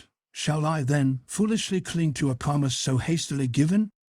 Suppose that I had promised to do her majesty's bidding, whereupon she bade me to slay myself. Should I, then, shut mine eyes and run blindly upon my sword? Thus would I argue within myself. Moreover, I would say unto myself, a woman knoweth none of the great things appertaining to state government, and likewise I know a woman is ever prone to take up a fancy, even as she would pluck a daisy from the roadside, and then throw it away when the savour is gone. Therefore, though she have taken a fancy to this outlaw, it will soon wane away and be forgotten. As for me, I have the greatest villain in all England in my grasp. Shall I, then, open my hand and let him slip betwixt my fingers? Thus, your majesty, would I say to myself, were I the king of England. So the bishop talked, and the king lent his ear to his evil counsel, until, after a while, he turned to Sir Robert Lee and bade him send 6 of the yeomen of the guard to take Robin Hood and his 3 men prisoners. Now Sir Robert Lee was a gentle and noble knight, and he felt grieved to the heart to see the king so break his promise. Nevertheless he said nothing, for he saw how bitterly the king was set against Robin Hood. But he did not send the yeoman of the guard at once, but went first to the queen, and told her all that had passed, and bade her send word to Robin of his danger. This he did not for the well-being of Robin Hood, but because he would save his lord's honor if he could. Thus it came about that when, after a while, the yeomen of the guard went to the archery field, they found not Robin and the others, and so got no cakes at that fair. The afternoon was already well nigh gone when Robin Hood, Little John, Will, and Allen set forth upon their homeward way, trudging along merrily through the yellow slanting light, which speedily changed to rosy red as the sun sank low in the heavens.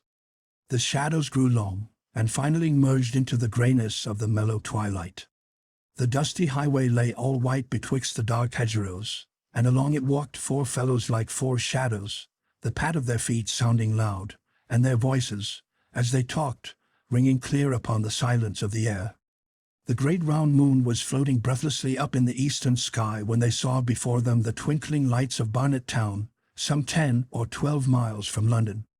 Down they walked through the stony streets and past the cosy houses with overhanging gables, before the doors of which sat the burghers and craftsmen in the mellow moonlight, with their families about them, and so came at last, on the other side of the hamlet, to a little inn, all shaded with roses and woodbines. Before this inn Robin Hood stopped, for the spot pleased him well. Quoth he, "Here will we take up our inn and rest for the night, for we are well away from London town and our king's wrath. Moreover, if I mistake not, we will find sweet faring within. What say ye, lads?" "In sooth, good master," quoth Little John, "thy bidding and my doing ever fit together like cakes and ale. Let us in, I say also." Then up spake Will Scarlet, "I am ever ready to do what thou sayest, uncle, yet I could wish that we were farther upon our way ere we rest for the night. Nevertheless, if thou thinkest best, let us in for the night, say I also." So in they went and called for the best that the place afforded. Then a right good feast was set before them, with 2 stout bottles of old sack to wash it down withal. These things were served by as plump and buxom a lass as you could find in all the land, so that Little John, who always had an eye for a fair lass, even when meat and drink were by, stuck his arms akimbo and fixed his eyes upon her, winking sweetly whenever he saw her looking toward him.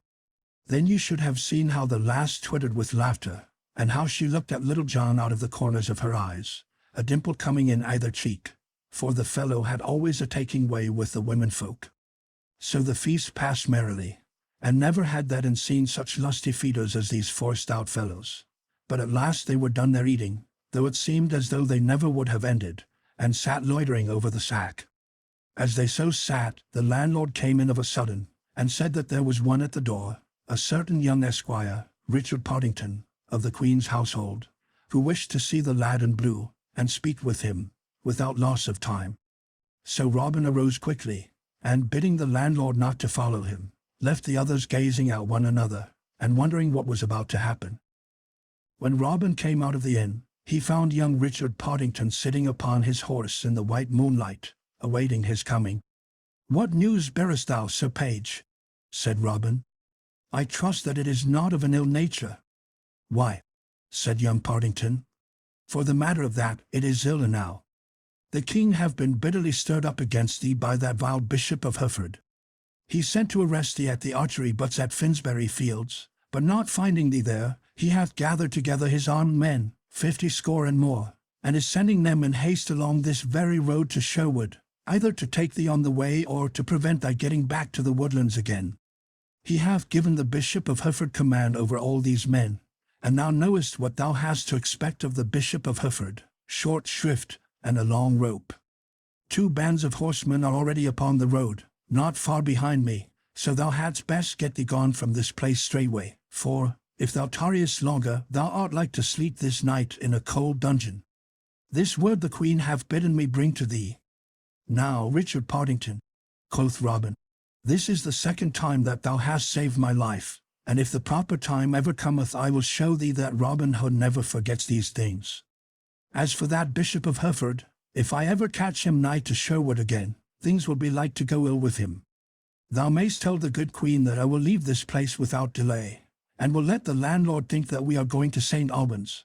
But when we are upon the high road again, I will go one way through the country and will send my men the other, so that if one falleth into the king's hands the others may haply escape.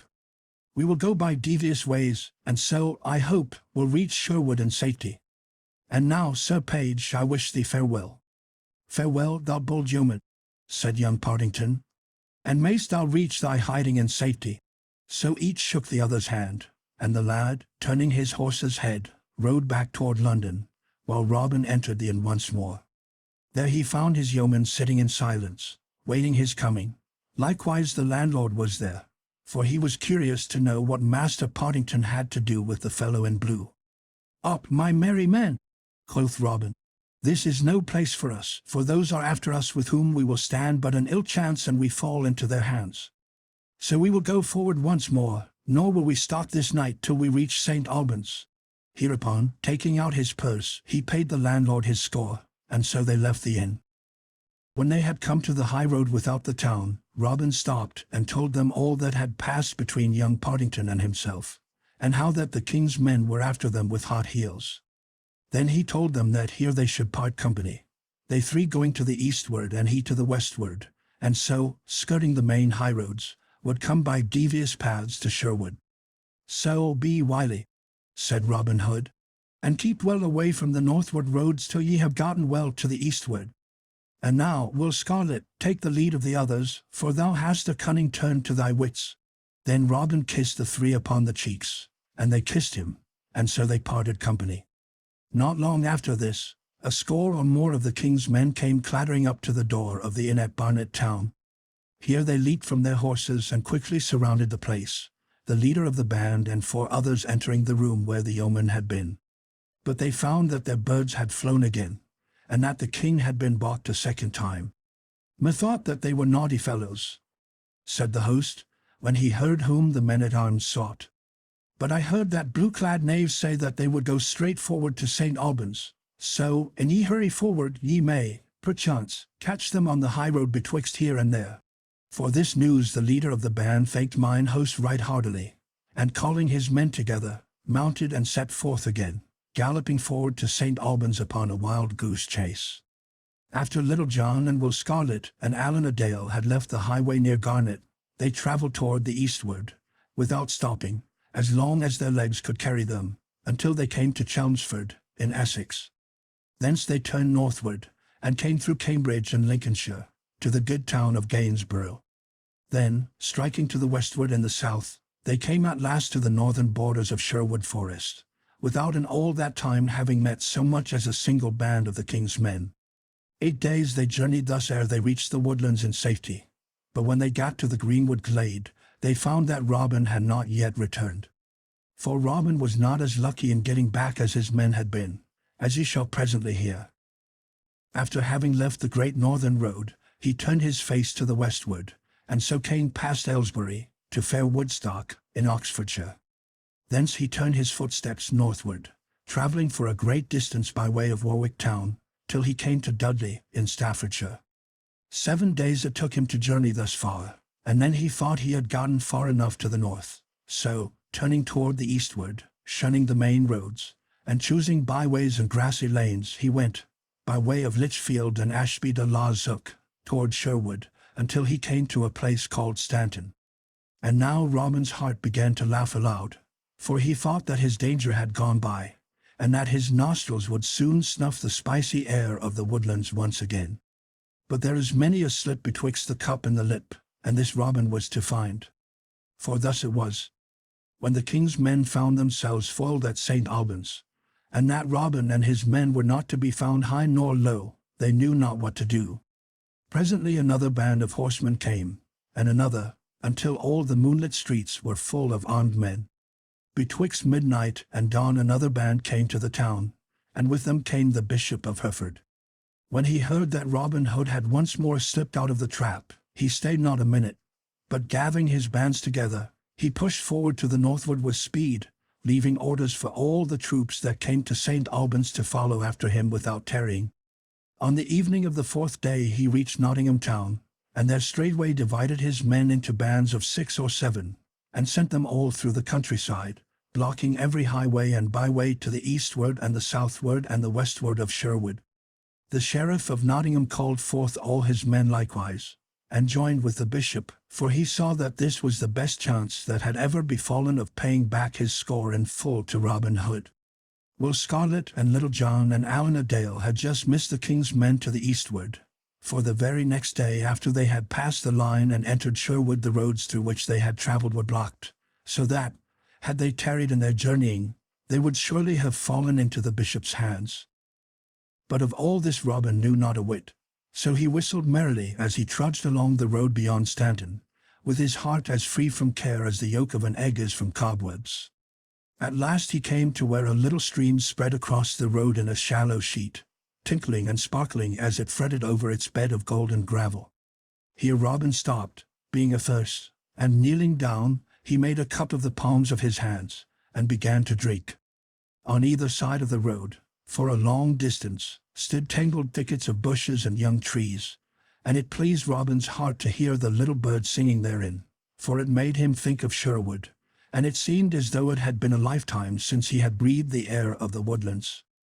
But of a sudden, as he thus stooped, drinking, something hissed past his ear, and struck with a splash into the gravel and water beside him. Quick as a wink Robin sprang to his feet, and, at one bound, crossed the stream and the roadside, and plunged headlong into the thicket, without looking around, for he knew right well that that which had hissed so venomously beside his ear was a grey goose shaft, and that to tarry so much as a moment meant death. Even as he leaped into the thicket 6 more arrows rattled among the branches after him, one of which pierced his doublet, and would have struck deeply into his side but for the tough coat of steel that he wore. Then up the road came riding some of the king's men at headlong speed.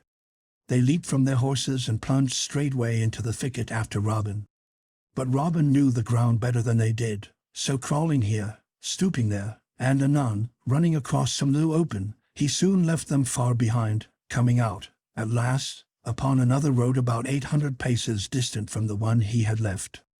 Here he stood for a moment, listening to the distant shouts of the 7 men as they beat up and down in the thickets like hounds that had lost the scent of the quarry. Then, buckling his belt more tightly around his waist, he ran fleetly down the road toward the eastward and Sherwood. But Robin had not gone more than 3 furlongs in that direction when he came suddenly to the brow of a hill, and saw beneath him another band of the king's men seated in the shade along the roadside in the valley beneath. Then he paused not a moment, but seeing that they had not caught sight of him, he turned and ran back whence he had come, knowing that it was better to run the chance of escaping those fellows that were yet in the thickets than to rush into the arms of those in the valley. So back he ran with all speed, and had gotten safely past the thickets, when the 7 men came forth into the open road. They raised a great shout when they saw him, such as the hunter gives when the deer breaks cover, but Robin was then 1/4 mile and more away from them, coursing over the ground like a greyhound. He never slackened his pace, but ran along, mile after mile, till he had come nigh to Mackworth, over beyond the Derwent River, nigh to Derby town. Here, seeing that he was out of present danger, he slackened in his running, and at last sat him down beneath a hedge where the grass was the longest and the shade the coolest, there to rest and catch his wind. "By my soul, Robin," quoth he to himself, "thou was the narrowest miss that e'er thou hadst in all thy life. I do say most solemnly that the feather of that wicked shaft tickled mine ear as it was past. This same running hath given me a most craving appetite for victuals and drink. Now I pray St. Dunstan that he send me speedily some meat and beer." It seemed as though St. Dunstan was like to answer his prayer, for along the road came plodding a certain cobbler, one Quince, of Derby, who had been to take a pair of shoes to a farmer nigh Kirk Langley, and was now coming back home again, with a fair boiled capon in his pouch and a stout bottle of beer by his side, which same the farmer had given him for joy of such a stout pair of shoon. Good Quince was an honest fellow, but his wits were somewhat of the heavy sort, like unbaked dough, so that the only thing that was in his mind was, 3 shillings 6 halfpenny for thy shoon, good Quince, 3 shillings 6 halfpenny for thy shoon." And this travelled round and round inside of his head, without another thought getting into his noddle, as a pea rolls round and round inside an empty quart pot. "Hullo, good friend," quoth Robin, from beneath the hedge, when the other had gotten nigh enough. Whither away so merrily this bright day? Hearing himself so called upon, the cobbler stopped, and seeing a well-clad stranger in blue, he spoke to him in seemly wise. Give ye good den, fair sir, and I would say that I come from Kirk Langley, where I ha sold my shoon and got 3 shillings 6 halfpenny for them in as sweet money as ever thou sawest, and honestly earned too, I would ha thee know. But an I may be so bold, thou pretty fellow, what dost thou there beneath the hedge? Marry, quoth merry Robin, I sit beneath the hedge here to drop salt on the tails of golden birds, but in sooth thou art the first chick of any worth I ha seen this blessed day. At these words the cobbler's eyes opened big and wide, and his mouth grew round with wonder, like a knothole in a board fence. Slackaday, quoth he, look ye now, I ha never seen those same golden birds. And dost thou in sooth find them in these hedges, good fellow? Pry thee, tell me, are there many of them? I would fain find them mine own self. Ay, truly, quoth Robin, they are as thick here as fresh herring in Cannock Chase. Look ye now, said the cobbler, all drowned in wonder. And dost thou in sooth catch them by dropping salt on their pretty tails? Yea, quoth Robin, but this salt is of an odd kind, let me tell thee, for it can only be gotten by boiling down a quart of moonbeams in a wooden platter, and then one hath but a pinch. But tell me, now, thou witty man, what hast thou gotten there in that pouch by thy side and in that pottle? At these words the cobbler looked down at those things of which merry Robin spoke, for the thoughts of the golden bird had driven them from his mind, and it took him some time to scrape the memory of them back again. Why, said he at last, in the one is good March beer, and in the other is a fat capon. Truly, Quince the cobbler will ha a fine feast this day, and I mistake not. But tell me, good Quince, said Robin, hast thou a mind to sell those things to me? For the hearing of them sounds sweet in mine ears. I will give thee these gay clothes of blue that I have upon my body, and 10 shillings to boot for thy clothes, and thy leather apron, and thy beer, and thy capon. What sayst thou, bully boy? Nay, thou dost jest with me, said the cobbler, for my clothes are coarse and patched, and thine are of fine stuff and very pretty. Never a jest do I speak, quoth Robin. Come, strip thy jacket off, and I will show thee, for I tell thee I like thy clothes well. Moreover, I will be kind to thee, for I will feast straightway upon the good things thou hast with thee, and thou shalt be bidden to the eating. At these words he began slipping off his doublet, and the cobbler, seeing him so in earnest, began pulling off his clothes also, for Robin Hood's garb tickled his eye. So each put on the other fellow's clothes, and Robin gave the honest cobbler 10 bright new shillings. Quoth merry Robin, I ha been a many things in my life before, but never have I been an honest cobbler. Come, friend, let us fall to and eat, for something within me cackles aloud for that good fat capon. So both sat down and began to feast right lustily, so that when they were done the bones of the capon were picked as bare as charity. Then Robin stretched his legs out with a sweet feeling of comfort within him. Quoth he, By the turn of thy voice, good Quince, I know that thou hast a fair song or two running loose in thy head like colts in a meadow.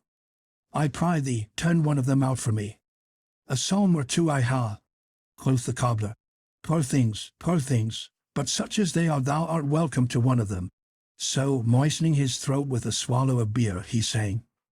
The stout cobbler got no further in his song, for of a sudden 6 horsemen burst upon them where they sat, and seized roughly upon the honest craftsman, hauling him to his feet, and nearly plucking the clothes from him as they did so. Ha! Roared the leader of the band in a great big voice of joy. Have we then caught thee at last, thou blue-clad knave? Now, blessed be the name of St. Hubert, for we are 80 pounds richer this minute than we were before, for the good Bishop of Hereford hath promised that much to the band that shall bring thee to him. Oh-ho! Thou cunning rascal! Thou wouldst look so innocent, forsooth! We know thee, thou old fox. But off thou goest with us to have thy brush clipped forthwith. At these words the poor cobbler gazed all around him with his great blue eyes as round as those of a dead fish, while his mouth gaped as though he had swallowed all his words and so lost his speech. Robin also gaped and stared in a wondering way, just as the cobbler would have done in his place. "Alack-a-daisy me," quoth he. "I know not whether I be sitting here or in no man's land. What meaneth all this stir-ith part, dear good gentleman? Surely this is a sweet, honest fellow." "Honest fellow, sayst thou, clown?" quoth one of the men. "Why, I tell thee that this is that same rogue that men call Robin Hood." At this speech the cobbler stared and gaped more than ever, for there was such a threshing of thoughts going on within his poor head that his wits were all befogged with the dust and chaff thereof. Moreover, as he looked at Robin Hood, and saw the yeoman look so like what he knew himself to be, he began to doubt, and to think that mayhap he was the great outlaw in real sooth. Said he in a slow, wondering voice, "Am I in very truth that fellow? Now I had thought, but nay, Quince, thou art mistook, yet, am I? Nay, I must indeed be Robin Hood. Yet, truly, I had never thought to pass from an honest craftsman to such a great yeoman." "Alas," quoth Robin Hood, "look ye there, now. See how your ill-treatment hath curdled the wits of this poor lad and turned them all sour. I myself am Quince, the cobbler of Derby town." "Is it so?" said Quince. "Then, indeed, I am somebody else, and can be none other than Robin Hood. Take me, fellows, but let me tell you that ye ha laid hand upon the stoutest yeoman that ever trod the woodlands." "Thou wilt play man, wilt thou?" said the leader of the band. "Here, Giles, fetch a cord and bind this knave's hands behind him. I'll warrant we will bring his wits back to him again when we get him safe before our good bishop at Tetbury town." Thereupon they tied the cobbler's hands behind him, and led him off with a rope, as the farmer leads off the calf he hath brought from the fair. Robin stood looking after them, and when they were gone he laughed till the tears rolled down his cheeks, for he knew that no harm would befall the honest fellow, and he pictured to himself the bishop's face when good Quince was brought before him as Robin Hood. Then, turning his steps once more to the eastward, he stepped out right foot foremost toward Nottinghamshire and Sherwood Forest. But Robin Hood had gone through more than he wot of. His journey from London had been hard and long, and in a night he had travelled 70 and more of miles. He thought now to travel on without stopping until he had come to Sherwood, but ere he had gone 60 of miles he felt his strength giving way beneath him like a river bank which the waters have undermined. He sat him down and rested, but he knew within himself that he could go no farther that day, for his feet felt like lumps of lead, so heavy were they with weariness. Once more he arose and went forward, but after travelling a couple of miles he was fain to give the matter up, so, coming to an inn just then, he entered and calling the landlord, bade him show him to a room, although the sun was only then just sinking in the western sky.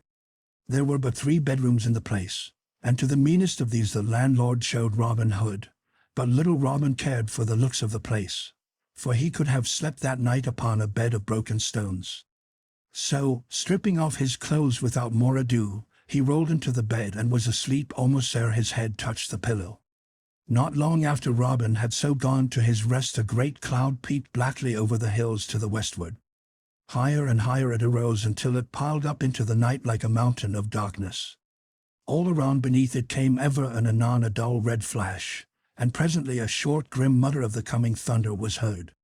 Then up rode 4 stout brothers of Nottingham town, for this was the only inn within 5 miles distance, and they did not care to be caught in such a thunderstorm as this that was coming upon them. Leaving their nags to the stableman, they entered the best room of the inn, where fresh green rushes lay all spread upon the floor, and there called for the goodliest fare that the place afforded. After having eaten heartily they bade the landlord show them to their rooms, for they were weary, having ridden all the way from Dronfield that day. So off they went, grumbling at having to sleep 2 in a bed, but their troubles on this score, as well as all others, were soon lost in the quietness of sleep.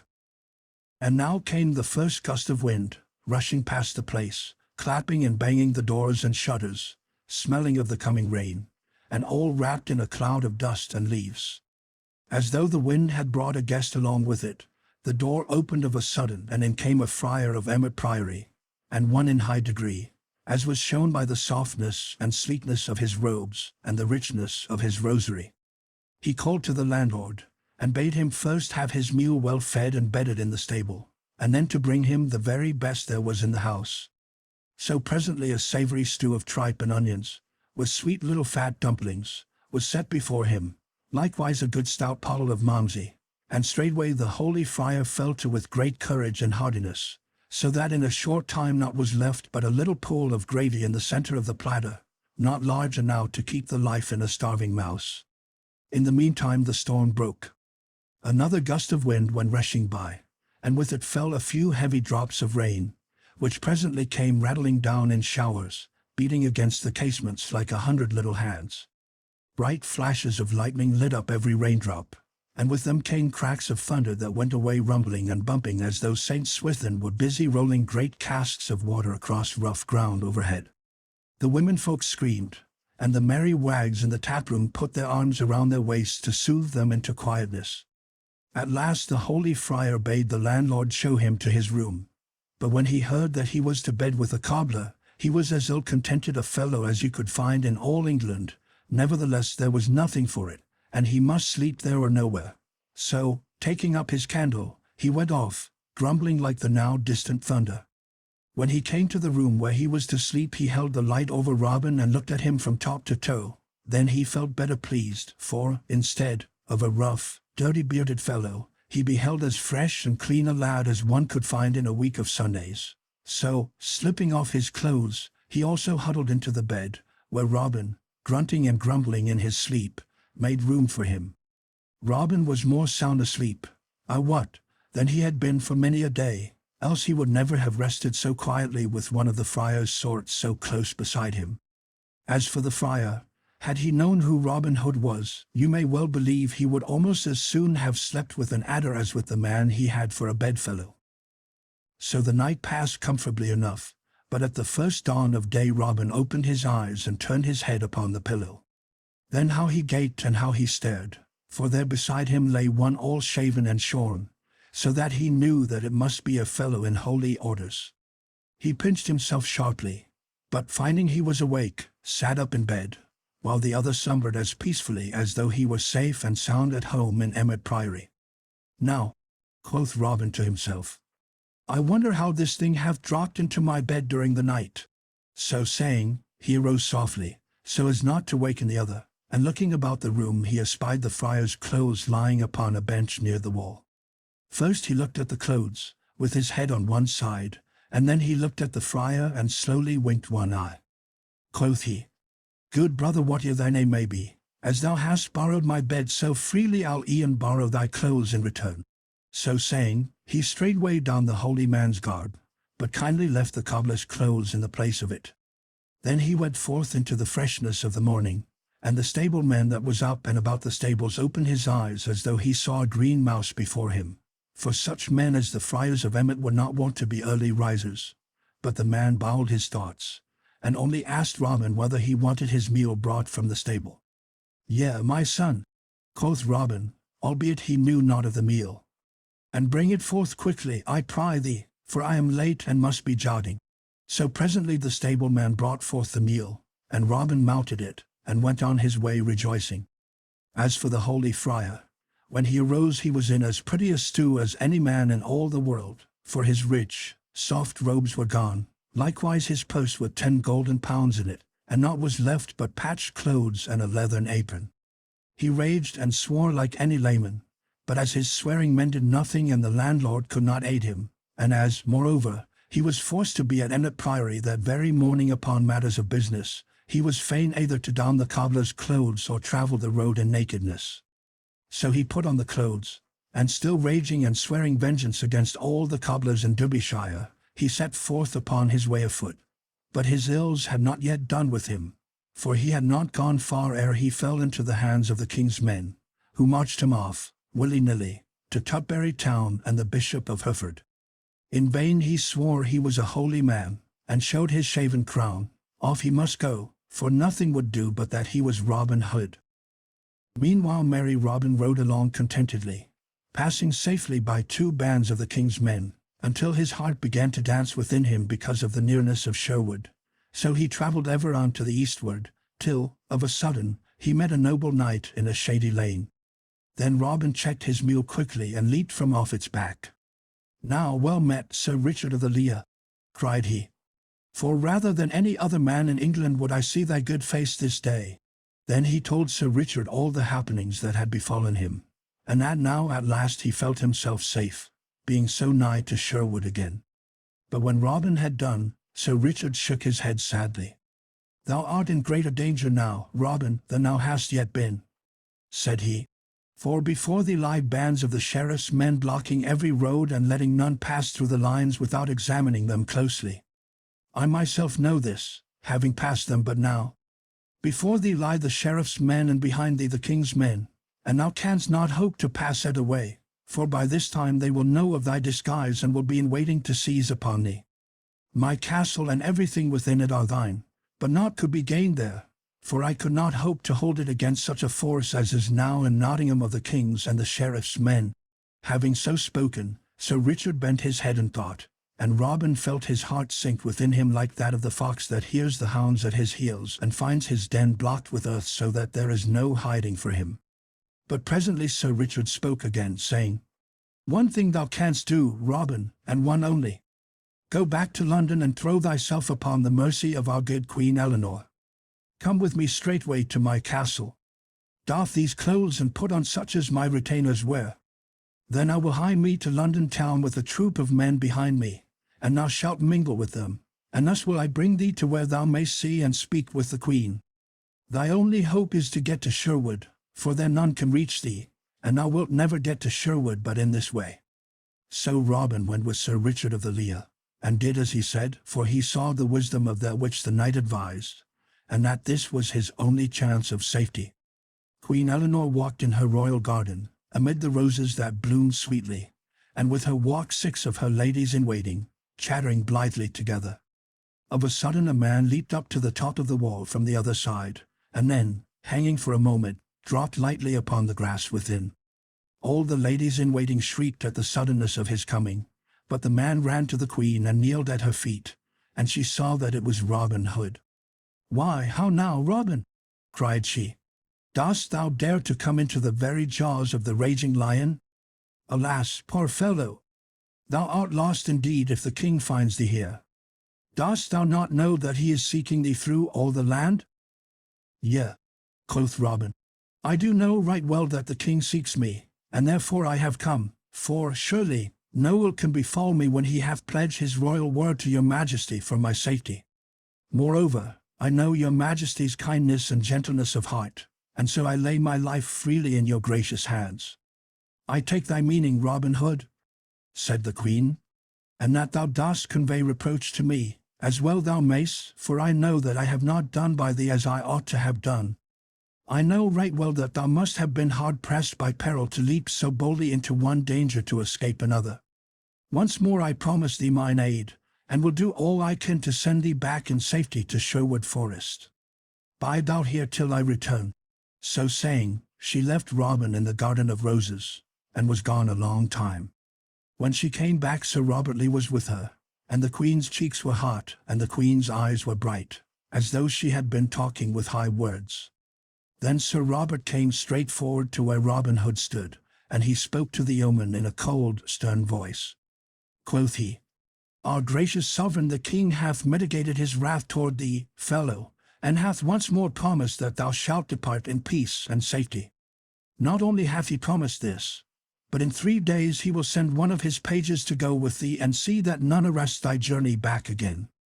Thou mayst take thy patron saint that thou hast such a good friend in our noble Queen, for, but for her persuasion and arguments, thou hadst been a dead man, I can tell thee. Let this peril that thou hast passed through teach thee 2 lessons. First, be more honest. Second, be not so bold in thy comings and goings.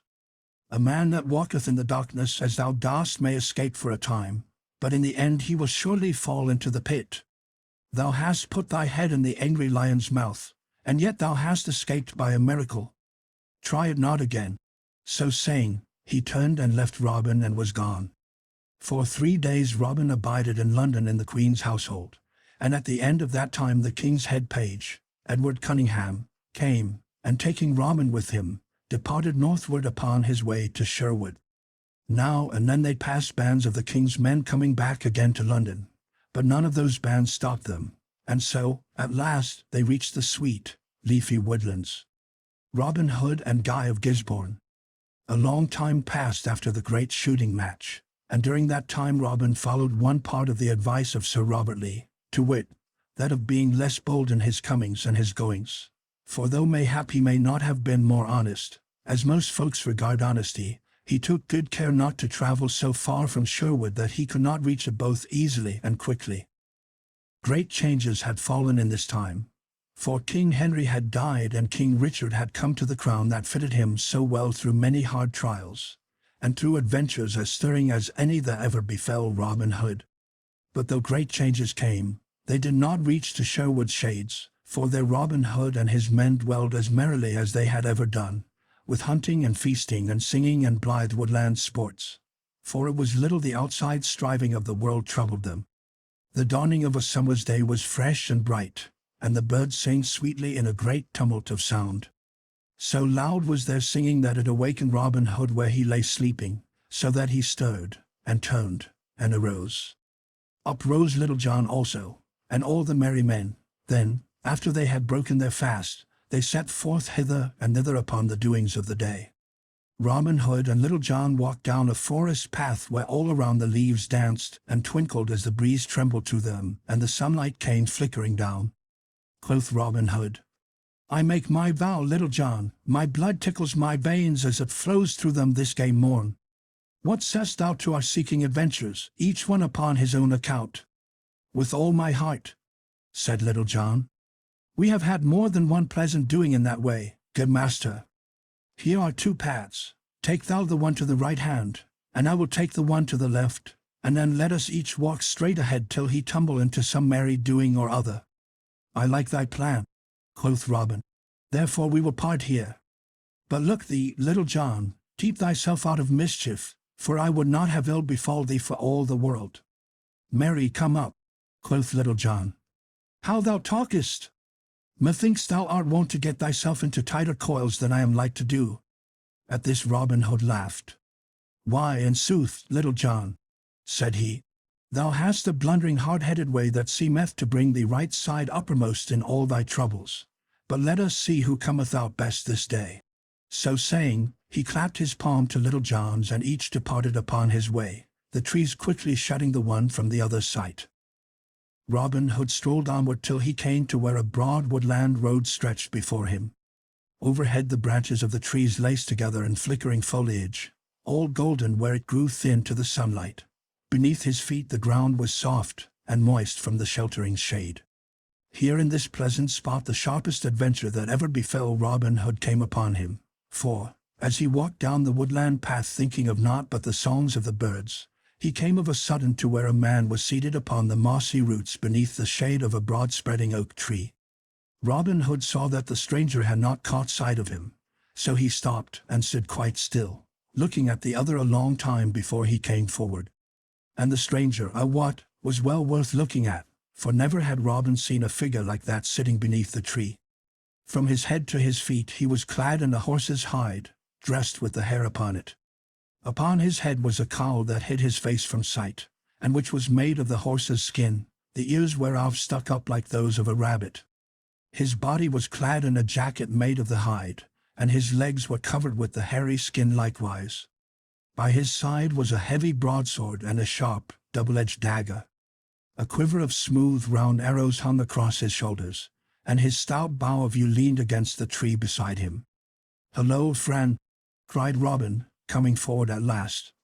"Who art thou that sittest there? And what is that thou hast upon thy body? I make my vow I ha' never seen such a sight in all my life before. Had I done an evil thing, or did my conscience trouble me, I would be afraid of thee, thinking that thou wast someone from down below bringing a message bidding me come straightway to King Nicholas." To this speech the other answered not a word, but he pushed the cowl back from his head and showed a knit brow, a hooked nose, and a pair of fierce, restless black eyes, which altogether made Robin think of a hawk as he looked on his face. But beside this there was something about the lines on the stranger's face, and his thin cruel mouth, and the hard glare of his eyes, that made one's flesh creep to look upon. "Who art thou, rascal?" said he at last, in a loud, harsh voice. "Tut, tut," quoth merry Robin, Speak not so sourly, brother. Hast thou fed upon vinegar and nettles this morning that thy speech is so stinging? And thou likest not my words, said the other fiercely. Thou hadst best be jogging, for I tell thee plainly, my deeds match them. Nay, but I do like thy words, thou sweet, pretty thing, quoth Robin, squatting down upon the grass in front of the other. Moreover, I tell thee thy speech is witty and gamesome as any I ever heard in all my life. The other said not a word, but he glared upon Robin with a wicked and baleful look, such as a fierce dog bestows upon a man ere it springs at his throat. Robin returned the gaze with one of wide-eyed innocence, not a shadow of a smile twinkling in his eyes or twitching at the corners of his mouth. So they sat staring at one another for a long time, until the stranger broke the silence suddenly. "What is thy name, fellow?" said he. "Now," quoth Robin, "I am right glad to hear thee speak, for I began to fear the sight of me had stricken thee dumb. As for my name, it may be this or it may be that, but methinks it is more meet for thee to tell me thine, seeing that thou art the greater stranger in these parts. Prithee tell me, sweet chuck, why wearest thou that dainty garb upon thy pretty body?" At these words the other broke into a short, harsh roar of laughter. "By the bones of the Daemon Odin," said he, "thou art the boldest spoken man that ever I have seen in all my life. I know not why I do not smite thee down where thou sittest, for only 2 days ago I skewered a man over back of Nottingham town for saying not half so much to me as thou hast done. I wear this garb, thou fool, to keep my body warm. Likewise it is near as good as a coat of steel against a common sword thrust. As for my name, I care not who knoweth it. It is Guy of Gisborne, and thou mayst have heard it before. I come from the woodlands over in Herefordshire, upon the lands of the bishop of that ilk. I am an outlaw, and get my living by hook and by crook in a manner it boots not now to tell of. Not long since the bishop sent for me, and said that if I would do a certain thing that the Sheriff of Nottingham would ask of me, he would get me a free pardon, and give me 10 £10 to boot. So straightway I came to Nottingham town and found my sweet sheriff, and what thinkest thou he wanted of me? Why, forsooth, to come here to Sherwood to hunt up one Robin Hood, also an outlaw, and to take him alive or dead. It seemeth that they have no one here to face that bold fellow, and so sent all the way to Herefordshire, and to me, for thou knowest the old saying, set a thief to catch a thief. As for the slaying of this fellow, it galleth me not a whit, for I would shed the blood of my own brother for the half of £200. To all this Robin listened, and as he listened his gorge rose. Well he knew of this Guy of Gisborne, and of all the bloody and murderous deeds that he had done in Herefordshire, for his doings were famous throughout all the land. Yet, although he loathed the very presence of the man, he held his peace, for he had an end to serve. "Truly," quoth he, "I have heard of thy gentle doings. Methinks there is no one in all the world that Robin Hood would rather meet than thee." At this Guy of Gisborne gave another harsh laugh. "Why," quoth he, "it is a merry thing to think of one stout outlaw like Robin Hood meeting another stout outlaw like Guy of Gisborne. Only in this case it will be an ill happening for Robin Hood, for the day he meets Guy of Gisborne he shall die. But thou gentle, merry spirit," quoth Robin, "dost thou not think that mayhap this same Robin Hood may be the better man of the two? I know him right well, and many think that he is one of the stoutest men hereabouts." "He may be the stoutest of men hereabouts," quoth Guy of Gisborne. "Yet I tell thee, fellow, this sty of yours is not the wide world. I lay my life upon it I am the better man of the two. He an outlaw, forsooth! Why, I hear that he hath never let blood in all his life, saving when he first came to the forest. Some call him a great archer. Marry, I would not be afraid to stand against him all the days of the year with a bow in my hand." "Why, truly, some folk do call him a great archer," said Robin Hood, "but we of Nottinghamshire are famous hands with the longbow. Even I, though but a simple hand at the craft, would not fear to try about with thee." At these words Guy of Gisborne looked upon Robin with wondering eyes, and then gave another roar of laughter till the woods rang. "Now," quoth he, "thou art a bold fellow to talk to me in this way. I like thy spirit in so speaking up to me, for few men have dared to do so. Put up a garland, lad, and I will try about with thee. "Tut, tut," quoth Robin. "Only babes shoot at garlands hereabouts. I will put up a good Nottingham mark for thee." So saying, he arose, and going to a hazel thicket not far off, he cut a wand about twice the thickness of a man's thumb.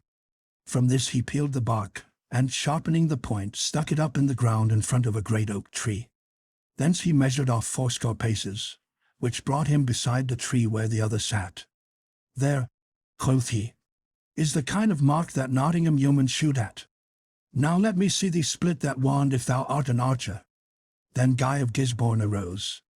"Now out upon it," cried he. "The devil himself could not hit such a mark as that." "Mayhap he could and mayhap he could not," quoth merry Robin, "but that we shall never know till thou hast shot thereat." At these words Guy of Gisborne looked upon Robin with knit brows, but, as the yeoman still looked innocent of any ill meaning, he bottled his words and strung his bow in silence. Twice he shot, but neither time did he hit the wand, missing it the first time by a span and the second time by a good palm's breadth. Robin laughed and laughed. "I see now," quoth he, "that the devil himself could not hit that mark. Good fellow, if thou art no better with the broadsword than thou art with the bow and arrow, thou wilt never overcome Robin Hood." At these words Guy of Gisborne glared savagely upon Robin. Quoth he, "Thou hast a merry tongue, thou villain, but take care that thou makest not too free with it, or I may cut it out from thy throat for thee." Robin Hood strung his bow and took his place with never a word, albeit his heartstrings quivered with anger and loathing. Twice he shot, the first time hitting within an inch of the wand, the second time splitting it fairly in the middle. Then, without giving the other a chance for speech, he flung his bow upon the ground. "There, thou bloody villain!" cried he fiercely. "Let that show thee how little thou knowest of manly sports. And now look thy last upon the daylight, for the good earth hath been befouled long enough by thee, thou vile beast. This day, Our Lady willing, thou deest, I am Robin Hood." So saying, he flashed forth his bright sword in the sunlight. For a time Guy of Gisborne stared upon Robin as though bereft of wits, but his wonder quickly passed to a wild rage. "Art thou indeed Robin Hood?" cried he. "Now I am glad to meet thee, thou poor wretch. Shrive thyself, for thou wilt have no time for shriving when I am done with thee." So saying, he also drew his sword.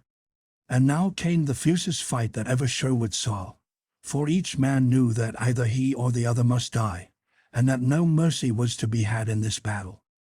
Up and down they fought, till all the sweet green grass was crushed and ground beneath the trampling of their heels. More than once the point of Robin Hood's sword felt the softness of flesh, and presently the ground began to be sprinkled with bright red drops, albeit not one of them came from Robin's veins. At last Guy of Gisborne made a fierce and deadly thrust at Robin Hood, from which he leaped back lightly, but in so leaping he caught his heel in a root and fell heavily upon his back. "Now, Holy Mary aid me," muttered he, as the other leaped at him, with a grin of rage upon his face. Fiercely Guy of Gisborne stabbed at the other with his great sword, but Robin caught the blade in his naked hand, and though it cut his palm, he turned the point away so that it plunged deep into the ground close beside him. Then, ere a blow could be struck again, he leaped to his feet, with his good sword in his hand. And now despair fell upon Guy of Gisborne's heart in a black cloud, and he looked around him wildly, like a wounded hawk. Seeing that his strength was going from him, Robin leaped forward, and quick as a flash struck a backhanded blow beneath the sword arm. Down fell the sword from Guy of Gisborne's grasp, and back he staggered at the stroke, and ere he could regain himself, Robin's sword passed through and through his body. Round he spun upon his heel, and flinging his hands aloft with a shrill, wild cry, fell prone upon his face upon the green sod. Then Robin Hood wiped his sword and thrust it back into the scabbard, and coming to where Guy of Gisborne lay, he stood over him with folded arms, talking to himself the while. "This is the first man I have slain since I shot the king's forester in the hot days of my youth. I ofttimes think bitterly, even yet, of that first life I took, but of this I am as glad as though I had slain a wild boar that laid waste the fair country. Since the Sheriff of Nottingham hath sent such a one as this against me, I will put on the fellow's garb and go forth to see whether I may not find his worship, and perchance pay him back some of the debt I owe him upon this score." So saying, Robin Hood stripped the hairy garments from off the dead man, and put them on himself, all bloody as they were. Then, strapping the other sword and dagger around his body and carrying his own in his hand, together with the 2 bows of yew, he drew the caul of horse's hide over his face, so that none could tell who he was, and set forth from the forest, turning his steps toward the eastward and Nottingham town. As he strode along the country roads, men, women, and children hid away from him, for the terror of Guy of Gisborne's name and of his doings had spread far and near. And now let us see what befell Little John while these things were happening. Little John walked on his way through the forest paths until he had come to the outskirts of the woodlands, where, here and there, fields of barley, corn, or green meadowlands lay smiling in the sun. So he came to the high road and to where a little thatched cottage stood back of a cluster of twisted crab trees, with flowers in front of it. Here he stopped of a sudden, for he thought that he heard the sound of someone in sorrow. He listened, and found that it came from the cottage. So, turning his footsteps thither, he pushed open the wicket and entered the place. There he saw a grey-haired dame sitting beside a cold hearthstone, rocking herself to and fro, and weeping bitterly. Now Little John had a tender heart for the sorrows of other folk, so, coming to the old woman and patting her kindly upon the shoulder, he spoke comforting words to her, bidding her cheer up and tell him her troubles, for that mayhap he might do something to ease them. At all this the good dame shook her head, but all the same his kind words did soothe her somewhat, so after a while she told him all that bore upon her mind. That morning she had 3 as fair, tall sons beside her as one could find in all Nottinghamshire, but that they were now taken from her, and were like to be hanged straightway. That, one having come upon them, her eldest boy had gone out, the night before, into the forest, and had slain a hind in the moonlight, that the king's rangers had followed the blood upon the grass until they had come to her cottage, and had there found the deer's meat in the cupboard, that, as either of the younger sons would betray their brother, the foresters had taken all 3 away, in spite of the oldest saying that he alone had slain the deer. That, as they went, she had heard the rangers talking among themselves, saying that the sheriff had sworn that he would put a check upon the great slaughter of deer that had been going on of late by hanging the very first rogue caught thereat upon the nearest tree, and that they would take the 3 youths to the King's Head Inn, near Nottingham town, where the sheriff was abiding that day, there to await the return of a certain fellow he had sent into Sherwood to seek for Robin Hood. To all this Little John listened, shaking his head sadly now and then. "Alas," quoth he, when the good dame had finished her speech, "this is indeed an ill case. But who is this that goeth into Sherwood after Robin Hood, and why doth he go to seek him? But no matter for that now, only that I would that Robin Hood were here to advise us. Nevertheless, no time may be lost in sending for him at this hour, if we would save the lives of thy 3 sons. Tell me, hast thou any clothes hereabouts that I may put on in place of these of Lincoln Green? Mary, if our stout sheriff catcheth me without disguise, I am like to be run up more quickly than thy sons, let me tell thee, dame." Then the old woman told him that she had in the house some of the clothes of her good husband, who had died only 2 years before. These she brought to Little John, who, doffing his garb of Lincoln Green, put them on in its stead. Then, making a wig and false beard of uncarded wool, he covered his own brown hair and beard, and putting on a great, tall hat that had belonged to the old peasant, he took his staff in one hand and his bow in the other, and set forth with all speed to where the sheriff had taken up his inn. A mile or more from Nottingham town, and not far from the southern borders of Sherwood Forest, stood the cozy inn bearing the sign of the King's Head. Here was a great bustle and stir on this bright morning, for the sheriff and a score of his men had come to stop there and await Guy of Gisborne's return from the forest. Great hiss and fuss of cooking was going on in the kitchen, and great rapping and tapping of wine kegs and beer barrels was going on in the cellar.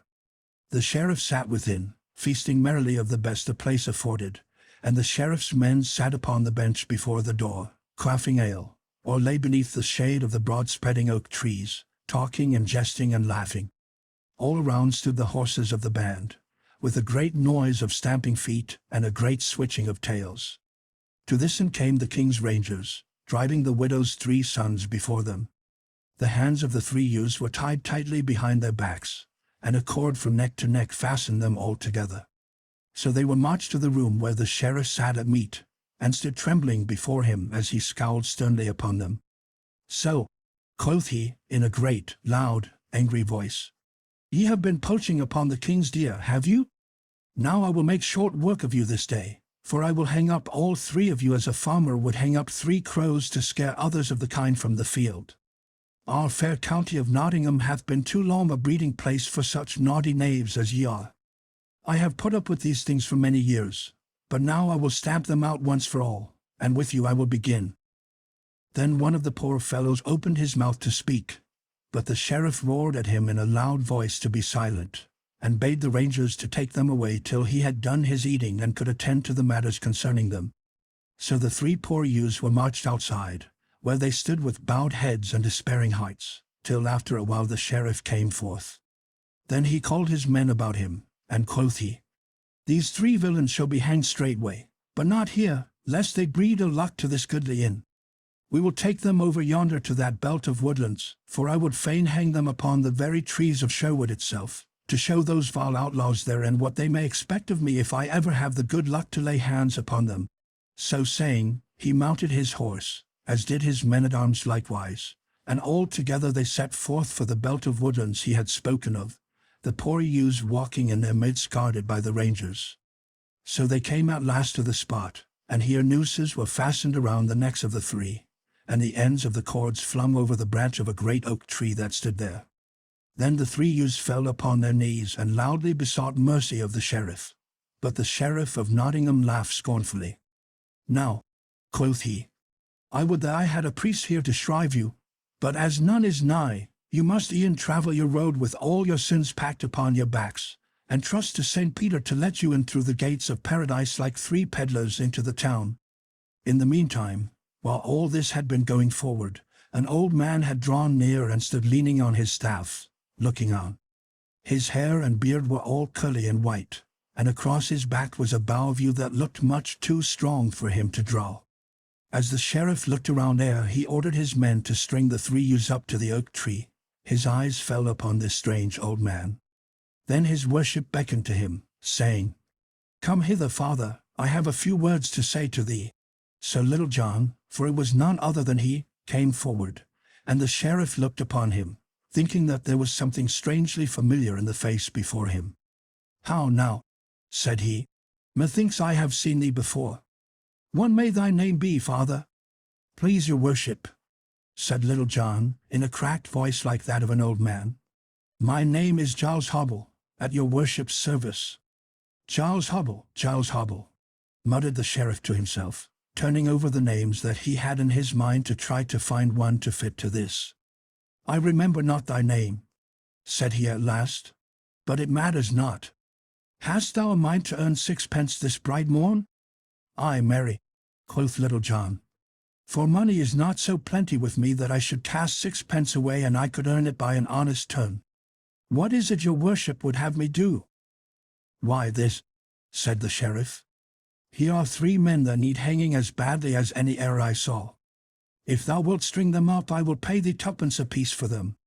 I like not that my men-at-arms should turn hangmen. Wilt thou try thy hand?" "In sooth," said Little John, still in the old man's voice, "I ha' never done such a thing before, but in a 6 pence is to be earned so easily I might as well hide as anybody. But your worship, are these naughty fellows shrived?" "Nay," said the sheriff, laughing, "never a whit, but thou mayst turn thy hand to that also if thou art so minded. But hasten, I pry thee, for I would get back to mine in betimes." So Little John came to where the 3 youths stood trembling, and putting his face to the first fellow's cheek as though he were listening to him, he whispered softly into his ear, "Stand still, brother, when thou feelest thy bonds cut, but when thou sayest me throw my woolen wig and beard from my head and face, cast the noose from thy neck and run for the woodlands." Then he slyly cut the cord that bound the youth's hands, who, upon his part, stood still as though he were yet bound. Then he went to the second fellow, and spoke to him in the same way, and also cut his bonds. This he did to the third likewise, but all so slyly that the sheriff, who sat upon his horse laughing, not what was being done, nor his men either. Then Little John turned to the sheriff. "Please your worship," said he, "will you give me leave to string my bow? For I would fain help these fellows along the way, when they are swinging, with an arrow beneath the ribs." "With all my heart," said the sheriff. "Only, as I said before, make thou haste in thy doings." Little John put the tip of his bow to his instep, and strung the weapon so deftly that all wondered to see an old man so strong. Next he drew a good smooth arrow from his quiver and fitted it to the string. Then, looking all around to see that the way was clear behind him, he suddenly cast away the wool from his head and face, shouting in a mighty voice, "Run!" Quick as a flash the three youths flung the nooses from their necks and sped across the open to the woodlands as the arrow speeds from the bow. Little John also flew toward the covert like a greyhound, while the sheriff and his men gazed after him, all bewildered with the sudden doing. But ere the yeoman had gone far the sheriff roused himself. After him, he roared in a mighty voice, for he knew now who it was with whom he had been talking, and wondered that he had not known him before. Little John heard the sheriff's words, and seeing that he could not hope to reach the woodlands before they would be upon him, he stopped and turned suddenly, holding his bow as though he were about to shoot. "Stand back!" cried he fiercely. "The first man that cometh a foot forward, or toucheth finger to bowstring, dieth." At these words the sheriff's men stood as still as stocks, for they knew right well that Little John would be as good as his word, and that to disobey him meant death. In vain the sheriff roared at them, calling them cowards, and urging them forward in a body. They would not budge an inch, but stood and watched Little John as he moved slowly away toward the forest, keeping his gaze fixed upon them. But when the sheriff saw his enemy thus slipping betwixt his fingers, he grew mad with his rage, so that his head swam, and he knew not what he did. Then of a sudden he turned his horse's head, and plunging his spurs into its sides he gave a great shout, and rising in his stirrups, came down upon Little John like the wind. Then Little John raised his deadly bow and drew the grey goose feather to his cheek. But alas for him! For, ere he could loose the shaft, the good bow that had served him so long split in his hands, and the arrow fell harmless at his feet. Seeing what had happened, the sheriff's men raised a shout, and following their master, came rushing down upon Little John. But the sheriff was ahead of the others, and so caught up with the yeoman before he reached the shelter of the woodlands. Then leaning forward he struck a mighty blow. Little John ducked, and the sheriff's sword turned in his hand, but the flat of the blade struck the other upon the head and smote him down, stunned and senseless. "Now I am right glad," said the sheriff, when the men came up and found that Little John was not dead, "that I have not slain this man in my haste. I would rather lose £500 than have him die thus instead of hanging, as such a vile thief should do. Go, get some water from yonder fountain, William, and pour it over his head." The man did as he was bidden, and presently Little John opened his eyes and looked around him, all dazed and bewildered with the stun of the blow. Then they tied his hands behind him, and lifting him up set him upon the back of one of the horses, with his face to its tail and his feet strapped beneath its belly. So they took him back to the King's Head Inn, laughing and rejoicing as they went along. But in the meantime the widow's 3 sons had gotten safely away, and were hidden in the woodlands. Once more the Sheriff of Nottingham sat within the King's Head Inn. His heart rejoiced within him, for he had at last done that which he had sought to do for years, taken Little John prisoner. Quoth he to himself, "This time tomorrow the rogue shall hang upon the gallows tree in front of the great gate of Nottingham town, and thus shall I make my long score with him even." So saying, he took a deep draught of canary. But it seemed as if the sheriff had swallowed a thought with his wine, for he shook his head and put the cup down hastily. "Now," he muttered to himself, "I would not for £1,000 have this fellow slip through my fingers. Yet, should his master escape that foul Guy of Gisborne, there is no knowing what he may do, for he is the cunningest knave in all the world, this same Robin Hood. The like I had better not wait until tomorrow to hang the fellow." So saying, he pushed his chair back hastily, and going forth from the inn called his men together. Quoth he, "I will wait no longer for the hanging of this rogue, but it shall be done forthwith, and that from the very tree whence he saved those 3 young villains by stepping betwixt them and the law. So get ye ready straightway. Then once more they sat Little John upon the horse, with his face to the tail, and so, one leading the horse whereon he sat and the others riding around him, they went forward to that tree from the branches of which they had thought to hang the poachers. On they went, rattling and jingling along the road till they came to the tree. Here one of the men spake to the sheriff of a sudden. "Your worship," cried he, "is not yon fellow coming along toward us that same Guy of Gisborne whom thou didst send into the forest to seek Robin Hood?" At these words the sheriff shaded his eyes and looked eagerly. "Why, certes," quoth he, "yon fellow is the same. Now heaven send that he hath slain the master thief, as we will presently slay the man." When Little John heard this speech he looked up, and straightway his heart crumbled away within him, for not only were the man's garments all covered with blood, but he wore Robin Hood's bugle horn and carried his bow and broadsword. "How now?" cried the sheriff, when Robin Hood, in Guy of Gisborne's clothes, had come nigh to them. "What luck hath befallen thee in the forest? Why, man, thy clothes are all over blood." "And thou likest not my clothes," said Robin in a harsh voice like that of Guy of Gisborne. "Thou mayst shut thine eyes. Marry, the blood upon me is that of the vilest outlaw that ever trod the woodlands, and one whom I have slain this day, albeit not without wound to myself." Then outspake Little John, for the first time since he had fallen into the sheriff's hands. "O thou vile, bloody wretch! I know thee, Guy of Gisborne, for who is there that hath not heard of thee and cursed thee for thy vile deeds of blood and rapine? Is it by such a hand as thine that the gentlest heart that ever beat is stilled in death? Truly, thou art a fit tool for this coward Sheriff of Nottingham. Now I die joyfully, nor do I care how I die, for life is not to me." So spake Little John, the salt tears rolling down his brown cheeks. But the Sheriff of Nottingham clapped his hands for joy. "Now, Guy of Gisborne," cried he, "if what thou tellest me is true, it will be the best day's doings for thee that ever thou hast done in all thy life. What I have told thee is sooth, and I lie not," said Robin, still in Guy of Gisborne's voice. "Look, is not this Robin Hood's sword, and is not this his good bow of you, and is not this his bugle horn? Thinkest thou he would have given them to Guy of Gisborne of his own free will?" Then the sheriff laughed aloud for joy. "This is a good day," cried he. "The great outlaw dead and his right-hand man in my hands. Ask what thou wilt of me, Guy of Gisborne, and it is thine." "Then this I ask of thee," said Robin. "As I have slain the master I would now kill the man. Give this fellow's life into my hands, Sir Sheriff." "Now thou art a fool," cried the sheriff. "Thou mightst have had money enough for a night's ransom if thou hadst asked for it.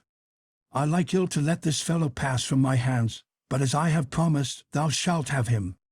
"I thank thee right heartily for thy gift," cried Robin. "Take the robe down from the horse, men, and lean him against yonder tree, while I show you how we stick a porker whence I come." At these words some of the sheriff's men shook their heads, for, though they cared not a whit whether Little John were hanged or not, they hated to see him butchered in cold blood. But the sheriff called to them in a loud voice, ordering them to take the yeoman down from the horse and lean him against the tree, as the other bade. While they were doing this Robin Hood strung both his bow and that of Guy of Gisborne, albeit none of them took notice of his doing so. Then, when Little John stood against the tree, he drew Guy of Gisborne's sharp, double-edged dagger. Fall back! Fall back!" cried he. "Would ye crowd so on my pleasure, ye unmannerly knaves? Back, I say! Farther yet!" So they crowded back, as he ordered, many of them turning their faces away, that they might not see what was about to happen. "Come!" cried Little John. "Here is my breast. It is meet that the same hand that slew my dear master should butcher me also. I know thee, Guy of Gisborne." "Peace, Little John," said Robin in a low voice. "Twice thou hast said thou knowest me, and yet thou knowest me not at all. Couldst thou not tell me beneath this wild beast's hide? Yonder, just in front of thee, lie my bow and arrows, likewise my broadsword. Take them when I cut thy bonds. Now! Get them quickly." So saying, he cut the bonds, and Little John, quick as a wink, leaped forward and caught up the bow and arrows and the broadsword. At the same time Robin Hood threw back the cowl of horse's hide from his face and bent Guy of Gisborne's bow, with a keen, barbed arrow fitted to the string. "Stand back," cried he sternly. "The first man that toucheth finger to bowstring dieth. I have slain thy man, Sheriff, take heed that it is not thy turn next." Then, seeing that Little John had armed himself, he clapped his bugle horn to his lips and blew 3 blasts, both loud and shrill. Now when the Sheriff of Nottingham saw whose face it was beneath Guy of Gisborne's hood, and when he heard those bugle notes ring in his ear, he felt as if his hour had come. "Robin Hood!"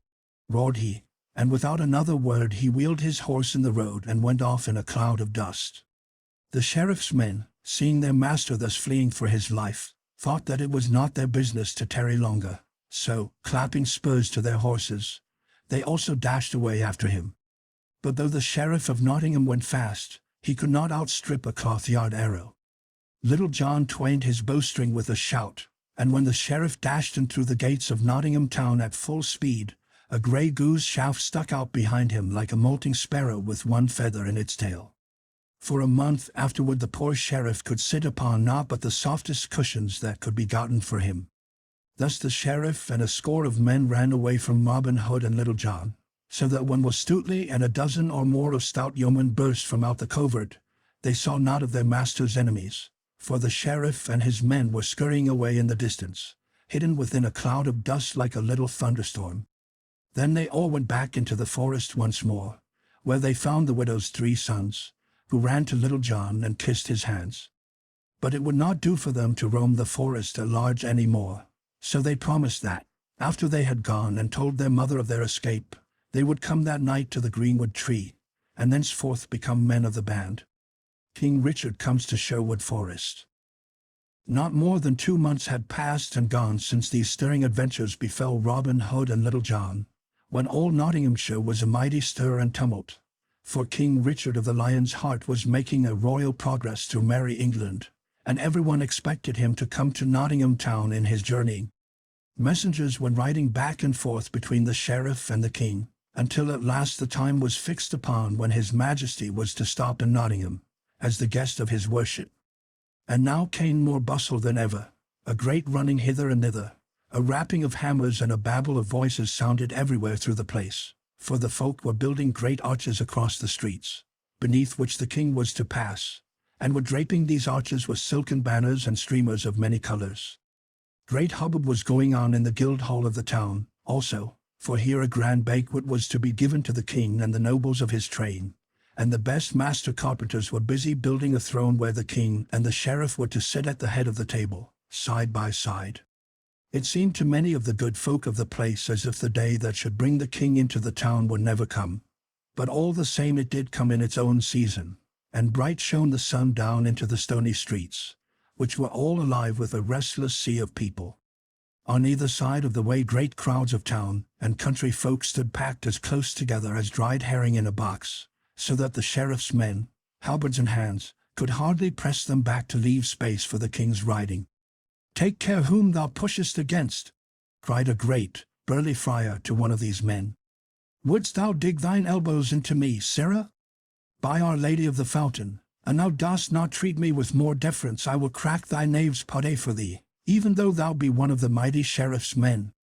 At this a great shout of laughter arose from a number of tall yeomen in Lincoln green that were scattered through the crowd thereabouts. But one that seemed of more authority than the others nudged the holy man with his elbow. "Peace, Tuck," said he. "Didst thou not promise me, ere thou camest here, that thou wouldst put a check upon thy tongue?" "Ay, marry," grumbled the other. "But I did not think to have a hard-footed knave trample all over my poor toes as though they were no more than so many acorns in the forest." But of a sudden all this bickering ceased, for a clear sound of many bugle horns came winding down the street.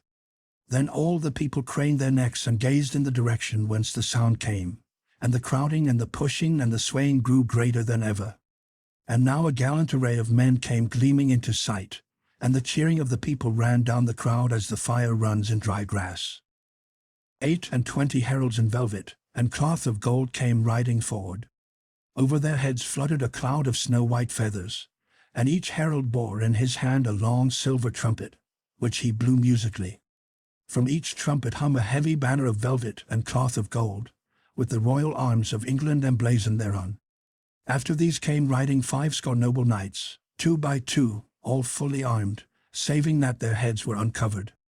In their hands they bore tall lances, from the tops of which fluttered pennons of many colors and devices. By the side of each knight walked a page clad in rich clothes of silk and velvet, and each page bore in his hands his master's helmet, from which waved long, floating plumes of feathers. Never had Nottingham seen a fairer sight than those 50 noble knights, from whose armor the sun blazed in dazzling light as they came riding on their great war horses, with clashing of arms and jingling of chains.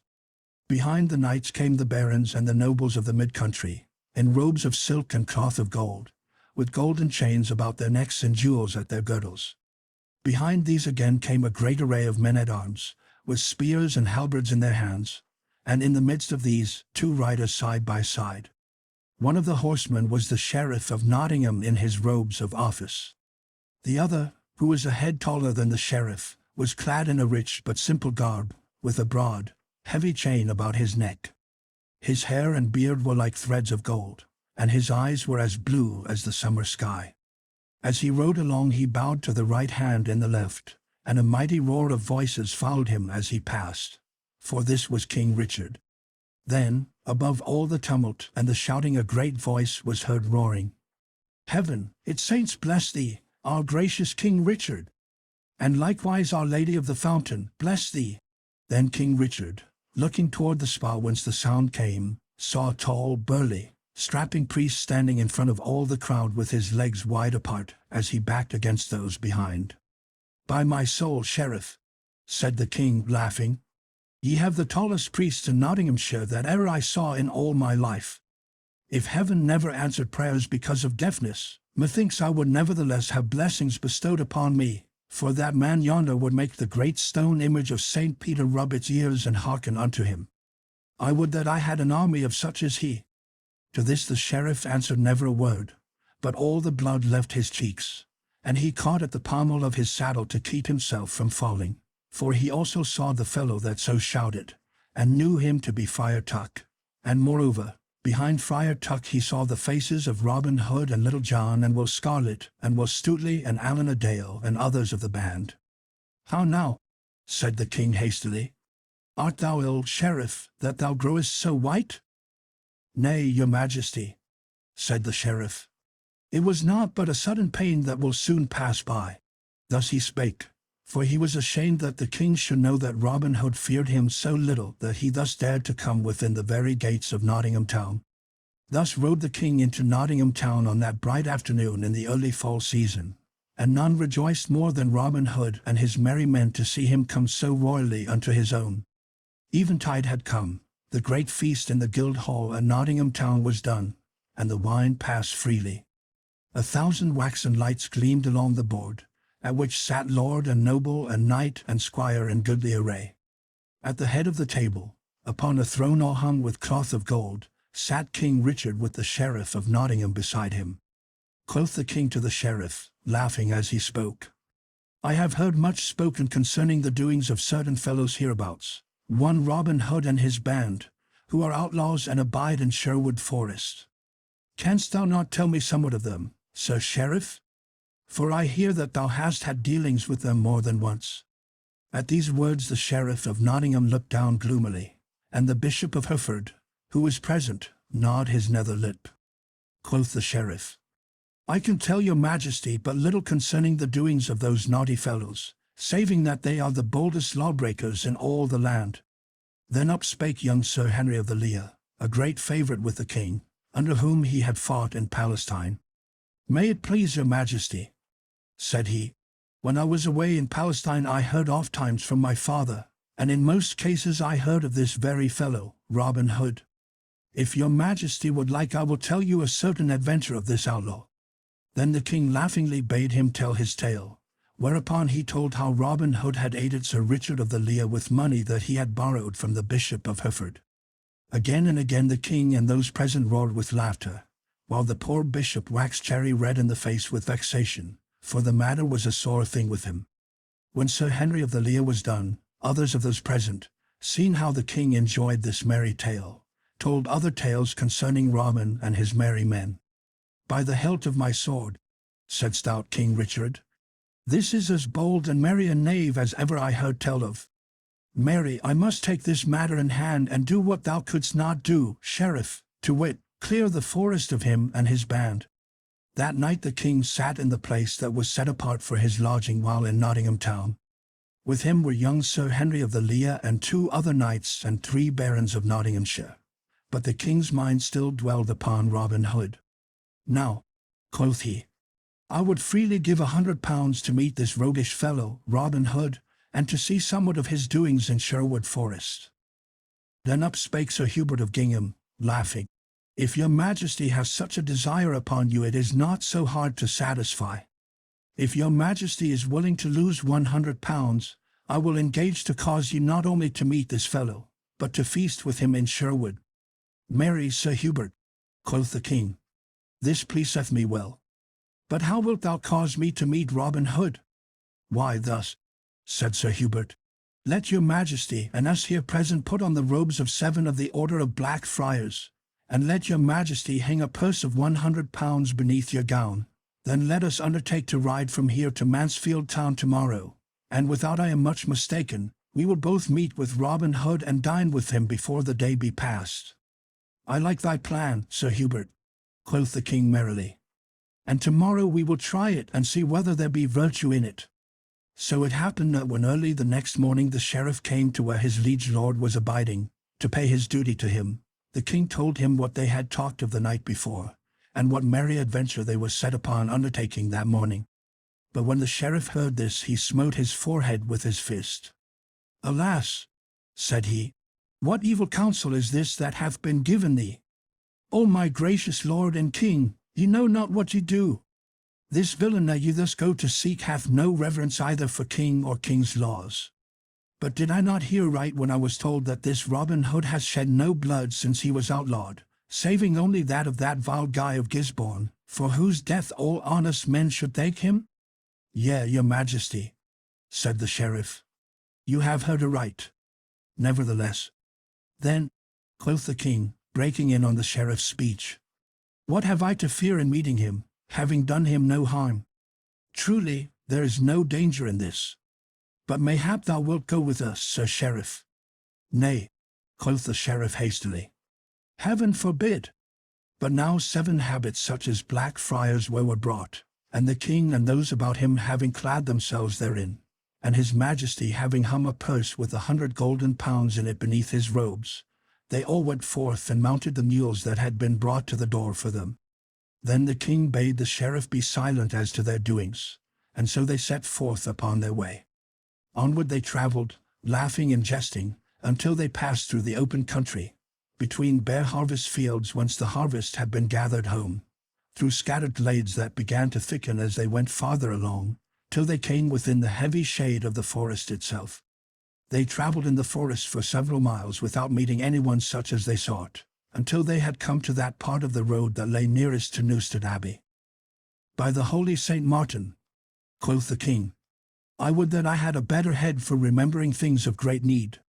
Here have we come away and brought never so much as a drop of anything to drink with us. Now I would give £100 for somewhat to quench my thirst withal." No sooner had the king so spoken, than out from the covert at the roadside stepped a tall fellow with yellow beard and hair and a pair of merry blue eyes. "Truly, holy brother," said he, laying his hand upon the king's bridle rein, "it were an unchristian thing to not give fitting answer to so fair a bargain. We keep an inn hereabouts, and for £50 we will not only give thee a good draught of wine, but will give thee as noble a feast as ever thou didst tickle thy gullet withal." So saying, he put his fingers to his lips and blew a shrill whistle. Then straightway the bushes and branches on either side of the road swayed and crackled, and 60 broad-shouldered yeomen and Lincoln green burst out of the covert. "How now, fellow?" quoth the king. "Who art thou, thou naughty rogue? Hast thou no regard for such holy men as we are?" "Not a whit," quoth merry Robin Hood, for the fellow was he. "For in sooth all the holiness belonging to rich friars, such as ye are, One could drop into a thimble, and the good wife would never feel it with the tip of her finger. As for my name, it is Robin Hood, and thou mayst have heard it before. Now out upon thee, quoth King Richard. Thou art a bold and naughty fellow, and a lawless one withal, as I have often heard tell. Now, prithee, let me, and these brethren of mine, travel forward in peace and quietness. It may not be, said Robin, for it would look but ill of us to let such holy men travel onward with empty stomachs. But I doubt not that thou hast a fat purse to pay thy score at Arran, since thou offerest freely so much for a poor draught of wine. Show me thy purse, reverend brother, or I may perchance have to strip thy robes from thee to search for it myself. Nay, use no force, said the king sternly. Here is my purse, but lay not thy lawless hands upon our person. Hut, tut, quoth merry Robin. What proud words are these? Art thou the King of England, to talk so to me? Here, Will, take this purse and see what there is within. Will Scarlet took the purse and counted out the money. Then Robin bade him keep 50 pounds for themselves, and put 50 back into the purse. This he handed to the king.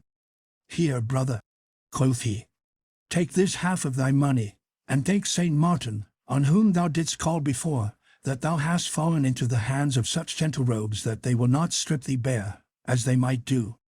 But wilt thou not put back thy cowl? For I would fain see thy face. Nay, said the king, drawing back. I may not put back my cowl, for we 7 have vowed that we will not show our faces for 24 hours. Then keep them covered in peace, said Robin, and far be it from me to make you break your vows. So he called 7 of his yeomen and bade them each one take a mule by the bridle. Then, turning their faces toward the depths of the woodlands, they journeyed onward until they came to the open glade and the greenwood tree. Little John, with 80 yeomen at his heels, had also gone forth that morning to wait along the roads and bring a rich guest to Sherwood glade, if such might be his luck, for many with fat purses must travel the roads at this time, when such great doings were going on in Nottinghamshire. But the Little John and so many others were gone. Friar Tuck and 20 or more stout yeomen were seated or lying around beneath the great tree. And when Robin and the others came, they leaped to their feet to meet him. By my soul, quoth merry King Richard, when he had gotten down from his meal and stood looking about him. Thou hast in very truth a fine lot of young men about thee, Robin. Methinks King Richard himself would be glad of such a bodyguard.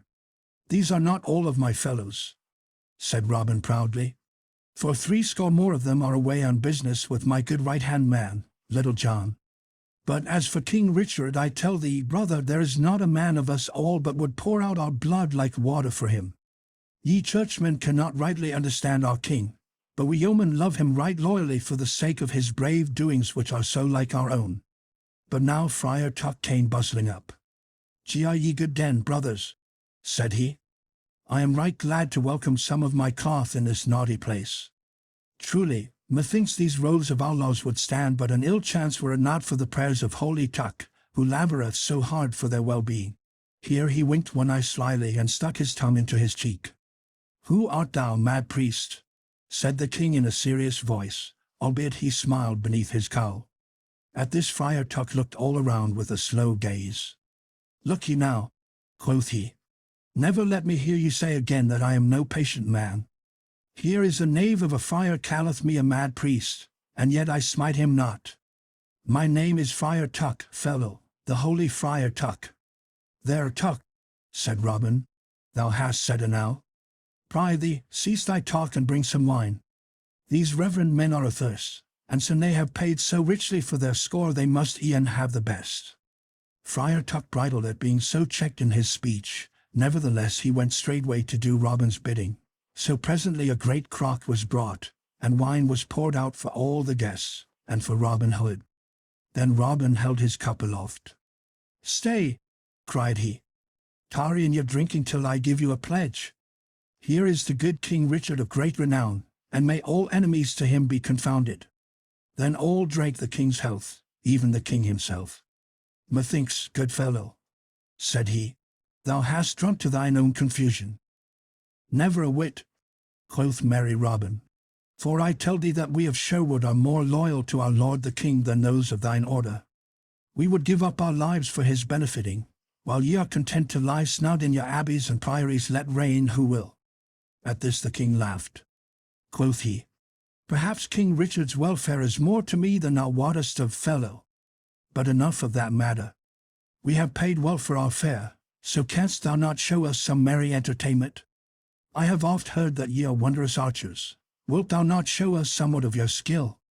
"With all my heart," said Robin. "We are always pleased to show our guests all the sport that is to be seen. As Gaffer Swanhold saith, 'tis a hard heart that will not give a caged starling of the best, and caged starlings ye are with us. Ho, lads! Set up a garland at the end of the glade." Then, as the yeomen ran to do their master's bidding, Tuck turned to one of the mock friars. "Hearest thou our master?" quoth he, with a sly wink. "Whenever he cometh across some poor piece of wit, he straightway layeth it on the shoulders of this Gaffer Swanhold, whoever he may be, so that the poor goodman goeth travelling about with all the odds and ends and tags and rags of our master's brain packed on his back." Thus spake Friar Tuck, but in a low voice so that Robin could not hear him, for he felt somewhat nettled at Robin's cutting his talk so short.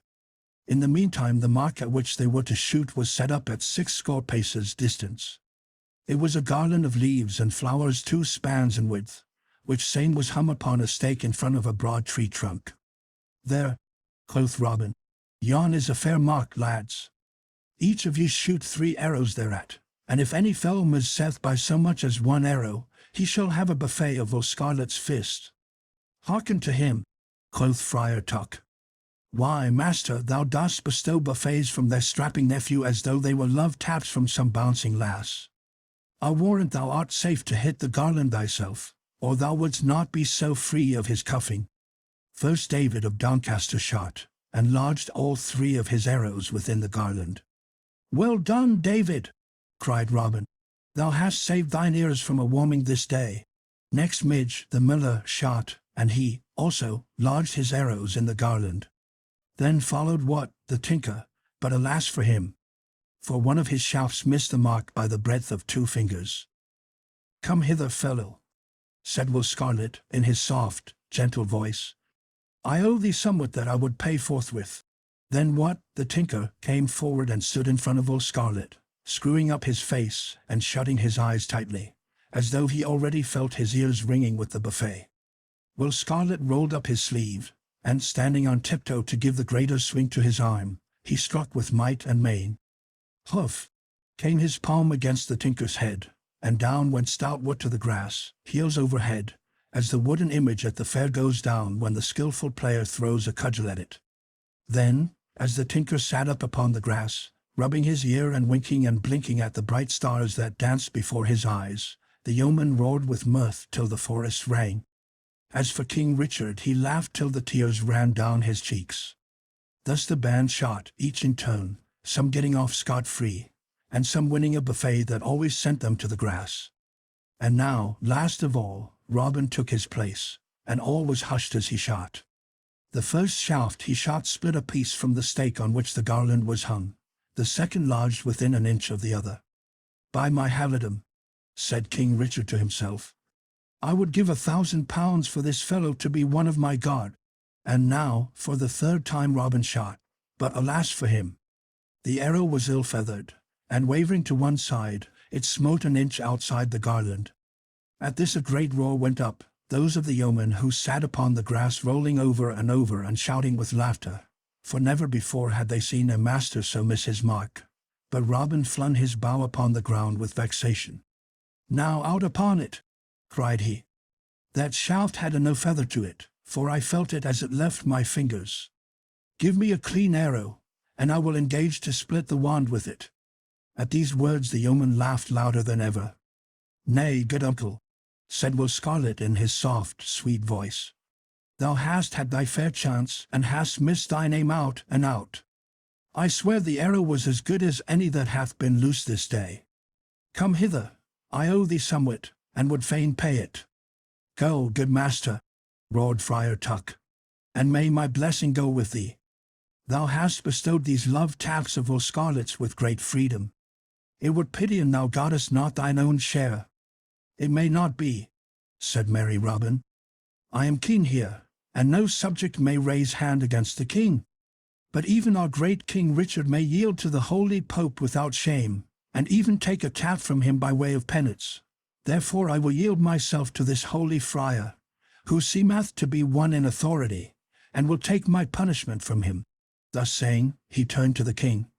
I pry thee, brother, wilt thou take my punishing into thy holy hands?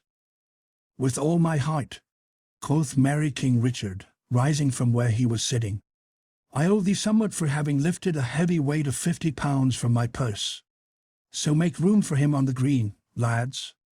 And now makest me tumble, quoth Robin. I will freely give thee back thy 50 pounds. But I tell thee, brother, if thou makest me not feel grass all along my back, I will take every farthing thou hast for thy boastful speech. So be it, said the king.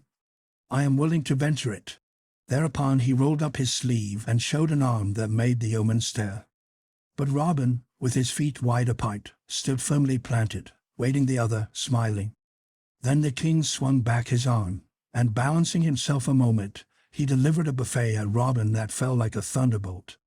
Down went Robin headlong upon the grass, for the stroke would have felled a stone wall. Then how the yeomen shouted with laughter till their sides ached, for never had they seen such a buffet given in all their lives.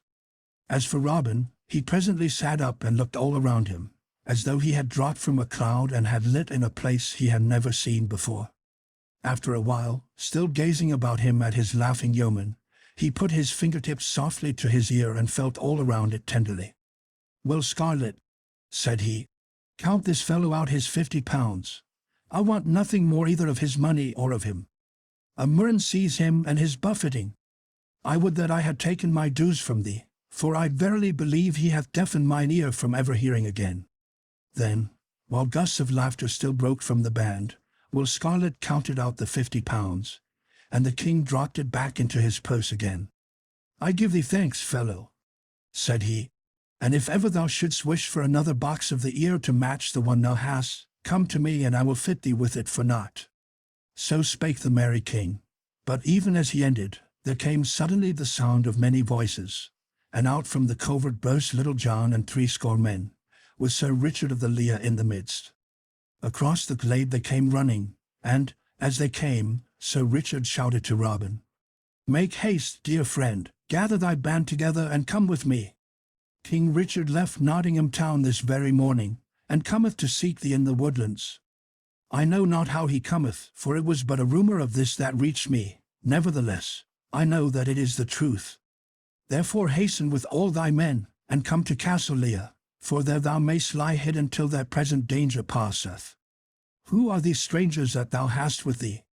Why, quoth merry Robin, rising from the grass, these are certain gentle guests that came with us from the high road over by Newstead Abbey. I know not their names, but I have become right well acquainted with this lusty rogue's pawn this morning. Mary, the pleasure of this acquaintance hath cost me a deaf ear and 50 pounds to boot. Sir Richard looked keenly at the tall friar, who, drawing himself up to his full height, looked fixedly back at the knight. Then of a sudden Sir Richard's cheeks grew pale, for he knew who it was that he looked upon.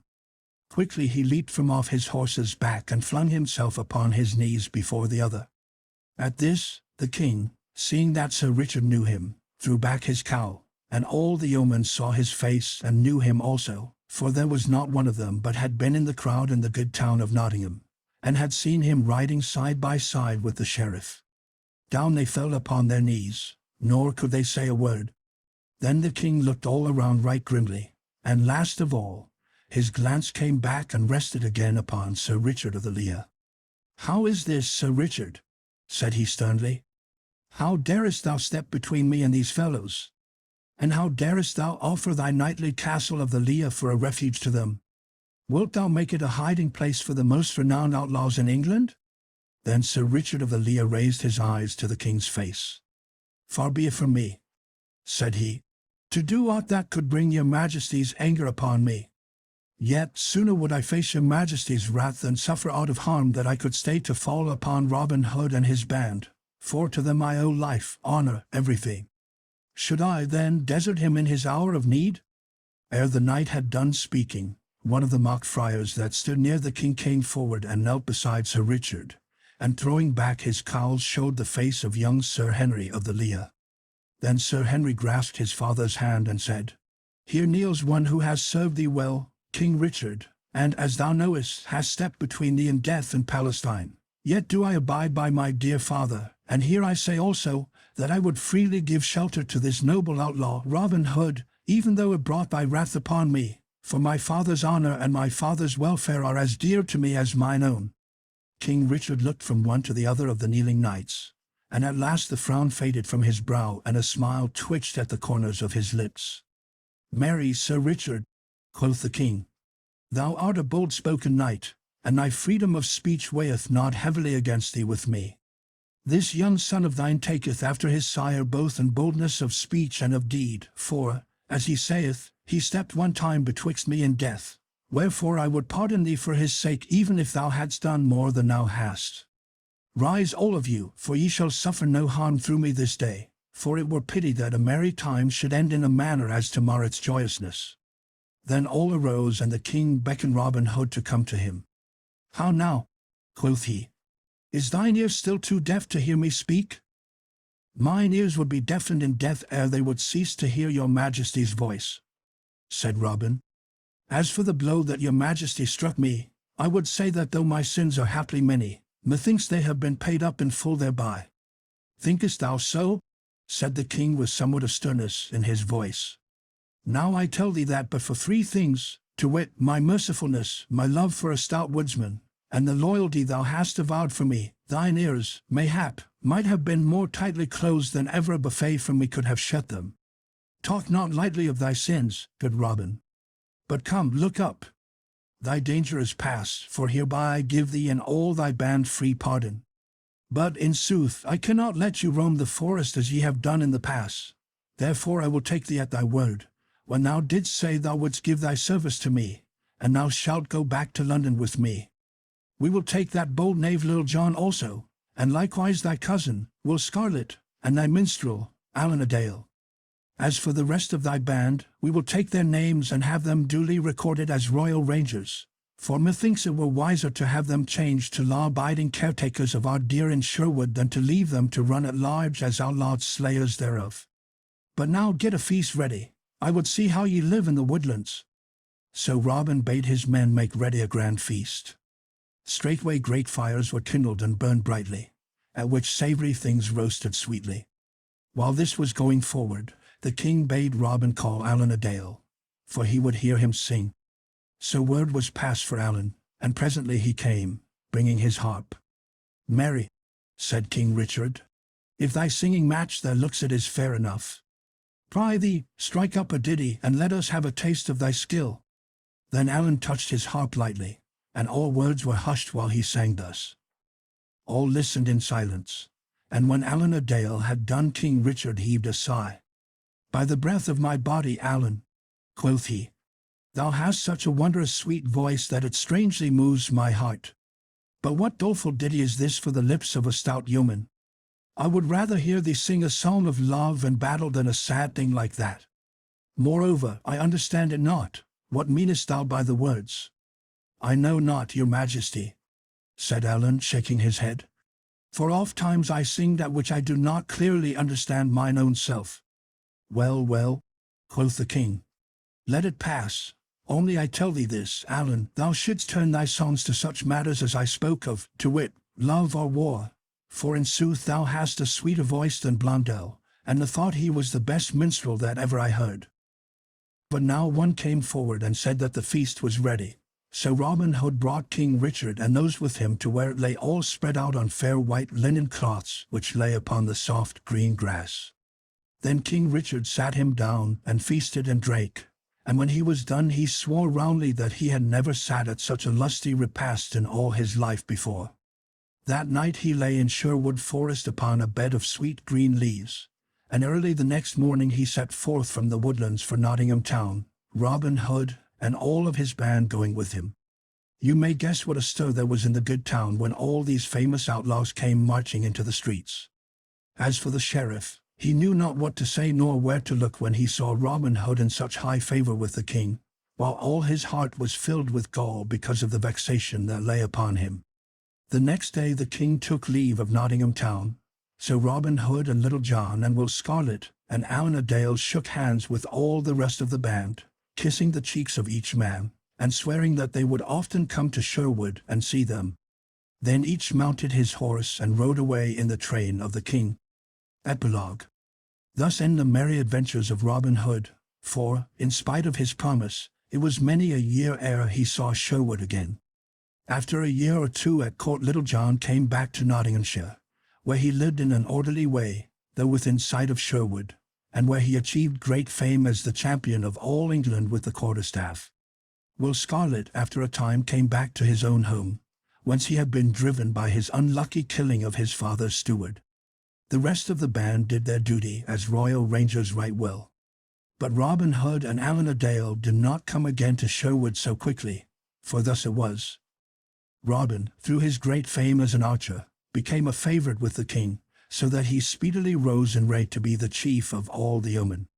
At last the king, seeing how faithful and how loyal he was, created him Earl of Huntingdon.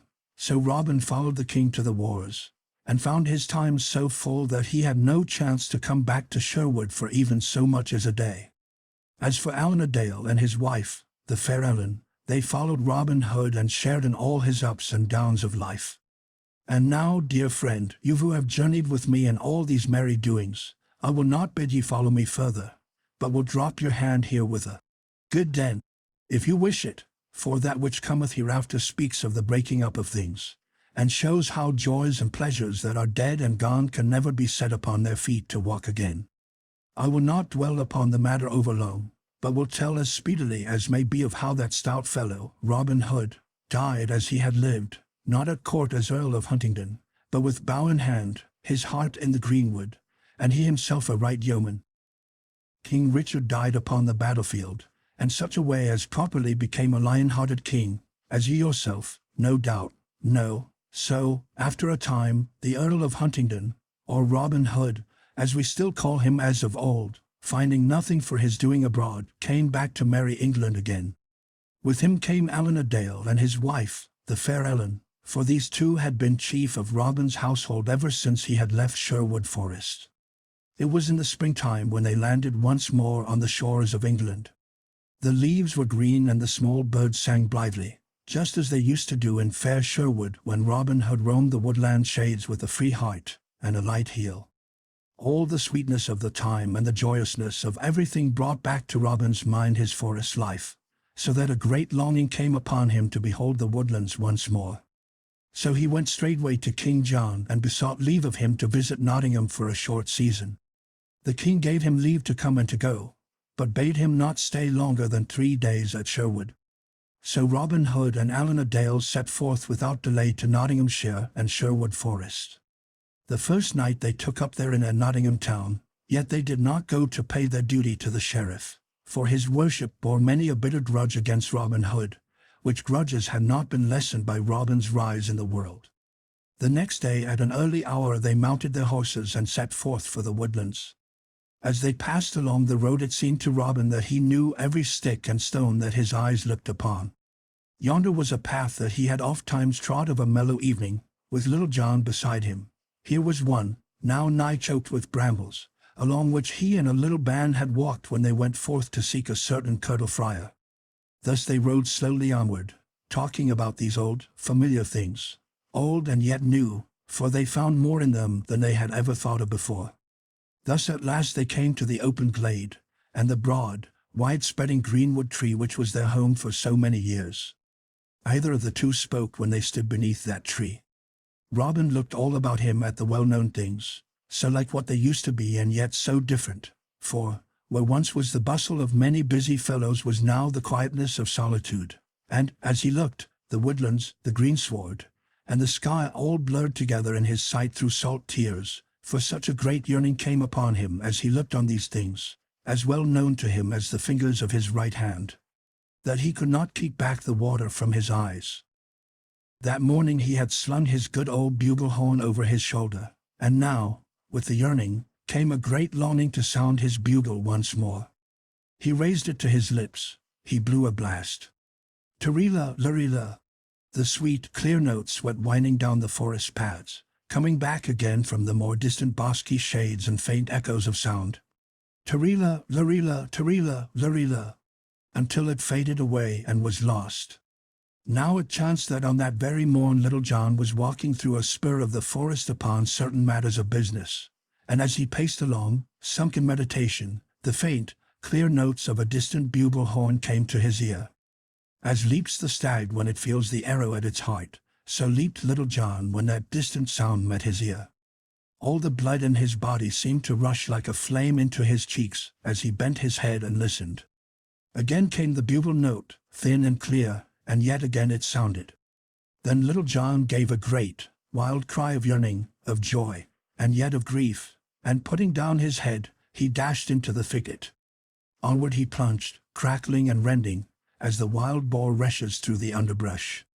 Little recked he of thorns and briars that scratched his flesh and tore his clothing, for all he thought of was to get, by the shortest way, to the greenwood glade whence he knew the sound of the bugle horn came. Out he burst from the covert, at last, a shower of little broken twigs falling about him, and without pausing a moment, rushed forward and flung himself at Robin's feet. Then he clasped his arms around the master's knees, and all his body was shaken with great sobs. Neither could Robin nor Allan a Dale speak, but stood looking down at Little John, the tears rolling down their cheeks. While they thus stood, 7 royal rangers rushed into the open glade and raised a great shout of joy at the sight of Robin, and at their head was Will Stuteley. Then, after a while, came 4 more, panting with their running, and 2 of these 4 were Will Scathelock and Nidge, the miller, for all of these had heard the sound of Robin Hood's horn. All these ran to Robin and kissed his hands and his clothing, with great sound of weeping. After a while Robin looked around him with tear-dimmed eyes and said, in a husky voice, "Now I swear that never again will I leave these dear woodlands. I have been away from them and from you too long. Now do I lay by the name of Robert, Earl of Huntingdon, and take upon me once again that nobler title, Robin Hood the yeoman." At this a great shout went up, and all the yeomen shook one another's hands for joy. The news that Robin Hood had come back again to dwell in Sherwood as of old spread like wildfire all over the countryside, so that ere a night had passed nearly all of his old yeomen had gathered about him again. But when the news of all this reached the ears of King John, he swore both loud and deep, and took a solemn vow that he would not rest until he had Robin Hood in his power, dead or alive.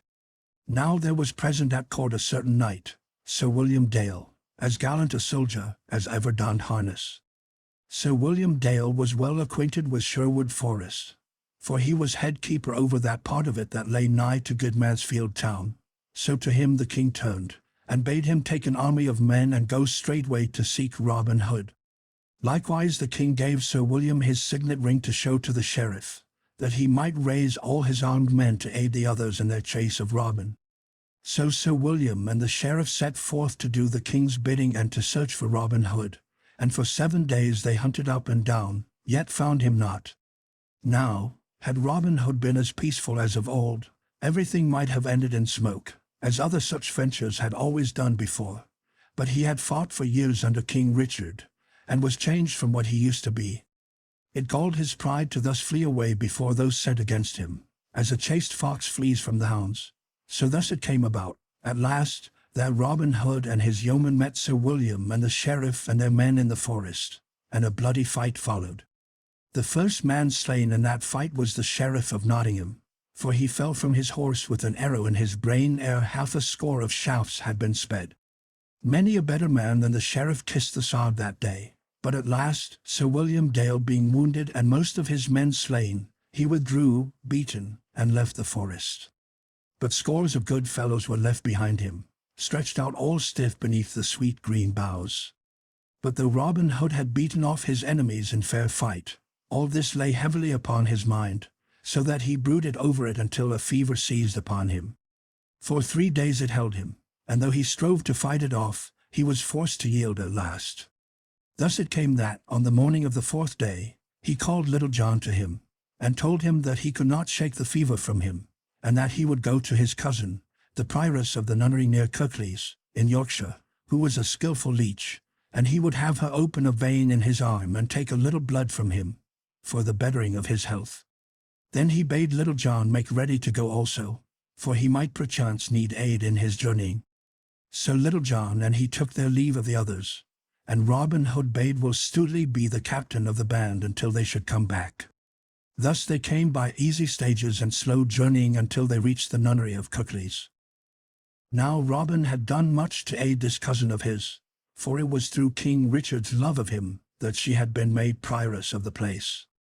But there is naught in the world so easily forgot as gratitude.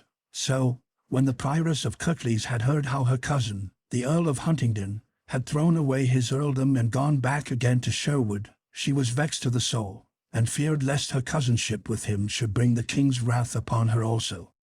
Thus it happened that when Robin came to her and told her how he wished her services as leech, she began plotting ill against him in her mind, thinking that by doing evil to him she might find favor with his enemies. Nevertheless she kept this well to herself, and received Robin with seeming kindness. She led him up the winding stone stair to a room which was just beneath the eaves of a high, round tower, but she would not let Little John come with him. So the poor yeoman turned his feet away from the door of the nunnery, and left his master in the hands of the women. But though he did not come in, either did he go far away, for he laid him down in a little glade near by, where he could watch the place that Robin abided, like some great, faithful dog turned away from the door where his master has entered. After the women had gotten Robin Hood to the room beneath the eaves, the prioress sent all of the others away. Then, taking a little cord, she tied it tightly about Robin's arm, as though she were about to bleed him. And so she did bleed him, but the vein she opened was not one of those that lie close and blue beneath the skin. Deeper she cut than that, for she opened one of those veins through which the bright red blood runs leaping from the heart. Of this Robin knew not, for though he saw the blood flow, it did not come fast enough to make him think that there was anything ill in it. Having done this vile deed, the prioress turned and left her cousin, locking the door behind her. All that livelong day the blood ran from Robin Hood's arm, nor could he check it, though he strove in every way to do so. Again and again he called for help, but no help came, for his cousin had betrayed him, and Little John was too far away to hear his voice. So he bled and bled until he felt his strength slipping away from him. Then he arose, tottering, and bearing himself up by the palms of his hands against the wall, he reached his bugle horn at last. Thrice he sounded it, but weakly and faintly, for his breath was fluttering through sickness and loss of strength. Nevertheless, Little John heard it where he lay in the glade, and with the heart all sick with dread, he came running and leaping toward the nunnery. Loudly he knocked at the door, and in a loud voice shouted for them to let him in, but the door was of massive oak, strongly barred, and studded with spikes, so they felt safe, and bade Little John begone. Then Little John's heart was mad with grief and fear for his master's life. Wildly he looked about him, and his sight fell upon a heavy stone mortar, such as 3 men could not lift nowadays. Little John took 3 steps forward, and bending his back, heaved the stone mortar up from where it stood deeply rooted. Staggering under its weight, he came forward and hurled it crashing against the door. In burst the door, and away fled the frightened nuns, shrieking at his coming. Then Little John strode in, and never a word said he, but up the winding stone steps he ran till he reached the room wherein his master was. Here he found the door locked also, but, putting his shoulder against it, he burst the locks as though they were made of brittle ice. There he saw his own dear master leaning against the grey stone wall, his face all white and drawn, and his head swaying to and fro with weakness. Then, with a great, wild cry of love and grief and pity, Little John leaped forward and caught Robin Hood in his arms. Up he lifted him as a mother lifts her child, and carrying him to the bed, laid him tenderly thereon. And now the prioress came in hastily, for she was frightened at what she had done, and dreaded the vengeance of Little John and the others of the band. Then she stanched the blood by cunning bandages, so that it flowed no more. All the while Little John stood grimly by, and after she had done he sternly bade her to begone, and she obeyed, pale and trembling. Then, after she had departed, Little John spake cheering words, laughing loudly, and saying that all this was a child's fright, and that no stout yeoman would die at the loss of a few drops of blood. Why, quoth he, give thee as thee a knight, and thou wilt be roaming the woodlands as boldly as ever. But Robin shook his head and smiled faintly where he lay. Mine own dear Little John, whispered he, heaven bless thy kind, rough heart. But, dear friend, we will never roam the woodlands together again. Aye, but we will, quoth Little John loudly. I say again, I out upon it. Who dares say that any more harm shall come upon thee? Am I not by? Let me see who dares touch. Here he stopped of a sudden, for his words choked him. At last he said, in a deep, husky voice, Now, if aught of harm befalls thee because of this day's doings, I swear by St. George that the red cock shall crow over the roof-tree of this house, for the hot flames shall lick every crack and cranny thereof. As for these women, here he ground his teeth, it would be an ill day for them. But Robin Hood took Little John's rough, brown fist in his white hands, and chid him softly in his low, weak voice, asking him since what time Little John had thought of doing harm to women, even in vengeance. Thus he talked till, at last, the other promised, in a choking voice, that no ill should fall upon the place, no matter what happened. Then a silence fell, and Little John sat with Robin Hood's hand in his, gazing out of the open window, ever and anon swallowing a great lump that came in his throat. Meantime the sun dropped slowly to the west, till all the sky was ablaze with a red glory. Then Robin Hood, in a weak, faltering voice, bade Little John raise him that he might look out once more upon the woodlands. So the yeoman lifted him in his arms, as he bade, and Robin Hood's head lay on his friend's shoulder. Long he gazed, with a wide, lingering look, while the other sat with bowed head, the hot tears rolling one after another from his eyes, and dripping upon his bosom, for he felt that the time of parting was near at hand. Then, presently, Robin Hood bade him string his stout bow for him, and choose a smooth, fair arrow from his quiver. This Little John did, though without disturbing his master or rising from where he sat. Robin Hood's fingers wrapped lovingly around his good bow, and he smiled faintly when he felt it in his grasp. Then he knobbed the arrow on that part of the string that the tips of his fingers knew so well. Little John, said he, Little John, mine own dear friend, and him I love better than all others in the world, mark, I pry thee, where this arrow lodges, and there let my grave be digged. Lay me with my face toward the east, Little John, and see that my resting place be kept green, and that my weary bones be not disturbed. As he finished speaking, he raised himself of a sudden, and sat upright. His old strength seemed to come back to him, and drawing the bowstring to his ear, he sped the arrow out of the open casement. As the shaft flew, his hand sank slowly with the bow till it lay across his knees, and his body likewise sank back again into Little John's loving arms. But something had sped from that body, even as the winged arrow sped from the bow. For some minutes Little John sat motionless, but presently he laid that which he held gently down, then, folding the hands upon the breast and covering up the face, he turned upon his heel and left the room without a word or a sound. Upon the steep stairway he met the prioress, and some of the chief among the sisters. To them he spoke in a deep, quivering voice, and said he, "An ye go within a score of feet of yonder room, I will tear down your rookery over your heads so that not one stone shall be left upon another. Bear my words well in mind, for I mean them."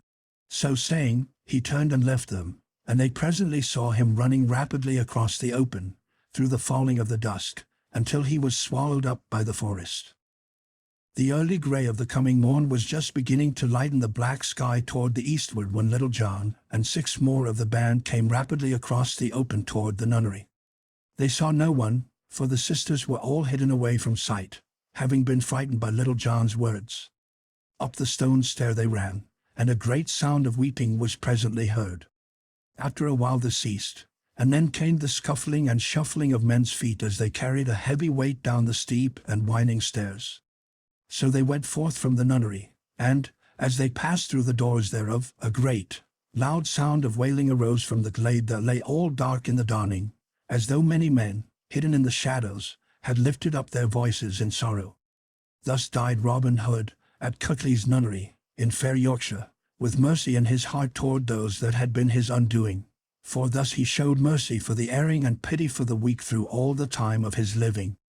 His yeomen were scattered henceforth, but no great ill befell them thereafter, for a more merciful sheriff and one who knew them not so well succeeding the one that had gone, and they being separated here and there throughout the countryside, they abided in peace and quietness, so that many lived to hand down these tales to their children and their children's children.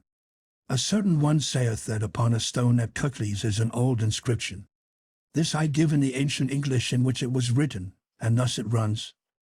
Here underneath this Lestine lays Robert Earl of Huntington Nea Arserver as high as say geared and people called him Robin hid sick outlaws as high in his Menville England nider si agan obiat 24 kl. Decembris 1247. And now, dear friend, we also must part, for our merry journeyings have ended, and here, at the grave of Robin Hood, we turn, each going his own way.